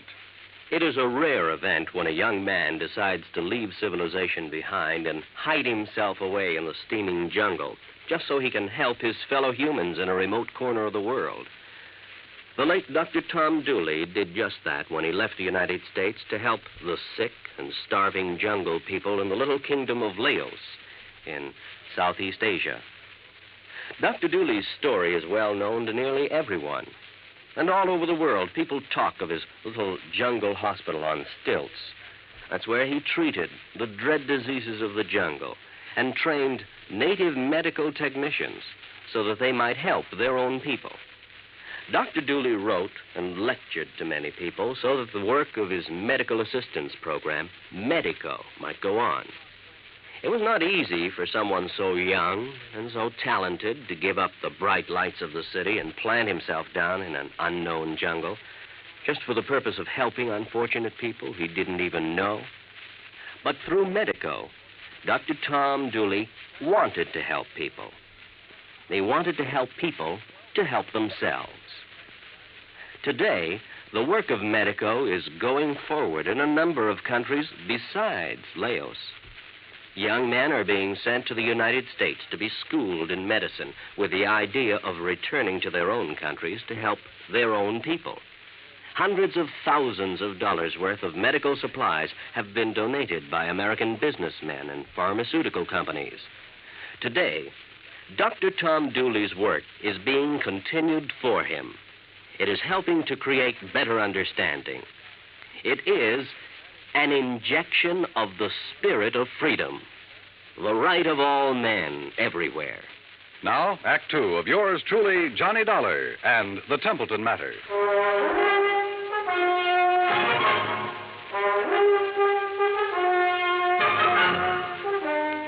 I spent the rest of the day with Lieutenant Roebuck at the morgue. The body that had been found in the harbor was a man about 35 to 40 years old, slim build, dark hair. The labels had been cut out of his clothes and the laundry marks torn off. His fingerprints didn't check with anything in the local files. Roebuck put them on the wire to Washington and requested an urgent identification. Johnny Dollar. Blood Barlow, Johnny. What's this in the paper? Well, the special patrolman and the unidentified man were killed by the same gun. As soon as we get an identification, we can go to work. How about that ex-con that turned up working at Templeton's? Tabor? Well, they're still watching him. He might have been the case man. So far, it's just an idea. I'd like a recovery on this one, Johnny. So would I. What do you think is possible? Well, 2 days ago, I would have said no. Today, things look better. For one thing, none of the merchandise has shown up on the market. For another thing, there has to be some kind of connection with this unidentified man. I just read your report on Templeton himself. He's out of the question as a suspect? So far, yeah. He's the only one who had the combination to the safe. There's no apparent motive for him to rob himself. But he's the only one Don't who start yelling at me, lad. I know what you're thinking. Find a motive. Well, give us time, boy. Give us time on everything. Lad? Oh, I guess I hate to pay off big claims. You may get it back. Keep your pants on. Expense account item 5, $50 deposit for rented car. That afternoon, I drove from Boston to Creeksdale, the home of the Grantland Safe Company, where I met a man who looked as formidable as the product he manufactured. I am Grantland, sir. I found him standing inside a shiny new vault, ready for shipment. Beautiful thing, eh? On its way to South America tonight. Well, I never thought of a safe exactly that way, Mr. Grantland. Ah, beauty, strength. Think for a moment, sir, the treasures it will someday hold. But I bore you, sir, with my enthusiasm. Now then, you say you are here on a matter of vaults? One vault, Mr. Grantland. No. The one your company sold and installed at the Templeton house in Boston 17 years ago. Yes. Have you read about the burglary? No, sir, I have not. Templeton house. Yes. The vault was opened. Blasted? Opened. Someone had a combination. I'm bewildered, sir. Indeed I am. You'll want a thorough accounting from my organization, of course. Well, that's up to the police, Mr. Grantland. Right now, for my own information, I wonder if you could tell me who might have the combination to that vault. Well, in answer to your question, I would first have to inspect our records. Well, I brought the serial numbers. Oh, well, let me see. That's as good as... the K series. Mr. Keating set the final combination. Mr. Keating? Yes, my chief engineer for years. And who else? Myself, sir. I'd have a record of the combination in my own file. And who are those available to? Myself, sir. I keep them in my own vault. I see. Anyone else? No one here. The people in proper authority at Templeton's. I'd like to meet Mr. Keating if I could. Impossible, Mr. Dollar. Why? Mr. Keating has been dead these 6 years.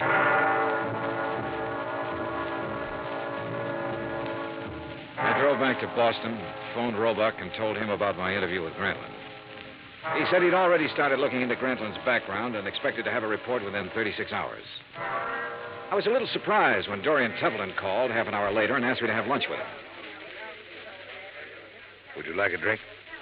No, not now, thanks, no. I didn't know whether to call you or the police, Mr. Dollar. I finally decided on you. Uh-huh. What's the matter? Well, it's one of those strange things. I'm not a particularly observant man, and I don't know why I observed this. Go on. Our last night, Mrs. Templeton and I went to a dinner dance at the country club. We thought with all this business, a little relaxation should do me some good. Yeah, sure.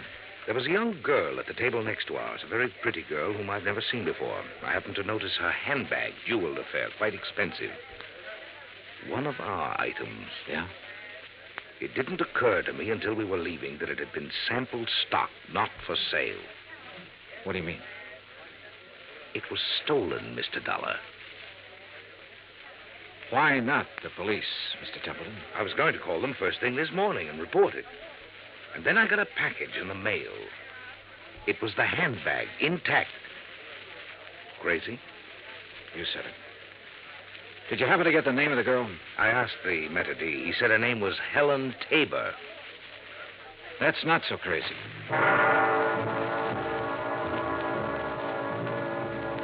Expense account item 6, 10 cents, one phone call. To Lieutenant Roebuck to see if John Tabor was still being watched. Roebuck said that 2 men were on duty watching his house at all time. I saw them when I drove up an hour later. They were parked across the street.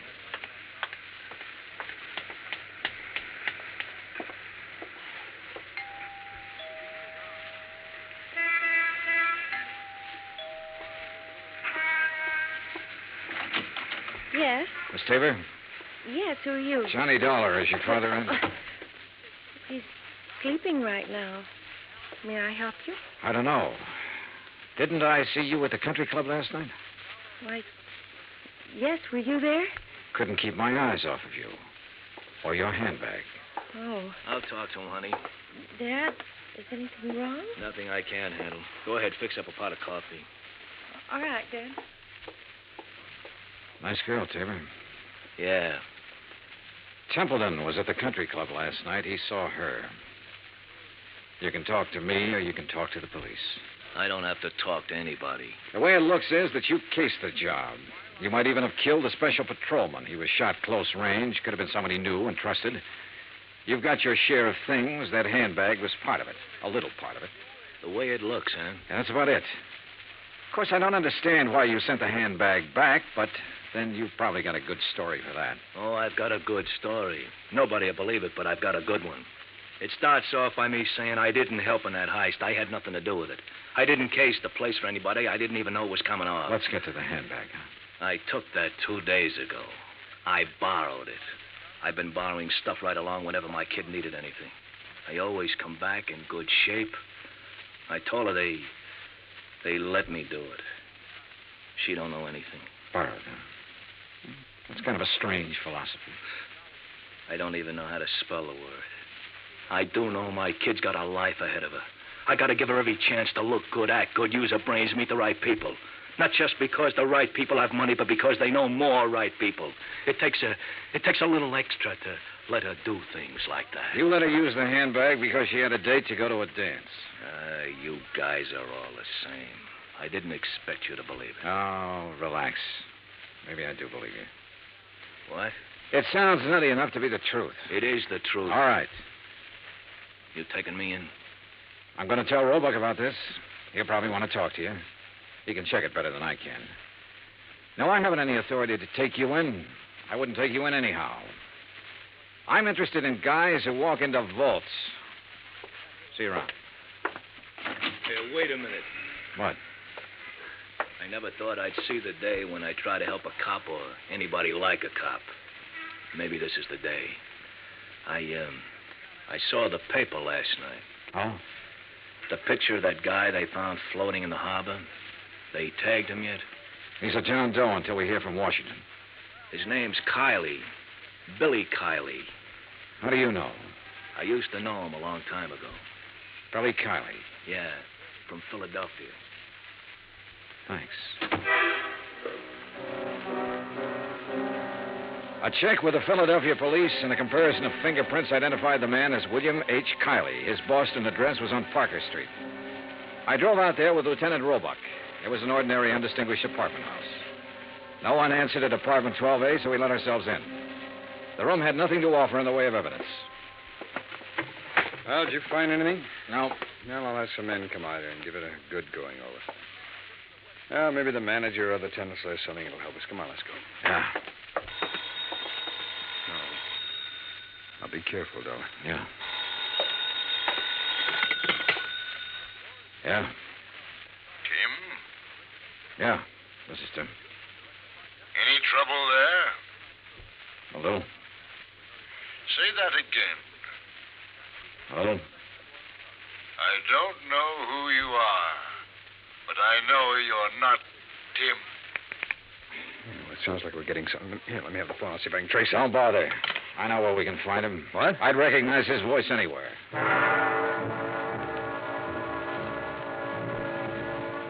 It was dark by the time we got to the Grantland Safe Company factory in Creeksdale.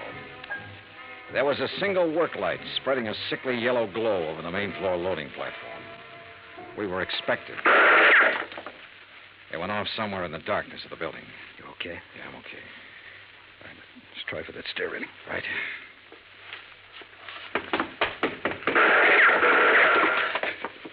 You see the flashes? There. All right. We'll have to try and make Mr. Dollar? He thinks you're alone. Answer him. Yeah? What are you doing here? Looking for $100,000 worth of jewelry and the answer to a couple of murders. Funny? You're very foolhardy, but you're courageous. A man of your perception could do well with a part of that money. No, thanks. I'll take it all. You will take nothing, sir. Keep him talking. I'll try to get under the stairs. Are you alone? For a little while. But I've got people coming, though. Oh, people, eh? Mr. Dollar? Still alive and kicking, Mr. Grantland. You can't shoot around corners. No. But then I don't have to shoot around the corner.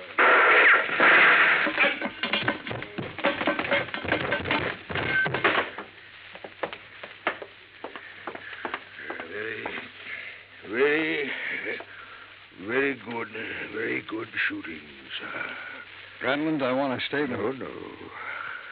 No statement. No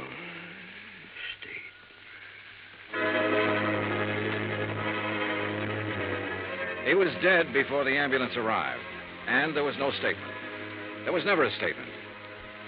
As nearly as it could be pieced together, Grantland himself opened the vaults at Templeton House. William Kiley and possibly a man named Tim helped him. Kiley, of course, was killed for his efforts. Tim never appeared, was never identified. My hotel bill ran up to $168. That's item 7. Item 8, $35, car rental. I got $50 deposit back. Item 9, $32.50, airfare and incidentals back to Hartford. Expense account total, $413.28. Remarks? Put that against the $100,000 the insurance company didn't have to pay off. Johnny Dollar. This is Barlow. I just talked to Roebuck in Boston. There's not one scrap of that jewelry anywhere in that whole safe factory. Not one piece. I know. What? Just about now, there's a safe at the port of New York being shipped to South America. It's a Grantland safe. And if you hurry over there, you can... Yours truly, Johnny Dollar.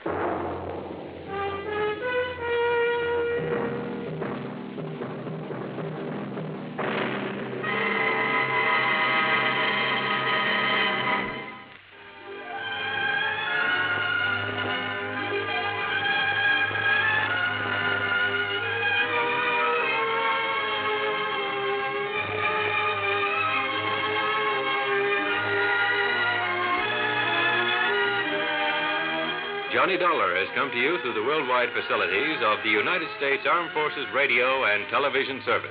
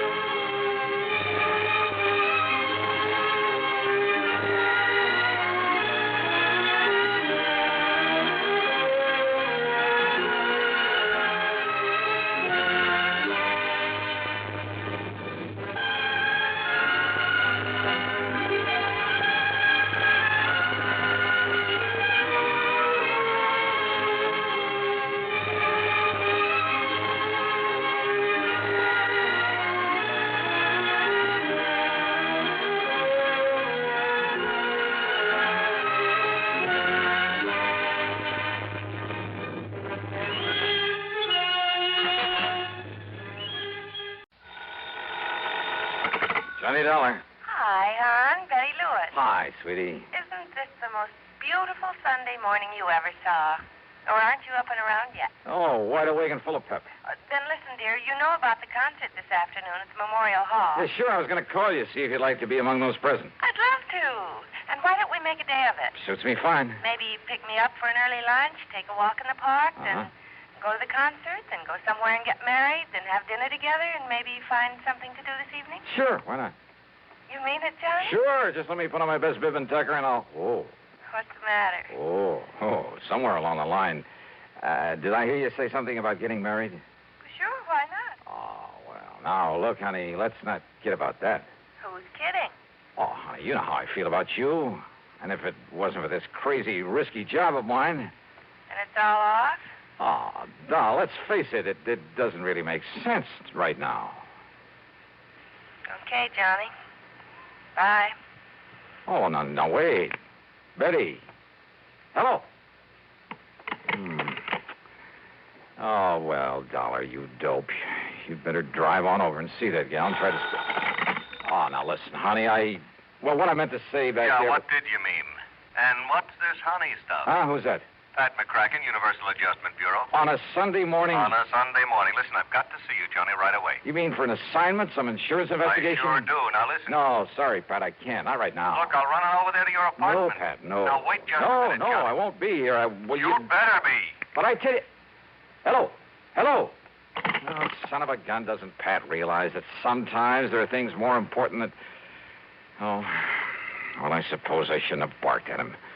Maybe after I've kind of smoothed things over with Betty, I can... Okay, now listen, Pat. Instead of your coming over here, just give me a couple of hours to take care of something personal, and I'll drive over and see you, and you can tell me...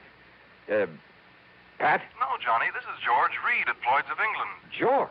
I know this is a Sunday morning, and it's hardly cricket to call you. George, this way, I'm all tied up. This is a real emergency. I'm sorry, George. It involves Alvin Peabody Cartwright. Huh? That old crackpot? Now, you know you really love that old character. All right, so what? It just happens that right now I've got... More, he's probably responsible for more of the big fancy fees that have been paid you than... George, listen, I'm sorry, but nothing that involves Cartwright or anybody else can possibly be more important at the moment than something personal I have to do, and right away. Nothing, Johnny? Nothing. Not even murder? Huh?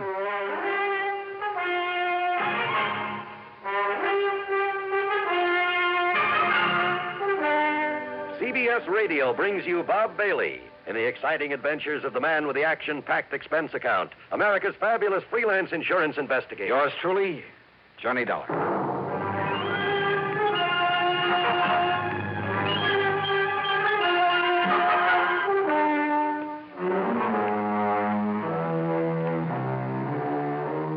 Expense account submitted by Special Investigator Johnny Dollar. To the Universal... No, to Floyd's... Well, now, wait. Before this case was through, there were enough insurance companies involved to... Well, anyhow, it's an account of expenses incurred during my so-called investigation of the 5 Down matter. 3 phone calls, all within a couple of minutes, all demanding my services immediately. And I promised to call them right back. George Reed at Floyd's of England, Pat McCracken of Universal Adjustment Bureau, and frankly, more important to me, the best gal friend, Betty Lewis, on account of maybe I'd left the impression I was trying to give her a brush off or something. And as the people who listen to these reports know very well, that I would never do. Yeah, that's it. First I'd call Betty, but as I reach for the phone again... Johnny Dollar. John, thank goodness I found you in. Who are you? It's vital that I see you at once, immediately. Yeah, I said, who are you? Who am I? Yes. Why, Johnny, this is Harry Branson of Philadelphia Mutual Liability and Casualty Insurance Company. Harry, look, if this call is about business... Well, of course it is. Well, I'm sorry, I'm all tied up. But if it's something that can wait... I'm afraid because not. I have 2 or 3 other things that I have to attend to first. So what I will do, John, is this. I will give you the address of where you must go. No, sorry. Then you can fly on out there and do it. Harry, no. And I'm sorry. I'm really sorry. I know you said that, but now, John... Look, Well, as soon as I can get these other things cleared away, I'll call you back, huh? Call me back? Yes. But good heavens, John. I'll call you back. John! Holy. What is this, anyhow? You'd think the world was coming to an end. Oh, now, wait. I call back to Betty. Huh? Oh, come on. This is carrying things too far. Johnny Dollar. Earl Torman, Johnny. Now, look. Tri-State Life and Casualty. Yeah, Earl, it's nice to... But listen, I'm sorry I can't talk to you right now. But, Johnny, I want you to come out here just as quickly... But I can't. That is... What? Now, listen, Johnny. I mean, at least not right away, Earl. Not right this minute, huh? This is very important. Well, something's come up. A lot of things have come up, and I can't even take time to talk to you until I... Listen. Hey, Earl. I'm listening. All right, let me call you back, huh? In a couple of minutes or maybe a couple of hours at the most, okay? Well, as long as I can be sure you'll come out I can't here. Oh, listen, I'll call you back. Oh, brother, nice, peaceful, quiet Sunday, huh? After all these guys, well, they've all been pretty good to me over the years, so if any of them has got a real problem... Oh, no, first I got to call Betty and patch things up. Oh, no, believe me, this is impossible. Yeah, go ahead, ring your head off, go ahead. When you decide there's no one here, I'll make the calls I promised, and oh, well. Johnny Dollar. Johnny, this is Buster. Buster? That's right. Buster Favor, Lake Mojave Resort. Oh, well, Arizona. hiya, Buster. Now, listen to me, Johnny, please. if you're on your way out to California, I've got to see On my way out to... So if you're taking a plane out to Los Angeles, why don't I drive on over? Hey, did I say anything about going to California? Oh, but I've got to see you, Johnny. Oh, Buster, look, please, believe me. With the crazy way things are going around here, believe me, I'm sorry, but I can't talk to you right now. But this is important, Johnny. I know. So, sure it Johnny... is, but please, just give me a little while, and I'll get back to you. Whatever you say, but when you do get out here... I'll get back to you. Oh, telephone, so help me. If you ring once more. All right. Hello, listen, whoever you are, this is Johnny Dollar. Nope, not this time. So guess again. What? I said to guess again. What's the matter with you? Don't you hear good? Alvin Peabody Cartwright. Well, of course I'm Alvin Peabody Cartwright. Who do you think I am, anyway? Mr. Cartwright. Johnny, you've got to come out here right away. Yeah, out where? And listen, George Reed called me about you a few minutes ago. He said something about a murder. Me? Murdered? Well, that was the impression I got. He was... I don't think so, Johnny. Wait a minute, I'll see. Oh, no, listen, Mr. Cartwright. No, you listen. It's vital that I see you right away. Yeah, well, I'm look... still here at my summer place in Beverly Hills, Johnny. Always did get the seasons mixed up. Oh. You remember the place? Oh, yes, I remember it very well. Now, listen. That last time you came here was to prevent a murder. I know, but Mr. Cartwright... This time, believe me, Johnny, it's much worse. It's much more serious. Well, what? What is it, then? Well, I can't... I honestly don't dare tell you over the phone, but Johnny, I plead, I beg of you, come out here right away. What I've already told several people more serious than murder? Believe me, boy, there is nothing that can possibly be more important than your coming here You mean that, don't you? Please, Johnny. Please. I'll be waiting for you.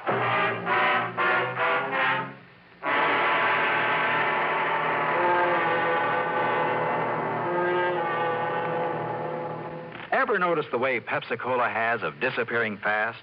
It's easy to understand when you remember how every ice-cold ounce of Pepsi tingles with a taste that everybody in the family enjoys. And then, too, there's no time limit on Pepsi.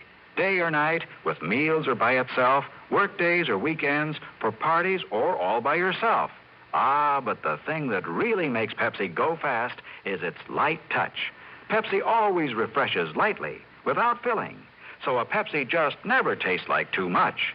To make sure your supply of Pepsi meets the demand, always buy an extra carton or two. You can't run a household without it. Be sociable, look smart, keep up to date with Pepsi. Drink light, refreshing Pepsi. Stay young and fair and debonair. Be sociable, have a Pepsi. And now, Act Two of yours truly, Johnny Dollar and the 5 Down Matter. Phone calls, one on top of the other. First from Betty Lewis, and I'd really better patch things up with her. Then frantic calls from Pat McCracken, George Reed, Harry Branson, Earl Poorman, Buster Favor, and finally from old Alvin P. Cartwright, the latter sounding the most urgent of all. Not one of them had given me any details about the emergencies that prompted their calls.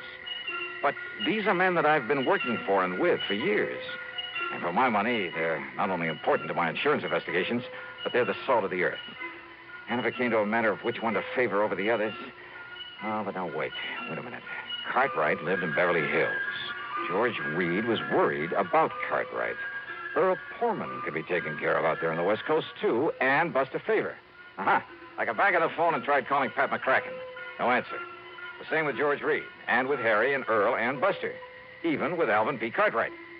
And when I couldn't even reach Betty Lewis to apologize for... Okay, I tore out to Bradley Field. Expense account, item 1, $170.40 for a plane ticket to Los Angeles. Here you are, Mr. Dollar. Okay. Your plane is ready for takeoff. Right, thanks. I'm sorry again. I couldn't get you on a jet from New York to L.A. Oh, that's okay. But now, you better hurry or... excuse me just a minute, please. Well, let me have the baggage check and I'll... On this phone? Mr. Dollar. Yeah? Well, very well. Put the party on. Oh, wait. This call's for you, sir. Oh, okay. Johnny Dollar. Your telephone exchange said they could get you for me. Who's that? But who else was here? It's your oldest, your dearest friend, Le Chagris. Chagris? Louis de Marsac, the great cat? But of course, monsieur. Your plane, Mr. Dollar. Oh, look, Louis, I can't talk to you now. But I must see And I'm certainly not going to run over to Paris to see you. But this is most important, monsieur. Mr. Dollar? Yeah, okay. My plane for the West Coast about to leave. I've got... And I thought that for me, your oldest, your dear, you do not like me anymore? Oh, sure, Louis. Of course I do. And you do not appreciate what... Believe me, I appreciate all the help you've given me over the years. Then you will see Mr. Dollar. Yeah, okay. Look, I got to make a plane, Louis. You will see me. Mr. Dollar, please, you better hurry. Yeah.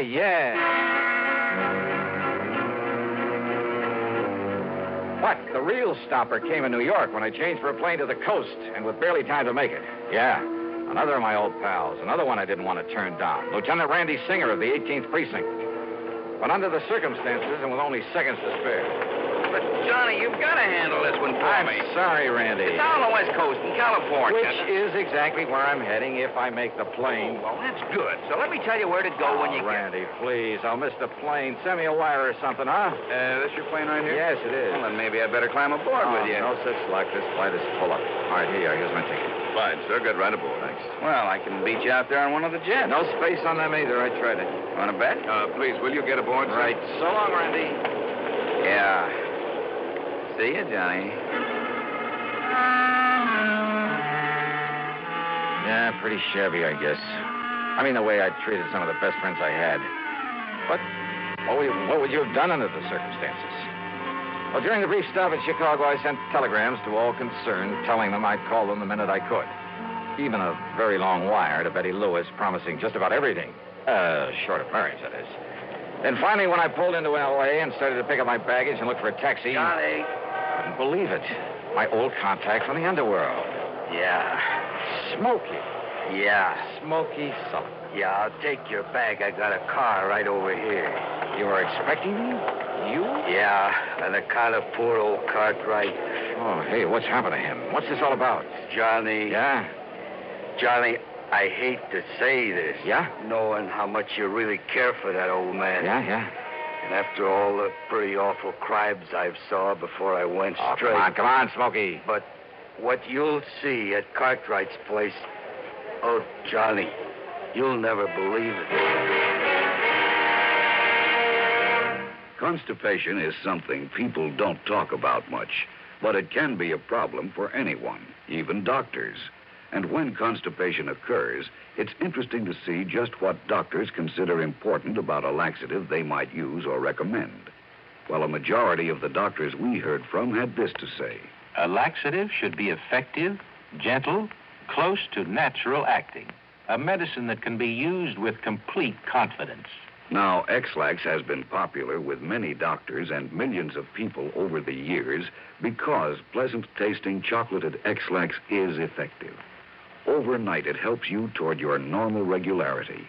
X-Lax is so gentle, so close to natural acting, there's no upset. That's why many doctors and millions of people use X-Lax with complete confidence. X-Lax, the laxative that helps you toward your normal regularity gently, overnight. Now, Act 3 of yours truly, Johnny Dollar. On the drive into the Beverly Hills address of Mr. Cartwright, I tried to make Smoky Sullivan tell me what it was all about. But he had only one answer for me. Oh, Johnny, you'll never believe it. When we finally pulled up in front of the beautiful home on North Roxbury Drive, I jumped out of the car and tore on up to the front door. All right, come on. What do you think you're trying to do? Break in this house? Oh, Johnny. Mr. Cartwright. Oh, Johnny, I've been frightened to death. Well, what about, sir? What about? I was afraid you wouldn't make it. That's what it's all about. When all those bodies inside Bodies? there- Where? In the library, Johnny. Come now. I'll show you. Yeah, I think you'd better. All over the floor. Just wait till you see them. Well, here. Isn't this the library? Yes, sir. Oh, dear Johnny. All right, now. Wait now. Well, your gun? That's right. Okay, now. Okay, now. Oh, no. Look at them. All over the floor. Mr. Cartwright wasn't kidding. There were bodies there, all right, half a dozen of them, sprawled around in awkward positions, as though some giant hand had suddenly struck them down. But why? And there was no sign of a struggle, not a... Huh? What is it, Johnny? Oh, I mean, isn't it terrible? Wait a minute. That's Pat McCracken. I know. And George Reed over here. Well, he's still alive. Shall I call a doctor? Yeah? Or shall I put him out of his misery? What? With a gun, yeah. Earl Poorman over here. Buster Favor. And me, Le Chagrin, my dear, my darling friend. All right, you guys. What is all this? What goes here? Johnny. Buster, so help me. All right, now listen. Mr. Cartwright, will you take that gun away from him? Randy. That's right. I told you I could get a jet out here. Sure, we all came out on the same flight. Earl, you son of a gun. How are you, Johnny? Surprised? Are you kidding? And Harry Branson. Glad to Smokey. see you, Don. So this is why you wouldn't tell me anything, Smokey. Yeah. Fooled you, huh? Yeah. But come on now, what's the big idea? Wait a minute. Now, will you stop waving that 38 around, Johnny? Huh? Oh, I'm sorry, Pat. Yes, over here. I'll take it. Yeah, you better, Mr. Cartwright. That's all right. I'll put it back in my pocket. I have it. Oops. Down, boys, down! Oh, dear. I'm sorry. Yes, you'd better be sorry. Well, Johnny, it looks like we succeeded in getting you out here, all right. Yeah, well, now, look, will somebody please start to make some sense and tell me what this is all about, huh? Why not? Yes, McCracken, why don't you speak for all of us? Yeah, go ahead, Pat. All right, fellas, I don't mind if I do. That's good. It's really pretty simple, Johnny. Today, Sunday, marks the end of 5 years in your present series of investigations for what we like to think is a pretty good lineup of insurance companies. Yeah, so happy anniversary, Johnny. Happy anniversary. Thanks. Now, Now, Johnny, it also completes 5 solid years of the broadcasting on CBS of these cases you handled. Handled mighty well, Johnny. And you've performed a service throughout this country. Oh, now don't get soppy. No, will you? shut up a minute, will you? You've done a great service to the insurance companies, no question about it. Your broadcasting has helped to expose a lot of crookedness, fraud, that sort of thing. Has saved the insurance companies a lot of money. And that means it saved the people, their clients, the people who listen to your program every week. It saved them a lot of money, too. Well, it's... And purely incidentally, these CBS shows of yours have provided a lot of entertainment, a lot of pleasure to literally millions. In other words, Johnny, a lot of people think mighty well of you. And with very good reason. Oh, no. But take it easy. Oh, now, you shut up.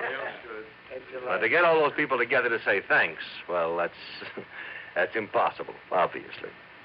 So we thought, that instead of just handing you, if we could somehow, fellas, I'm doing pretty badly. Thank you, people. Well, Johnny, I went over all your radio reports. I made a list of the people who've been most involved in your cases these past 5 years. And then when I made the suggestion to Mr. Cartwright... That's right. I told Pat that if he didn't let me give this party to do you honor... That honor? That would... Are you kidding? Yeah. Oh, no. All right. I mean, throw a big fat brawl for you just to get her through that skull of yours. Just to show you how much we love and appreciate you, Johnny. And that's why we're here. I couldn't think of a better way to tell you. Well, you happy, Johnny? Well, look, if you guys think I want to break up over this. Yeah? Yeah, Johnny? Oh, well, Pat, Mr. Cartwright, Smokey, Harry, Earl, Louie, Randy, Buster, George. Well... To Johnny. Patty. Oh, well, will you look at that? I just really glad to see you. Weren't they nice to let me and honest, honey? I won't ask you to marry me. Not yet. Rascal, you out Now, will somebody break this up before we all start crying like a bunch of children? Yeah, let's bring it up. Well, Johnny, we just thought that maybe a gathering of your friends, your real friends, Johnny, I mean that. And if there's anything you want, Johnny, this house, a nice yacht, a couple more cars, or anything, Johnny. Anything, huh? Yes, sir. More than this? Well, look, if I can somehow hold on to the friendship of people like you, that's all I ask. Believe me, it's the most that anybody could ask.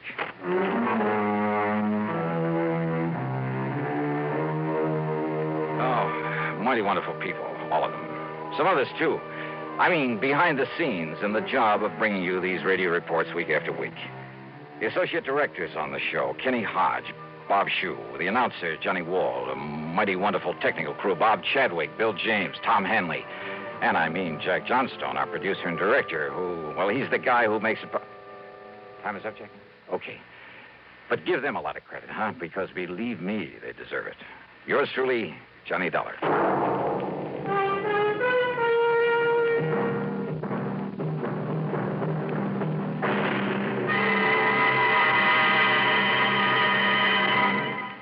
Stop and think a minute. Just how well do you know the two presidential candidates? How fully informed are you on the main issues of their campaigns? Well, you can learn a lot about Vice President Nixon, Senator Kennedy, and what they stand for if you listen to Presidential Countdown, a special series of pre-election broadcasts presented each week by the Public Affairs Department of CBS Radio News. Don't miss this important, informative feature. Listen to Presidential Countdown every Tuesday night on CBS Radio. Now, here is our star to tell you about next week's story. Next week, a yarn about the lust for gold and the things it can do to a man. The story takes place in the famous historical ghost town of Virginia City, Nevada, site of the famous, almost fabulous Comstock Lode, where sudden death was all too often the price of finding a rich vein of gold or silver back in the middle of the late century. Or even today, there's gold to be found, and sometimes murder. I think you'll like this one, especially the switch at the end of it. So join us, won't you? Yours truly, Johnny Dollar.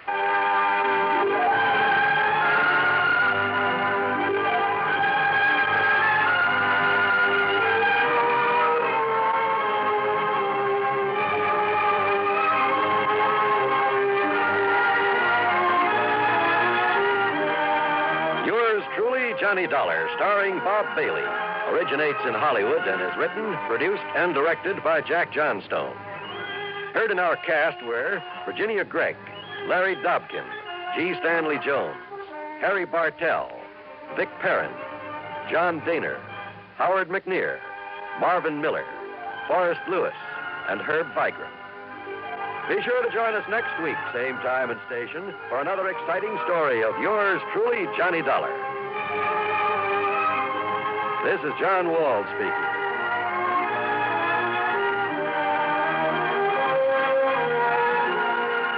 This is the CBS Radio Network. Stay tuned to WROW Albany, New York for a special news bulletin from Schenectady. What's all the commotion about, Dooley? We're celebrating your birthday, old boy. By the way, Schultz, how old are you?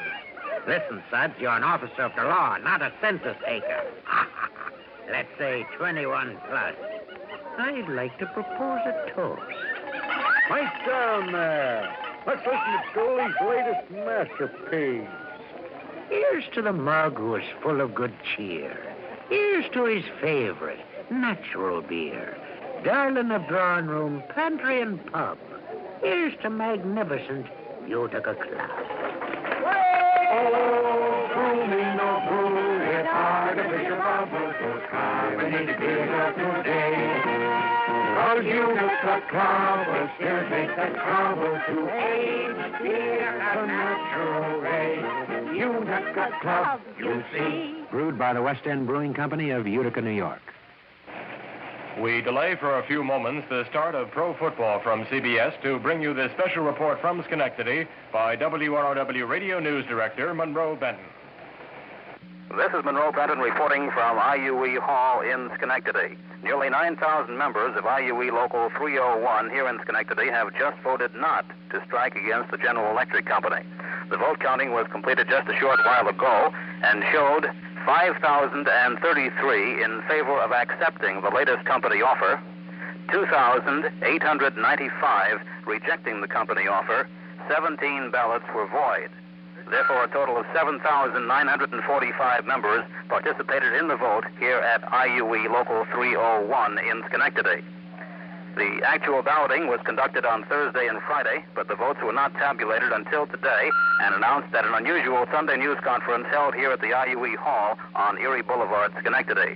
The vote again, 5,033 to accept the latest GE offer, 2,895 rejecting the latest company offer. Now, also this afternoon, the results of the balloting for the members of the IUE at the Capel Knowles Atomic Power Laboratories, both in Niskayuna and in West Milton and Saratoga County. The vote there was just the opposite, 172 in favor of striking, 104 against a strike. That is the result of Local 301 AE. Members at the Knowles Atomic Power Laboratory in both Niskayuna and in West Milton. A total of 276 members voted there out of the total union membership of 368 at Capel. The vote here was counted under the supervision of 3 clergymen and announced at this news conference. However, this vote at Schenectady does not mean there will be no strike against GE, or for that matter, that there will be one when the contract expires next Saturday, October the 1st. Negotiations will continue in New York for the rest of this week, and on Friday, the IUE GE Conference Board will meet to review the votes taken by all the IUE locals at GE across the country, and on that basis make up its mind on whether to call a walkout. Schenectady IUE, being the largest of all the locals, will naturally carry a lot of weight, but today balloting is also being conducted in at least 2 other key areas, Lynn and Everett, Massachusetts, and Pittsfield, Massachusetts. Earlier this week, employees at Waterford GE voted in favor of a strike, or putting it the other way, rejecting the company offer. Therefore, despite the vote here in Schenectady, the results of the Pittsfield and Everett and Lynn balloting must be reported, plus that of such large locals as the 6,000-member Louisville, Kentucky local, before the conference board makes its decision next Friday. The GE IUE Conference Board is made up of elected delegates from each of the union locals. They are elected on a representative membership basis, but each local is limited to a maximum of 4 board members. These delegates are bound to vote at the conference board meeting the way the locals have instructed them to vote. On this basis, the 3 largest GE plants in the Northeast, Schenectady, Lynn, and Pittsfield, have a total representation of 12 delegates, although they represent about 1/3 of all the IUE members in the GE chain. It also should be noted that the IUE Constitution states that when the conference board determines to strike to obtain national agreement, all union locals are bound by such action. In 1958, Schenectady, Pittsfield, and Lynn voted against a walkout when Louisville, Kentucky voted in favor. Of course, there was no walkout then. And speculation is that with Schenectady voting no strike today, and if Pittsfield and Lynn vote the same way, the National Union is not likely to call a strike, or at least conduct one successfully, without the support of these 3 major northeastern locals. The coming week will tell, because there are still 5 more days of negotiations in New York. Repeating again the results of this vote here in Schenectady this afternoon, accepting the company offer, 5,033, rejecting the offer, 2,895. The capo vote again, in favor of a strike, 172, against a strike, 104. Leo Gendro, the business agent of Local 301, issued a statement just a few minutes ago, and it says in part, the result of the secret ballot vote shows that a majority of the members of IUE Local 301 have chosen to accept the final offer of GE.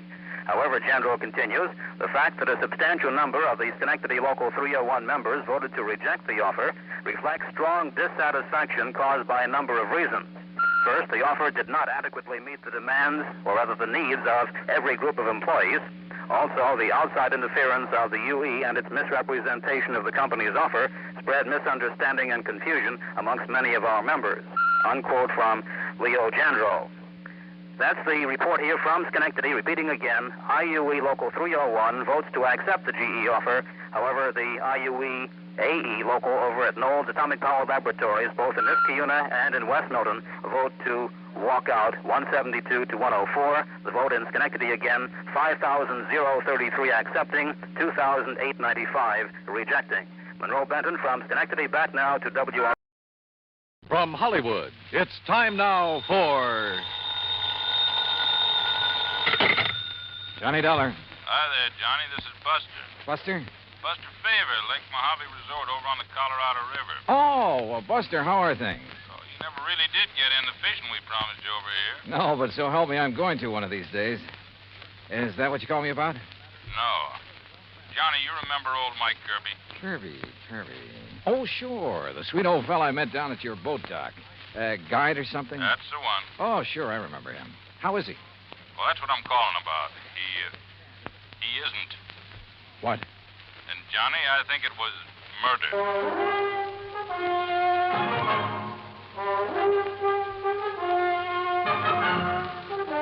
Bob Bailey in the exciting adventures of the man with the action-packed expense account. America's fabulous freelance insurance investigator. Yours truly, Johnny Dollar.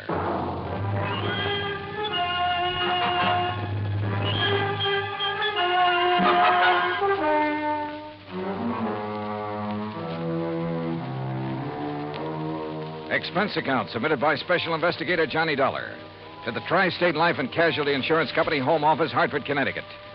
Following is an account of expenses incurred during my investigation of the Kirbey will matter. As soon as I hung up on Buster, I lost no time in making the necessary plane reservation to Las Vegas and picking up a handful of American Express traveler's checks. That's item 1 on the expense account, a total of $320. Then I packed a bag, was about to take off, when the phone rang again. Johnny Dollar. Oh, Johnny, I'm glad I caught you in. It's Danny Newcomb at Tri-State Life and Casualty. Oh, hi, Danny. Johnny, I need you badly, and I need you fast. Now, there's only a $5,000 policy involved. Danny, the circumstances are such I'm sorry, Dan, but I can't handle it. I'm about to catch a plane out of here. No, Johnny, now listen. There may be a killing involved in this case, so we don't dare waste any time. And what's No, you listen. There may be a killing involved in what I'm going out What's more, the death of our client occurred at one of your old stamping grounds. Sorry, Dan. At the Lake Mojave Resort. Danny, I told you What? Yeah, that's right. Mike Kirbey? Yeah. Okay, Danny, I'm on my way.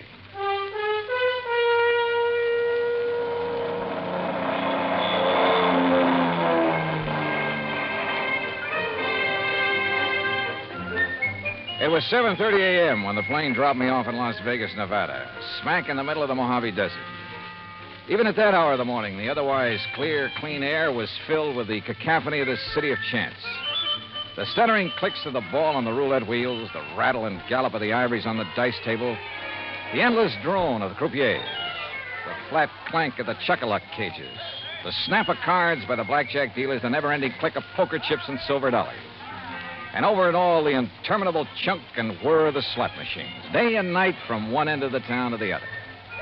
Fabulous. I grabbed breakfast, that's item 2, then rented a car and headed south and east on Route 93 toward Kingman, Arizona. Then, just 5 miles short of that town, I swung right on 68 down toward Davis Dam, down to Lake Mojave Resort. Mile after mile of nothing but sun-baked rock and sand, sagebrush and Joshua trees, tumbleweed and cactus. And right in the middle of it, the clear blue waters of Lake Mojave. Buster Favor, who's general factotum of the resort, was waiting for me. After a hearty greeting, he led me into the office, and we sat down and got to work. Yeah, it was murder, all right, Johnny. Sure. Yeah. And by the way, I don't know how much you knew about Mike Kirbey. Well, only that he seemed to be one of the fixtures around here. Was obviously well-liked. Well, he'd been a businessman back east, owned a string of restaurants, made a fortune. Uh-huh. And about 10 years ago, he retired. Did a lot of traveling, all over the world, I guess. Oh, lucky man. Did he have any relatives, Buster? Oh, only some nephews and nieces. I see. Anyhow, a little over 3 years ago, he settled down here to spend the rest of his life just fishing, taking it easy. Can't think of a better place or way to retire. How old was he, Buster? 61. Didn't look it, though. No. Well, if I remember right, he was pretty fit. He was. Well, I had the impression when I was here before that he was just a hired fishing guide, something like that. Oh, he used that as an excuse to meet folks. Half the time, he clean forgot to charge for his guide services. Accidentally on purpose, no doubt. Well, now you said... Now, don't rush me, Johnny. I got to give you the background. Okay, shoot. He kept saying over and over and over again how glad he was to be out from under a lot of responsibilities. And one day, about 6 or 7 months ago, he suddenly transferred title to his boat, his motor, his fishing tackle, and his old beat-up Ford to us. Oh? I know. I asked him at the time if he wanted to get him off his personal inventory, why not give him to his relatives? Well, what'd he say to that? Said he didn't like him.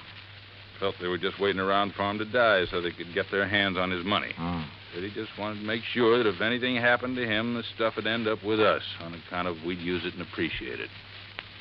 Also, Johnny, he plunked down $10,000 in cash and insisted that we take that, too. $10,000? What for? His rent on his cabin for as long as he lived. Oh. Buster, did he leave a will of any kind? Well, now I'm getting to that. Anyhow, last Friday afternoon, he went out fishing alone like he often did. And just before dark, one of the rental boats came in with 2 young kids. Yeah. They'd seen old Mike's boat up on the beach in that big cove just above the power line crossing. They found Mike laying on the sand beside it, as still as death. Well, they came tearing in to report it, scared half out of their wits. Well, I sure hope you... Oh, sure. I grabbed Ham Pratt and a big flashlight. You remember Ham. Oh, yeah, the manager of the resort. Yeah. Well? Well, we found him there. And he was gone, the poor old fella. Go on, Buster.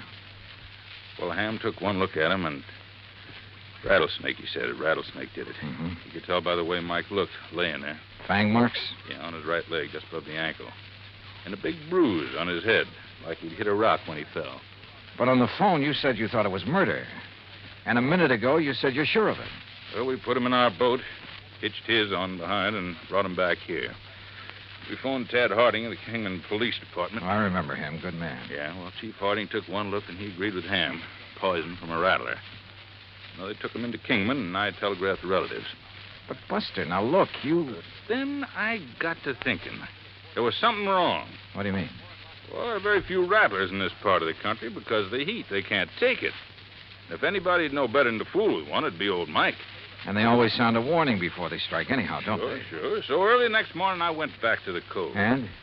Number one, there was no sign of any rock that Mike might have hit his head on when he fell. Go on, Buster, go on. There was no trail from any kind of a snake anywhere around. Well, the sand could have drifted over them. No, sir. The footprints Ham and I and the kids had made were clear as crystal, but no tracks of a snake. All right, go on.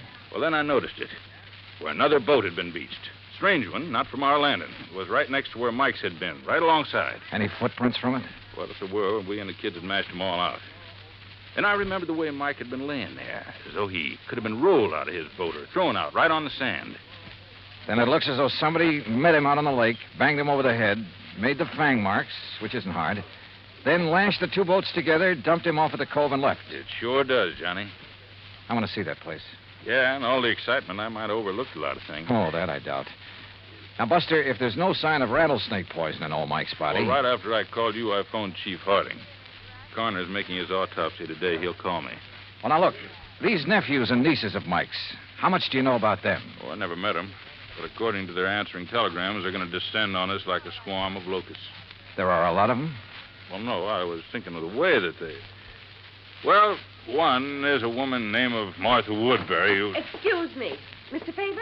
Yeah, I'm Buster Favor. I am Miss Martha Woodbury. Oh, well, Miss Woodbury, we were just at... this is Mr. Johnny Dollar. How do you do? Mr. Favor, I'm a niece of Michael Jonathan Kirbey, and probably the major beneficiary of his estate. I wired you that I would be here, and I am. You got here kind of fast, too, didn't you? I also wired Uncle Michael's attorney in Kingman that I saw no reason why he should delay the reading of Uncle Michael's will. Lawyer Guilford phoned me about that, and I guess you weren't the only one. You should be here late this afternoon. I also wish to make funeral arrangements befitting one of his financial status. Won't you sit down? Now, please tell me the circumstances of his death. And, of course, I wish to see the poor darling's body. Miss Woodbury. Yes? What do you do for a living? Why, if it's of any concern to you, I teach at Armand College. Toxicology. Toxicology, huh? Yes. Poison. Very interesting. Is it? Why? Who are you, Mr. Dollar? Well, I'm a special investigator for your uncle's insurance company. What? Yes, you see, we have good reason to believe your uncle was murdered. Murdered? Murdered? Who said that? Hello, Martha. You said murdered. Are you talking about Uncle Michael? Well, that's right. Who are you? I am Chester Kirbey, and as far as I know, the heir to my uncle's fortune. Who are you, sir? Chester, Mr. Dollar is an insurance investigator. Oh? Investigator, huh? Dollar, I'm Hank Kirbey, family black sheep, also Uncle Mike's nephew. What's this talk about murder? Are you three his only relatives? That's right, Dollar, except for Lita. Lita? Lolita Laverne. Though we sometimes try to forget that. Oh, come off of that. Why, Miss Woodbury? My sister is a cheap nightclub dancer. We prefer to forget it. And the silly stage name she uses. Now, take it easy, teacher. Of course, Martha. This is hardly the time or place. What do you do for a living, Mr. Kirbey? Chester? Play the stock market a bit, that sort of thing. He's a playboy, Mr. Dollar, and a gambler, and I suspect not a very honest one. Martha, my dear girl, I resent that. You've never done a lick of honest work in your life. And if you think Uncle Michael didn't know it, would let his money ever get into those soft pickpocket fingers of yours... You don't think you're the well, one let doing me it. tell you something, Oh, my shut dear. up, both of you. Pair of money grabbing. If you had to work for a living... Like what, Hank? What do you do? Yes. Tell him, Henry. Oh, I told you I was the black sheep of the family, but I work. You know, odd job. I'll tell you, Mr. Dollar. He's a roustabout. Circuses, carnivals, that disgusting sort of thing. Where are you working now, Hank? Well, there's a sort of a scientific exhibit. Sideshow is more like it. All right. Along the highway over near Victorville. A lot of rare animals, reptiles, and things on display. And Henry, dear boy, when he's off the bottle, is appropriately enough in charge of the snake pit. Oh. Well, we do scientific work, too. You know, like what, Henry? Like milking the venom from the snakes to sell to laboratories? Yeah. Well, that is... Excuse me. Hello? What? You sure? Well, what? Mr. Dollar, Now, I wait a think it's second. about time you tell us Hey, what you Johnny. meant when... Yeah, Buster. I want you to hear this. It's Chief Harding. Go ahead, Chief. Well, as I said, Buster, there was evidence of rattlesnake venom in the body, all right. But it didn't enter at the fang marks on the leg. What do you mean, Chief? Well, the coroner says those marks were fakes. The venom was injected with a needle up near the armpit where it wouldn't be noticed. Chief, this is Johnny Dollar. Oh, hi there, Mr. Dollar. Haven't seen you since you were out here working on Listen, was the venom injected into his body before or after old Mike received the blow on the head? Was the coroner able to check that? I don't think he's tried, Mr. Dollar. Well, have him do it, will you please, if he can? Well, sure. Also, do me a favor and check with Lawyer Guilford. I'd like to know when he's coming out here with a will. Oh, I saw him just a few minutes ago, and he asked me to tell Buster sometime this afternoon if he can get away. Good, thanks. I'll talk to you later. Well, sure, Mr. As I started to say, Mr. Look, Dollar, Miss Woodbury, there is nothing that you or any of us can do until we get the complete report from the coroner. Well, you can at least tell us what you meant. And when what you about dear Uncle Michael's will, Mr. Dollar? That will have to wait for the attorney. He expects to be here sometime later today. Now, wait a minute. You said murdered. Incidentally, I suppose the will shouldn't be read until Lolita, or whatever her name is, gets here. According to her telegram, she ought to get here today. Well, she better. What I want you to do is arrange for quarters here. And, all of you stay here. If you won't do it of your own free will, I'll have Chief Harding of the Kingman Police Department take whatever... No. Such a humiliation is entirely unnecessary. There's nothing to keep me from sticking around. I want to hear that will, too. Of course. Don't we all? Okay, then. Sit tight. For my money, any one of them could have done it. A toxicologist, a man whose business was handling poisonous reptiles, and a cheap tin horn gambler, and the nightclub dancer who hadn't appeared yet. Yeah, any one of them to latch onto the old man's fortune. I avoided telling the three present about the circumstances of their uncle's death in the hope one of them would slip, would give himself away by saying something to show that he or she already knew. As soon as they were ensconced in their rooms, Buster and I hopped into his outboard and headed up the lake. Remember the last time we rode up here looking for evidence, Johnny? Yeah, I sure do. That was the Midas touch mine. Yeah. The pretty little lady owned a high-power rifle with a scope sight. Just about here, she started taking pot shots at us from the shore. Well, that's one thing we won't have to worry about this trip. Now, right around this point is where I found Mike's boat on the beach. And like I told you, I may have overlooked some clue that you'll spot in a second. Buster. Yeah? Tell me, did old Mike earn enough as a fishing guide to make a living? Well, just about enough to buy food and a few odds and ends and... Well, like I told you, most of the time he deliberately forgot to charge, not needing the money and all. Hey, Johnny, there in the cove. What? A boat, right where Mike's was. Whose is it? Do you know? Isn't out of our landing by... Hey, that puff of smoke from behind the bush way up on the sand dune. Swing us around. That's somebody with a gun. And look, we're taking in water, those holes in the bottom. Grab that can, start bailing. Hey, that guy can shoot. Pull us around, Buster. We're like a pair of sitting ducks out here. Right.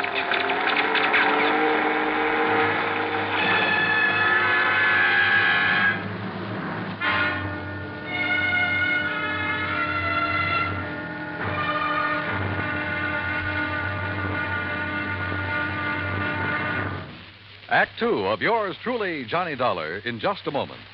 Democracy. It takes an awareness of life and a respect for mankind to make democracy work. But when this happens, democracy works in mysterious ways to better the lives of everyone. Why? Because democracy is concerned with everyone. One could say that democracy is people. For the people rule themselves in a democracy. No tyrant stands a chance. No dictator can get a foothold. The systems of laws and justice in a democratic government is made and operated by the people, for the people. And people like to be free. That's why democracy gives mankind its finest legacy of freedom. Now, Act Two of yours truly, Johnny Dollar, and the Kirbey Will Matter.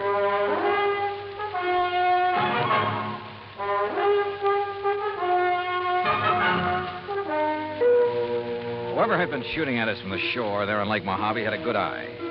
But a 30-mile-an-hour outboard at over 200 yards and swerving like mad can be a pretty tough target.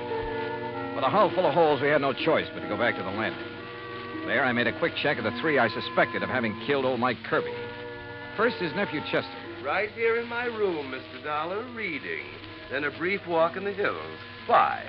And when is that lawyer coming to read Uncle Michael's will? Then the niece, Martha Woodbury. Gathering a few desert plants, as you must know. Hardly racing about on the lake armed with a gun, as you seem to suspect. Why don't you question Henry? If anyone should know how to handle a gun, he should. So I questioned Hank Kirbey. Patient, that's what. I saw no reason to just sit around waiting for that lawyer to arrive. I was fishing in that first big cove on the right. On the Arizona side. That's right. And I saw you and Buster tearing back here. That's when I come back to see what was up. Now, what is up? Mr. Kirbey? Yeah, Buster? On the payphone, the phone booth next to the cafe. Yeah? Kingman operator just called. Yeah? She still hadn't been able to reach your party on whatever that call was you made. Oh, yeah, thanks. What call, Hank? Well, I've been trying to locate Lita to find out why she hasn't got down here. Maybe she doesn't care about the will. Where is she, Hank? It was to a dive up in Las Vegas that I sent the telegram, Johnny. Yeah. That's where she's been working. Is that where you called earlier, Hank? Earlier? Yeah, didn't I see you in that phone booth when Buster and I pulled out? Oh, yeah, sure. Trying to get Lita then, too. Yeah. Yeah, it reminds me, Johnny. Lawyer Guilford just phoned me from Kingman. He'll be over here in about an hour. Then the will gets read, huh? Perhaps we ought to wait for Lita. What do you think, Hank? She'll be here. Well, did you talk to her? Is she on her way? Yeah, she's on her way. All right. If Buster's willing, we'll use the office when Guilford gets here. Sure. So, Hank, you tell the others to be ready and waiting. Yeah, sure thing. Come on, Buster. Right, Johnny. What's on your mind? Well, maybe it's just a hunch, nothing more. But I want to get on that phone in the office. I called Armont College first.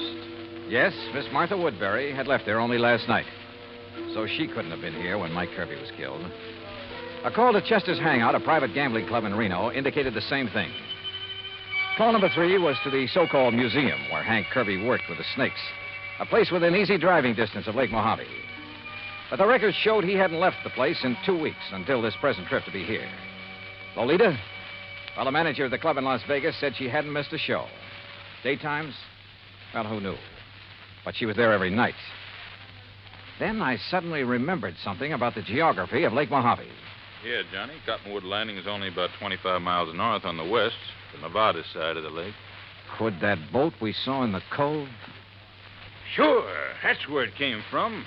I knew there was something familiar about it. Hey, what are you going to do, Johnny? Kingman.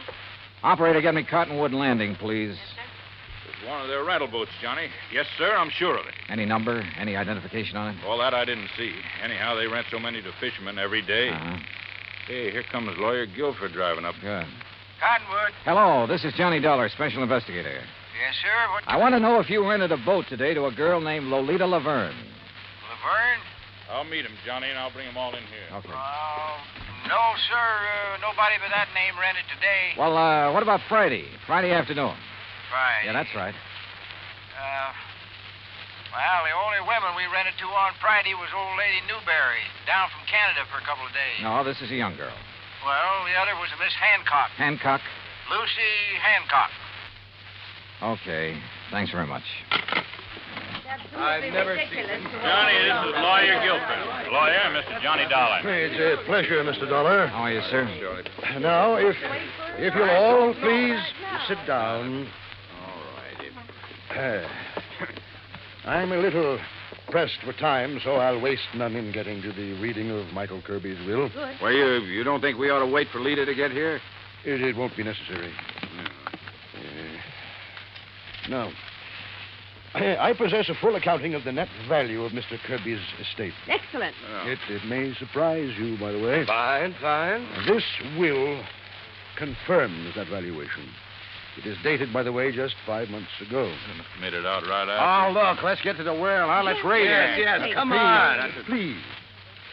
His real property consisted only of his clothes, then the outboard motorboat, and an old car which he transferred to the Lake Mojave Resort, together with a sum of money to provide for his living here. How much? Only $10,000. Oh, well, good. Some years ago, he turned all other of his real property, including some rather important real estate and business holdings, into cash. Well, where is all the cash deposited now? Yes. Surely you aren't considering adding bank robbery to your rather questionable career, Henry. Martha, that is quite uncalled for. Now, why don't we proceed with the will? Yeah. There is one asset specifically set aside that perhaps I should mention since it concerns Mr. Dollar. He is the beneficiary? Oh, no. I refer to the insurance policy for $5,000. Well, don't worry about a piddling amount like that. Let's have the will, man. The insurance policy is to cover burial expenses and nothing else. All of it is to be used. Okay. Let's have the rest of the will. Yes. And to leave all out. Very well. I, Michael Jonathan Kirbey, do make, ordain, and declare this instrument to be my last will and testament. Oh, why don't you skip that stuff? Please. Being of sound mind and body, determined to enjoy the fruits of an industrious life to the fullest. The bequests, man. Life to the fullest. And rather than burden others with the responsibility that money demands. What?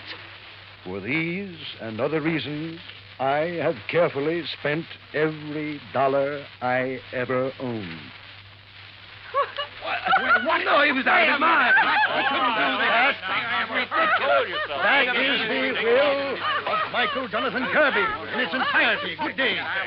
Good day. What fools we've made of ourselves. What fools. And it's no less than we deserve. I only wish that Lucy had been here. Wait a minute. Lucy? Yes, Lucy. Her real name, her proper name, not Lolita Laverne. It's Lucy Hancock Woodbury. But as I told you before... Now listen, all of you. You're to stay right here. Stay in your rooms. Oh? What's the point? Now we know the contents of that stupid will. Yeah. Buster, By what call right Chief Harding. Tell him to stand by in case these people get itchy feet. Right. What little I've done so far in this case was based on nothing but hunches. So when 10, then 11 p.m. came and Lolita, Lucy Hancock Woodbury, hadn't arrived, I acted on another hunch. Sure, Johnny. My room is right next door to the office, so if this leader arrives and signs in, I'll let you know right away. No, Buster, no. Huh? Just sign her into a room after you've done a little tampering with the register. What do you mean? Chester is in number 6, isn't he? That's right. All right. Change that on the register to number 8. That's this one, your room. That's right. And be sure that Lita sees the register. I don't understand. You don't have to, Buster. Let's just hope she gets here. Buster left. And with my door ajar, I turned off the light and lay on the bed and waited. It must have been after midnight when I heard the car pull in. Heard Buster admit someone to a room a couple of doors down the line and then go back to his own. Then, silence. Then the quiet click of feminine footsteps approaching my door. Quickly, in the darkness, I lit a cigarette, held the glowing end away from my face.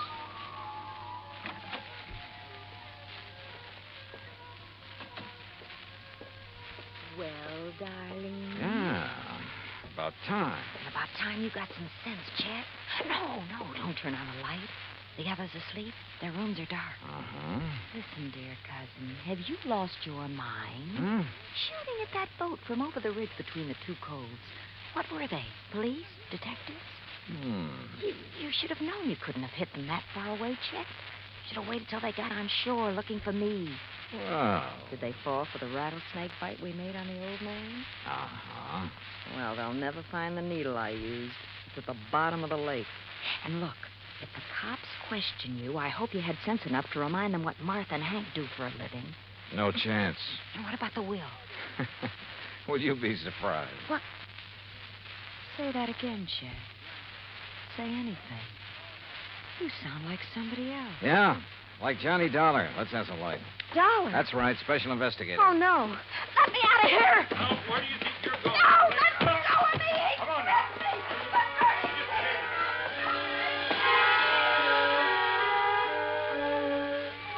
Yeah, all 4 of them had wanted to see old Mike dead. But Hank, the only honest working man of the lot, didn't have the brains.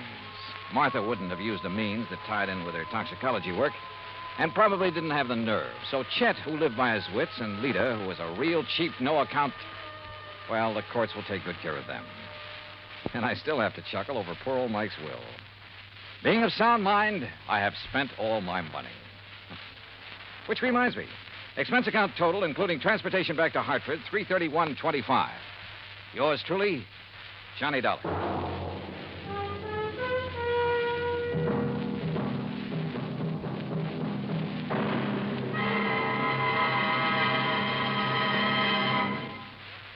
Now, here is our star to tell you about next week's story. Next week, the most complicated case in years comes up with the simplest, most obvious solution. Join us, won't you? Yours truly, Johnny Dollar.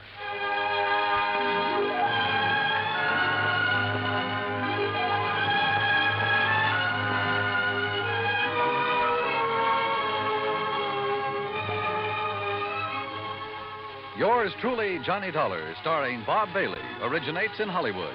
It is produced and directed by Jack Johnstone, who also wrote tonight's story. Heard in our cast were Virginia Gregg, Barney Phillips, Shirley Mitchell, Stacey Harris, Carlton Young, Forrest Lewis, Frank Nelson, and John Boehner. Musical supervision is by Amerigo Marino. Be sure to join us next week, same time and station, for another exciting story of yours truly, Johnny Dollar. Johnny Dollar has come to you through the worldwide facilities of the United States Armed Forces Radio and Television Service.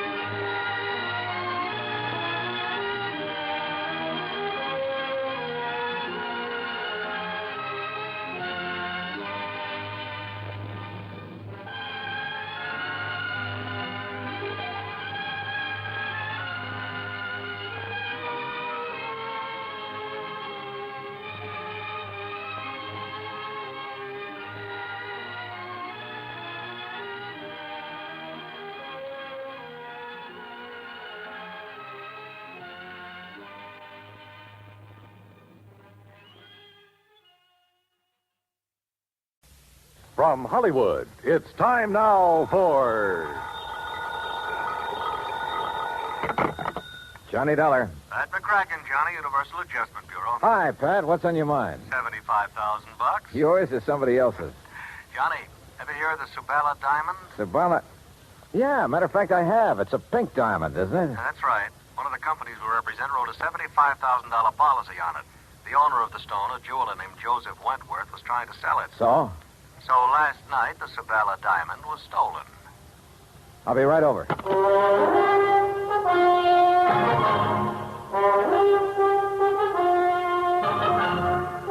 Bob Bailey in the exciting adventures of a man with the action-packed expense account.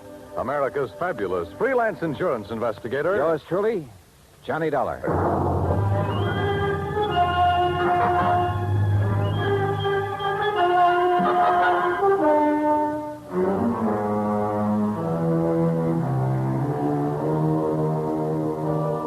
Expense account submitted by Special Investigator Johnny Dollar to the Universal Adjustment Bureau, Hartford, Connecticut. Following is an account of expenses incurred during my investigation of the Rolling Stone matter. Expense account item 1, $1.20 cab fare from my apartment to the office of Universal Adjustment Bureau. Pat McCracken gave me what additional dope he had, which wasn't much, and I headed for New York. That's item 2, $26.40, and the apartment of Joseph Wentworth. I was just released from the hospital an hour ago. They kept me overnight for observation. Nothing serious, I hope, Mr. Wentworth? No, I was hit on the back of the head. At first, they suspected a skull fracture, but it was only a slight concussion. Well, you're lucky. Practically my total assets stolen, and you call it lucky. You mean the Sabella diamond? I borrowed heavily to purchase that stone, Mr. Dollar. I'm afraid I'm just about ruined. Well, if I'm not mistaken, it was insured for $75,000. You don't understand. The insurance money will barely cover the loans. The diamond wasn't insured for its full value. Oh, I see. And what's worse, I had a customer for it. I was almost ready to close the deal. Could have gotten at least $100,000, maybe more. Try to tell me exactly what happened, Mr. Wentworth. Last evening, Eloise stopped by the shop at 6. We were going to have dinner together. Eloise? Eloise Barnes, my fiancée. I started to close up, and I remembered I'd forgotten to put some things in the safe. She went down the street a ways to hail a taxi, and I went back inside. And left the front door unlocked? I must have. I was in a hurry. I opened the safe, then I heard a sound behind me. I started to turn, but too late. That's the last I remember. The police figure out what you were hit with? Yes, a heavy brass candlestick in my shop. Then when Eloise brought me to, the Sabala diamond was gone. Just a minute. You say Eloise brought you to? Yes. You see, when I didn't come right back outside, she started wondering what had happened. She came in and found me lying on the floor. Uh-huh. How long have you known Eloise, Mr. Wentworth? About a year. Why? Mind giving me her address? I think I'd like to talk to her. Expense account item 3, $1.80 cab fare to Eloise Barnes' apartment. Eloise looked, if anything, more expensive than the Sabala diamond. And I had the feeling that underneath that lovely surface, she was almost as hard. Her gray eyes never left my face as we talked, and I got the impression she had neatly weighed me, cataloged me, and put a price tag on me. Afraid I can't help you much, Johnny. Joe Wentworth apparently told you all there is to tell about it. You were out looking for a taxi at the time Wentworth got slugged. That's right. I feel sorry for Joe. That was a lot of diamond to lose. Must be quite a stone. If you go for those things. I don't know. I guess some people really have a thing about diamonds. But not you, huh? They're all right. Just happens there are a couple of things I prefer. Like what? Like money and mink. Huh? But now, according to your fiancé, you were... Just a minute. According to my what? Your fiancé, Wentworth. Well, Johnny, that may be his idea, but it's not mine. Oh, you're not engaged. Joe's been very nice to me, and I like him. But we're just friends, so far as I'm concerned. Oh, yeah. I'm afraid I'm not the engaged type, Johnny. I've tried it once or twice, but it didn't work. Seems to interfere with my hobby. Your hobby? Yes. Having fun. What's your hobby, Johnny? Well, at the moment, trying to find the Sabala diamond. Then what? Well, I have been known to have fun now and then. Johnny. I hope you find the diamond real soon.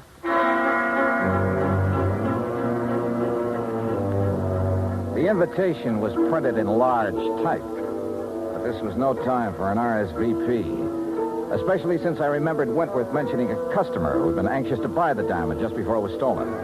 I called Wentworth and got the man's name, Gerald Mantell, who had an apartment just off Fifth Avenue in the East 70s. Ah, yes, Mr. Dollar, the Sabala diamond. An exquisite stone. The pink radiance of it when it caught the light. Positively hypnotic. Such a pity it was stolen. Mr. Wentworth tells me he was negotiating with you for the sale of that diamond. That is correct. Unfortunately, we had reached a stalemate yesterday. You see, he wanted more than the diamond is worth. Well, maybe that's a matter of opinion. Mr. Dollar, I am a collector and a connoisseur. I know what such things are worth. Oh, yes. I only hope it will be recovered before Friday. It would make things so much more enjoyable for me. What happens Friday? I am leaving for Europe. Oh? Business trip? Not really. As a matter of fact, more of an impulse than anything else. Uh-huh. Anything wrong with that? Well, Mr. Mantell, that's a good question.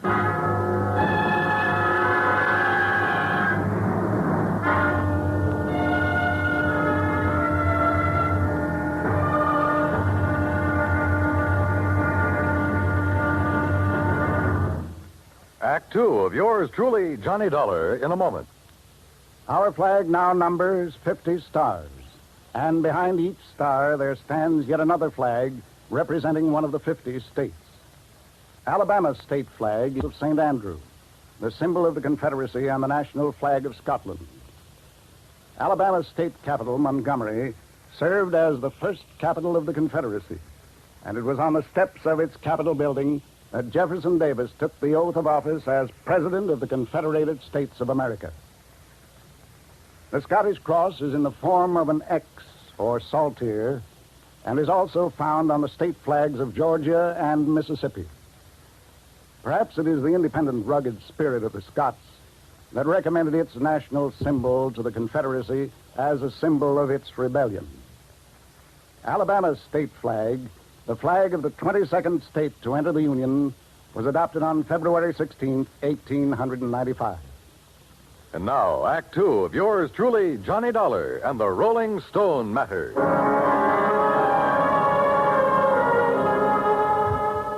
went back to my hotel, stretched out on the bed, and went over the whole thing in my mind. Eloise, who liked the things that money could buy, and who supposedly had been looking for a taxi while Wentworth was slugged and the diamond lifted. Then there was Gerald Mantell, the collector, who was now suddenly leaving for Europe. Yeah, could be either of them. Johnny Dollar. You looking for the Sabala diamond, Mr. Dollar? What's that? Well, that doesn't matter. I know where the diamond is. Oh, where? Not so fast, Dollar. I'm sure the insurance company you represent would pay quite a bit to get that stone pick. The question is, how much? Oh, there's a bigger question than that, friend. Whether you're on the level or not. Suppose I can show you the case the diamond was kept in. Would you be convinced then? Maybe. Antonio's bar on East 53rd? Yeah. Maybe there in an hour. Now, wait a minute. How'll I know you? I'll know you. Hey, wait a minute.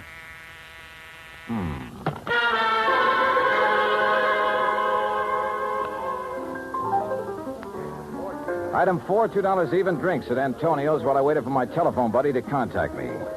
A half hour went by. Nothing happened. Then somebody came in and went to a corner booth. Not the person I'd been expecting, but just as interesting. So I went over. Hello, Eloise. Johnny. Sit down. Oh, thanks. Expecting someone? All sorts of people. But this is a pleasant surprise. What brings you around here? Business, I thought. You know, Johnny, you've got a one-track mind. Always business. With that attitude, you miss a lot. I don't doubt it. Oh, here you are, Eloise. Oh, why, it's Mr. Dollar. Well, Mr. Mantell. Sit down, Gerald. I didn't know you two knew each other. Oh, yes, we've been friends for years. As a matter of fact, it was Eloise who told me about the Sabala diamond. Oh? You didn't tell me that, Eloise. You didn't ask me, Johnny. Oh, Gerald, the head waiter seems to be signaling to you. That's so I see. I'll be right back. Well, look, Eloise, I think I better be getting along. Don't leave, Johnny. Well, you've got a date with Mantell. Oh, he just wanted to have a drink with me before he left for Europe. I told him I was meeting Joe Wentworth here, so he said he'd stop by for a minute. Did Wentworth know that you and Mantell are old friends? I saw no reason to tell him, Johnny. Joe's very tiresome about things like that. You mean he's jealous? I wonder what happened to Gerald. This trip he's taking to Europe, I gather he got the idea rather suddenly. Gerald's very impulsive that way. Yeah. Well, I'll be getting along, Eloise. Looks like the man I came here to meet isn't going to show. I can't imagine what's keeping Joe. I'd say we've both been stood up, Johnny. Maybe we should do something about it, Well, as I told you right now, the only thing I have on my mind is... I know. That diamond. A girl could get tired of waiting, Johnny. Eloise, I don't think you've ever waited very long for anything. See you later. I'll count on it, Johnny. Dollar? What? Oh, Wentworth. We were wondering what had happened to you. Mr. Dollar, I'm certain you're a very efficient investigator, but it seems to me that you've questioned Eloise all you need to. Oh? Or have your conversations with her now reached the unofficial stage? Oh, now look, If Wentworth. that is the case, and I suspect it is, I'd better remind you that Eloise... Maybe I'd better remind you of a couple of things, Wentworth. In the first place, you... Mr. Johnny Dollar? Yeah, over here, waiter. Dollar? Oh. Mr. Dollar, it's a note and a package for you, sir. A gentleman just left it with me. Did he give his name? Oh, no, sir, no. But he was a short man in stock here, and he wore a gray suit. Okay, thanks. Here you go. Oh, thank you. As I started to say, Hold Dollar... on, will you, Wentworth? Couldn't take a chance contacting you. Somebody was following me.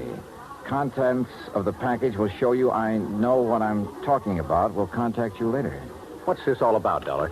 It's from a man who phoned me a couple of hours ago. If it's what I think is, then this package... Yeah. Empty jewel case. Your name on it, Wentworth. What? That's the case I kept the Sabala diamond in. Yeah. See you later, Wentworth. Where are you going, Dollar? Back to my hotel room and wait to hear from him. I went outside and started for the corner to grab a cab. As I passed the alley, I spotted something sprawled on the ground. A body. It was Gerald Mantell.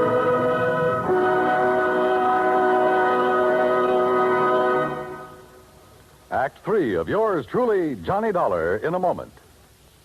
The way a man conducts himself at ease or under stress shows what he's made of. It shows his character under the strongest light. This is particularly true when a man becomes a prisoner of war. One of the points of the code of conduct of the American fighting man says, "If I become a prisoner of war, I will keep faith with my fellow prisoners. I will give no information nor take part in any action which might be harmful to my comrades. If I am senior, I will take command. If not, I will obey the lawful orders of those appointed over me and will back them up in every way." The very essence of the ideals set forth in those words were displayed by Commander, later Rear Admiral, Richard Antrim in April 1942, while a prisoner of war in Macassar, Dutch East Indies, during World War II. Acting instantly on behalf of a naval officer who was subjected to heavy punishment, Commander Antrim boldly tried to quiet the guard and to persuade him to discuss the charges against the officer. The guard refused. Tension increased. The entire enemy prison force was faced by 2,700 Allied prisoners. An order was given to continue the punishment. Suddenly, Commander Antrim, at the risk of his own life, stepped forward and volunteered to take the remainder of the punishment. This sudden move got a roar of acclaim from the inspired Allied troops and so amazed the enemy that both men were spared any further indignities or punishment. Commander Antrim's heroic and unselfish conduct brought about better conditions for the prisoners and earned new respect for American officers and men. Commander Richard Antrim upheld the highest ideals of an officer and earned for himself the Medal of Honor. And now, Act 3 of yours truly, Johnny Dollar and the Rolling Stone Matter.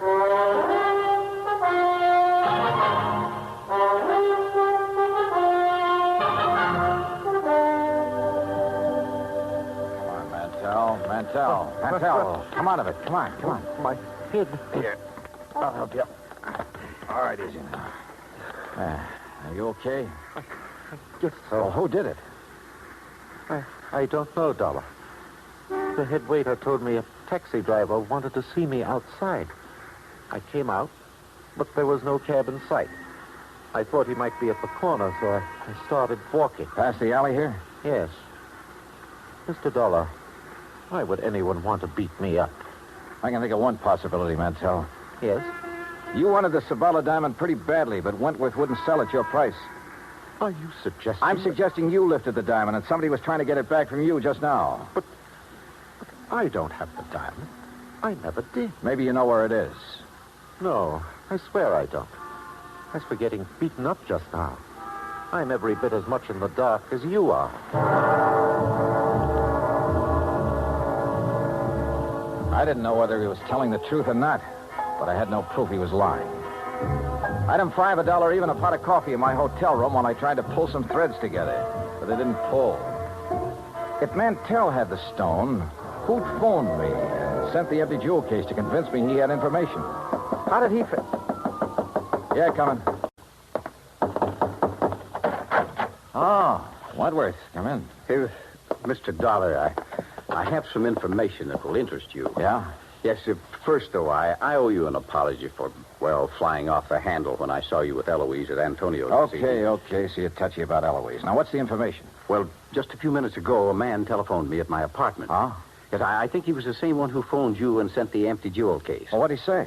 That he knew where the diamond was, and for a price would furnish the information. Ah. Now, I wonder why he suddenly switched negotiations from me to you. Well, perhaps he thought it too dangerous to continue with you. Yeah, maybe. Speaking of danger, I wish I could locate this character before something happens to him. That's the point, Mr. Dollar. I think I know where he is. How? Well, he must have placed his call to me through a switchboard, because I heard an operator in the background saying, Hotel Maysfield. Hotel Maysfield, huh? Thanks for the lead, Wentworth. I'll check with you later. I headed for the Maysfield and described the man I was looking for to the desk clerk. The clerk said his name was Krause, that he'd checked out that morning. This I didn't get because he'd called Wentworth from the hotel shortly before. I had the clerk let me into Krause's room, hoping I could find some lead on where he'd gone. I did. A scratch pad with the imprint of a pencil still visible. A phone number and a name, Cathcart Hotel. I headed there fast and was referred to room 413.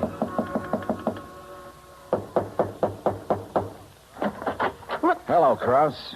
There must be mistake. My name is Collins. Don't give me that. Your name's Krause, and you're the guy who phoned me and said he had information about that diamond. Oh, no. That's wrong. Oh, come on. Let's quit playing games. When you called Wentworth a while ago, he found out the name of the hotel. It's a lie. I haven't talked to him since... Yeah, that's what I thought. Wentworth lied about that phone call. Why? Because he hoped I'd find you for him. But you had talked to him earlier. Yeah, the theft of that diamond was rigged between you and Wentworth, wasn't it? And you slugged him to make it look legitimate. Well? Yeah. But now you're hiding from Wentworth. Why? What happened to your cozy little partnership? It was blackmail, Dollar. Wentworth. Don't move, either of you. Well, Wentworth, it looks as though I figured you right. You thought I might have better luck finding Krause than you had, so you gave me his last known address and followed me. Now, what's this about blackmail? I thought I could trust you, Krause. Look, I wasn't really going to blackmail you. You got to believe that. I think I get it now. Krause was supposed to turn the stone over to you after a decent time had elapsed. Instead, he held on to it and tried to blackmail you about your being involved in the fake robbery. That's why he pretended to open negotiations with me, to scare you into buying. Yes, but you made a big mistake, Krause, trying to blackmail a desperate man. I had no money to pay you. I needed every cent from the insurance and from what we'd get for the stone when it was cut and sold. Why, Wentworth? Why'd you need the money? For Eloise? For Eloise. Does she know about all this? No, she knows nothing about this. But she wants so many things, and I want to give them to her. I've got to hold on to her. Brother. Oh, you wouldn't understand. You don't know what it's like when a girl like that gets into your blood. You're willing to do anything. Like a couple of murders, Wentworth? You willing to add them to your list, too? Yes. Yes, I am. Oh, now, look, put that thing down. Why don't you stop kidding yourself about Eloise? She loves me, Dollar. I tell you, she loves me. Are you kidding? She told me what she loves. Mink and money. How long do you think she'd stick with you after the money ran out? Get back. Stay where you are. You're a thief and a fool, Wentworth, but you're not a killer. Stay away. So you just better give me that gun right now. Oh. Thanks.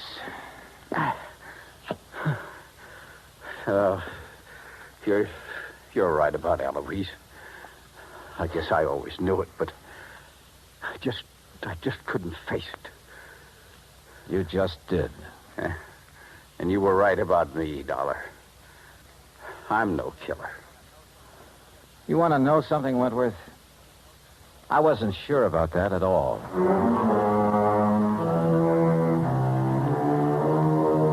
Expense account total, including the trip home, $146 even. Remarks? Krause handed over the diamond. He and Wentworth are both in custody. It was Wentworth who beat up Mantell for hanging around Eloise. And Eloise, last I heard, she was going her merry way, having fun, as she calls it. I never did accept her invitation to join her after the diamond had been recovered. And I'm not about to. Yours truly, Johnny Dollar.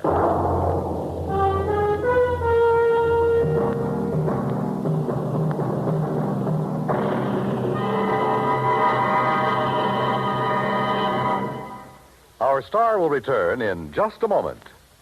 Our flag now numbers 50 stars, and behind each star there stands yet another flag representing one of the 50 states. The origin of Hawaii's state flag has been the subject of much debate. It is now believed that it was the work of foreign advisors to King Kamehameha. Legend also has it that it was designed at the request of King Kamehameha by George Beckley, an English sea captain. The flag consists of 8 horizontal and alternating stripes of white, red, and blue, representing the 8 major islands in the chain. Also represented is the British Union Jack, a reminder of Captain Vancouver, who on his voyage around the world in 1794 gave King Kamehameha a British flag and the promise of British protection. The Union Jack is also a reminder of Captain James Cook, who discovered the Hawaiian Islands in 1778. Hawaii's state flag, the flag of the 50th state to enter the Union, was adopted in 1845. Now, here is our star to tell you about next week's story. Next week, well, the title of the yarn is The Ghost-to-Ghost Matter, and the story lives up to it. So join us, won't you? Yours truly, Johnny Dollar.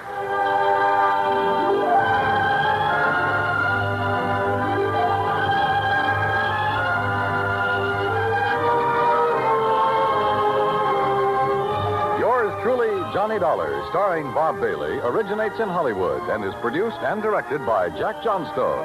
Today's story was written by Robert Stanley. Heard in our cast were Virginia Gregg, Larry Dobkin, Forrest Lewis, Edgar Barrier, and Don Diamond. Be sure to join us next week, same time and station, for another exciting story of yours truly, Johnny Dollar. This is Dan Cubberly speaking.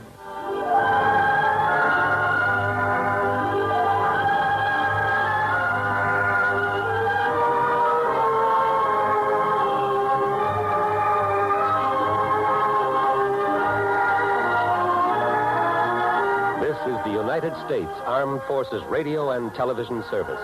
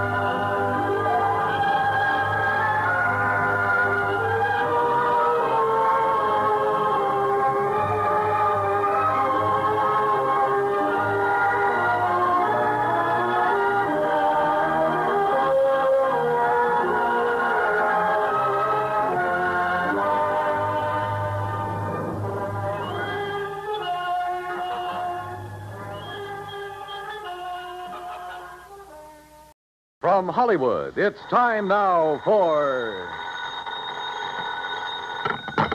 Johnny Dollar. I have your call to Hartford, Connecticut, Mr. Dollar. One moment, please. Thanks, operator. Hello? Pat McCracken. Hi, Pat. Johnny Dollar. Oh, good. Still out on the West Coast, Johnny? Practically. Did you clear up that Kincaid matter? Mailed you the final report 2 days ago. Oh, good. Now sit tight because I think I'll have another case for you out there. Yeah? Well, I've got one all lined up for myself. I just want to get your okay for an expense account. Well, that depends. Who holds the policy? Holds several policies with the companies that you serve. Who is he? Or is it a she? Oh, it's a he, all right. The most important client I know. Who, Johnny? And certainly the one deserving the most attention. Well, who is it? Me, Pat. What? Me.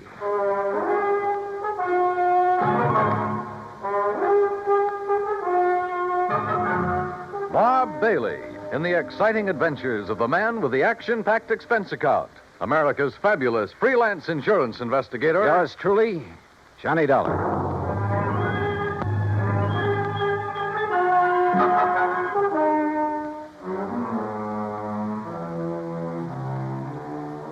Expense account submitted by Special Investigator Johnny Dollar. To the Universal Adjustment Bureau, Hartford, Connecticut. Attention, Mr. Pat McCracken.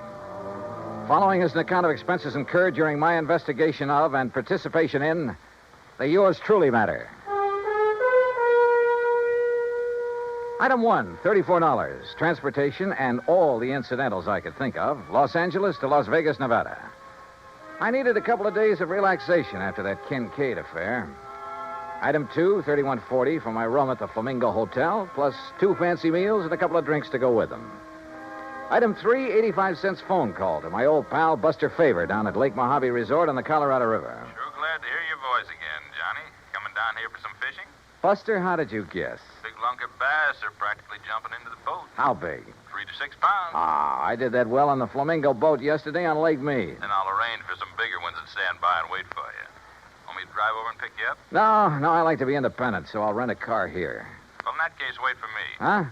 I've got to have 3 or 4 days' work done on my car at a garage there in Vegas. So? So I'll drive on up, leave my car, and you and I can come back here together in yours. And when you've had your fill of fishing... Okay, Buster, it's a deal. See you when you get here.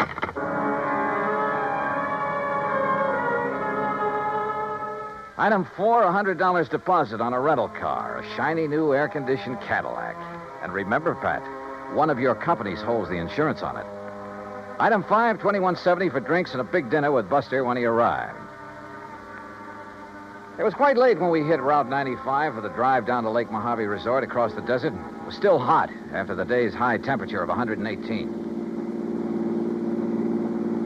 You'd driving so fast to keep up the breeze, Johnny? You ought to take it a little easier. They patrol these roads pretty good, you know. Are you kidding? I haven't seen a car in nearly 10 miles. Yeah, and you mightn't see one of those law boys until he's right up on top of you. Oh, Buster, you mean they hide on the side road? No, not hide. They patrol some of them. Hey, where do all those side roads go, Buster? Some of them are a little more than wagon trails. Mostly to old mines, Johnny. Some of them 10, 15, 20 miles away up in the hills. Some of them being worked, some of them just... Now, look. Yeah? Over to your right. You see those lights? Look like they're on the side of the mountain? Oh, yeah. That's Haley's tungsten mine up there. Real big operation. A few miles ahead, one of my old friends has a mine. He works it for, Uh-oh. What's the matter? Look in the rear view mirror. I see some other lights. Oh, hey, if you think we're stepping along, that guy behind us is certainly... Uh-oh. Yeah, that flashing red light above the corner of his windshield means a highway patrol car. Also means you better stop. Well, it isn't as though I've been driving all over the road. It's as though you haven't been keeping a sharp enough eye on the speedometer. Okay, start thinking up excuses, Johnny, and they'd better be good. Oh, no, I'll take it like a man. Shall we get out and greet the minion of the law? No, don't. He might think you're trying to pull something. And those laddies carry guns. Just sit here calmly, eyes front, and try to look innocent. Yeah. All right, boys. Huh? Oh, there's nothing in the back seat, officer. What? Right, mister. Nothing but me. And this. Hey, now, wait a minute. You're not... Hey, Johnny. Yeah. I take it that thing's loaded. That's right. Now get going. You were flashing that red light. Flashlight. Fooled you pretty good, didn't I? You were making like the highway patrol, and man, is that against the law. You think that's bad? Just wait till you see what I've got for you. I'll start her up. Hey, look, mister. Don't argue with a gun, Buster. Yeah. Buster, remember that. And remember it's aimed right at the back of your head. I'll get going, you. Sure. Here we go. Oops. Watch it, will you? What's the idea of backing up that way? I'm sorry. It's a rental car. I guess I'm not used to it. Well, watch it. Sure. Yes, sir. Here now. Take it real slow, buddy, and no funnies, or I'll pull this trigger first and figure it out afterwards. Yes, sir. You're the boss. You bet I am. Well, what happens now? Just keep going straight ahead. When I want you to turn off, I'll tell you. Where do you think you're taking us, mister?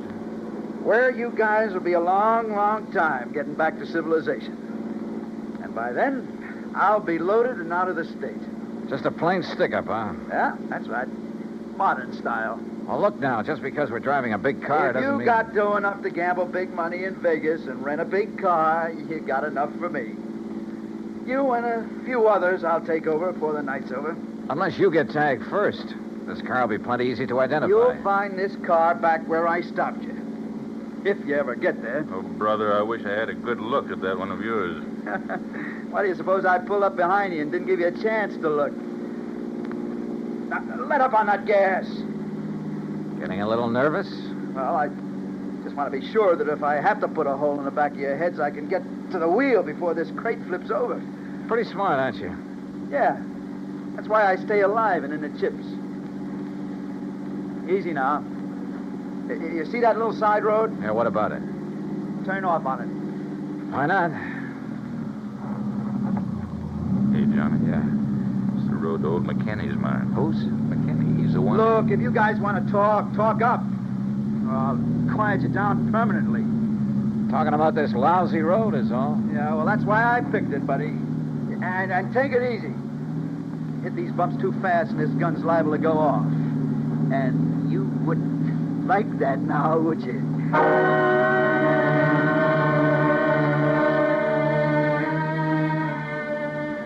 We continued up the rough, curving road on the side of the mountain, 10, 15 miles, I guess. And I could see nothing but the road itself and the shadow of the mountain ahead of us.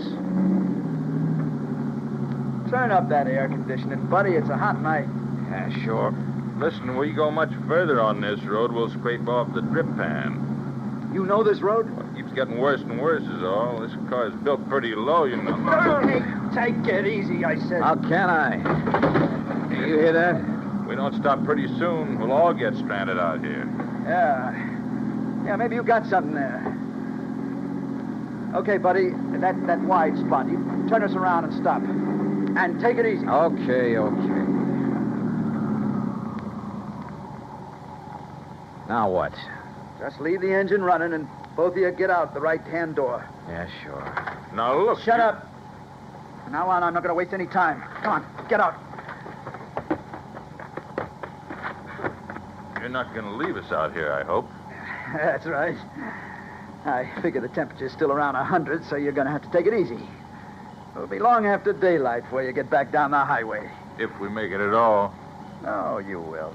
If you go real slow. And if I don't have to use this on you. Now turn around, both of you. Hands up in the air. Now, look, mister, with no water out here in this heat, it'll be murder. It'll be murder if you try anything cute. What? Wait. Nearly $100. You don't know this desert heat. Shut up. Now you. Okay. Here, lower that left hand just a little. And be careful. Say, I like that watch. And that ring. Yeah. Say, you must have done all right at the gambling tables. Well, easy come, easy go. That's right. Well. This card fall out of your wallet? Yeah. Johnny Dollar, insurance investigator. Oh, boy, that's a laugh. A private dick. Just as big a sucker as anybody else. Yeah, I'm laughing. All right, now, boys. Walk. 10 steps, straight forward. Together. Come on, Buster. No, sir. Now, look, you, if you think that you're going to... Wait a minute, Buster, don't. Oh, no, you don't. Why, you dirty rat. Yeah. And one phony move out of you and you're going to get the same. Only right in the back, you hear me? Now you walk. Walk. Keep going. Walk. Walk!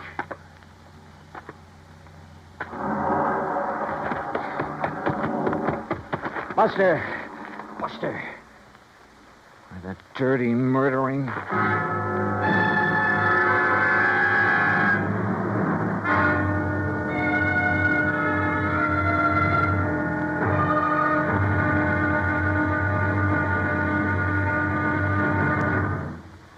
Act two of yours truly, Johnny Dollar, in a moment. While her husband was a captain assigned to a unit of the United States Air Force on the island of Okinawa, Mrs. Carolyn Pesaturo went along, but friends and build greater understanding with other people of other lands. A chance to demonstrate her convictions. Her maid, Kikuko Chibana, invited her to her home. Kikuko's mother intimated that Mrs. Pesaturo had never done a hard day's work in her life, not with a manicure job like that. Well, that did it. Carolyn Pesaturo volunteered to do a full day's work, just like any Okinawan housewife, and be no more tired at the end of the day. Bright and early one day, she found herself in the Chibana home. And after washing the breakfast dishes in cold, soapless water, she scrubbed the kitchen floor, prepared meals on a wood-burning stove, drew 25 buckets of water from the well, and worked in the fields for the rest of the day, carrying 50-pound bundles of cut rice stalks through knee-deep mud. Well, she did such a good job, she was invited back for the rice planting. But more importantly, Carolyn Pesaturo planted understanding, so that others could reap the harvest of freedom, the right of all men everywhere. And now, Act two of yours truly, Johnny Dollar, and the Yours Truly Matter.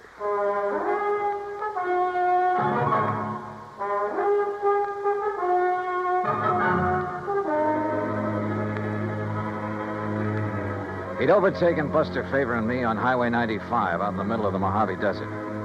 At gun-pointed made us drive my rented air-conditioned car up a rough, winding side road, miles and miles up into the mountains, and finally stopped. There, he'd ordered us out into the stifling desert heat. He'd taken our watches and money, and there, in spite of my warning, Buster had turned on him. Then, with a gun aimed at my back, he'd ordered me to walk away from the fallen man. Then he took off in our car. Buster! Hey, the dirty murdering... Just take it easy, Johnny. Oh, what?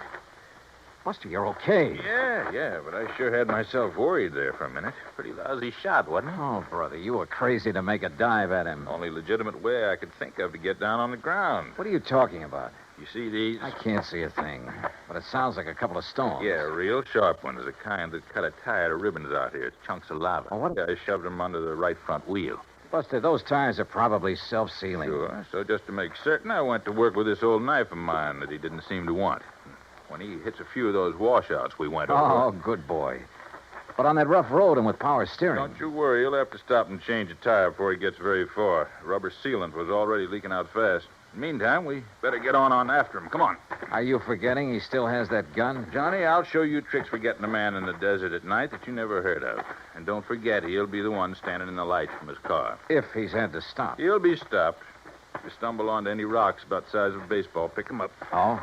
Yeah, maybe I'll show you why I ought to be pitching for the New York Yankees. And while I'm occupying him from one side in the darkness, why... Okay, Buster, let's go. Easy. This heat'll get you faster than you think. Then let's hope it gets him when he stops to change a tire. That's what I'm banking on.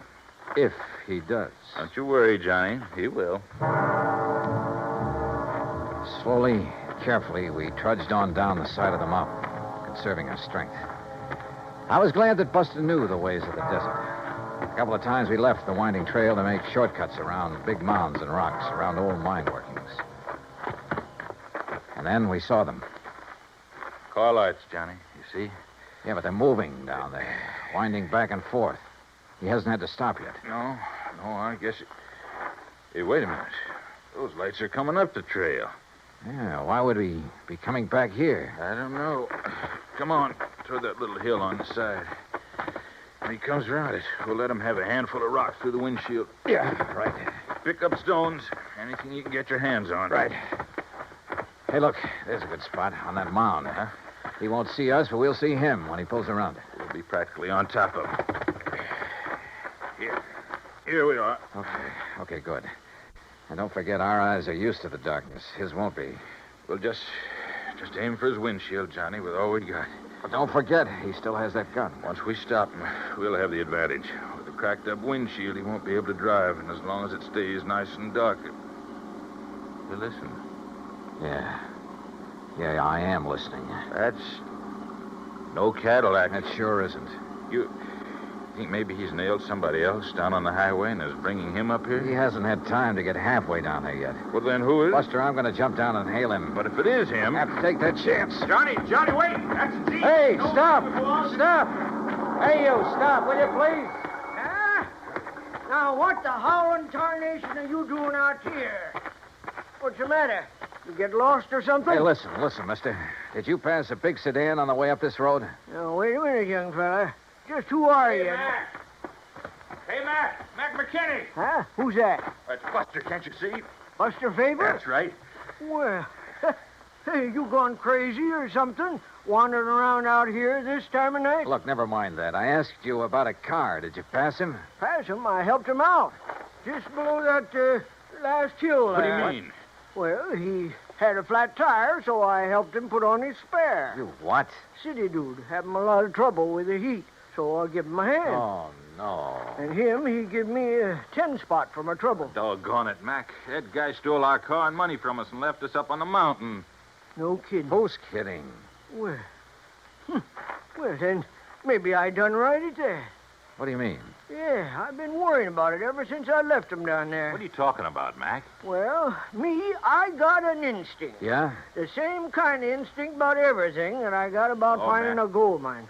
Buster, don't you tell the government, but I have took over 40,000 worth of ore out of my mine Mac. up there since the turn of the year. Yeah, Look, well, mister. Go on with whatever it is you were getting at. Yeah, come on. Yeah, well, instinct. Now, you take my gate down at the end of the road. Oh, Mac. That wasn't closed when you come up here, was it? No, come to think of it, I wondered about that. But now, Mac... Usually, when I go into Vegas, like tonight, I close it. But you know something? Tonight, I clean forgot. All right, Mac, get to the point, will you, please? Well, the point being that I did lock up the gate when I come off the highway just now. Oh? And I clean forgot to tell that fella I locked it after I fixed his tire. Wait a minute, Mac, wait a minute. You mean he can't get back on the highway? He sure can't. And he can't break down that gate?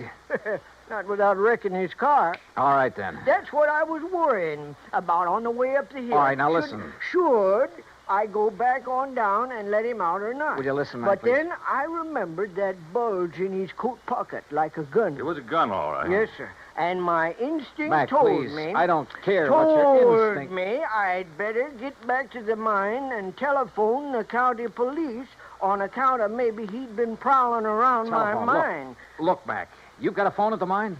Son, I got everything up there. Electric... How far is it? On this road?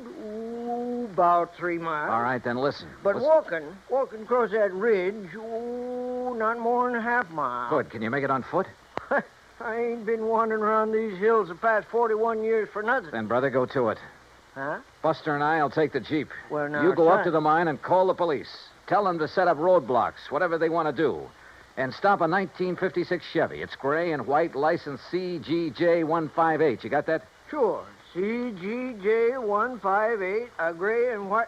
Now, Look, Mac, now, I'll wait- pay you for the use of this Jeep. Anything you like. $50, $100. Oh, yeah? He's not kidding, Mac. Huh? You sure? You know him, Buster? His word's as good as mine, better, and he's kind of a lawman. Oh, well... now, why didn't you So tell get me... on up there to that mine. Yeah, Fast as please. you can. Will Tell you? the police what happened to us. Give them that description, 1956 Chevy CGJ158. That's the car the crook is using. Got it. And you then go to it. Right, Buster. Come on, One more Buster. way, Yeah. right? And you better let me drive. Okay, if you like. Okay. Now, hold on to your seat, and I'll show you how one of these things can really take these roads. What do you mean? You've only hit the road every 20 feet so far. Hold on, Johnny. You ain't seen nothing.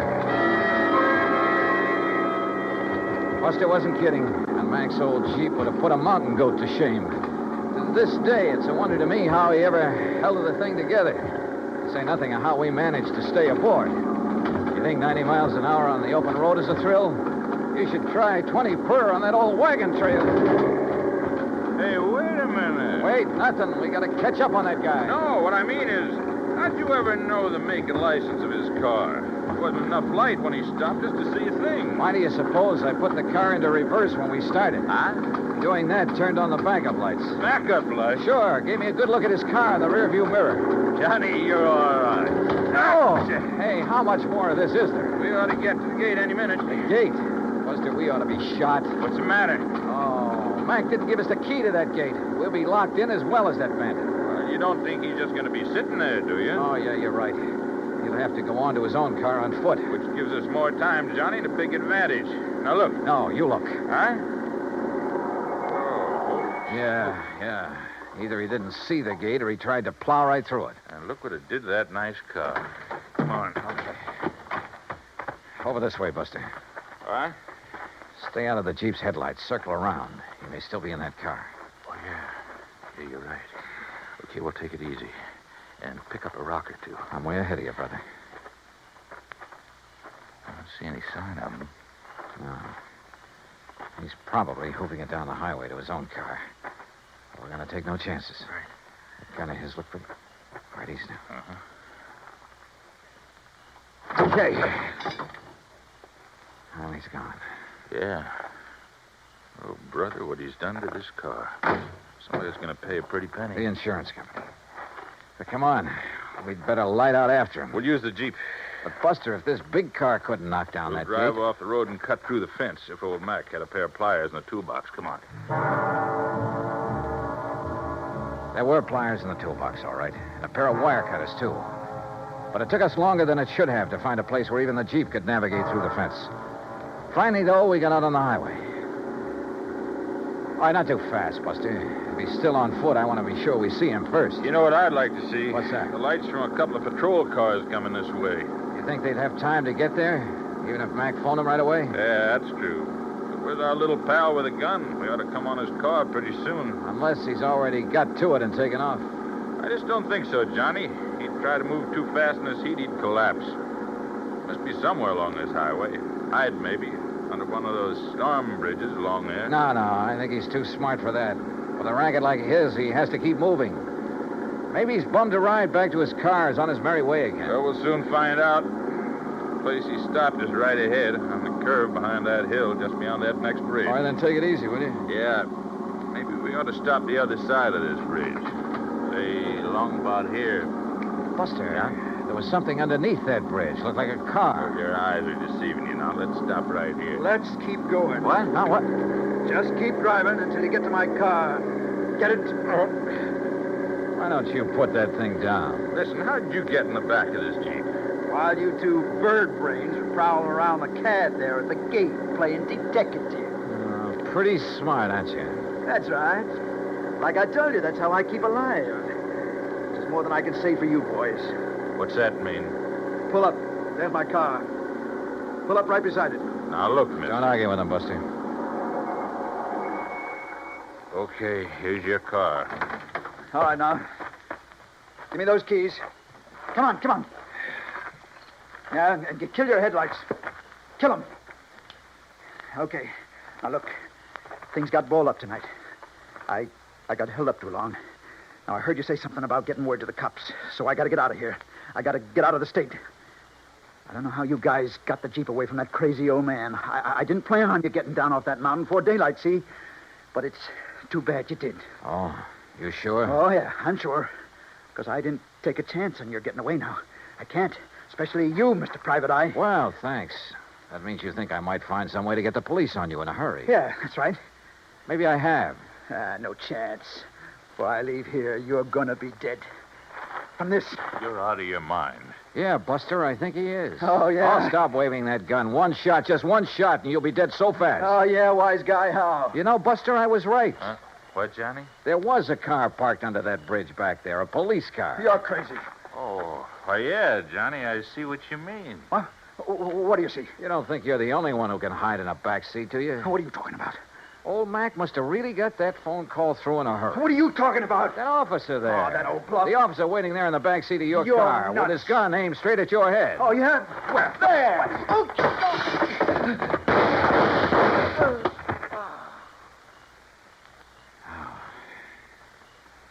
Wow.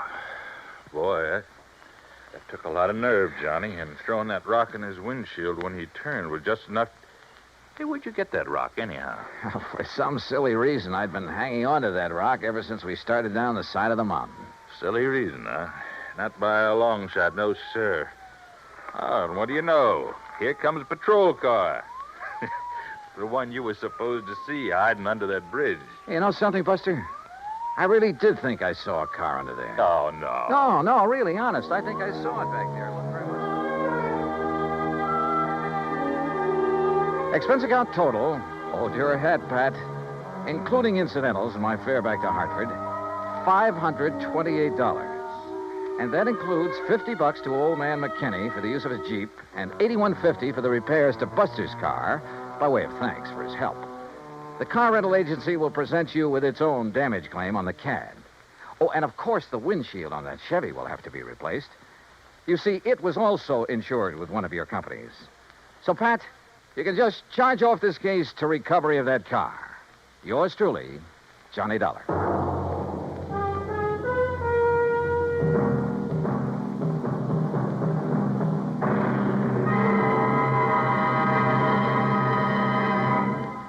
Now, here's our star to tell you about next week's story. Next week, a small round piece of metal, a coin.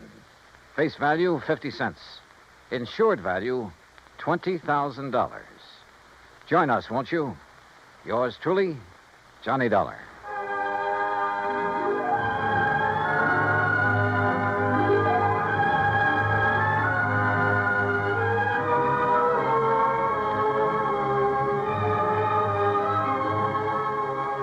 Yours truly, Johnny Dollar, starring Bob Bailey, originates in Hollywood. It is produced and directed by Jack Johnstone, who also wrote tonight's story. Heard in our cast were Virginia Gregg, Lawrence Dobkin, Barney Phillips, Chet Stratton, and Junius Matthews. Be sure to join us next week, same time and station, for another exciting story of Yours truly, Johnny Dollar. This is Dan Cubberly speaking.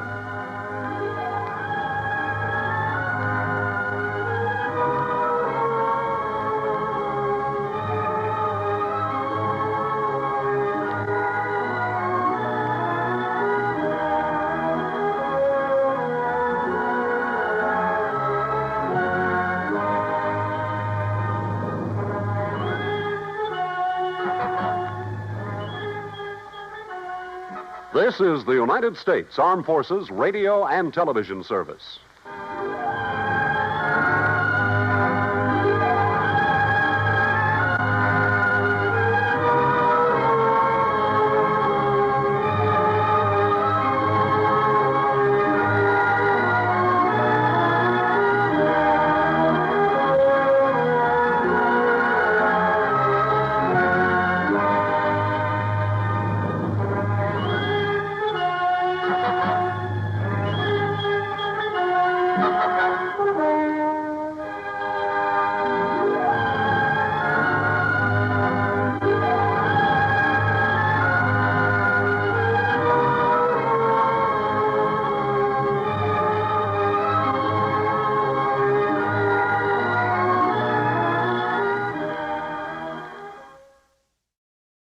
From Hollywood, it's time now for Johnny Dollar. Pat McCracken, Johnny, Universal Adjustment Bureau. Well, hi, Pat. What's new? I've got a problem. This is new?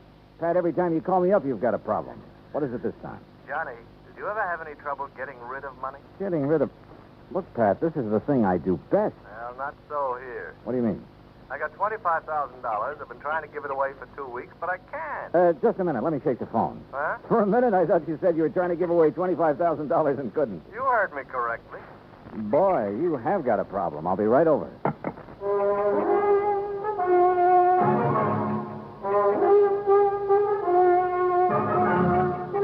Bob Bailey in the exciting adventures of the man with the action-packed expense account. America's fabulous freelance insurance investigator. Yours truly, Johnny Dollar. And now, Act One of yours truly, Johnny Dollar.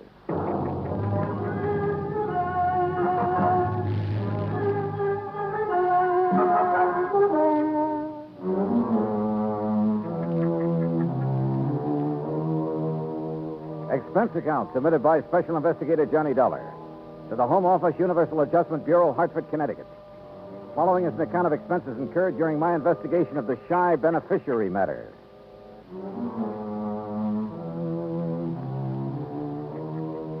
Expense account item one, $1.20 for a cab from my apartment to the offices of Universal Adjustment, where Pat was waiting for me, looking very snide. Oh, this is a real twist, Johnny. Usually beneficiaries are beating down my door to collect. This one is playing it real coy. What's the deal, Pat? Oh, it starts out real simple. 2 weeks ago, a Miss Helen Gaysworth died. Huh? Insured for $25,000. Beneficiary, a man named Elijah Summers. So?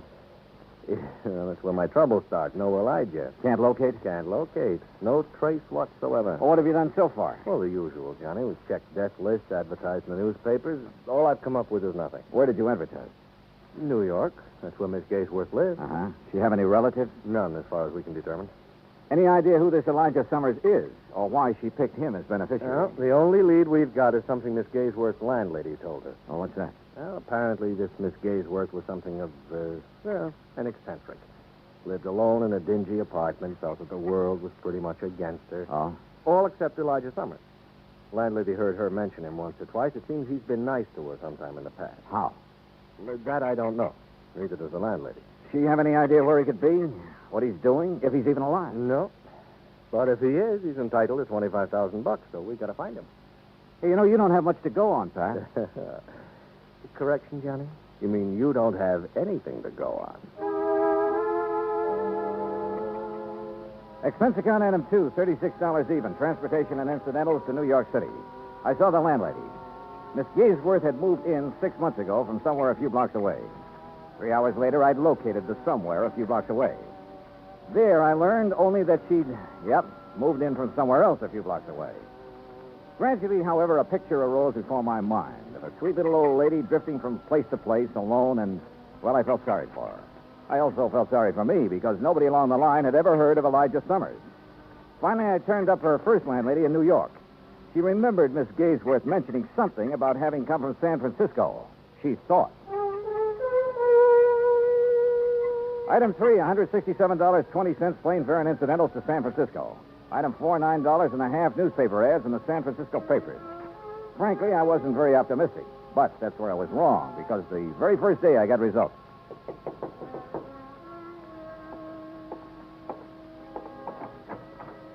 The results, incidentally, were blonde with brown eyes.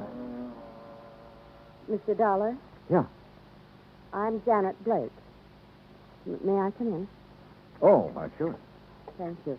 What can I do for you, Miss Blake? You're the one who ran the ad about Elijah Summers. Yeah, that's right. Has he answered it? Not yet. Do you have any idea where he is? No, none at all. That's why I advertised. Look, are you related to Mr. Summers? No. I'm a friend of his. Well, have you any idea where he might be, Miss Blake? Have you ever heard of a little town called South Fork, California? No. It's on the Yuba River, up in the Sierras, in what used to be some of the gold rush country. You think Elijah Summers might be up there? Maybe. What makes you think so? Just call it a hunch, Mr. Dollar. Just a hunch.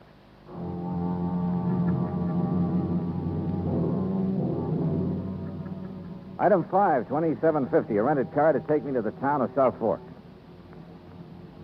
There was just enough inhabitants to keep it from being called a ghost town, a collection of ramshackle buildings at a fork in the river hemmed in all around by the mountain ranges. I looked up the local law, a big, beefy, slow-talking deputy sheriff named Rollins. Elijah Summers? Yeah, that's right. I'm looking for him. Well, who's I? My name's Dollar, Johnny Dollar, insurance investigator. Looking for Elijah Summers, huh? That's the general idea, yeah. Well, good luck, Dollar. What do you mean? I'll tell you. You find Elijah, you let me know, huh? Okay. Why? He's wanted for murder. Act 2 of yours truly, Johnny Dollar, in a moment. Our flag now numbers 50 stars, and behind each star there stands yet another flag, representing one of the 50 states. Rhode Island state flag is white with an anchor, first used as a colony symbol in 1647. The motto Hope was added in 1664, when the government was organized under a charter from King Charles II. A circle of 13 gold stars were added for the original 13 colonies. This is the flag of a unique colony and state which carried out a most noble experiment in freedom. The Royal Charter of 1663 reads, "To hold forth a lively experiment, that a most flourishing state may stand and best be maintained with full liberty and religious concernment." Rhode Island state flag, the flag of the 13th state to enter the Union, was adopted on May 19, 1897. And now, Act 2 of yours truly, Johnny Dollar, and the Shy Beneficiary Matter.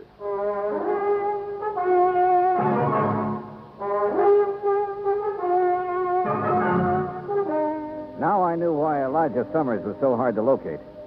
After all, a man who's wanted for murder isn't exactly going to make himself conspicuous. How come you want to find Elijah, Dollar? He's a beneficiary of a life insurance policy, Sheriff, $25,000. I'm afraid the dough's not going to do him much good. Maybe not. Oh, sure, he's got to be brought in, tried, and convicted, but I figure that's largely a question of time. When did this killing take place, Sheriff? Last year. Here in South Fork? A ranch about 3-4 miles east of here. At Jess Tyler's place. Is Tyler the one who was killed? Yeah. Well, what happened? Well, Sir Elijah always was a funny old duck. Jess Tyler kept him around the place a couple years, sort of a hired hand. I see. Now, from what we could piece together, Elijah and Jess got in an argument about some work Elijah wasn't doing very good. Elijah went plumb crazy, shot Jess, and took off in the hills. I see. Jess's widow took it pretty hard for the better part of a year. I guess it was Ben Watts finally pulled her out of it. They was married just a month ago. Oh? She and Ben are living on the ranch. Straight out of town to the east, up on a rise. Okay. Can't miss it. Figure on going out there. Yeah, I thought I might. You any idea where Elijah might have gone? Matter of fact, I got a pretty good idea. Yeah? Over the next range of mountains is a place called Tough Luck Canyon. A couple of hermits in there panning gold. Gold? Well, they get maybe $3-4 worth a day. Enough to live on. Now, I got me a hunch Elijah's holed up somewhere in there. Have you been up there after him? 2-3 times. Well? Well, someone's got to be careful. That Elijah's a mean shot with a 30-30. Jess Tyler found that out. Besides, there's lots of places up in there for men to hide. Uh-huh. So you've given up on him? Dollar, I don't give up on no man.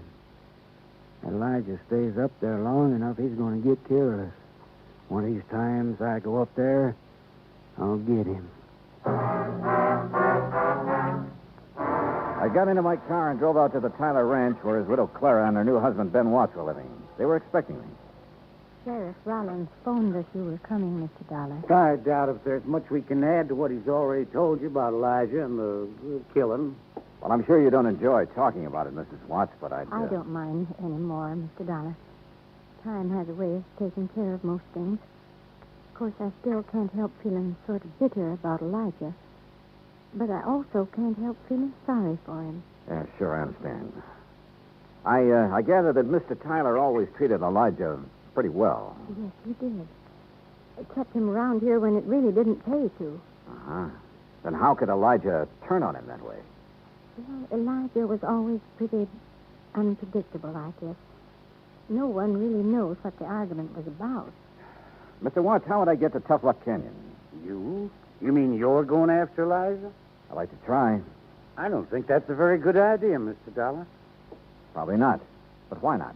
Could be dangerous for you. Maybe. And why do it? My job. I've been thinking about Elijah a lot lately. An old man like that somewhere up in that canyon out in the open, in the cold. It just isn't right. Yeah, well, anyway, how do I get there? As the road takes off a mile or so from here, you'll see it marked. Winds up through the mountains to about 3 hours' hike from Tough Luck Canyon. Okay, thanks. Just one thing, Mr. Dollar. This Elijah, he's a good shot. I know. Yeah, so do I. Put a 30-30 slug in my shoulder once. When was that? Night of the killing. I was living on the next ranch over at the time. I was one of them that took off after him. He winged me from 200 yards. Oh? I tell you for a fact, Mr. Dollar, he can shoot fast, he can shoot straight. With those cheerful words from Ben Watts ringing in my ear, I drove back to town. Item 6, $35.40 for some camping equipment. I figured I'd be spending a couple of nights out in the open. I found the so-called road they told me about. Finally, it just sort of petered out among the trees and rocks up near the timberline. I started hoofing it. 3 hours later, I was over the ridge and working my way down the western slope of Tough Luck Canyon. Suddenly, I stopped. Yeah, somebody was trailing me. I crouched behind some brush and waited. Then I run. Hey, wait a minute. You're the girl who answered my ad about Elijah in San Francisco. Mr. Dollar. Janet. Janet Blake, isn't it? Oh, I'm afraid I lied to you about my name, Mr. Dollar. It's really Janet Tyler. Tyler? Just Tyler, the man Elijah killed. He was my father. Well, what are you doing here? Decide to take the law into your own hands, maybe? You don't understand. I don't want to harm Elijah, but he must be found and brought back. Well, I'm with you there. Then stay with me, because I think I can lead you to him.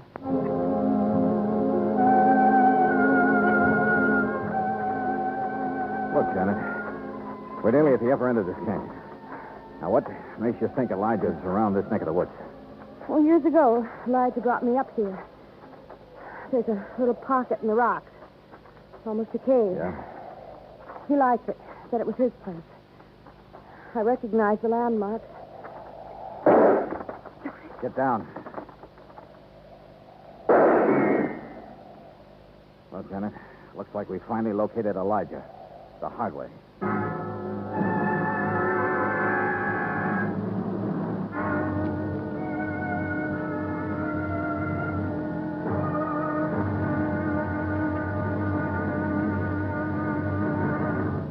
Act 3 of yours truly, Johnny Dollar, in a moment. It is a very well-known fact that symbols are important to men everywhere. Whether they be symbols of country, religion, or honor, they're a cherished part of the culture and tradition of all peoples. As in almost all countries of the world, the people of Spain are very religious. And in the Spanish town of Vendrell, the people were having difficulty with a symbol. A 300-pound angel sitting on top of a 150-foot church steeple. The angel had been there since 1784 and needed repairs to keep it from falling down on the heads of the parishioners. But 150 feet is a long way up, and 300 pounds are a lot of weight to bring down. Now, there was a great deal of head-scratching over the problem until someone casually mentioned the problem to someone else who happened to be stationed at the United States Air Force Base in Zaragoza, Spain. It wasn't long before visions of a helicopter came to mind. Because Americans like to help other people everywhere, the Air Force whirlybird lifted the Angel from the church steeple, brought it down for repairs, and later returned it to its perch. So grateful were the people of Vendrell for this act of friendly cooperation that they held a mass celebration of American Day to show their appreciation. Television and newsreels carried the story of kindness. So did the newspapers and magazines throughout Spain.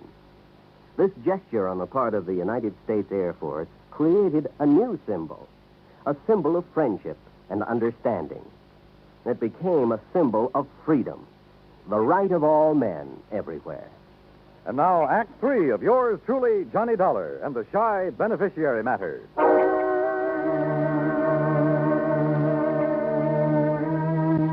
Yeah, we'd found Elijah Summers, all right. He was somewhere in the rocks above us there in Tough Luck Canyon. And I knew the minute Janet and I poked our heads up, we'd collect a slug. He had us pinned down, but good. Johnny, you think maybe it's... Stay down. Now, look, Janet, I still don't understand why you were so anxious to find Elijah. Johnny, you've heard him shooting at us. Yeah, you're right. What kind of shots do they sound like? Rifle. Matter of fact, a small caliber rifle. A 22, maybe? Like this? Where'd you get that 22 slug? This came from Elijah's gun the night my father was killed. But he was killed with... Hey, wait a minute. That's why I want to talk to Elijah. That's a good idea, and so do I, but how? I think he'll still remember my voice. Let me try. Okay, but be careful. Elijah? Elijah? Who's that? Janet. Yeah, go on. It's Janet, Elijah. Janet Tyler. Miss Janet? That's right. Who's that with... Dollar, Elijah. Johnny Dollar. I want to talk to you. I'm your friend. I know you don't. Please, Elijah, he's telling you the truth. We don't want to hurt you, but we must talk to you. That's the truth, Miss Janet? Yes, you know I've never lied to you. You there. Dollar. You got a gun? Yes. Toss it out in the open where I can see it. Well, if we've guessed wrong about Elijah, we're dead. I just know I'm not wrong about him. I sure hope not. Okay, here it is. Now stand up and come out into the open. Okay. Elijah. Hello, Miss Janet. Oh. Elijah, you look terrible. Have you been up here all this time living like an animal? Oh, don't you worry about me none. I've been getting along pretty good up here. By the looks of you, you haven't been getting much food. Enough to keep my eyes sharp, mister. Oh, I see that deputy sheriff fella come poking around here a time or two. He didn't even come close. And if he had have... I could have potted him easy with this. That's what I wanted to talk to you about, Elijah. That rifle of yours. It's a good one, Miss Janet. I remember when you gave me it 2-3 years ago for the grounds crew. Elijah, have you ever had any other rifle besides that 22? Nope. You're sure about that? Of course I'm sure. You see, yeah, I've took good care of it, too. I kept it clean and polished. Yeah. Look now, Elijah. Have you ever used any other rifle besides that one? Nope. Janet, your father was killed with a 30-30. I know, Johnny. That 22 slug you showed me a while ago. You said you got it the night your father was killed, that it came from Elijah's gun. I saw someone pry this slug out of his own shoulder the night of the killing. He threw it away. He didn't notice I was watching. Later, I heard him tell it around he'd been hit with a 30-30 slug. You mean your stepfather, Ben Watts? I was confused at first. I didn't understand. Then it came to me. Ben Watts was the one who'd killed my father. Elijah was probably trying to protect Dad. and shot Ben with his 22. Yes, there was a big fight, Miss Janet. I don't just remember what all happened, but except all of a sudden they was chasing me. I run. Sure. Ben figured he could pin the killing on somebody like Elijah who wouldn't have a chance proving his innocence.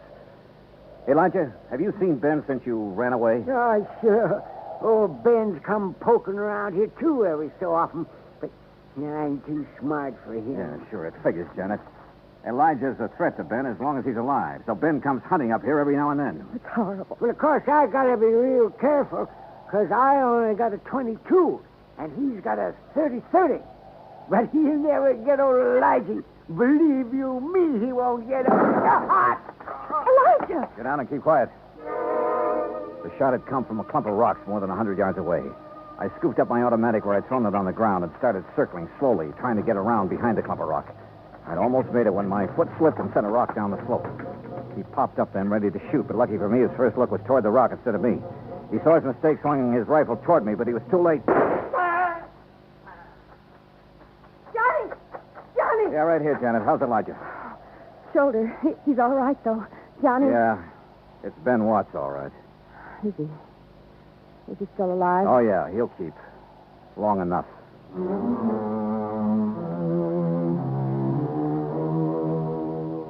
Expense account total, $410 even. Remarks? Well, I turned Ben Watts over to the local law. And I helped old Elijah fill out his claim for the $25,000 insurance money Miss Gaysworth had left him. It ought to keep him real comfortable for the rest of his life. You know, Pat, once in a while I get the feeling that this job of mine is worthwhile after all. Yours truly, Johnny Dollar.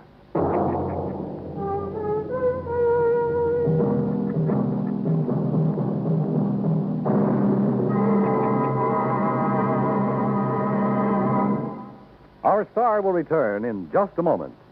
Our flag now numbers 50 stars. And behind each star there stands yet another flag representing one of the 50 states. Alabama's state flag is white with a crimson cross of St. Andrew, the symbol of the Confederacy and the national flag of Scotland.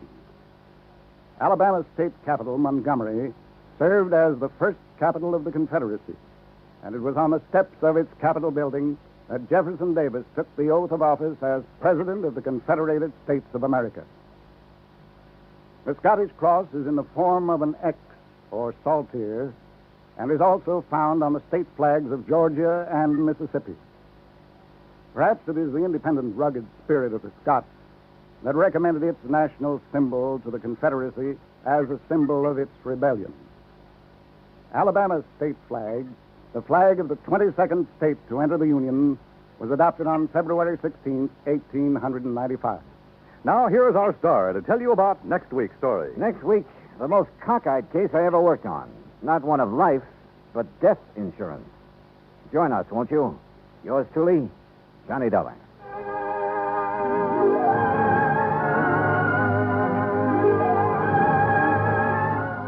Yours truly, Johnny Dollar, starring Bob Bailey, originates in Hollywood. Written by Robert Reif, it is produced and directed by Jack Johnstone.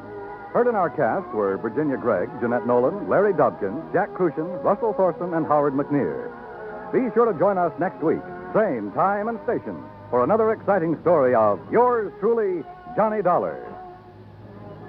This is Dan Cubberly speaking.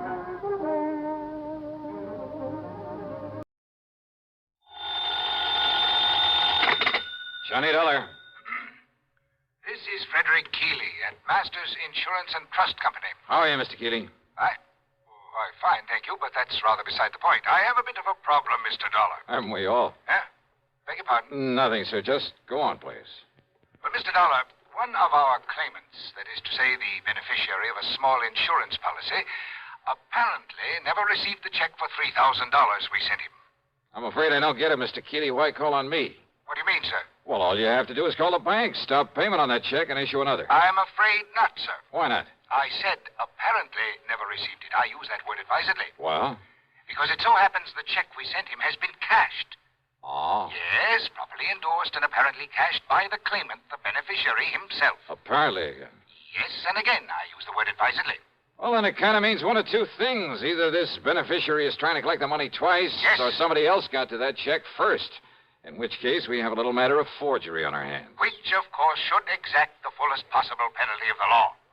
Will you look into it for us? Sure, Mr. Keeley, why not?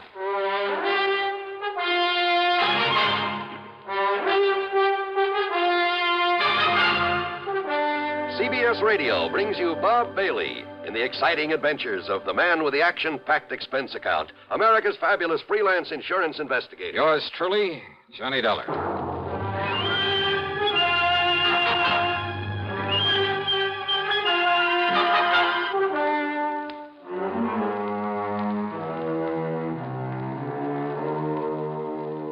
Expense account submitted by Special Investigator Johnny Dollar to the Masters Insurance and Trust Company, Home Office, Hartford, Connecticut.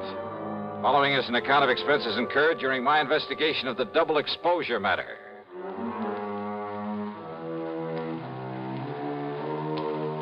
Expense account item 1, $1.20 for a cab to Keeley's office on the 10th floor of the Star Record Building. He's a man of about 60, I'd say, short, stout, and rather pompous in his manner. Or maybe self-important is more like it. No, I'm sure you realize as well as I do that a $3,000 claim is relatively small, relatively unimportant. I use that word advisedly. Well, that means I can't expect much of a commission. Huh? What's that? Nothing, sir. Go ahead, please. Yes. The fact remains that if the claimant, the beneficiary, thinks he can get away with collecting twice on the policy... Seems to me he'd have to be pretty stupid to try a thing like that. Oh, you're right. You're entirely right, sir. Exactly the way I feel about it. And Peter Upman is not a stupid man, so far as I have been able to determine. Upman? The beneficiary. In other words, it becomes evident, and I use that word advisedly, that someone else got hold of that check, endorsed it with Peter Upman's name, signed the receipt, of course, and, shall we say, left for parts unknown.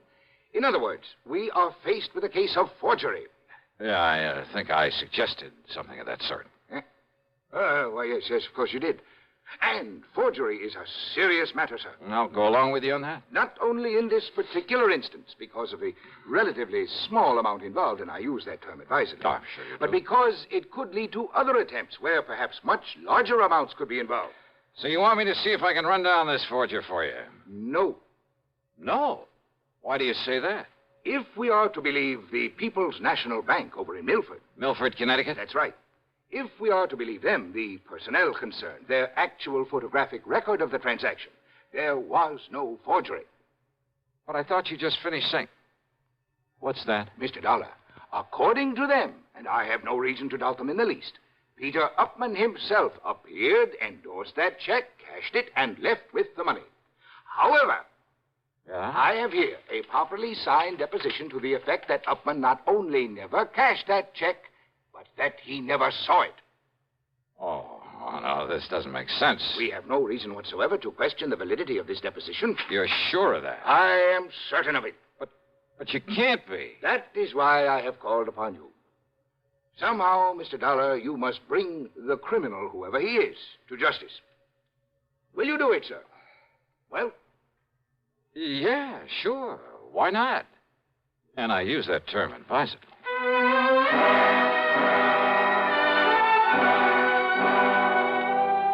Naturally, my first move was to drive on down to Milford.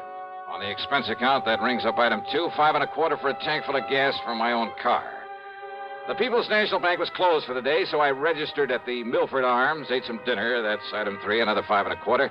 That is, including a couple of drinks beforehand. Then I drove over to the address of Mr. Peter Upman. Pete, living alone in a small apartment on East Willow Drive, turned out to be about 33. He was tall, husky, good-looking. The football type with a big shock of red hair. Very nervous, though. The kind who doesn't stay put anywhere for very long. Yeah, sure. Come in, darling. Sit down, sit down. Okay. How about if I pour us a drink or something? How about it? No thanks, Upman. Upman? Sure you don't mean Mr. Upman? Now, don't be so formal. Just call me Pete. Sure you couldn't do with a little drink just to sort of celebrate. How about it, huh? Celebrate what? Celebrate what? You said the insurance company, didn't you? That's right. Then produce, man, produce. Just don't keep me hanging here. Only I'll sit down, too. Come on, man. Come on, let's have it, huh? What are you talking about? The check, what else? Old Aunt Lizzie's insurance. Don't tell me you came all the way down here from Hartford without bringing me another check for all that lovely money, that $3,000. Now, don't tell me that. Oh, another check, huh? Why, sure, what else? Hey, now, look, what I mean is... Yeah. Now, what do you mean, Pete? I mean another one to take the place of the one the company was supposed to send me, but I never got it. That's what I mean. They said they sent it to me, but, man, I never saw it. Oh, they sent it all right, and they got a receipt for it. That's what they say, man. That's what they've been saying to me ever since I put in that claim for it. Oh, look. Maybe the Upmans are kind of funny about some things, but they aren't liars, see? And I'm telling you, I never got that check. Pete, that check... You don't believe me? You asked that lawyer, that Alfred R. Price. He took my statement and made me swear to it. And I don't swear to something unless it's true, see? That's all very Swear well, to something isn't true is a one-way trip to the jailhouse. And, man, that's not for me. I'm beginning to wonder... Sure, that's the fastest way to get yourself into trouble, but... Look, Dollar. You be careful what you say. Yeah? I'm a nervous man, Dollar, and sometimes I got a pretty quick temper, and if somebody's trying to pull a fast one on me, well, don't try it. I don't care who you are, just don't try it, Dollar. Maybe it wouldn't be very healthy for you. See what I mean? Is that supposed to be a warning, Pete? Warning? No. No, man, I don't fool around. That's a threat. Pepsi-Cola refreshes without filling. Why? Because it's truly light. Charlie, you're forgetting something. Wait, Kay, there's more. Yes, ice-cold Pepsi is the delicious refreshment that goes great at a picnic or a party. But, Charlie... And Pepsi goes fast. People like it, so keep plenty handy. There. Oh, you did fine, except for one thing. Well, I mentioned lightness and how Pepsi refreshes and how fast it goes. You left out Pepsi sociability. You know the Be Sociable song. But, Kay, I can't sing. I can. Listen.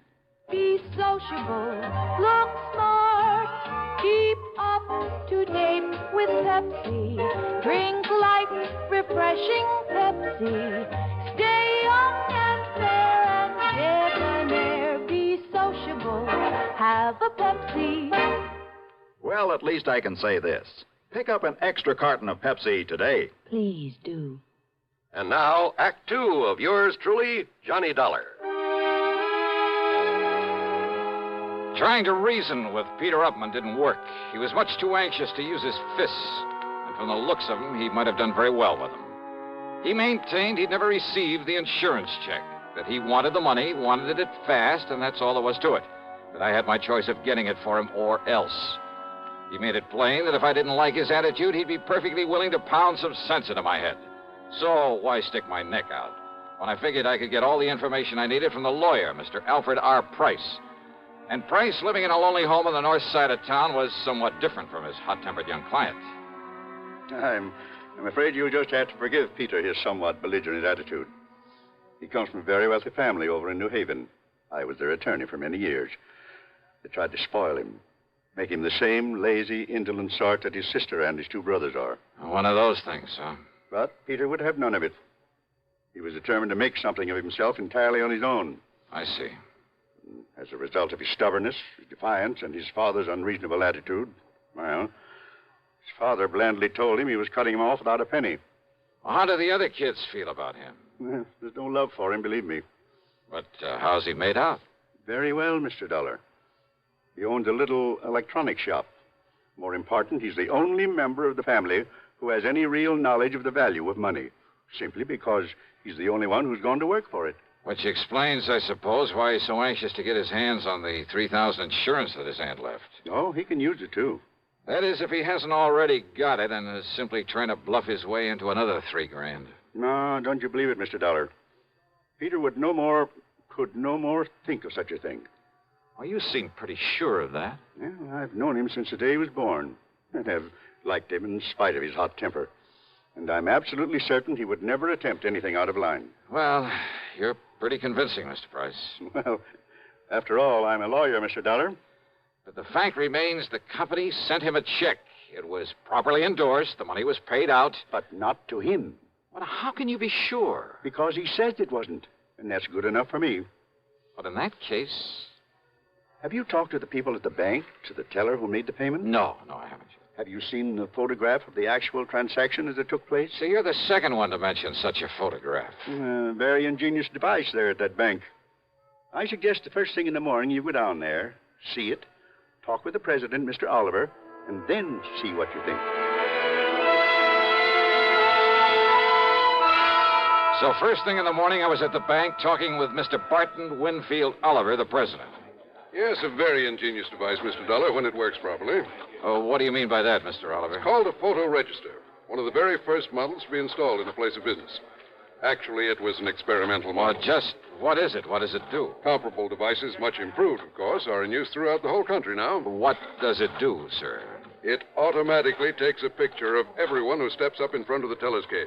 Oh, yeah, I think I've heard of such things. Of course. Yeah, aren't they used in a lot of supermarkets, places like that, to make a photographic record of people who cash checks in them? Yes. And as a result, the incidence of bad checks in those places, why, they're almost a thing of the past. All this means that you have a picture of the man who cashed that insurance check. Yes, I have. May I see it, please?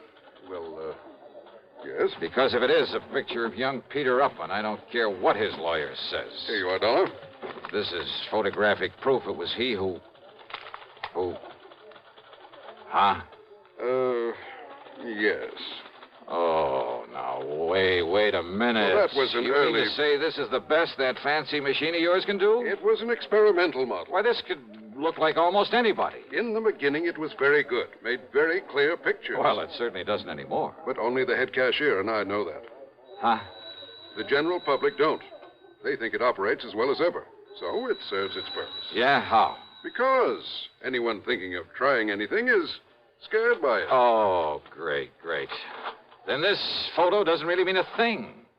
Oh, sure, in a way it does look somewhat like Peter Upman. Same build, same general sort of face, even the same shock of hair.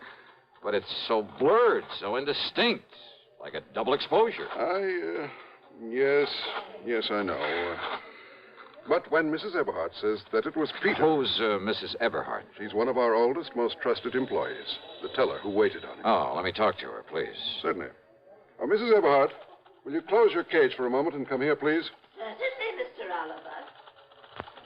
That's the one? It is. She's been with the bank much longer than even I have. Almost from the beginning. She knows more about the people here in... Mr. Dollar, what does this mean?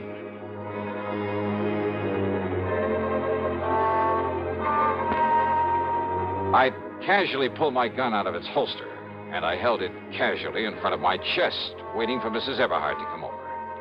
Because I'd had a real good look at her when she turned to answer Mr. Oliver. And suddenly I began to see things a lot more clearly.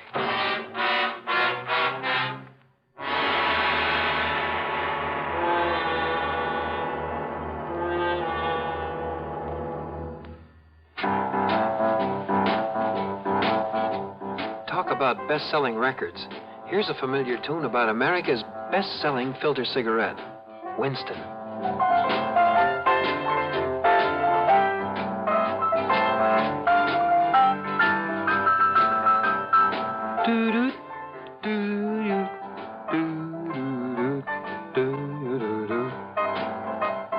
Winston gives you real flavor, full, rich tobacco flavor. And you know, that's because only Winston has filter blend up front. Choice, flavorful tobaccos, specially selected and specially processed for filter smoking.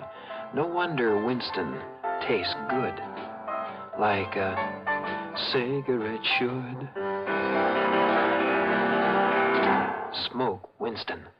And now, Act 3 of yours truly, Johnny Dollar and the Double Exposure Matter.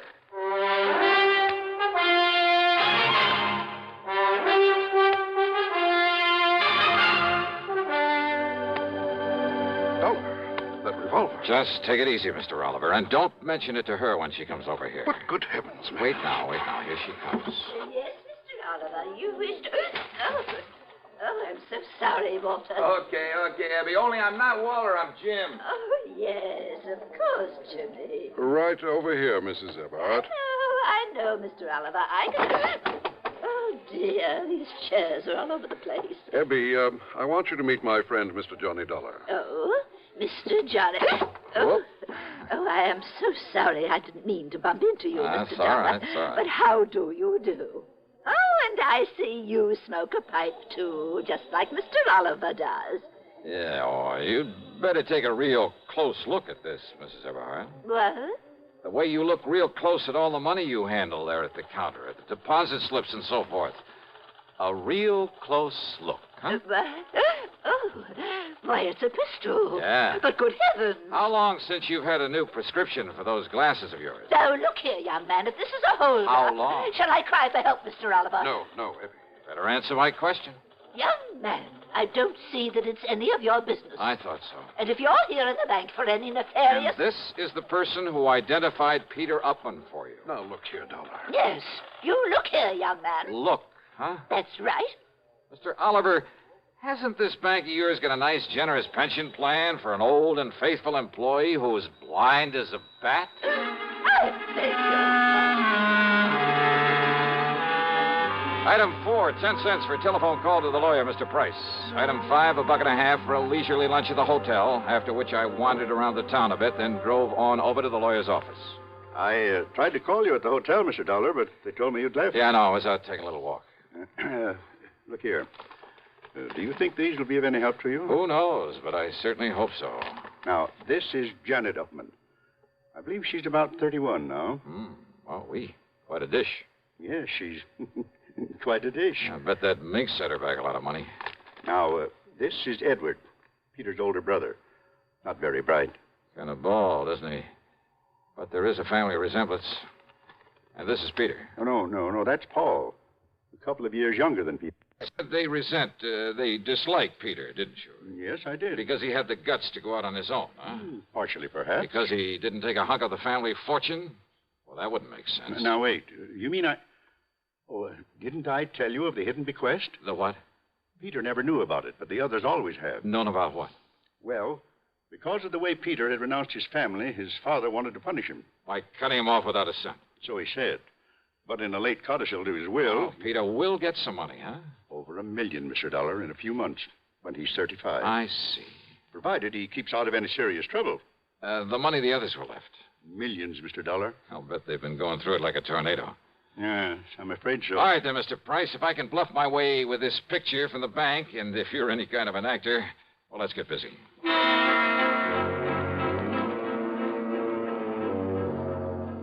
I telephoned to Peter, told him to come over. Mr. Price called the others. They didn't care particularly about seeing Pete again, but Price told them some of the as-yet undistributed money was at stake, and they quickly changed their mind. So, about an hour and a half later, there was a gathering of the Upman clan there at the office of the old attorney. Look, Dollar, Mr. Price says you're okay and all that, but I still don't like your company's stall on the insurance payment. Just keep your shirt on, huh, Pete? And another thing, I didn't like your attitude when you came to see me. Now, look, you may be a little bigger than I am, but I've decided you'd be very foolish if you tried to take me on. Oh, yeah? It might even cost you $1 million. Well, all I care about is Aunt Lizzie's $3,000. Okay, just take it easy, huh? Take it easy? You say that to a Oh, redhead? then shut up. Okay, now, all of you, listen to me. Yes, Johnny? I'm sure you all know that Pete here inherited a few $1,000s from his Aunt Elizabeth, I guess it is. Yes, and we've heard about how he's tried to collect it twice over. Well, if you ask me, Johnny... Thank you, Janet, but I am not asking you. Well, if you ask me, Pete ought to be locked up for trying such a silly, childish thing. Yeah? Paul, with all the time in the world on your hands, it was real easy for you to pick up that insurance check over where Pete lives while he was at work, wasn't it? What's that? What? And forging a signature, well, after all, you're his own brother. Just a minute, please. And there at the bank, why, dear old half-blind Mrs. Eberhardt couldn't tell which was which. Now, look here, Dollar. But a little machine put the finger on you, Paul. Absurd. Yeah, a little device at the bank that photographs everybody who goes up to a teller's cage. Dollar, you mean that... Oh, now, Johnny, you've been taken in. Have I? That whole thing is just a bluff. It hasn't worked right in years. Oh, what makes you think that? I know. Because the cashier is a boyfriend of mine. Oh, that bank had better check its books. What? He didn't tell you it's been fixed recently? Fixed? No, he didn't. I mean, Paul. Now, wait a minute. Like to see the picture it took of you, Paul, collecting that money? Here, Mr. Price, see what you think. Why, yes, Mr. Dollar. It's about as clear as it can possibly... Okay, Paul, you dirty... No, stop him. Somebody stop me. And not you, Paul, or anybody else. Good heavens, Mr. Dollar. Peter will kill him. Oh, I doubt it, Mr. Price. Can you think of a better way for justice to be done?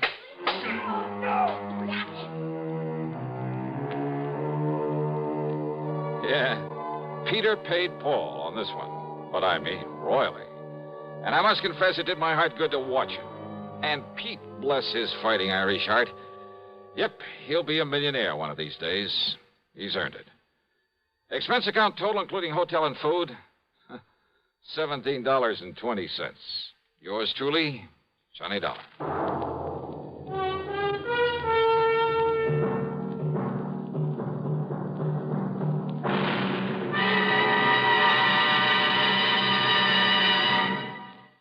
Our star will return in just a moment.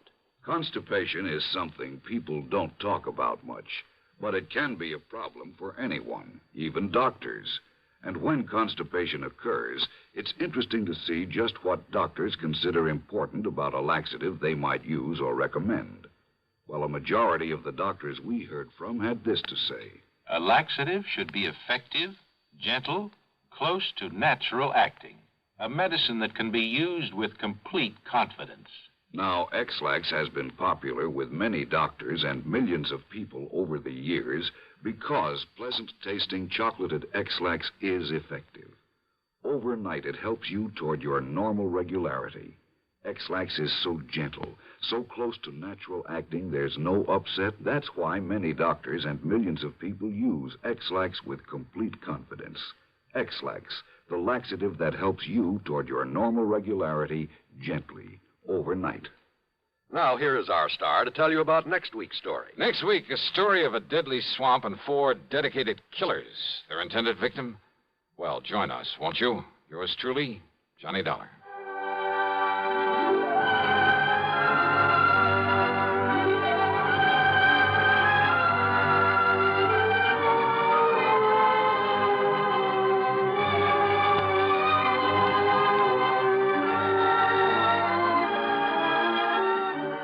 Yours truly, Johnny Dollar, starring Bob Bailey, originates in Hollywood and is written, produced, and directed by Jack Johnstone. Heard in our cast were Marvin Miller, Peter Leeds, Jack Moyles, Ralph Moody, Bartlett Robinson, Eleanor Audley, and Sandra Gould. Be sure to join us next week, same time and station, for another exciting story of yours truly, Johnny Dollar. This is John Wall speaking.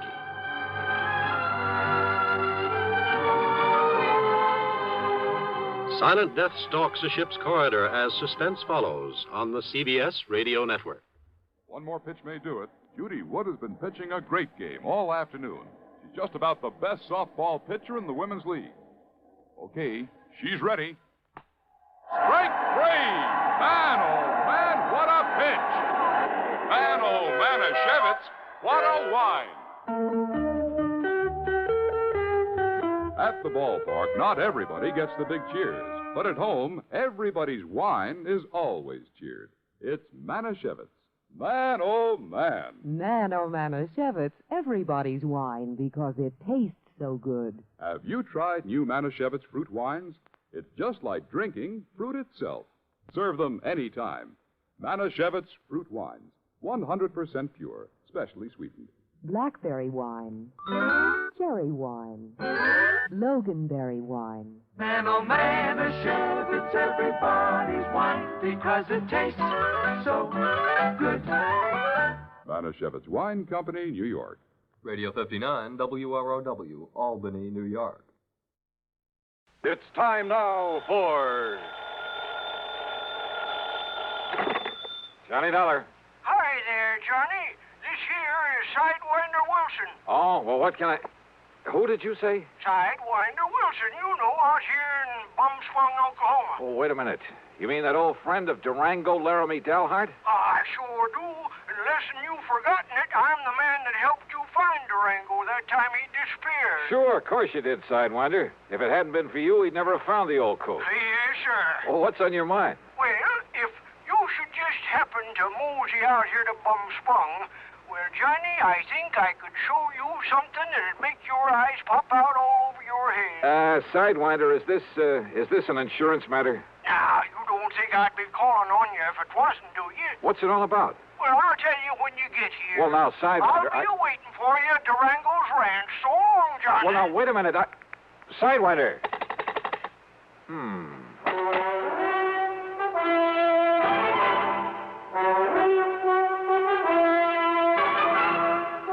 Bob Bailey in the intriguing adventures of a man with the action-packed expense account. America's fabulous freelance insurance investigator. Yours truly, Johnny Dollar.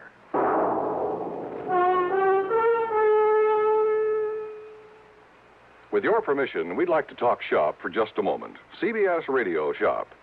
Recently, one of the foremost publications in the broadcasting field polled 465 critics and editors. The question, which radio network programs do you rate tops? When the answers from these 465 experts were tabulated, the final ratings were, to put it mildly, overwhelmingly one-sided. Total honors accorded CBS radio programs exceeded those of all the other networks combined. Let's put it another way.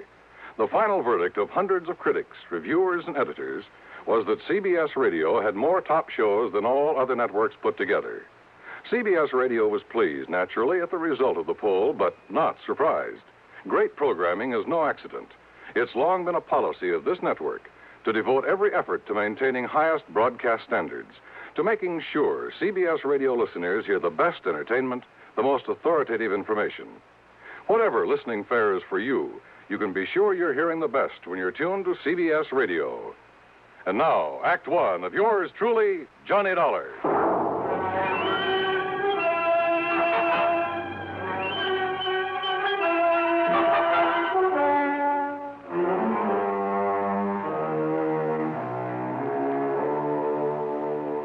Expense account submitted by Special Investigator Johnny Dollar to Floyd's of England, North American Office, Hartford, Connecticut. Following is an account of expenses incurred during my investigation of the Fairweather friend matter.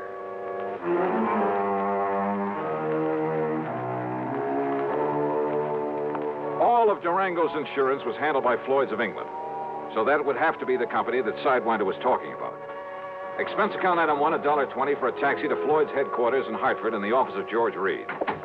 Well, this is a switch, Johnny. You're coming here. George, I just got a call from that town out in Oklahoma with the unlikely name of Bum Spung. The old Indian name, I understand. It means bad spring, bad water. Yeah, it was from a friend of Durango Laramie Dalhart's, an old character by the name of Sidewinder Wilson. You know, of course, that Durango was here a few days ago. Here in Hartford, and he didn't drop in to see me? He dropped in to pay the $4,500 premium on that insurance he carries for the benefit of his niece, Carol Dalhart. He must think an awful lot of that girl. Yeah? Well, who wouldn't? What? George, that Carol's a living doll. If I were ever to think seriously of getting married, well, believe me. Oh, what's the hitch? Does old Durango object? Object? Far from it. Hey, tell me, did he pay off that premium in the usual brand new $100 bill? Yes, and as usual, he peeled them off a roll that was big enough to choke a horse. Johnny, why that man carries so much cash around with him? Now, what did this fellow Wilson call you about? Sidewinder wouldn't tell me. Well, now, wait. There was a robbery-murder case out there a while back in the little town of Fairweather. Oh? That's a few miles north of Enid, Oklahoma. What happened? Well, it was the messenger carrying some negotiable securities to the small bank there in Fairweather. Ah, you get stuck for insurance on both the man and the securities? Only on the messenger. The securities were returned. By whom? Well, neither the bank nor the police out there ever found out. Funny. Do you suppose that's what Sidewinder called me about? Well, there's only one way to find out, Johnny. Which is to say that Floyd's of England will pay my expenses. Well, now, within reason, of course. Huh? Oh, why kid about it, Johnny? That freewheeling expense account of yours. George, you sound as though you don't trust me. Well, of course I do. Oh? Well, you shouldn't. Huh? George, I'll be in touch. Expense account item 2, 9730, transportation. The plane dropped me off at Enid, Oklahoma, shortly after 6 p.m. Item 3, $2 even for some food. Item 4, a $50 deposit on a drive-your-own car. I drove north on Highway 81, then, after some 27 miles and after crossing the Salt Fork of the Arkansas, which, much to my surprise, had a trickle of water in it, I turned left on the rough dirt road leading to Bum Spung. Finally, there it was. The same 2 or 3 acres of poor, barren, sandy soil. The ramshackle house and the remains of a barn, leaning tiredly on the timbers that helped to prop it up. And out in front were the same two sad-looking cows, the old and weather-beaten horse, a friendly, mangy, toothless hound who shook himself as he got up out of the dust and proceeded to assert his authority. And I still couldn't figure why Durango, who was worth millions in oil royalties, had ever chosen to settle down in this lonely, desolate spot. And yet, thanks to Carol, his attractive niece, the inside of that huge, unpainted house was clean, modern, well-furnished. I wondered if Carol would show up, but I saw no sign of the sleek convertible she always drove. Swinging open the sagging wire gate, I wondered if the ancient Maxwell, parked at one side, belonged to Sidewinder Wilson. I didn't have to wonder for long. Hey! Hey, you crazy old coot! Yippee! Sidewinder! What the Sam Hill's the matter with you? Welcome to Bum Sprung, Johnny. Oh, listen, you wild old character. Put that thing down or I'll start throwing some lead around myself. With that little 38 lemon squeezer of yours? Why, you... No, sir, Sonny. You wouldn't stand a chance. Well, now, what's the big idea? Well, I just wanted to show you that when Durango leaves me in charge of his ranch, he leaves it in good hands. And also, I wanted you to feel real welcome around here. Yeah. Now, how are you, Johnny boy? Well, still in one piece, no thanks to you. The crazy way you and Durango have of making somebody feel welcome around here. Where is he, by the way? Well, first he went to Hartford to pay up on his insurance. Then he flew down to Washington. Oh, what for? Well, to pay up on his income taxes. Wanted to make sure he got them in the right hands. Well, now, he didn't have to go to Washington for that. Well, he figures it makes it easier that way. He just carries along a big bundle of money and lets them take whatever they think is right. Oh, no. Now, listen, Sidewinder. Yeah? Did you call me in connection with that bank messenger who was killed down in Fairweather? That's right, Johnny. I understand the securities he carried were returned to the bank. Yes, sir. They were sealed up in a big envelope and laid on the front doorstep of that bank. And what I figure, Johnny... You figure that if I can find out who sent them back the securities, I'll have a lead on the killer. That's right. And, Johnny, I know who sent them back. You do? Yeah. You're sure? Yeah. Well, who, Sidewinder? Me, Johnny. What? Yes, sir. Me.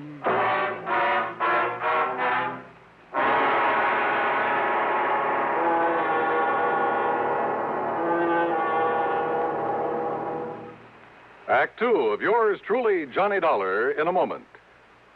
Are you going to write that letter today or put it off until tomorrow, or maybe the day after? How about that spring suit you plan to have altered?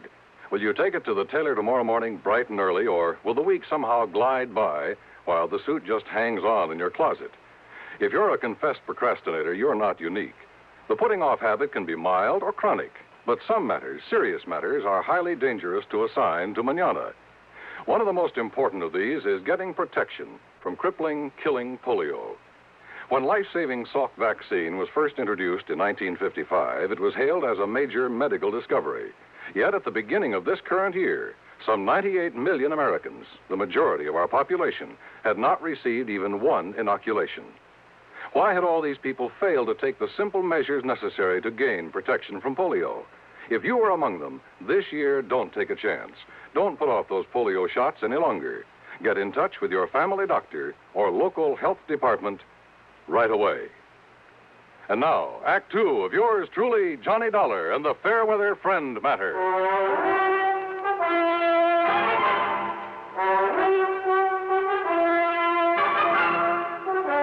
on in the house, Johnny, and I'll tell you about it. Now, just let me get this straight, Sidewinder. Huh? The bank messenger down there in Fairweather was held up and murdered. Yeah? The securities he carried were stolen by the killer.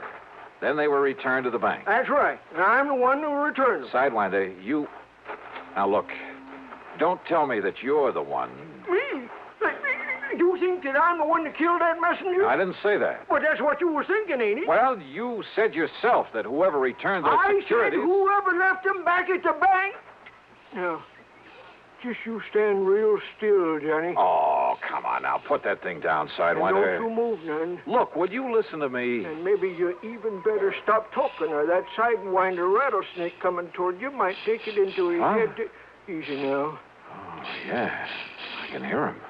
Easy now, whilst I get a bead on him with this study. Maybe. Right in one eye, not t'other. And I'll just cut off his rattles and add them to my collection. Oh, brother, thanks. No wonder they called you Sidewinder. Yeah. That's the 427th rattle I've taken off these varmints. I just don't like 'em, Johnny. They ain't like Diamondback. These sidewinders around here will sneak up on a man. Just like that dirty snake that killed the bank messenger. And you know why he done it, Johnny? You still haven't told me who he is. It was to collect that insurance on him, that's who. Oh? Yes, sir. The man that killed him was his hair. What you call his beneficiary. How do you know, Sidewinder? Because I lived on the Fairweather.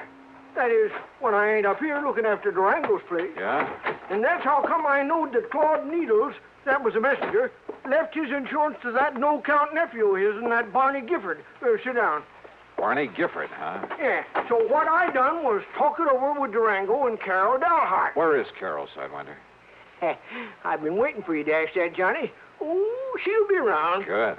You're kind of sweet on her, ain't you? Wow. Nah, don't you try to fool me, Johnny boy. And you know how she feels about you, too.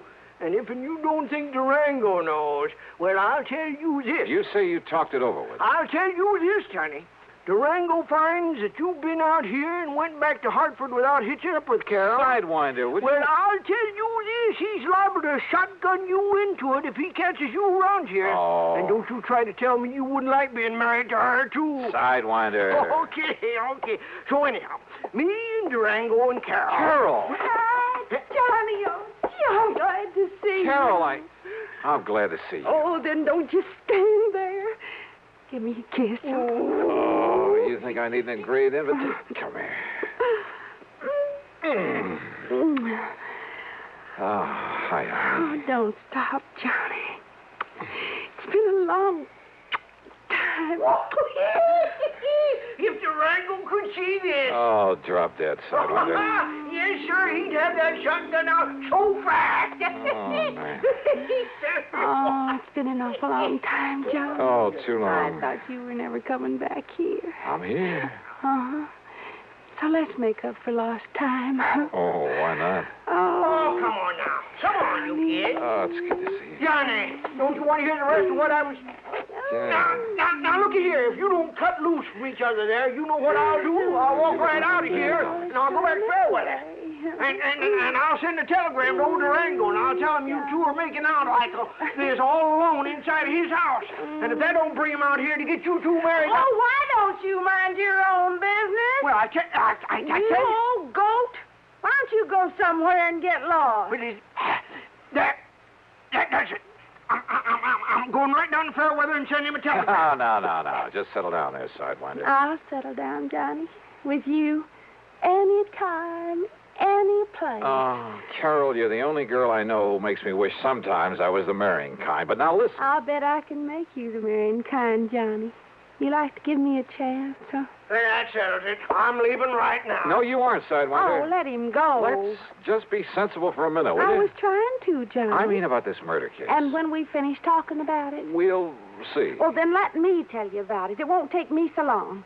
And Sidewinder, you stop making those silly eyes or I'll let you have one right between them. Well, I still think I ought to leave. So do I. But as long as you're already...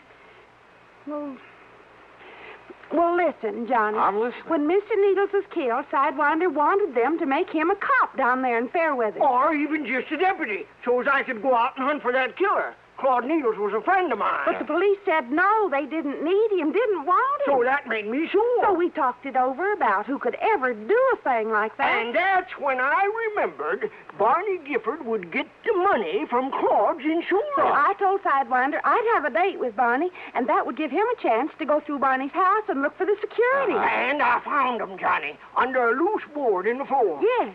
So when he come home, I lassoed him, and I tied him up, and I took him and locked him up in the tool shed on my place.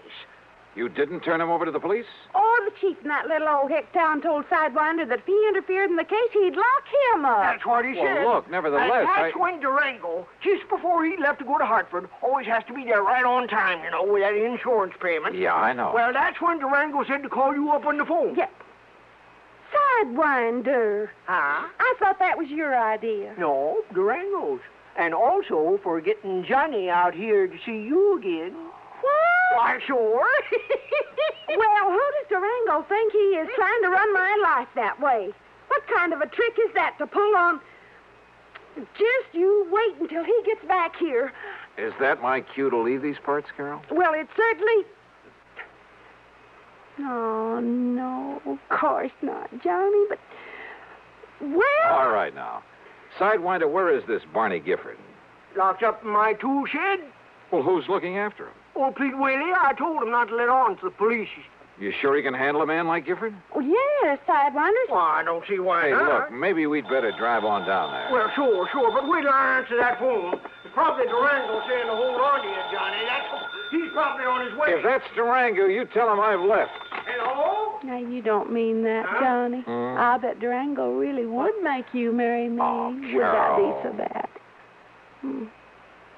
Johnny. Johnny. Carol. Oh, why don't you stay on that... Sidewinder, what's the matter? Listen, that was old Pete. Yeah? Barney got loose. Like to kill old Pete. Oh, no. And now Barney's coming here. Coming for me. To kill me. Act 3 of yours truly, Johnny Dollar, in a moment. Be sociable, look smart, keep up to date with Pepsi, drink light, refreshing Pepsi, stay young and fair and debonair, be sociable, have a Pepsi. When friends drop in, let your hospitality show you're sociable in the modern manner. Pepsi, you know, is the favorite of the smart and young at heart. Be sociable, look smart, keep up to date with Pepsi, drink light, refreshing Pepsi, stay young and fair and debonair, be sociable, have a Pepsi. Have you tried a Pepsi lately? And now, Act 3 of yours truly, Johnny Dollar. Okay, then. If Barney Gifford's coming here, we'll be ready for him. We'll... Sidewinder, you aren't afraid of him, are you? He's a bad one, Johnny. But if Sidewinder was able to subdue him before... Well, I caught him off guard, Johnny. He didn't have no gun then, but he has now. He took old Pete. And Barney's a deadly shot. It's the only good thing you can say about him. And don't you see, it's dark outside now. If we stay around here inside the house, we'll be like a flock of sitting ducks. Yeah, but I don't think we'll stay inside. You mean we'll just run away from him? No. How long ago did he get away from Pete? Well, Pete says it was more than an hour ago. Then we haven't any time to waste. What are you going to do, Johnny? I know what you're going to do, Carol. Yes? Get out of here. Go on back to Enid. Tell the police. By the time they can get up here, Sidewinder and I will either have things under control or, well, then they can take over. Why don't you phone the police? Because I'm telling you to go on down there. You're just trying to get me away from here, aren't you? That's right. No, Johnny. I can shoot just as good as you and Sidewinder, and there's plenty of guns in the back room. No, Carol, that doesn't make any difference. You think I'm going to leave you here with a killer after old Sidewinder, and if Barney finds you with him, he'll try to kill you, Carol, too. will you just... I won't go, Johnny. I won't leave you. Okay. We're just wasting time. I haven't seen any car lights out on the road, but that doesn't mean that... That's right, mister. It doesn't mean a thing. Damn. The front door had been pushed open by the barrel of a high-powered rifle that slowly fanned the three of us.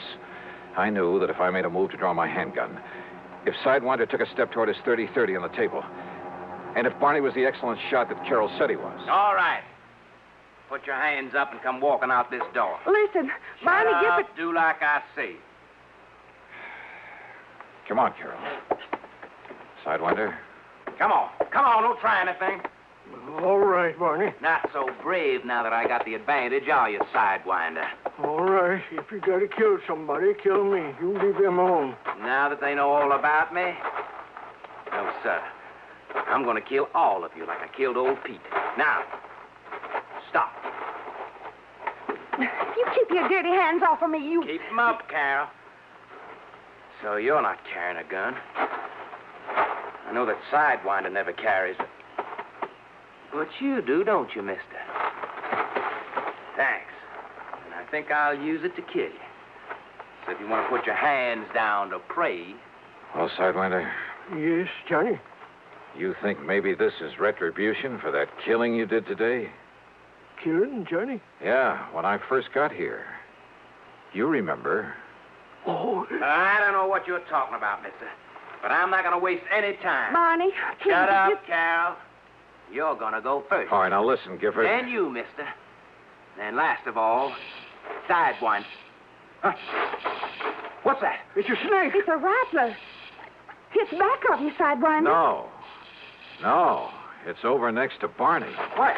Where? I can't see it. Where is it? I'll kill it. Where is it? Right here. Oh.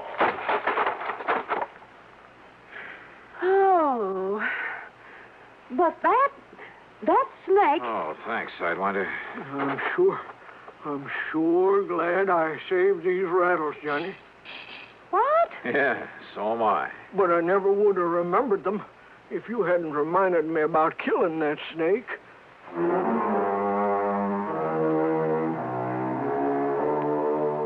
You know something? I hated to leave that place. To leave Carol is what I really mean. But there was another phone call. Sidewinder answered it. And yep, it was from Durango, phoning from Enid. Durango was so tickled to learn I was still around that he promised to come out to the ranch as fast as he could. Yes, sir, just as soon as he can pick up the preacher. Sidewinder. Well, much as I love that gal.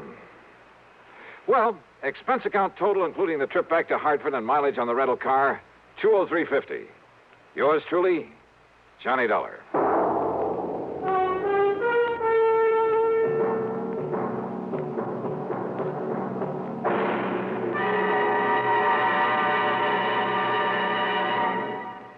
Our star will return in just a moment. Be careful. You're going to land in a bathtub. Who's driving this flying saucer, you or me? Well, what do you see? Oh, germs. Millions and millions of germs. Sure. Here on Earth, disease, germs, and viruses live in bathrooms. Wait. Here comes a lady. She's putting a dash of Lysol in with those suds, and she's mopping the floor. Wow! Look at those germs and viruses drop dead. Boy, are you stupid. I thought all Martians knew that Lysol brand disinfectant kills disease, germs, and many deadly viruses on contact. Disinfects from one cleaning to the next as nothing else can. That's right. I remember my 7 grandmothers saying Lysol makes your favorite cleaner work better, including many that claim to sanitize. I'm sorry you learned to speak English by listening to commercials. And Lysol comes in regular or pine fragrance for as little as 29 cents. How much is that Martian money? Now, here is our star to tell you about next week's story. Next week, well, getting away from Durango Laramie Dalhart isn't as easy as you might think. Join us, won't you? Yours truly, Johnny Dollar. Yours truly, Johnny Dollar, starring Bob Bailey, originates in Hollywood and is written, produced, and directed by Jack Johnstone. Heard in our cast were Virginia Gregg, Junius Matthews, G. Stanley Jones, James McCallion, and Bill James. Be sure to join us next week, same time and station, for another exciting story of yours truly, Johnny Dollar. This is Dan Cumberly speaking. Suspense is next over the CBS Radio Network. WROW, Albany, New York. 10, 10, 10. Yes, 10 hours of price-shattering bargains at Henry S. Mantell Furniture, 343 River Street, Troy. This merchandise must be sold at once, at savings to you of up to 87%. Mantell's was unable to extend their Latham store lease, so the stock from the Latham store has been moved to Mantell's main store in Troy. Save on famous brand merchandise, Haywood Wakefield, Kraler, Simmons, Norge, Motorola, and many more. Buy a $339.95 two-piece living room suite for $199.95. Or a $34.95 famous Make Inner Spring mattress for $17.88. Or a modern bedroom set, regularly $259.95, now $139.95. This tremendous sale at Henry S. Mantell Furniture begins Monday, 6 p.m. to 11 p.m., and Tuesday, 6 p.m. to 11 p.m. The store will be closed during the day to mark down merchandise and arrange stock. Remember, there's no money down at Henry S. Mantell Furniture, 343 River. Johnny Dollar. George Reed, Johnny, at Floyd's of England. Well, hiya, George. What can I do for you? Well, Johnny, I'm afraid I've got myself into a rather embarrassing situation. Yeah, what have you done this time? One of the company's most important clients is a man named Orson Ogilvy Terwilliger, Huh? retired. He's a collector. He lives down near the little town of Bethel, New York. Where's that? Across the Hudson, east of Poughkeepsie, between Monticello and Coshecton in the Mongauk Valley. Yo, hold it. I better look it up on the map. Yes, I wish you would, Johnny. Then go on down there right away. Oh, why not? But what for? Terwilliger insists that someone from the company, preferably I, call on him immediately. Immediately, Johnny, regarding some change he wants to make in his life insurance policy. What kind of a change? Well, I haven't the least idea, but it's a really sizable policy. How sizable? Over $500,000. That's sizable. With a double indemnity clause. Wowee. You can see why it's important that we cater to this man. All right, so why don't you tear on down there? Well, you see, Johnny, oh, dear. Yeah? What's the matter, Georgie? I'm making this call from the city jail. You what? No, some fool traffic cop. I mean, one of our fine highway patrolmen. Yeah. Well, I'm afraid in my anxiety to get down to see Mr. Terwilliger, well, I may have been speeding a little, and, well, I made the mistake of arguing with this officer quite vehemently, Johnny. No. And, well, my hearing isn't until tomorrow morning. Well, look, why don't you send somebody else from the office to see this man? And have my own employees find out what's happened? All right, then telephone him. And have him find out? No, please, Johnny. Go down there and... Listen, I'll double whatever your expenses are and give you $100 besides. Oh? But now, is that really all there is for me to do? Just find out from him what change he wants in his policy? Yes. But why do you ask that way? Nothing. Only every time you hand me one of these real easy assignments, I find I'm lucky to get out of it alive.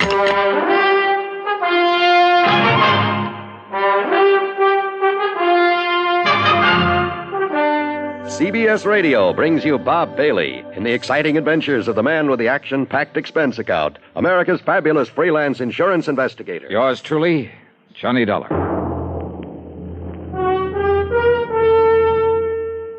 And now, Act One of yours truly, Johnny Dollar.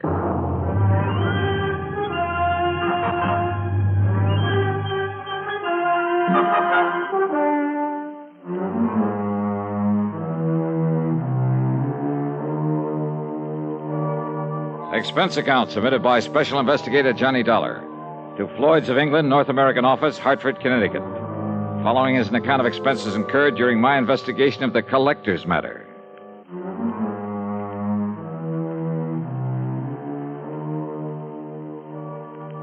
Expense account item 1, $9.85 for a cab to Bradley Field and a plane to New York. Item 2, $50 deposit on a rental car, and I drove north and west on 6 and 17 and finally Route 17B in my search for the little town of Bethel.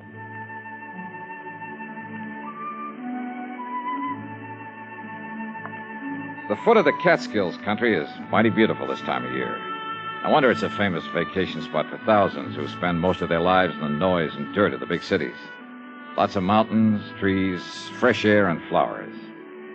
The so-called town of Bethel was little more than a crossroads with a couple of general stores and gas stations and Emma's Hotel. At Emma's, I asked directions to the Terwilliger place. Oh, you mean the big place over the lake? Well, I don't know, is it? Yeah, it's a beautiful place. And if they do decide to sell it, well, you know the rumors about it. Yeah, well, how do I get there? Well, you see that road right across the highway? Yeah, I see it. Well, first you pass Lake Superior, the Scott place. Yeah. About a mile and a half, maybe 2 miles. You see a turn to the left. Uh-huh. It takes you up the side of the little mountain to the big house. Okay, thanks. Such a narrow, twisting road, though, so be careful when you drive. Oh, sure, and I'm but not sure... such a beautiful view it gives of Mr. Terwilliger's private lake. Oh, that's fine. I'll give it a good look. And maybe he'll show you his wonderful collection of guns and weapons that he has. Yeah, beautiful guns. Yes, I'll ask him about them, and thanks again. And when you come back, if you feel like a nice cool beer on this hot weather... Yes, I'll stop by again. Thanks.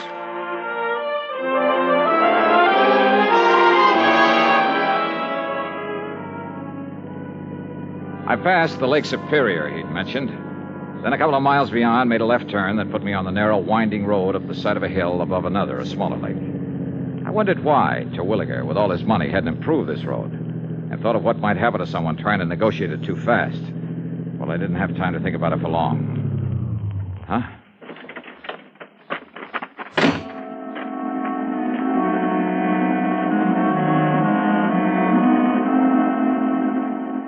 The other car must have been coming down the hill, but apparently had taken the narrow little turn much too quickly, then skidded and rolled over to land against a huge boulder that stuck out on the side of the hill just below the road.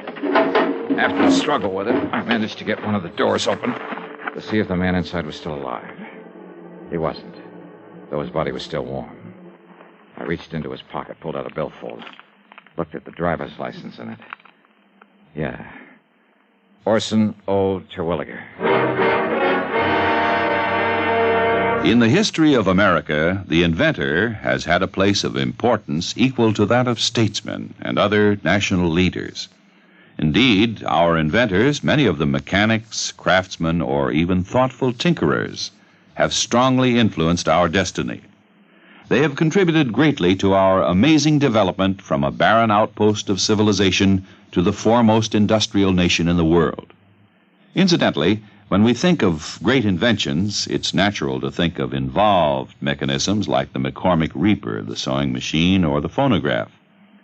However, some inventions are so simple, one wonders why they weren't thought of centuries before. An invention in this category is, of all things, the universal, all-important safety pin. This was the invention of Walter Hunt, who lived in New York in the first half of the past century. Between 1832 and 1859, he created and patented more original and worthwhile inventions than any man in the country. A revolver, a repeating rifle, and a bullet with a metal cartridge containing its own explosive charge. But of all his simple inventions, the safety pin is the most useful. It was patented in 1849, and he gave the patent to a draftsman in discharge of a very small debt. Perhaps it is safe to say that Walter Hunt's little invention has been known and used from infancy to old age by more people than any other mechanical contrivance in the world. In recognizing the need for a safety pin, Walter Hunt had the viewpoint of so many American inventors. Somehow there must be a way. Let's find it. Now, Act Two of yours truly, Johnny Dollar, and the Collector's Matter.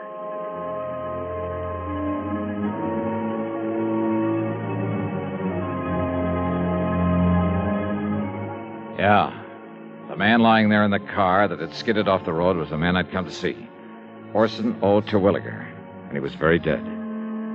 Not knowing what sort of police or medical facilities the town of Bethel had to offer, I decided to poke around a bit. But before I could lift the body out of this car, another one came down the narrow road from the direction of the big house on top of the hill.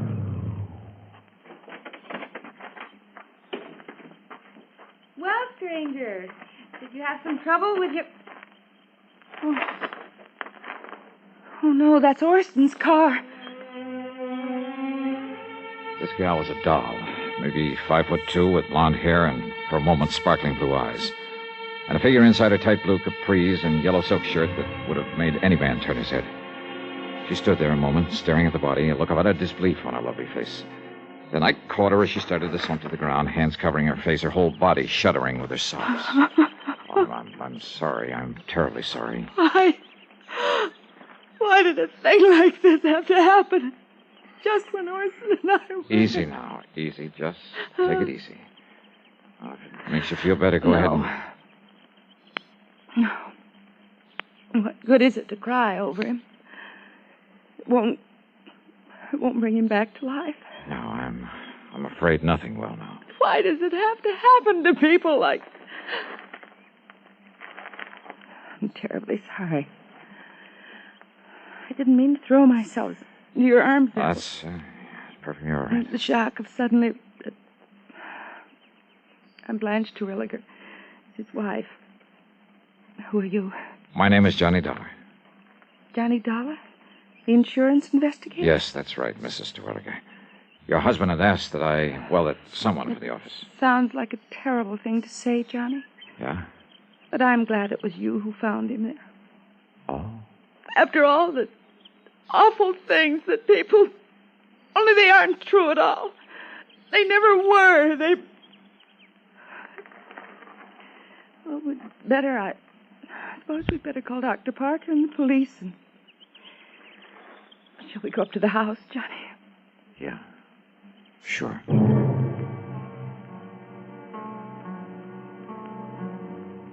At the house, I made the call to Dr. Parker.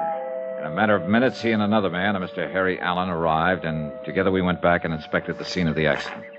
No question to me. No question at all. Ah, yes, Mr. Dollar, I'm the whole police force here in Bethel. Somebody's got to do it. I see, Mr. Allen. Chief. Don't you agree, Doctor? Plain as day, isn't it? Yeah, Chief. Mr. Dollar, it's just an unfortunate accident. Those marks on his head and body are simply a result of the car rolling over. All of them, Doctor? Why Arson didn't know better than to take this turn too fast is... what did you say, Mr. Dollar? Well, this bruise on his forehead when he struck the windshield. That's right. Killed him instantly. And here, on his chest, from the steering wheel. Uh-huh. But that round contusion, I guess you'd call it, there behind his left ear. Small, perfect circle. Something inside the car when it rolled. Was it? Yep. Maybe. Suppose you show me one thing, anything, inside the car that could have made that clean, clear mark. Now, you look here, Dollar. Yes, Chief. It was pure accident that killed him, no doubt about it. The doc knows it, I know it, and you know it. Just because you're one of these high-powered, big-city-type special investigators, just don't let your imagination run away with you. Chief is right, Mr. Dollar. Sure. Now, come on. Let's haul the body up to the house and help Mrs. Terwilliger make arrangements with that funeral home down to Monticello. Anything else we can do. Very good idea, Chief. And, say, Dollar, you're a healthy young buck with a sharp eye. Now, what's that supposed to mean? Well, now you tell me the truth. Don't you think Terwilliger's wife is one of the prettiest girls you ever did see? Yeah, she is. Such a shame that she and him never really... Rumor, Chief. That's just a lot of idle gossip. Yeah, Doc. I guess you're right. Is he, Chief? Huh? I wonder.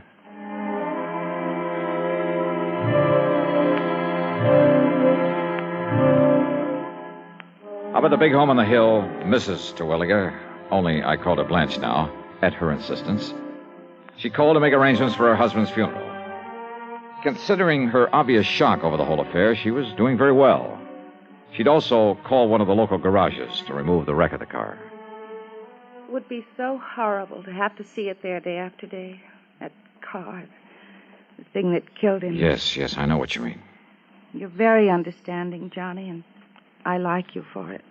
Yeah, well, Yeah, I guess there's nothing further that we can do now. I've made out the death certificate and, Blanche, my dear. Yes, Doctor. You sure you wouldn't like to come down the hill, stay with Mrs. Parker and me until this is all over? Oh, no, Doctor, but thank you very much. You've all been wonderful to me, and I appreciate it. That means you too, Chief Allen. Oh, now, it's a real pleasure, Miss Blanche. Well... Yeah, I suppose we... Oh, but Johnny...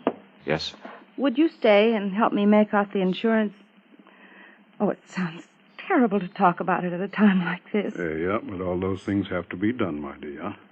So, Mr. Dollar, if you'd like to stay here... No, I'd better run on down to Emmer's Hotel and arrange for a place to stay overnight. A hotel when we have this nice big house with plenty of...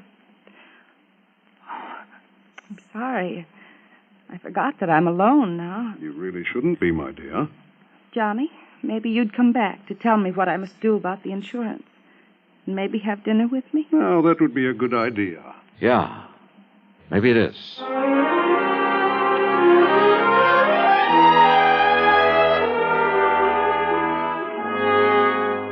Expense account item 3, 90 cents for a phone call at Emmer's Hotel. Arson Terwilliger is dead. And, George, there's just one thing I want to know. Johnny, I simply can't... Yes, what is it? Who are the beneficiaries of Terwilliger's insurance? Why, there's only one. His wife, Blanche Terwilliger. Yes. I knew it. George, is that policy pretty much a standard form? Yes, it is. Double indemnity, as I think I told you. But he said he wanted some changes made. Well, to quote him exactly, he said he wanted to make a change in it. But frankly, I can't imagine what or why. 5 will get you 10. He wanted to change the beneficiary. Really? But the beautiful Blanche played it smart. She didn't give him a chance. Yes, I suppose that is a... What? Yeah. Now, Johnny, no, listen. If you mean what I think you do, what I mean is... Yeah, George. Give it some thought.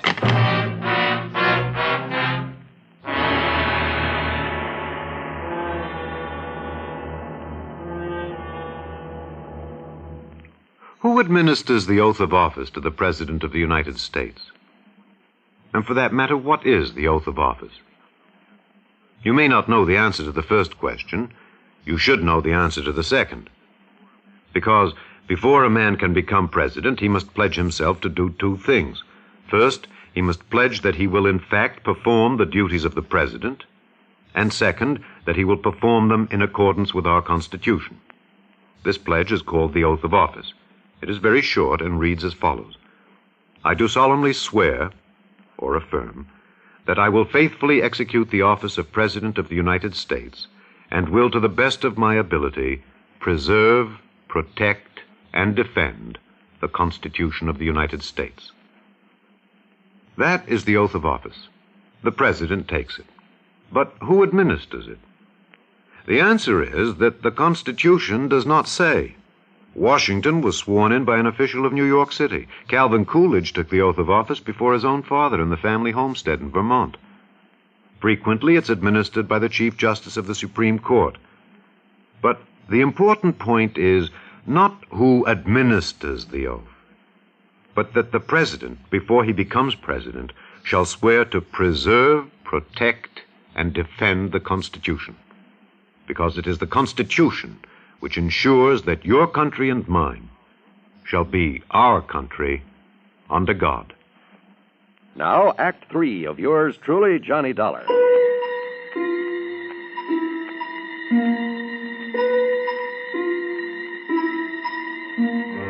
Dr. Parker and Chief Allen were convinced that Terwilliger's death was accidental. Well, I wasn't. Yet all I had to go on, some talk the Terwilliger place might be put up for sale, meant nothing in itself unless I could find out why. Or perhaps the reason might tie in with the rumors, the gossip that had been mentioned to me. Rumors of what? That Blanche and her husband weren't getting along? As for actual evidence that he was murdered, all I had to go on was that funny little mark behind his ear. I borrowed a flashlight there at the hotel and drove back to the scene of the so-called accident. I went over the ground with a fine-tooth comb. Nothing. Then I went up to the place where the car must have started its skid. I searched the bushes all around, and then... Wait a minute. What under the sun is... And more important, where did it come from? It's much longer than an ordinary. As for the fletching... this thing's been used all right, and recently. And instead of a point, it has the heavy, round stone head. Who is it? Speak up or I'll shoot. Oh, that's a nice way to welcome a dinner guest. Johnny, you had me frightened. Oh, well, I'm sorry, Blanche. I saw your flashlight down here and couldn't imagine who it was. And since you hadn't come up to dinner as you promised... Oh, I was on my way. I hope I'm not too late. Hey, do you always wander around carrying a gun? Oh, I'm sorry. Here, you'd better take it. Yeah. I'm not used to these things, though heaven knows I've seen enough of them. Your husband's gun collection. But why'd you stop here, Johnny? What were you doing, and what in the world's that? Oh, just a... Well, there must have been some Indians around here at one time or another. Oh, yes. I understand this was great Indian country. But now, Johnny... Yeah? My invitation to dinner still stands. Great. I'm starving.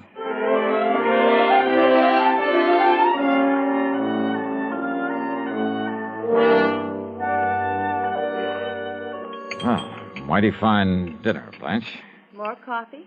I'm almost embarrassed, though. Now, why do you say that? But a chance to be close to someone is, well... More coffee? Oh, no, thanks. Not another thing. Well, then, let's go in by the fire in the library and talk. Johnny. Yeah? It's a great comfort to have you here, and I... Thanks. You don't mind if I hold your hand? Kid stuff, huh? No, it isn't. Now, this collection of weapons you were going to show me. No, you have to look at it. Well, I'd kind of like to. All right. It's in the library, too. Okay. You know, Blanche, with your figure... What I meant was you must have been quite the athlete when you were in college. Now, what brought that on? Swimming? Tennis? That sort of thing? Sure, everything. Blanche Ransom, girl athlete. Pistol team? The way you handled this gun a while ago. Only a person who knows guns has the proper respect for them. Well, I still don't like them. Then all things considered, it's better that I keep this one. What? All things considered? Your husband had to drive very slowly around that curve, didn't he? Yes.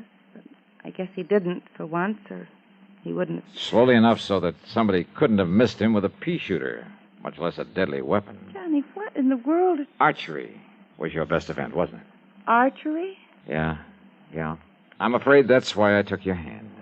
Johnny. Calluses like that come from only one thing, using a heavy bow, a hunting bow. This one here on the wall? Now, Johnny, listen, honestly. Honey, why did you do it? Why did you do it, Blanche?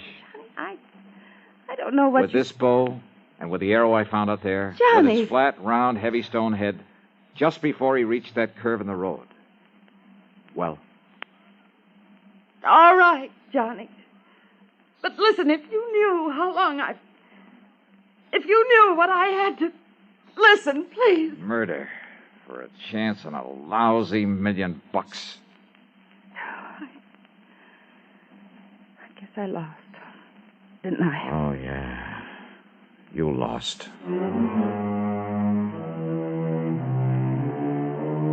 And according to the law, no person convicted of the murder of the decedent shall be entitled to any portion of the estate, including the insurance.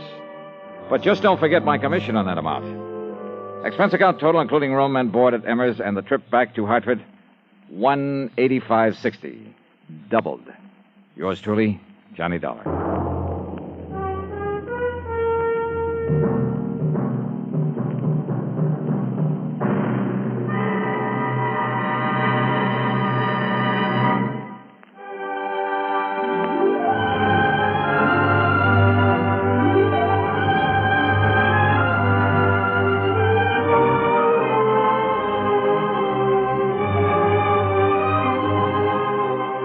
Yours truly, Johnny Dollar, starring Bob Bailey, originates in Hollywood and is written, produced, and directed by Jack Johnstone.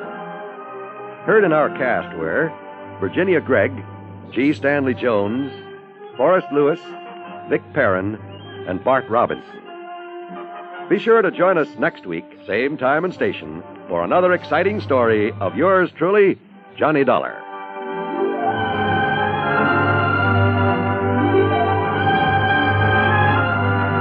This is John Wall speaking.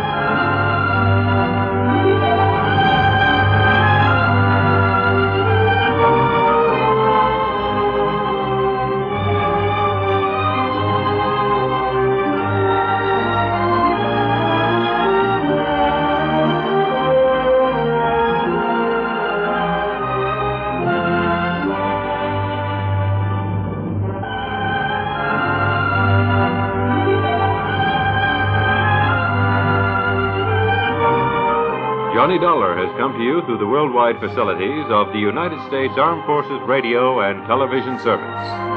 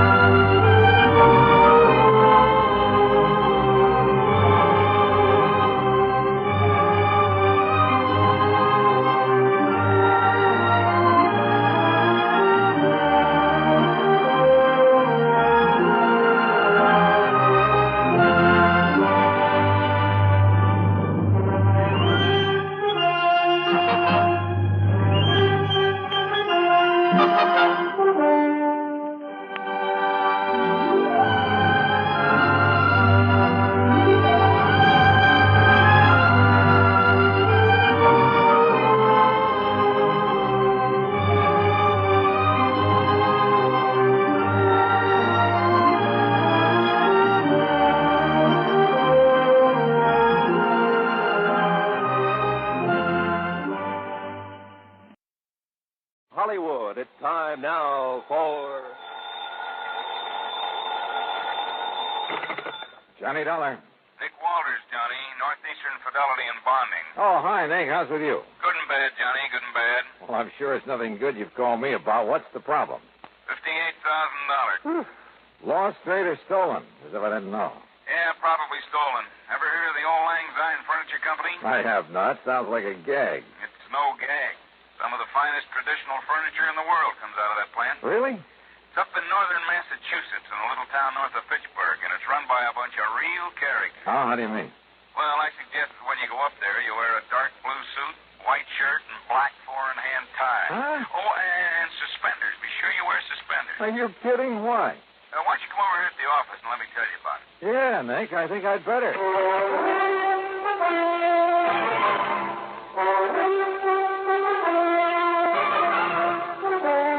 Bob Bailey in the exciting adventures of the man with the action-packed expense account. America's fabulous freelance insurance investigator. Yours truly, Johnny Dollar. And now, Act One of yours truly, Johnny Dollar.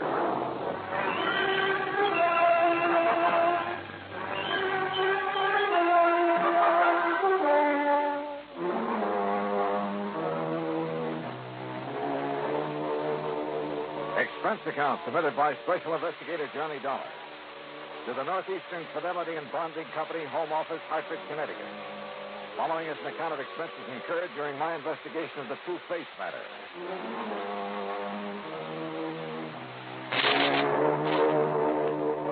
Expense account item 1, after shaving, showering, and donning the most funereal clothes I could find. Item 1, $1.10, taxi to Nick Weldon's office at Northeastern Fidelity and Bonding. Just remember what I told you, Johnny. The Old Lang Syne Furniture Company is run by a bunch of characters. Yeah, that's what intrigues me. That's why I came over here. Oh, they're craftsmen, all right. The old school. May take them a couple of years to make an ordinary straight-back chair, but when it's done, it's the most beautiful thing you ever saw. And the finish they get on the pieces they turn out. Beautiful. And expensive, too, huh? Oh, sure, but worth it. Any piece of furniture they make will last 100, 500 years. Yeah, they're real honest craftsmen, the kind you don't see anymore. Uh-huh. Well, apparently somebody wasn't too honest with them. So tell me all, Nick. Johnny, it seems one of their lads has run off with some of the company money. Yeah, you mentioned $58,000. Yep. 58,433 to be exact, and those boys are exact. Well, what did the police have to say? Nothing. They were never called in. Well, why not? I told you, the place is run by a flock of real characters. Oh, brother, they must be. When did this happen? Sometime within the past 3.5 years. And you've just found out about it now? That's right. Well, how come? I told you, John. Yeah, that's right. You told me. They're a bunch of characters. But didn't their policy state that any claim had to be filed within 60 days of the loss? Oh, we waived that for them. Struck it from the policy. Why? Because they don't like to be rushed to anything. Rushed? After all, 60 days. And don't forget, they only discovered the loss a bit over a month ago.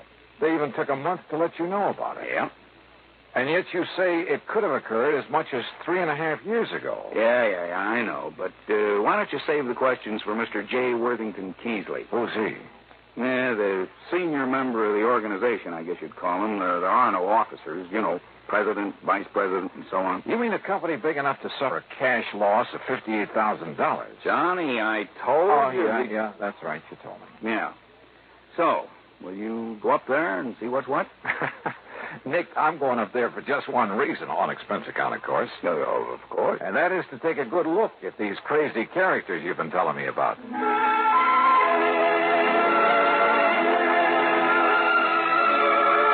Item 2, $3.25 for a bus to Fitchburg, Massachusetts, where at the terminal I picked up a local to North Weldon, home of the Old Lang Syne Furniture Company.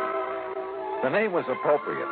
Located on the outskirts of the quiet little New England town, it consisted of a huge barn-like building that looked as though it had been standing there since the year 1.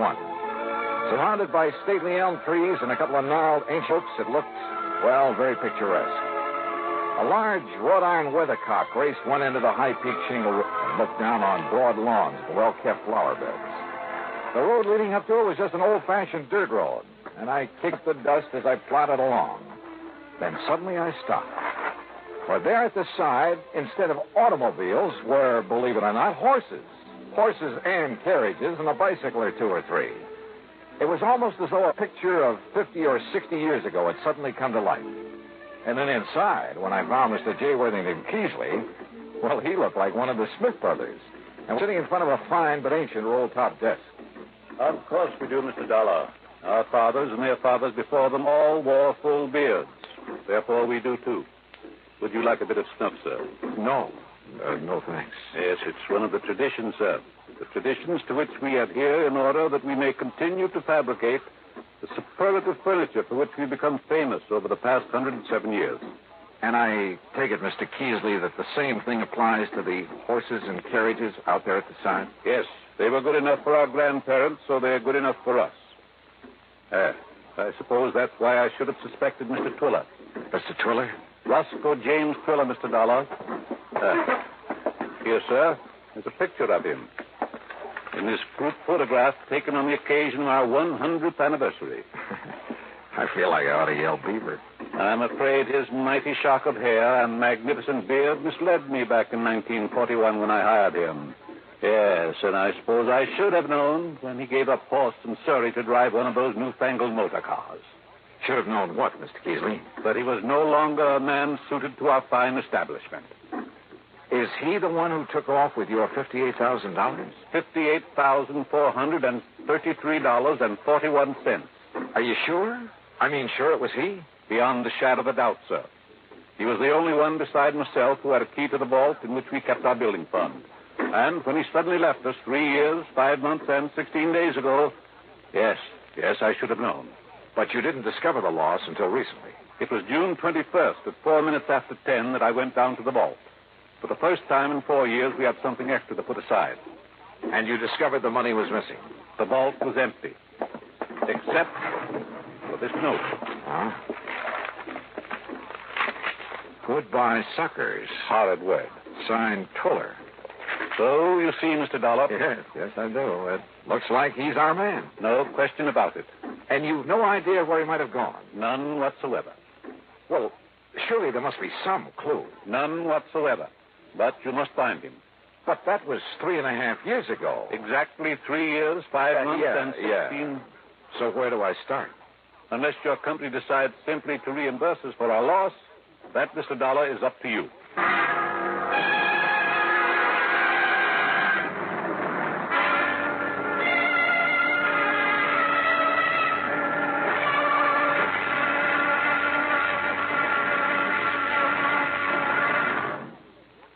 Act 2 of yours truly, Johnny Dollar, in a moment. Sometimes we may wonder why a football team doesn't quit playing and walk off the field when it finds itself 50 points behind with only a few minutes of play to go. What is that indomitable spirit that fills men with hope and keeps them going in spite of terrific odds? Keeps them going just to play the game according to the rules, just to get the job done as well as they know how. This kind of spirit pervaded the feelings of heavy bomber crews of the 9th Air Force on that day of glory, August 1st, 1943, the day of one of the most secretly planned surprise bombing missions of World War II. The day of the low-level attack on the Romanian oil refineries at Ploiești.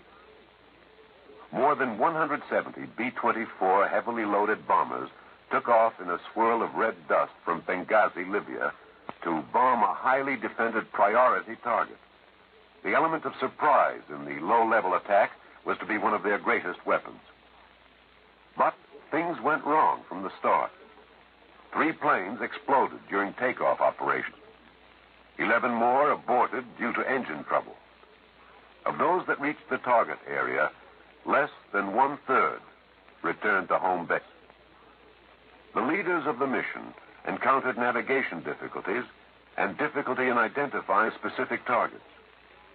And due to the loss of that elemental hope, surprise, they also encountered devastating enemy firepower from flak and fighters. The mission was partially successful, but a horrifying experience. 5 medals of honor were awarded to the heroes of the Ploiești raid for valorous action above and beyond the call of duty. At any time, the men would have been justified in turning back. But they had a code of conduct that made them want to see the unequal game through to the end. It was a job that had to be done. A charge of the Light Brigade in the air as they flew down the valley of death to glory. And now, Act Two of yours truly, Johnny Dollar, and the Two-Faced Matter.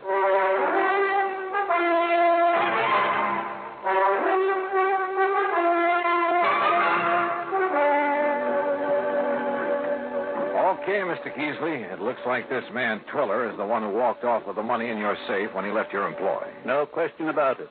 And unless you can find him, your company will have to pay the full amount of the loss. Yeah, well, even if I do find him, the chances are he'll have spent that money.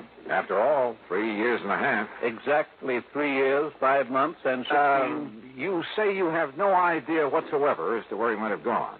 With that much money, he could be anywhere in the world. Uh-huh. Where did he live? I don't know, sir. What? After all, it was none of my affair. But if he worked for you a number of years... I make it a rule never to pry into the affairs of others. Except, of course, where the manufacture of fine furniture is concerned. Well, doesn't anybody in this organization know anything about Twiller? Possibly Mr. Bottomley. Who's he? He is presently engaged in creating a Hepplewhite table in the shop. Come, we shall speak with him. The huge shop dated back 100 years at least. There wasn't a single power tool, not even a buzzsaw. But some of the tools looked as though they might have been used to build the ark. 8 or 10 men, all of them old, all wearing dark trousers, suspenders, and white aprons, were busy turning out fine pieces of furniture, carefully, almost lovingly. And every one of them wore his own distinctive full beard. Hooray for tradition. Mr. Keasley led the way to a man who was gently trimming the edge of some kind of a sideboard. Good morning, Mr. Bottomley. Good morning, Mr. Keasley.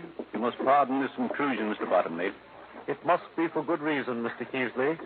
So you must understand that I cannot afford interruption if I am to finish this credenza by the end of the year coming. Of course. I wish you to meet Mr. Johnny Dollar. Good morning, Mr. Dollar. How are you? He is an investigator, Mr. Bottomley, come to get us back the money we lost. Then he must find Mr. Twiller. Exactly. Good morning, Mr. Thurston. Good morning, Mr. Keasley. Mr. Keasley tells me you know where this man Twiller lived. He was my neighbor. Lived alone next door to me. Where? And I assure you, sir, I had no idea of his designs on the company building fund. Yes, I'm sure. But now if you'll tell... Each morning he drove me to work in his carriage until he purchased that abominable motor car. Oh? I refused to ride in it, sir, and bought myself a bicycle. You did properly, Mr. Bottomley. Good morning, Mr. Woodstone. Morning, Miss Keasley. Well, just where is it that Twiller lived, Mr. Bottomley? In the village of North Weldon. East North Weldon, on Peach Avenue. Well, then perhaps the authorities there will be able to give me some kind of a lead. The authorities? Mr. Police, Mr. Keasley. The police? Good heavens. I hope not, Mr. Dollar. Surely not the police. Gentlemen, please. These gentlemen are right, Mr. Dollar. Think of the blot on our good name. Now, look, your loss amounts to $58,000. $58,400. If I don't find this man, my company's going to have to pay off. I know, but the police... Now, look, my immediate job is to find this Roscoe James Twiller. And if I need the help of the police to do it... Who's the chief of police in North Weldon? Well? The mayor, Mr. Dollar. What's his name? John Kenworthy Wilkins, Mr. Dollar. Any of you know him? We do not mix with the townspeople, Mr. Dollar. We don't even go into town, Mr. Dollar. That's right. But I do have a picture of the mayor. Here, sir. Bottomley. Where did you get this? He's running for re-election, Mr. Keasley. I found this poster in my carriage. Well, get rid of it, man. This is indecent. No, wait a minute. Let me see that. Terrible. Disgusting. Huh? Why, it's a disgrace to have such a thing within the walls of this fine old company. Oh, no. No wonder the old boys were shocked.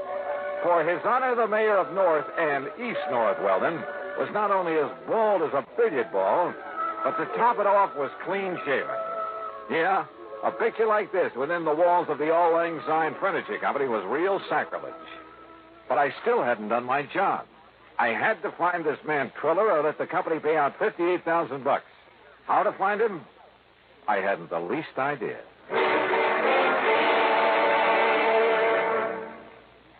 Act 3 of yours truly, Johnny Dollar, in a moment. Times have changed, and so has the man.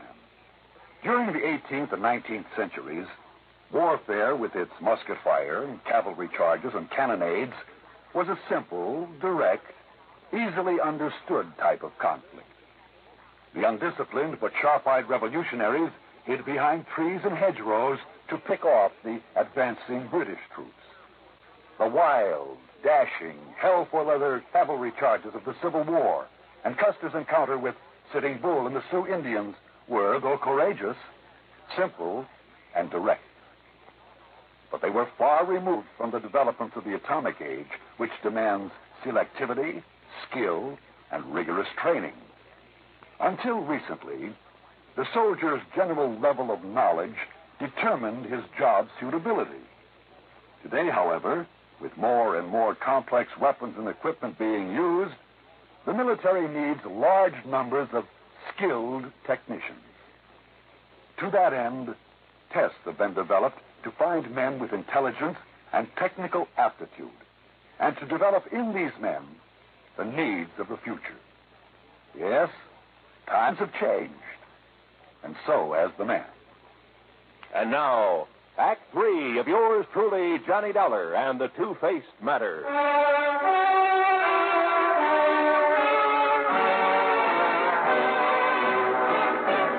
I found the mayor of North Weldon sitting comfortably on the shaded porch of his home, fanning himself with an election placard and sipping at what looked suspiciously like a gin and tonic. Yes, you're certain that I can't fetch you a limeade, too, Mr. Dollar? No thanks, Mayor Wilkins. Yes. Well, now, as I started to say, when I first came here, I did hear some rumor about money having been taken from the Auld Lang Syne Furniture Company. But until they lodged a complaint with me, you see, I'm also chief of police. Yes, well, from what I can see, they're pretty slow about things like that. Yeah, well, they're slow about everything. But they make magnificent furniture. Mm-hmm, I could see that. Tell me, did you know this Roscoe Twiller at all? No, gone before I came to North Weldon. Oh? But that was only 3.5 years ago. And I came after that. Yet you're the mayor of the town. Village, really, Mr. Dollar. But lovely place. I've liked it ever since the first time I saw it. And when the people learned of my police record, my record in police work out in Ohio, why, they insisted that I take over my present jobs for them. I see. And you have no idea where I could get a lead on this man Twiller? No, sorry. Don't the people at the furniture factory have any ideas about him? None whatsoever. You're sure? I'm sure. Yes, well, if what you've told me is true about his taking the money, he is probably far, far away. Yep, I'm afraid so. Just as far as I am from solving this case. Well, we chatted on for a few minutes, and then I left him in the hope of finding some erstwhile neighbor who might be able to give me some help. I headed across town toward Peach Avenue. And as I was about to pass the bus stop... Bang! Bang! Huh? Bang! Bang! You're dead! Oh. And another redskin bit the dust. Well, hi there, fella. Cowboy, huh? Sure, I'm a cowboy and a policeman and an artist and everything. Sure. My name's Jimmy Carter. What's yours? Johnny Dollar. Want to see some of my artistical drawings? Yeah, sure I do, Johnny. Just look at this cigarette advertisement here on the fence. Uh-huh. With my own crayons, too. Okay. How's that? Jimmy, that's the most beautiful mustache I ever saw on any girl. Sure. My teacher says I'm going to grow up and be a great artist. Oh, sure. But first I have to get a paint set. Sure you do. And see what I've done with this one. Sure, you... Jimmy. That's our mayor. Yeah. He's running for re-election. That's why he has all these signs all around. don't you think he looks a lot better with some hair on his old bald head? And a little child shall lead. Now I'm going to put a beard on him. See? Like some of those old men at the furniture factory. Stay with us, Jimmy. Stay with it. Ah, they're funny old men. Like this. See? Uh-huh. Only they never come in town. Never. There. Doesn't that look like one of them? There. Jimmy, that's so good I'm going to save it. Really? Yes, sir. Thanks a lot. Gee, you mean? I sure do. I didn't know I was that good. Jimmy, you'll never know how good you are.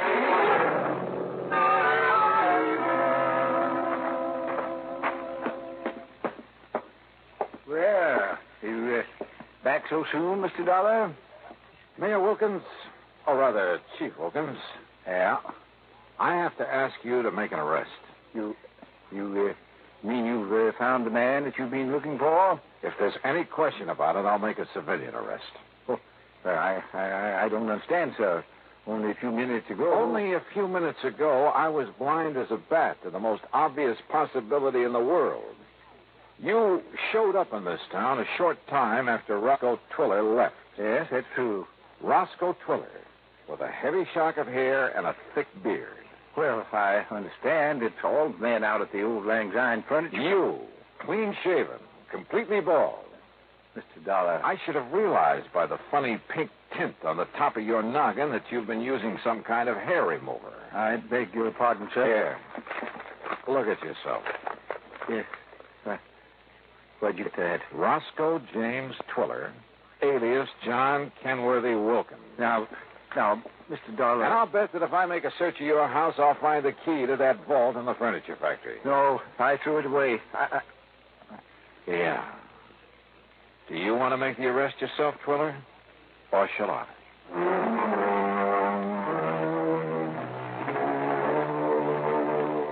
I don't know why Twiller gave up so easily. I guess it was because I'd caught him completely off guard. He even signed a confession and promised to pay back what he could. So, from here on in, it's up to the courts.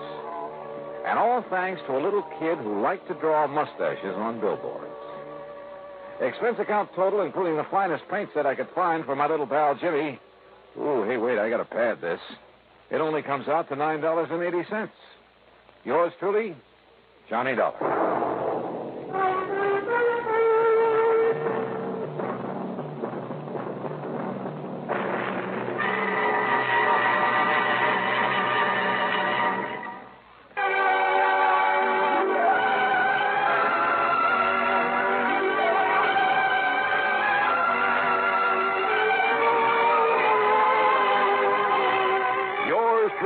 Johnny Dollar, starring Bob Bailey, originates in Hollywood and is written, produced, and directed by Jack Johnstone.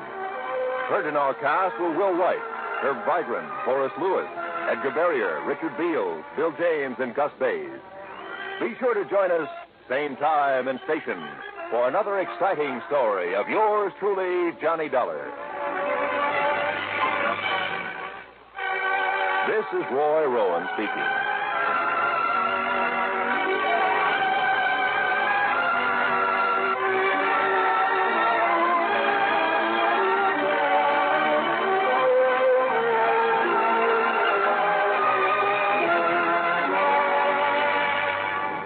From Hollywood, it's time now for... Johnny Dollar. Johnny, this is George Reed. Well, hiya, George. What's troubling Floyd's of England this time? Johnny, one of our clients, only quite frankly, he's far more than just a client. Oh? Yes, his life is being threatened. Oh, George, you know I hate these bodyguard assignments. Every Johnny, time I handle one of them, it ends up with my own life being in danger. I fully realize Yeah, that. one of these days my luck may run out. Heaven forbid. Nonetheless, Johnny, If somebody needs protection, why don't you just call in the police? well, there are certain, confidential aspects of this case that, if any sort of publicity can be avoided. Johnny, Yeah? if it can any way help to minimize the danger to yourself, I'll gladly go along with you on this one. You mean literally, physically go along with me? Yes. Well, now, George, that's not the way I usually like to work. I know, but as I told you, this involves a man who is more than just a client. Yeah? Just what does that mean? It's my brother, Johnny. My own brother. Oh. Yes. Okay, George. I'll be over to see you.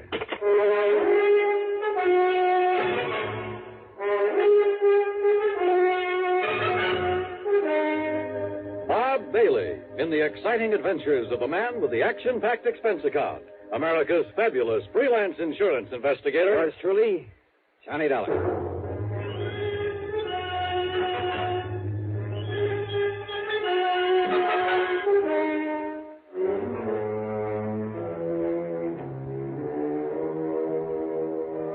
Expense account submitted by Special Investigator Johnny Dollar to Floyd's of England, North American Office, Hartford, Connecticut. Following is an account of expenses incurred during my investigation of the Twin Trouble matter.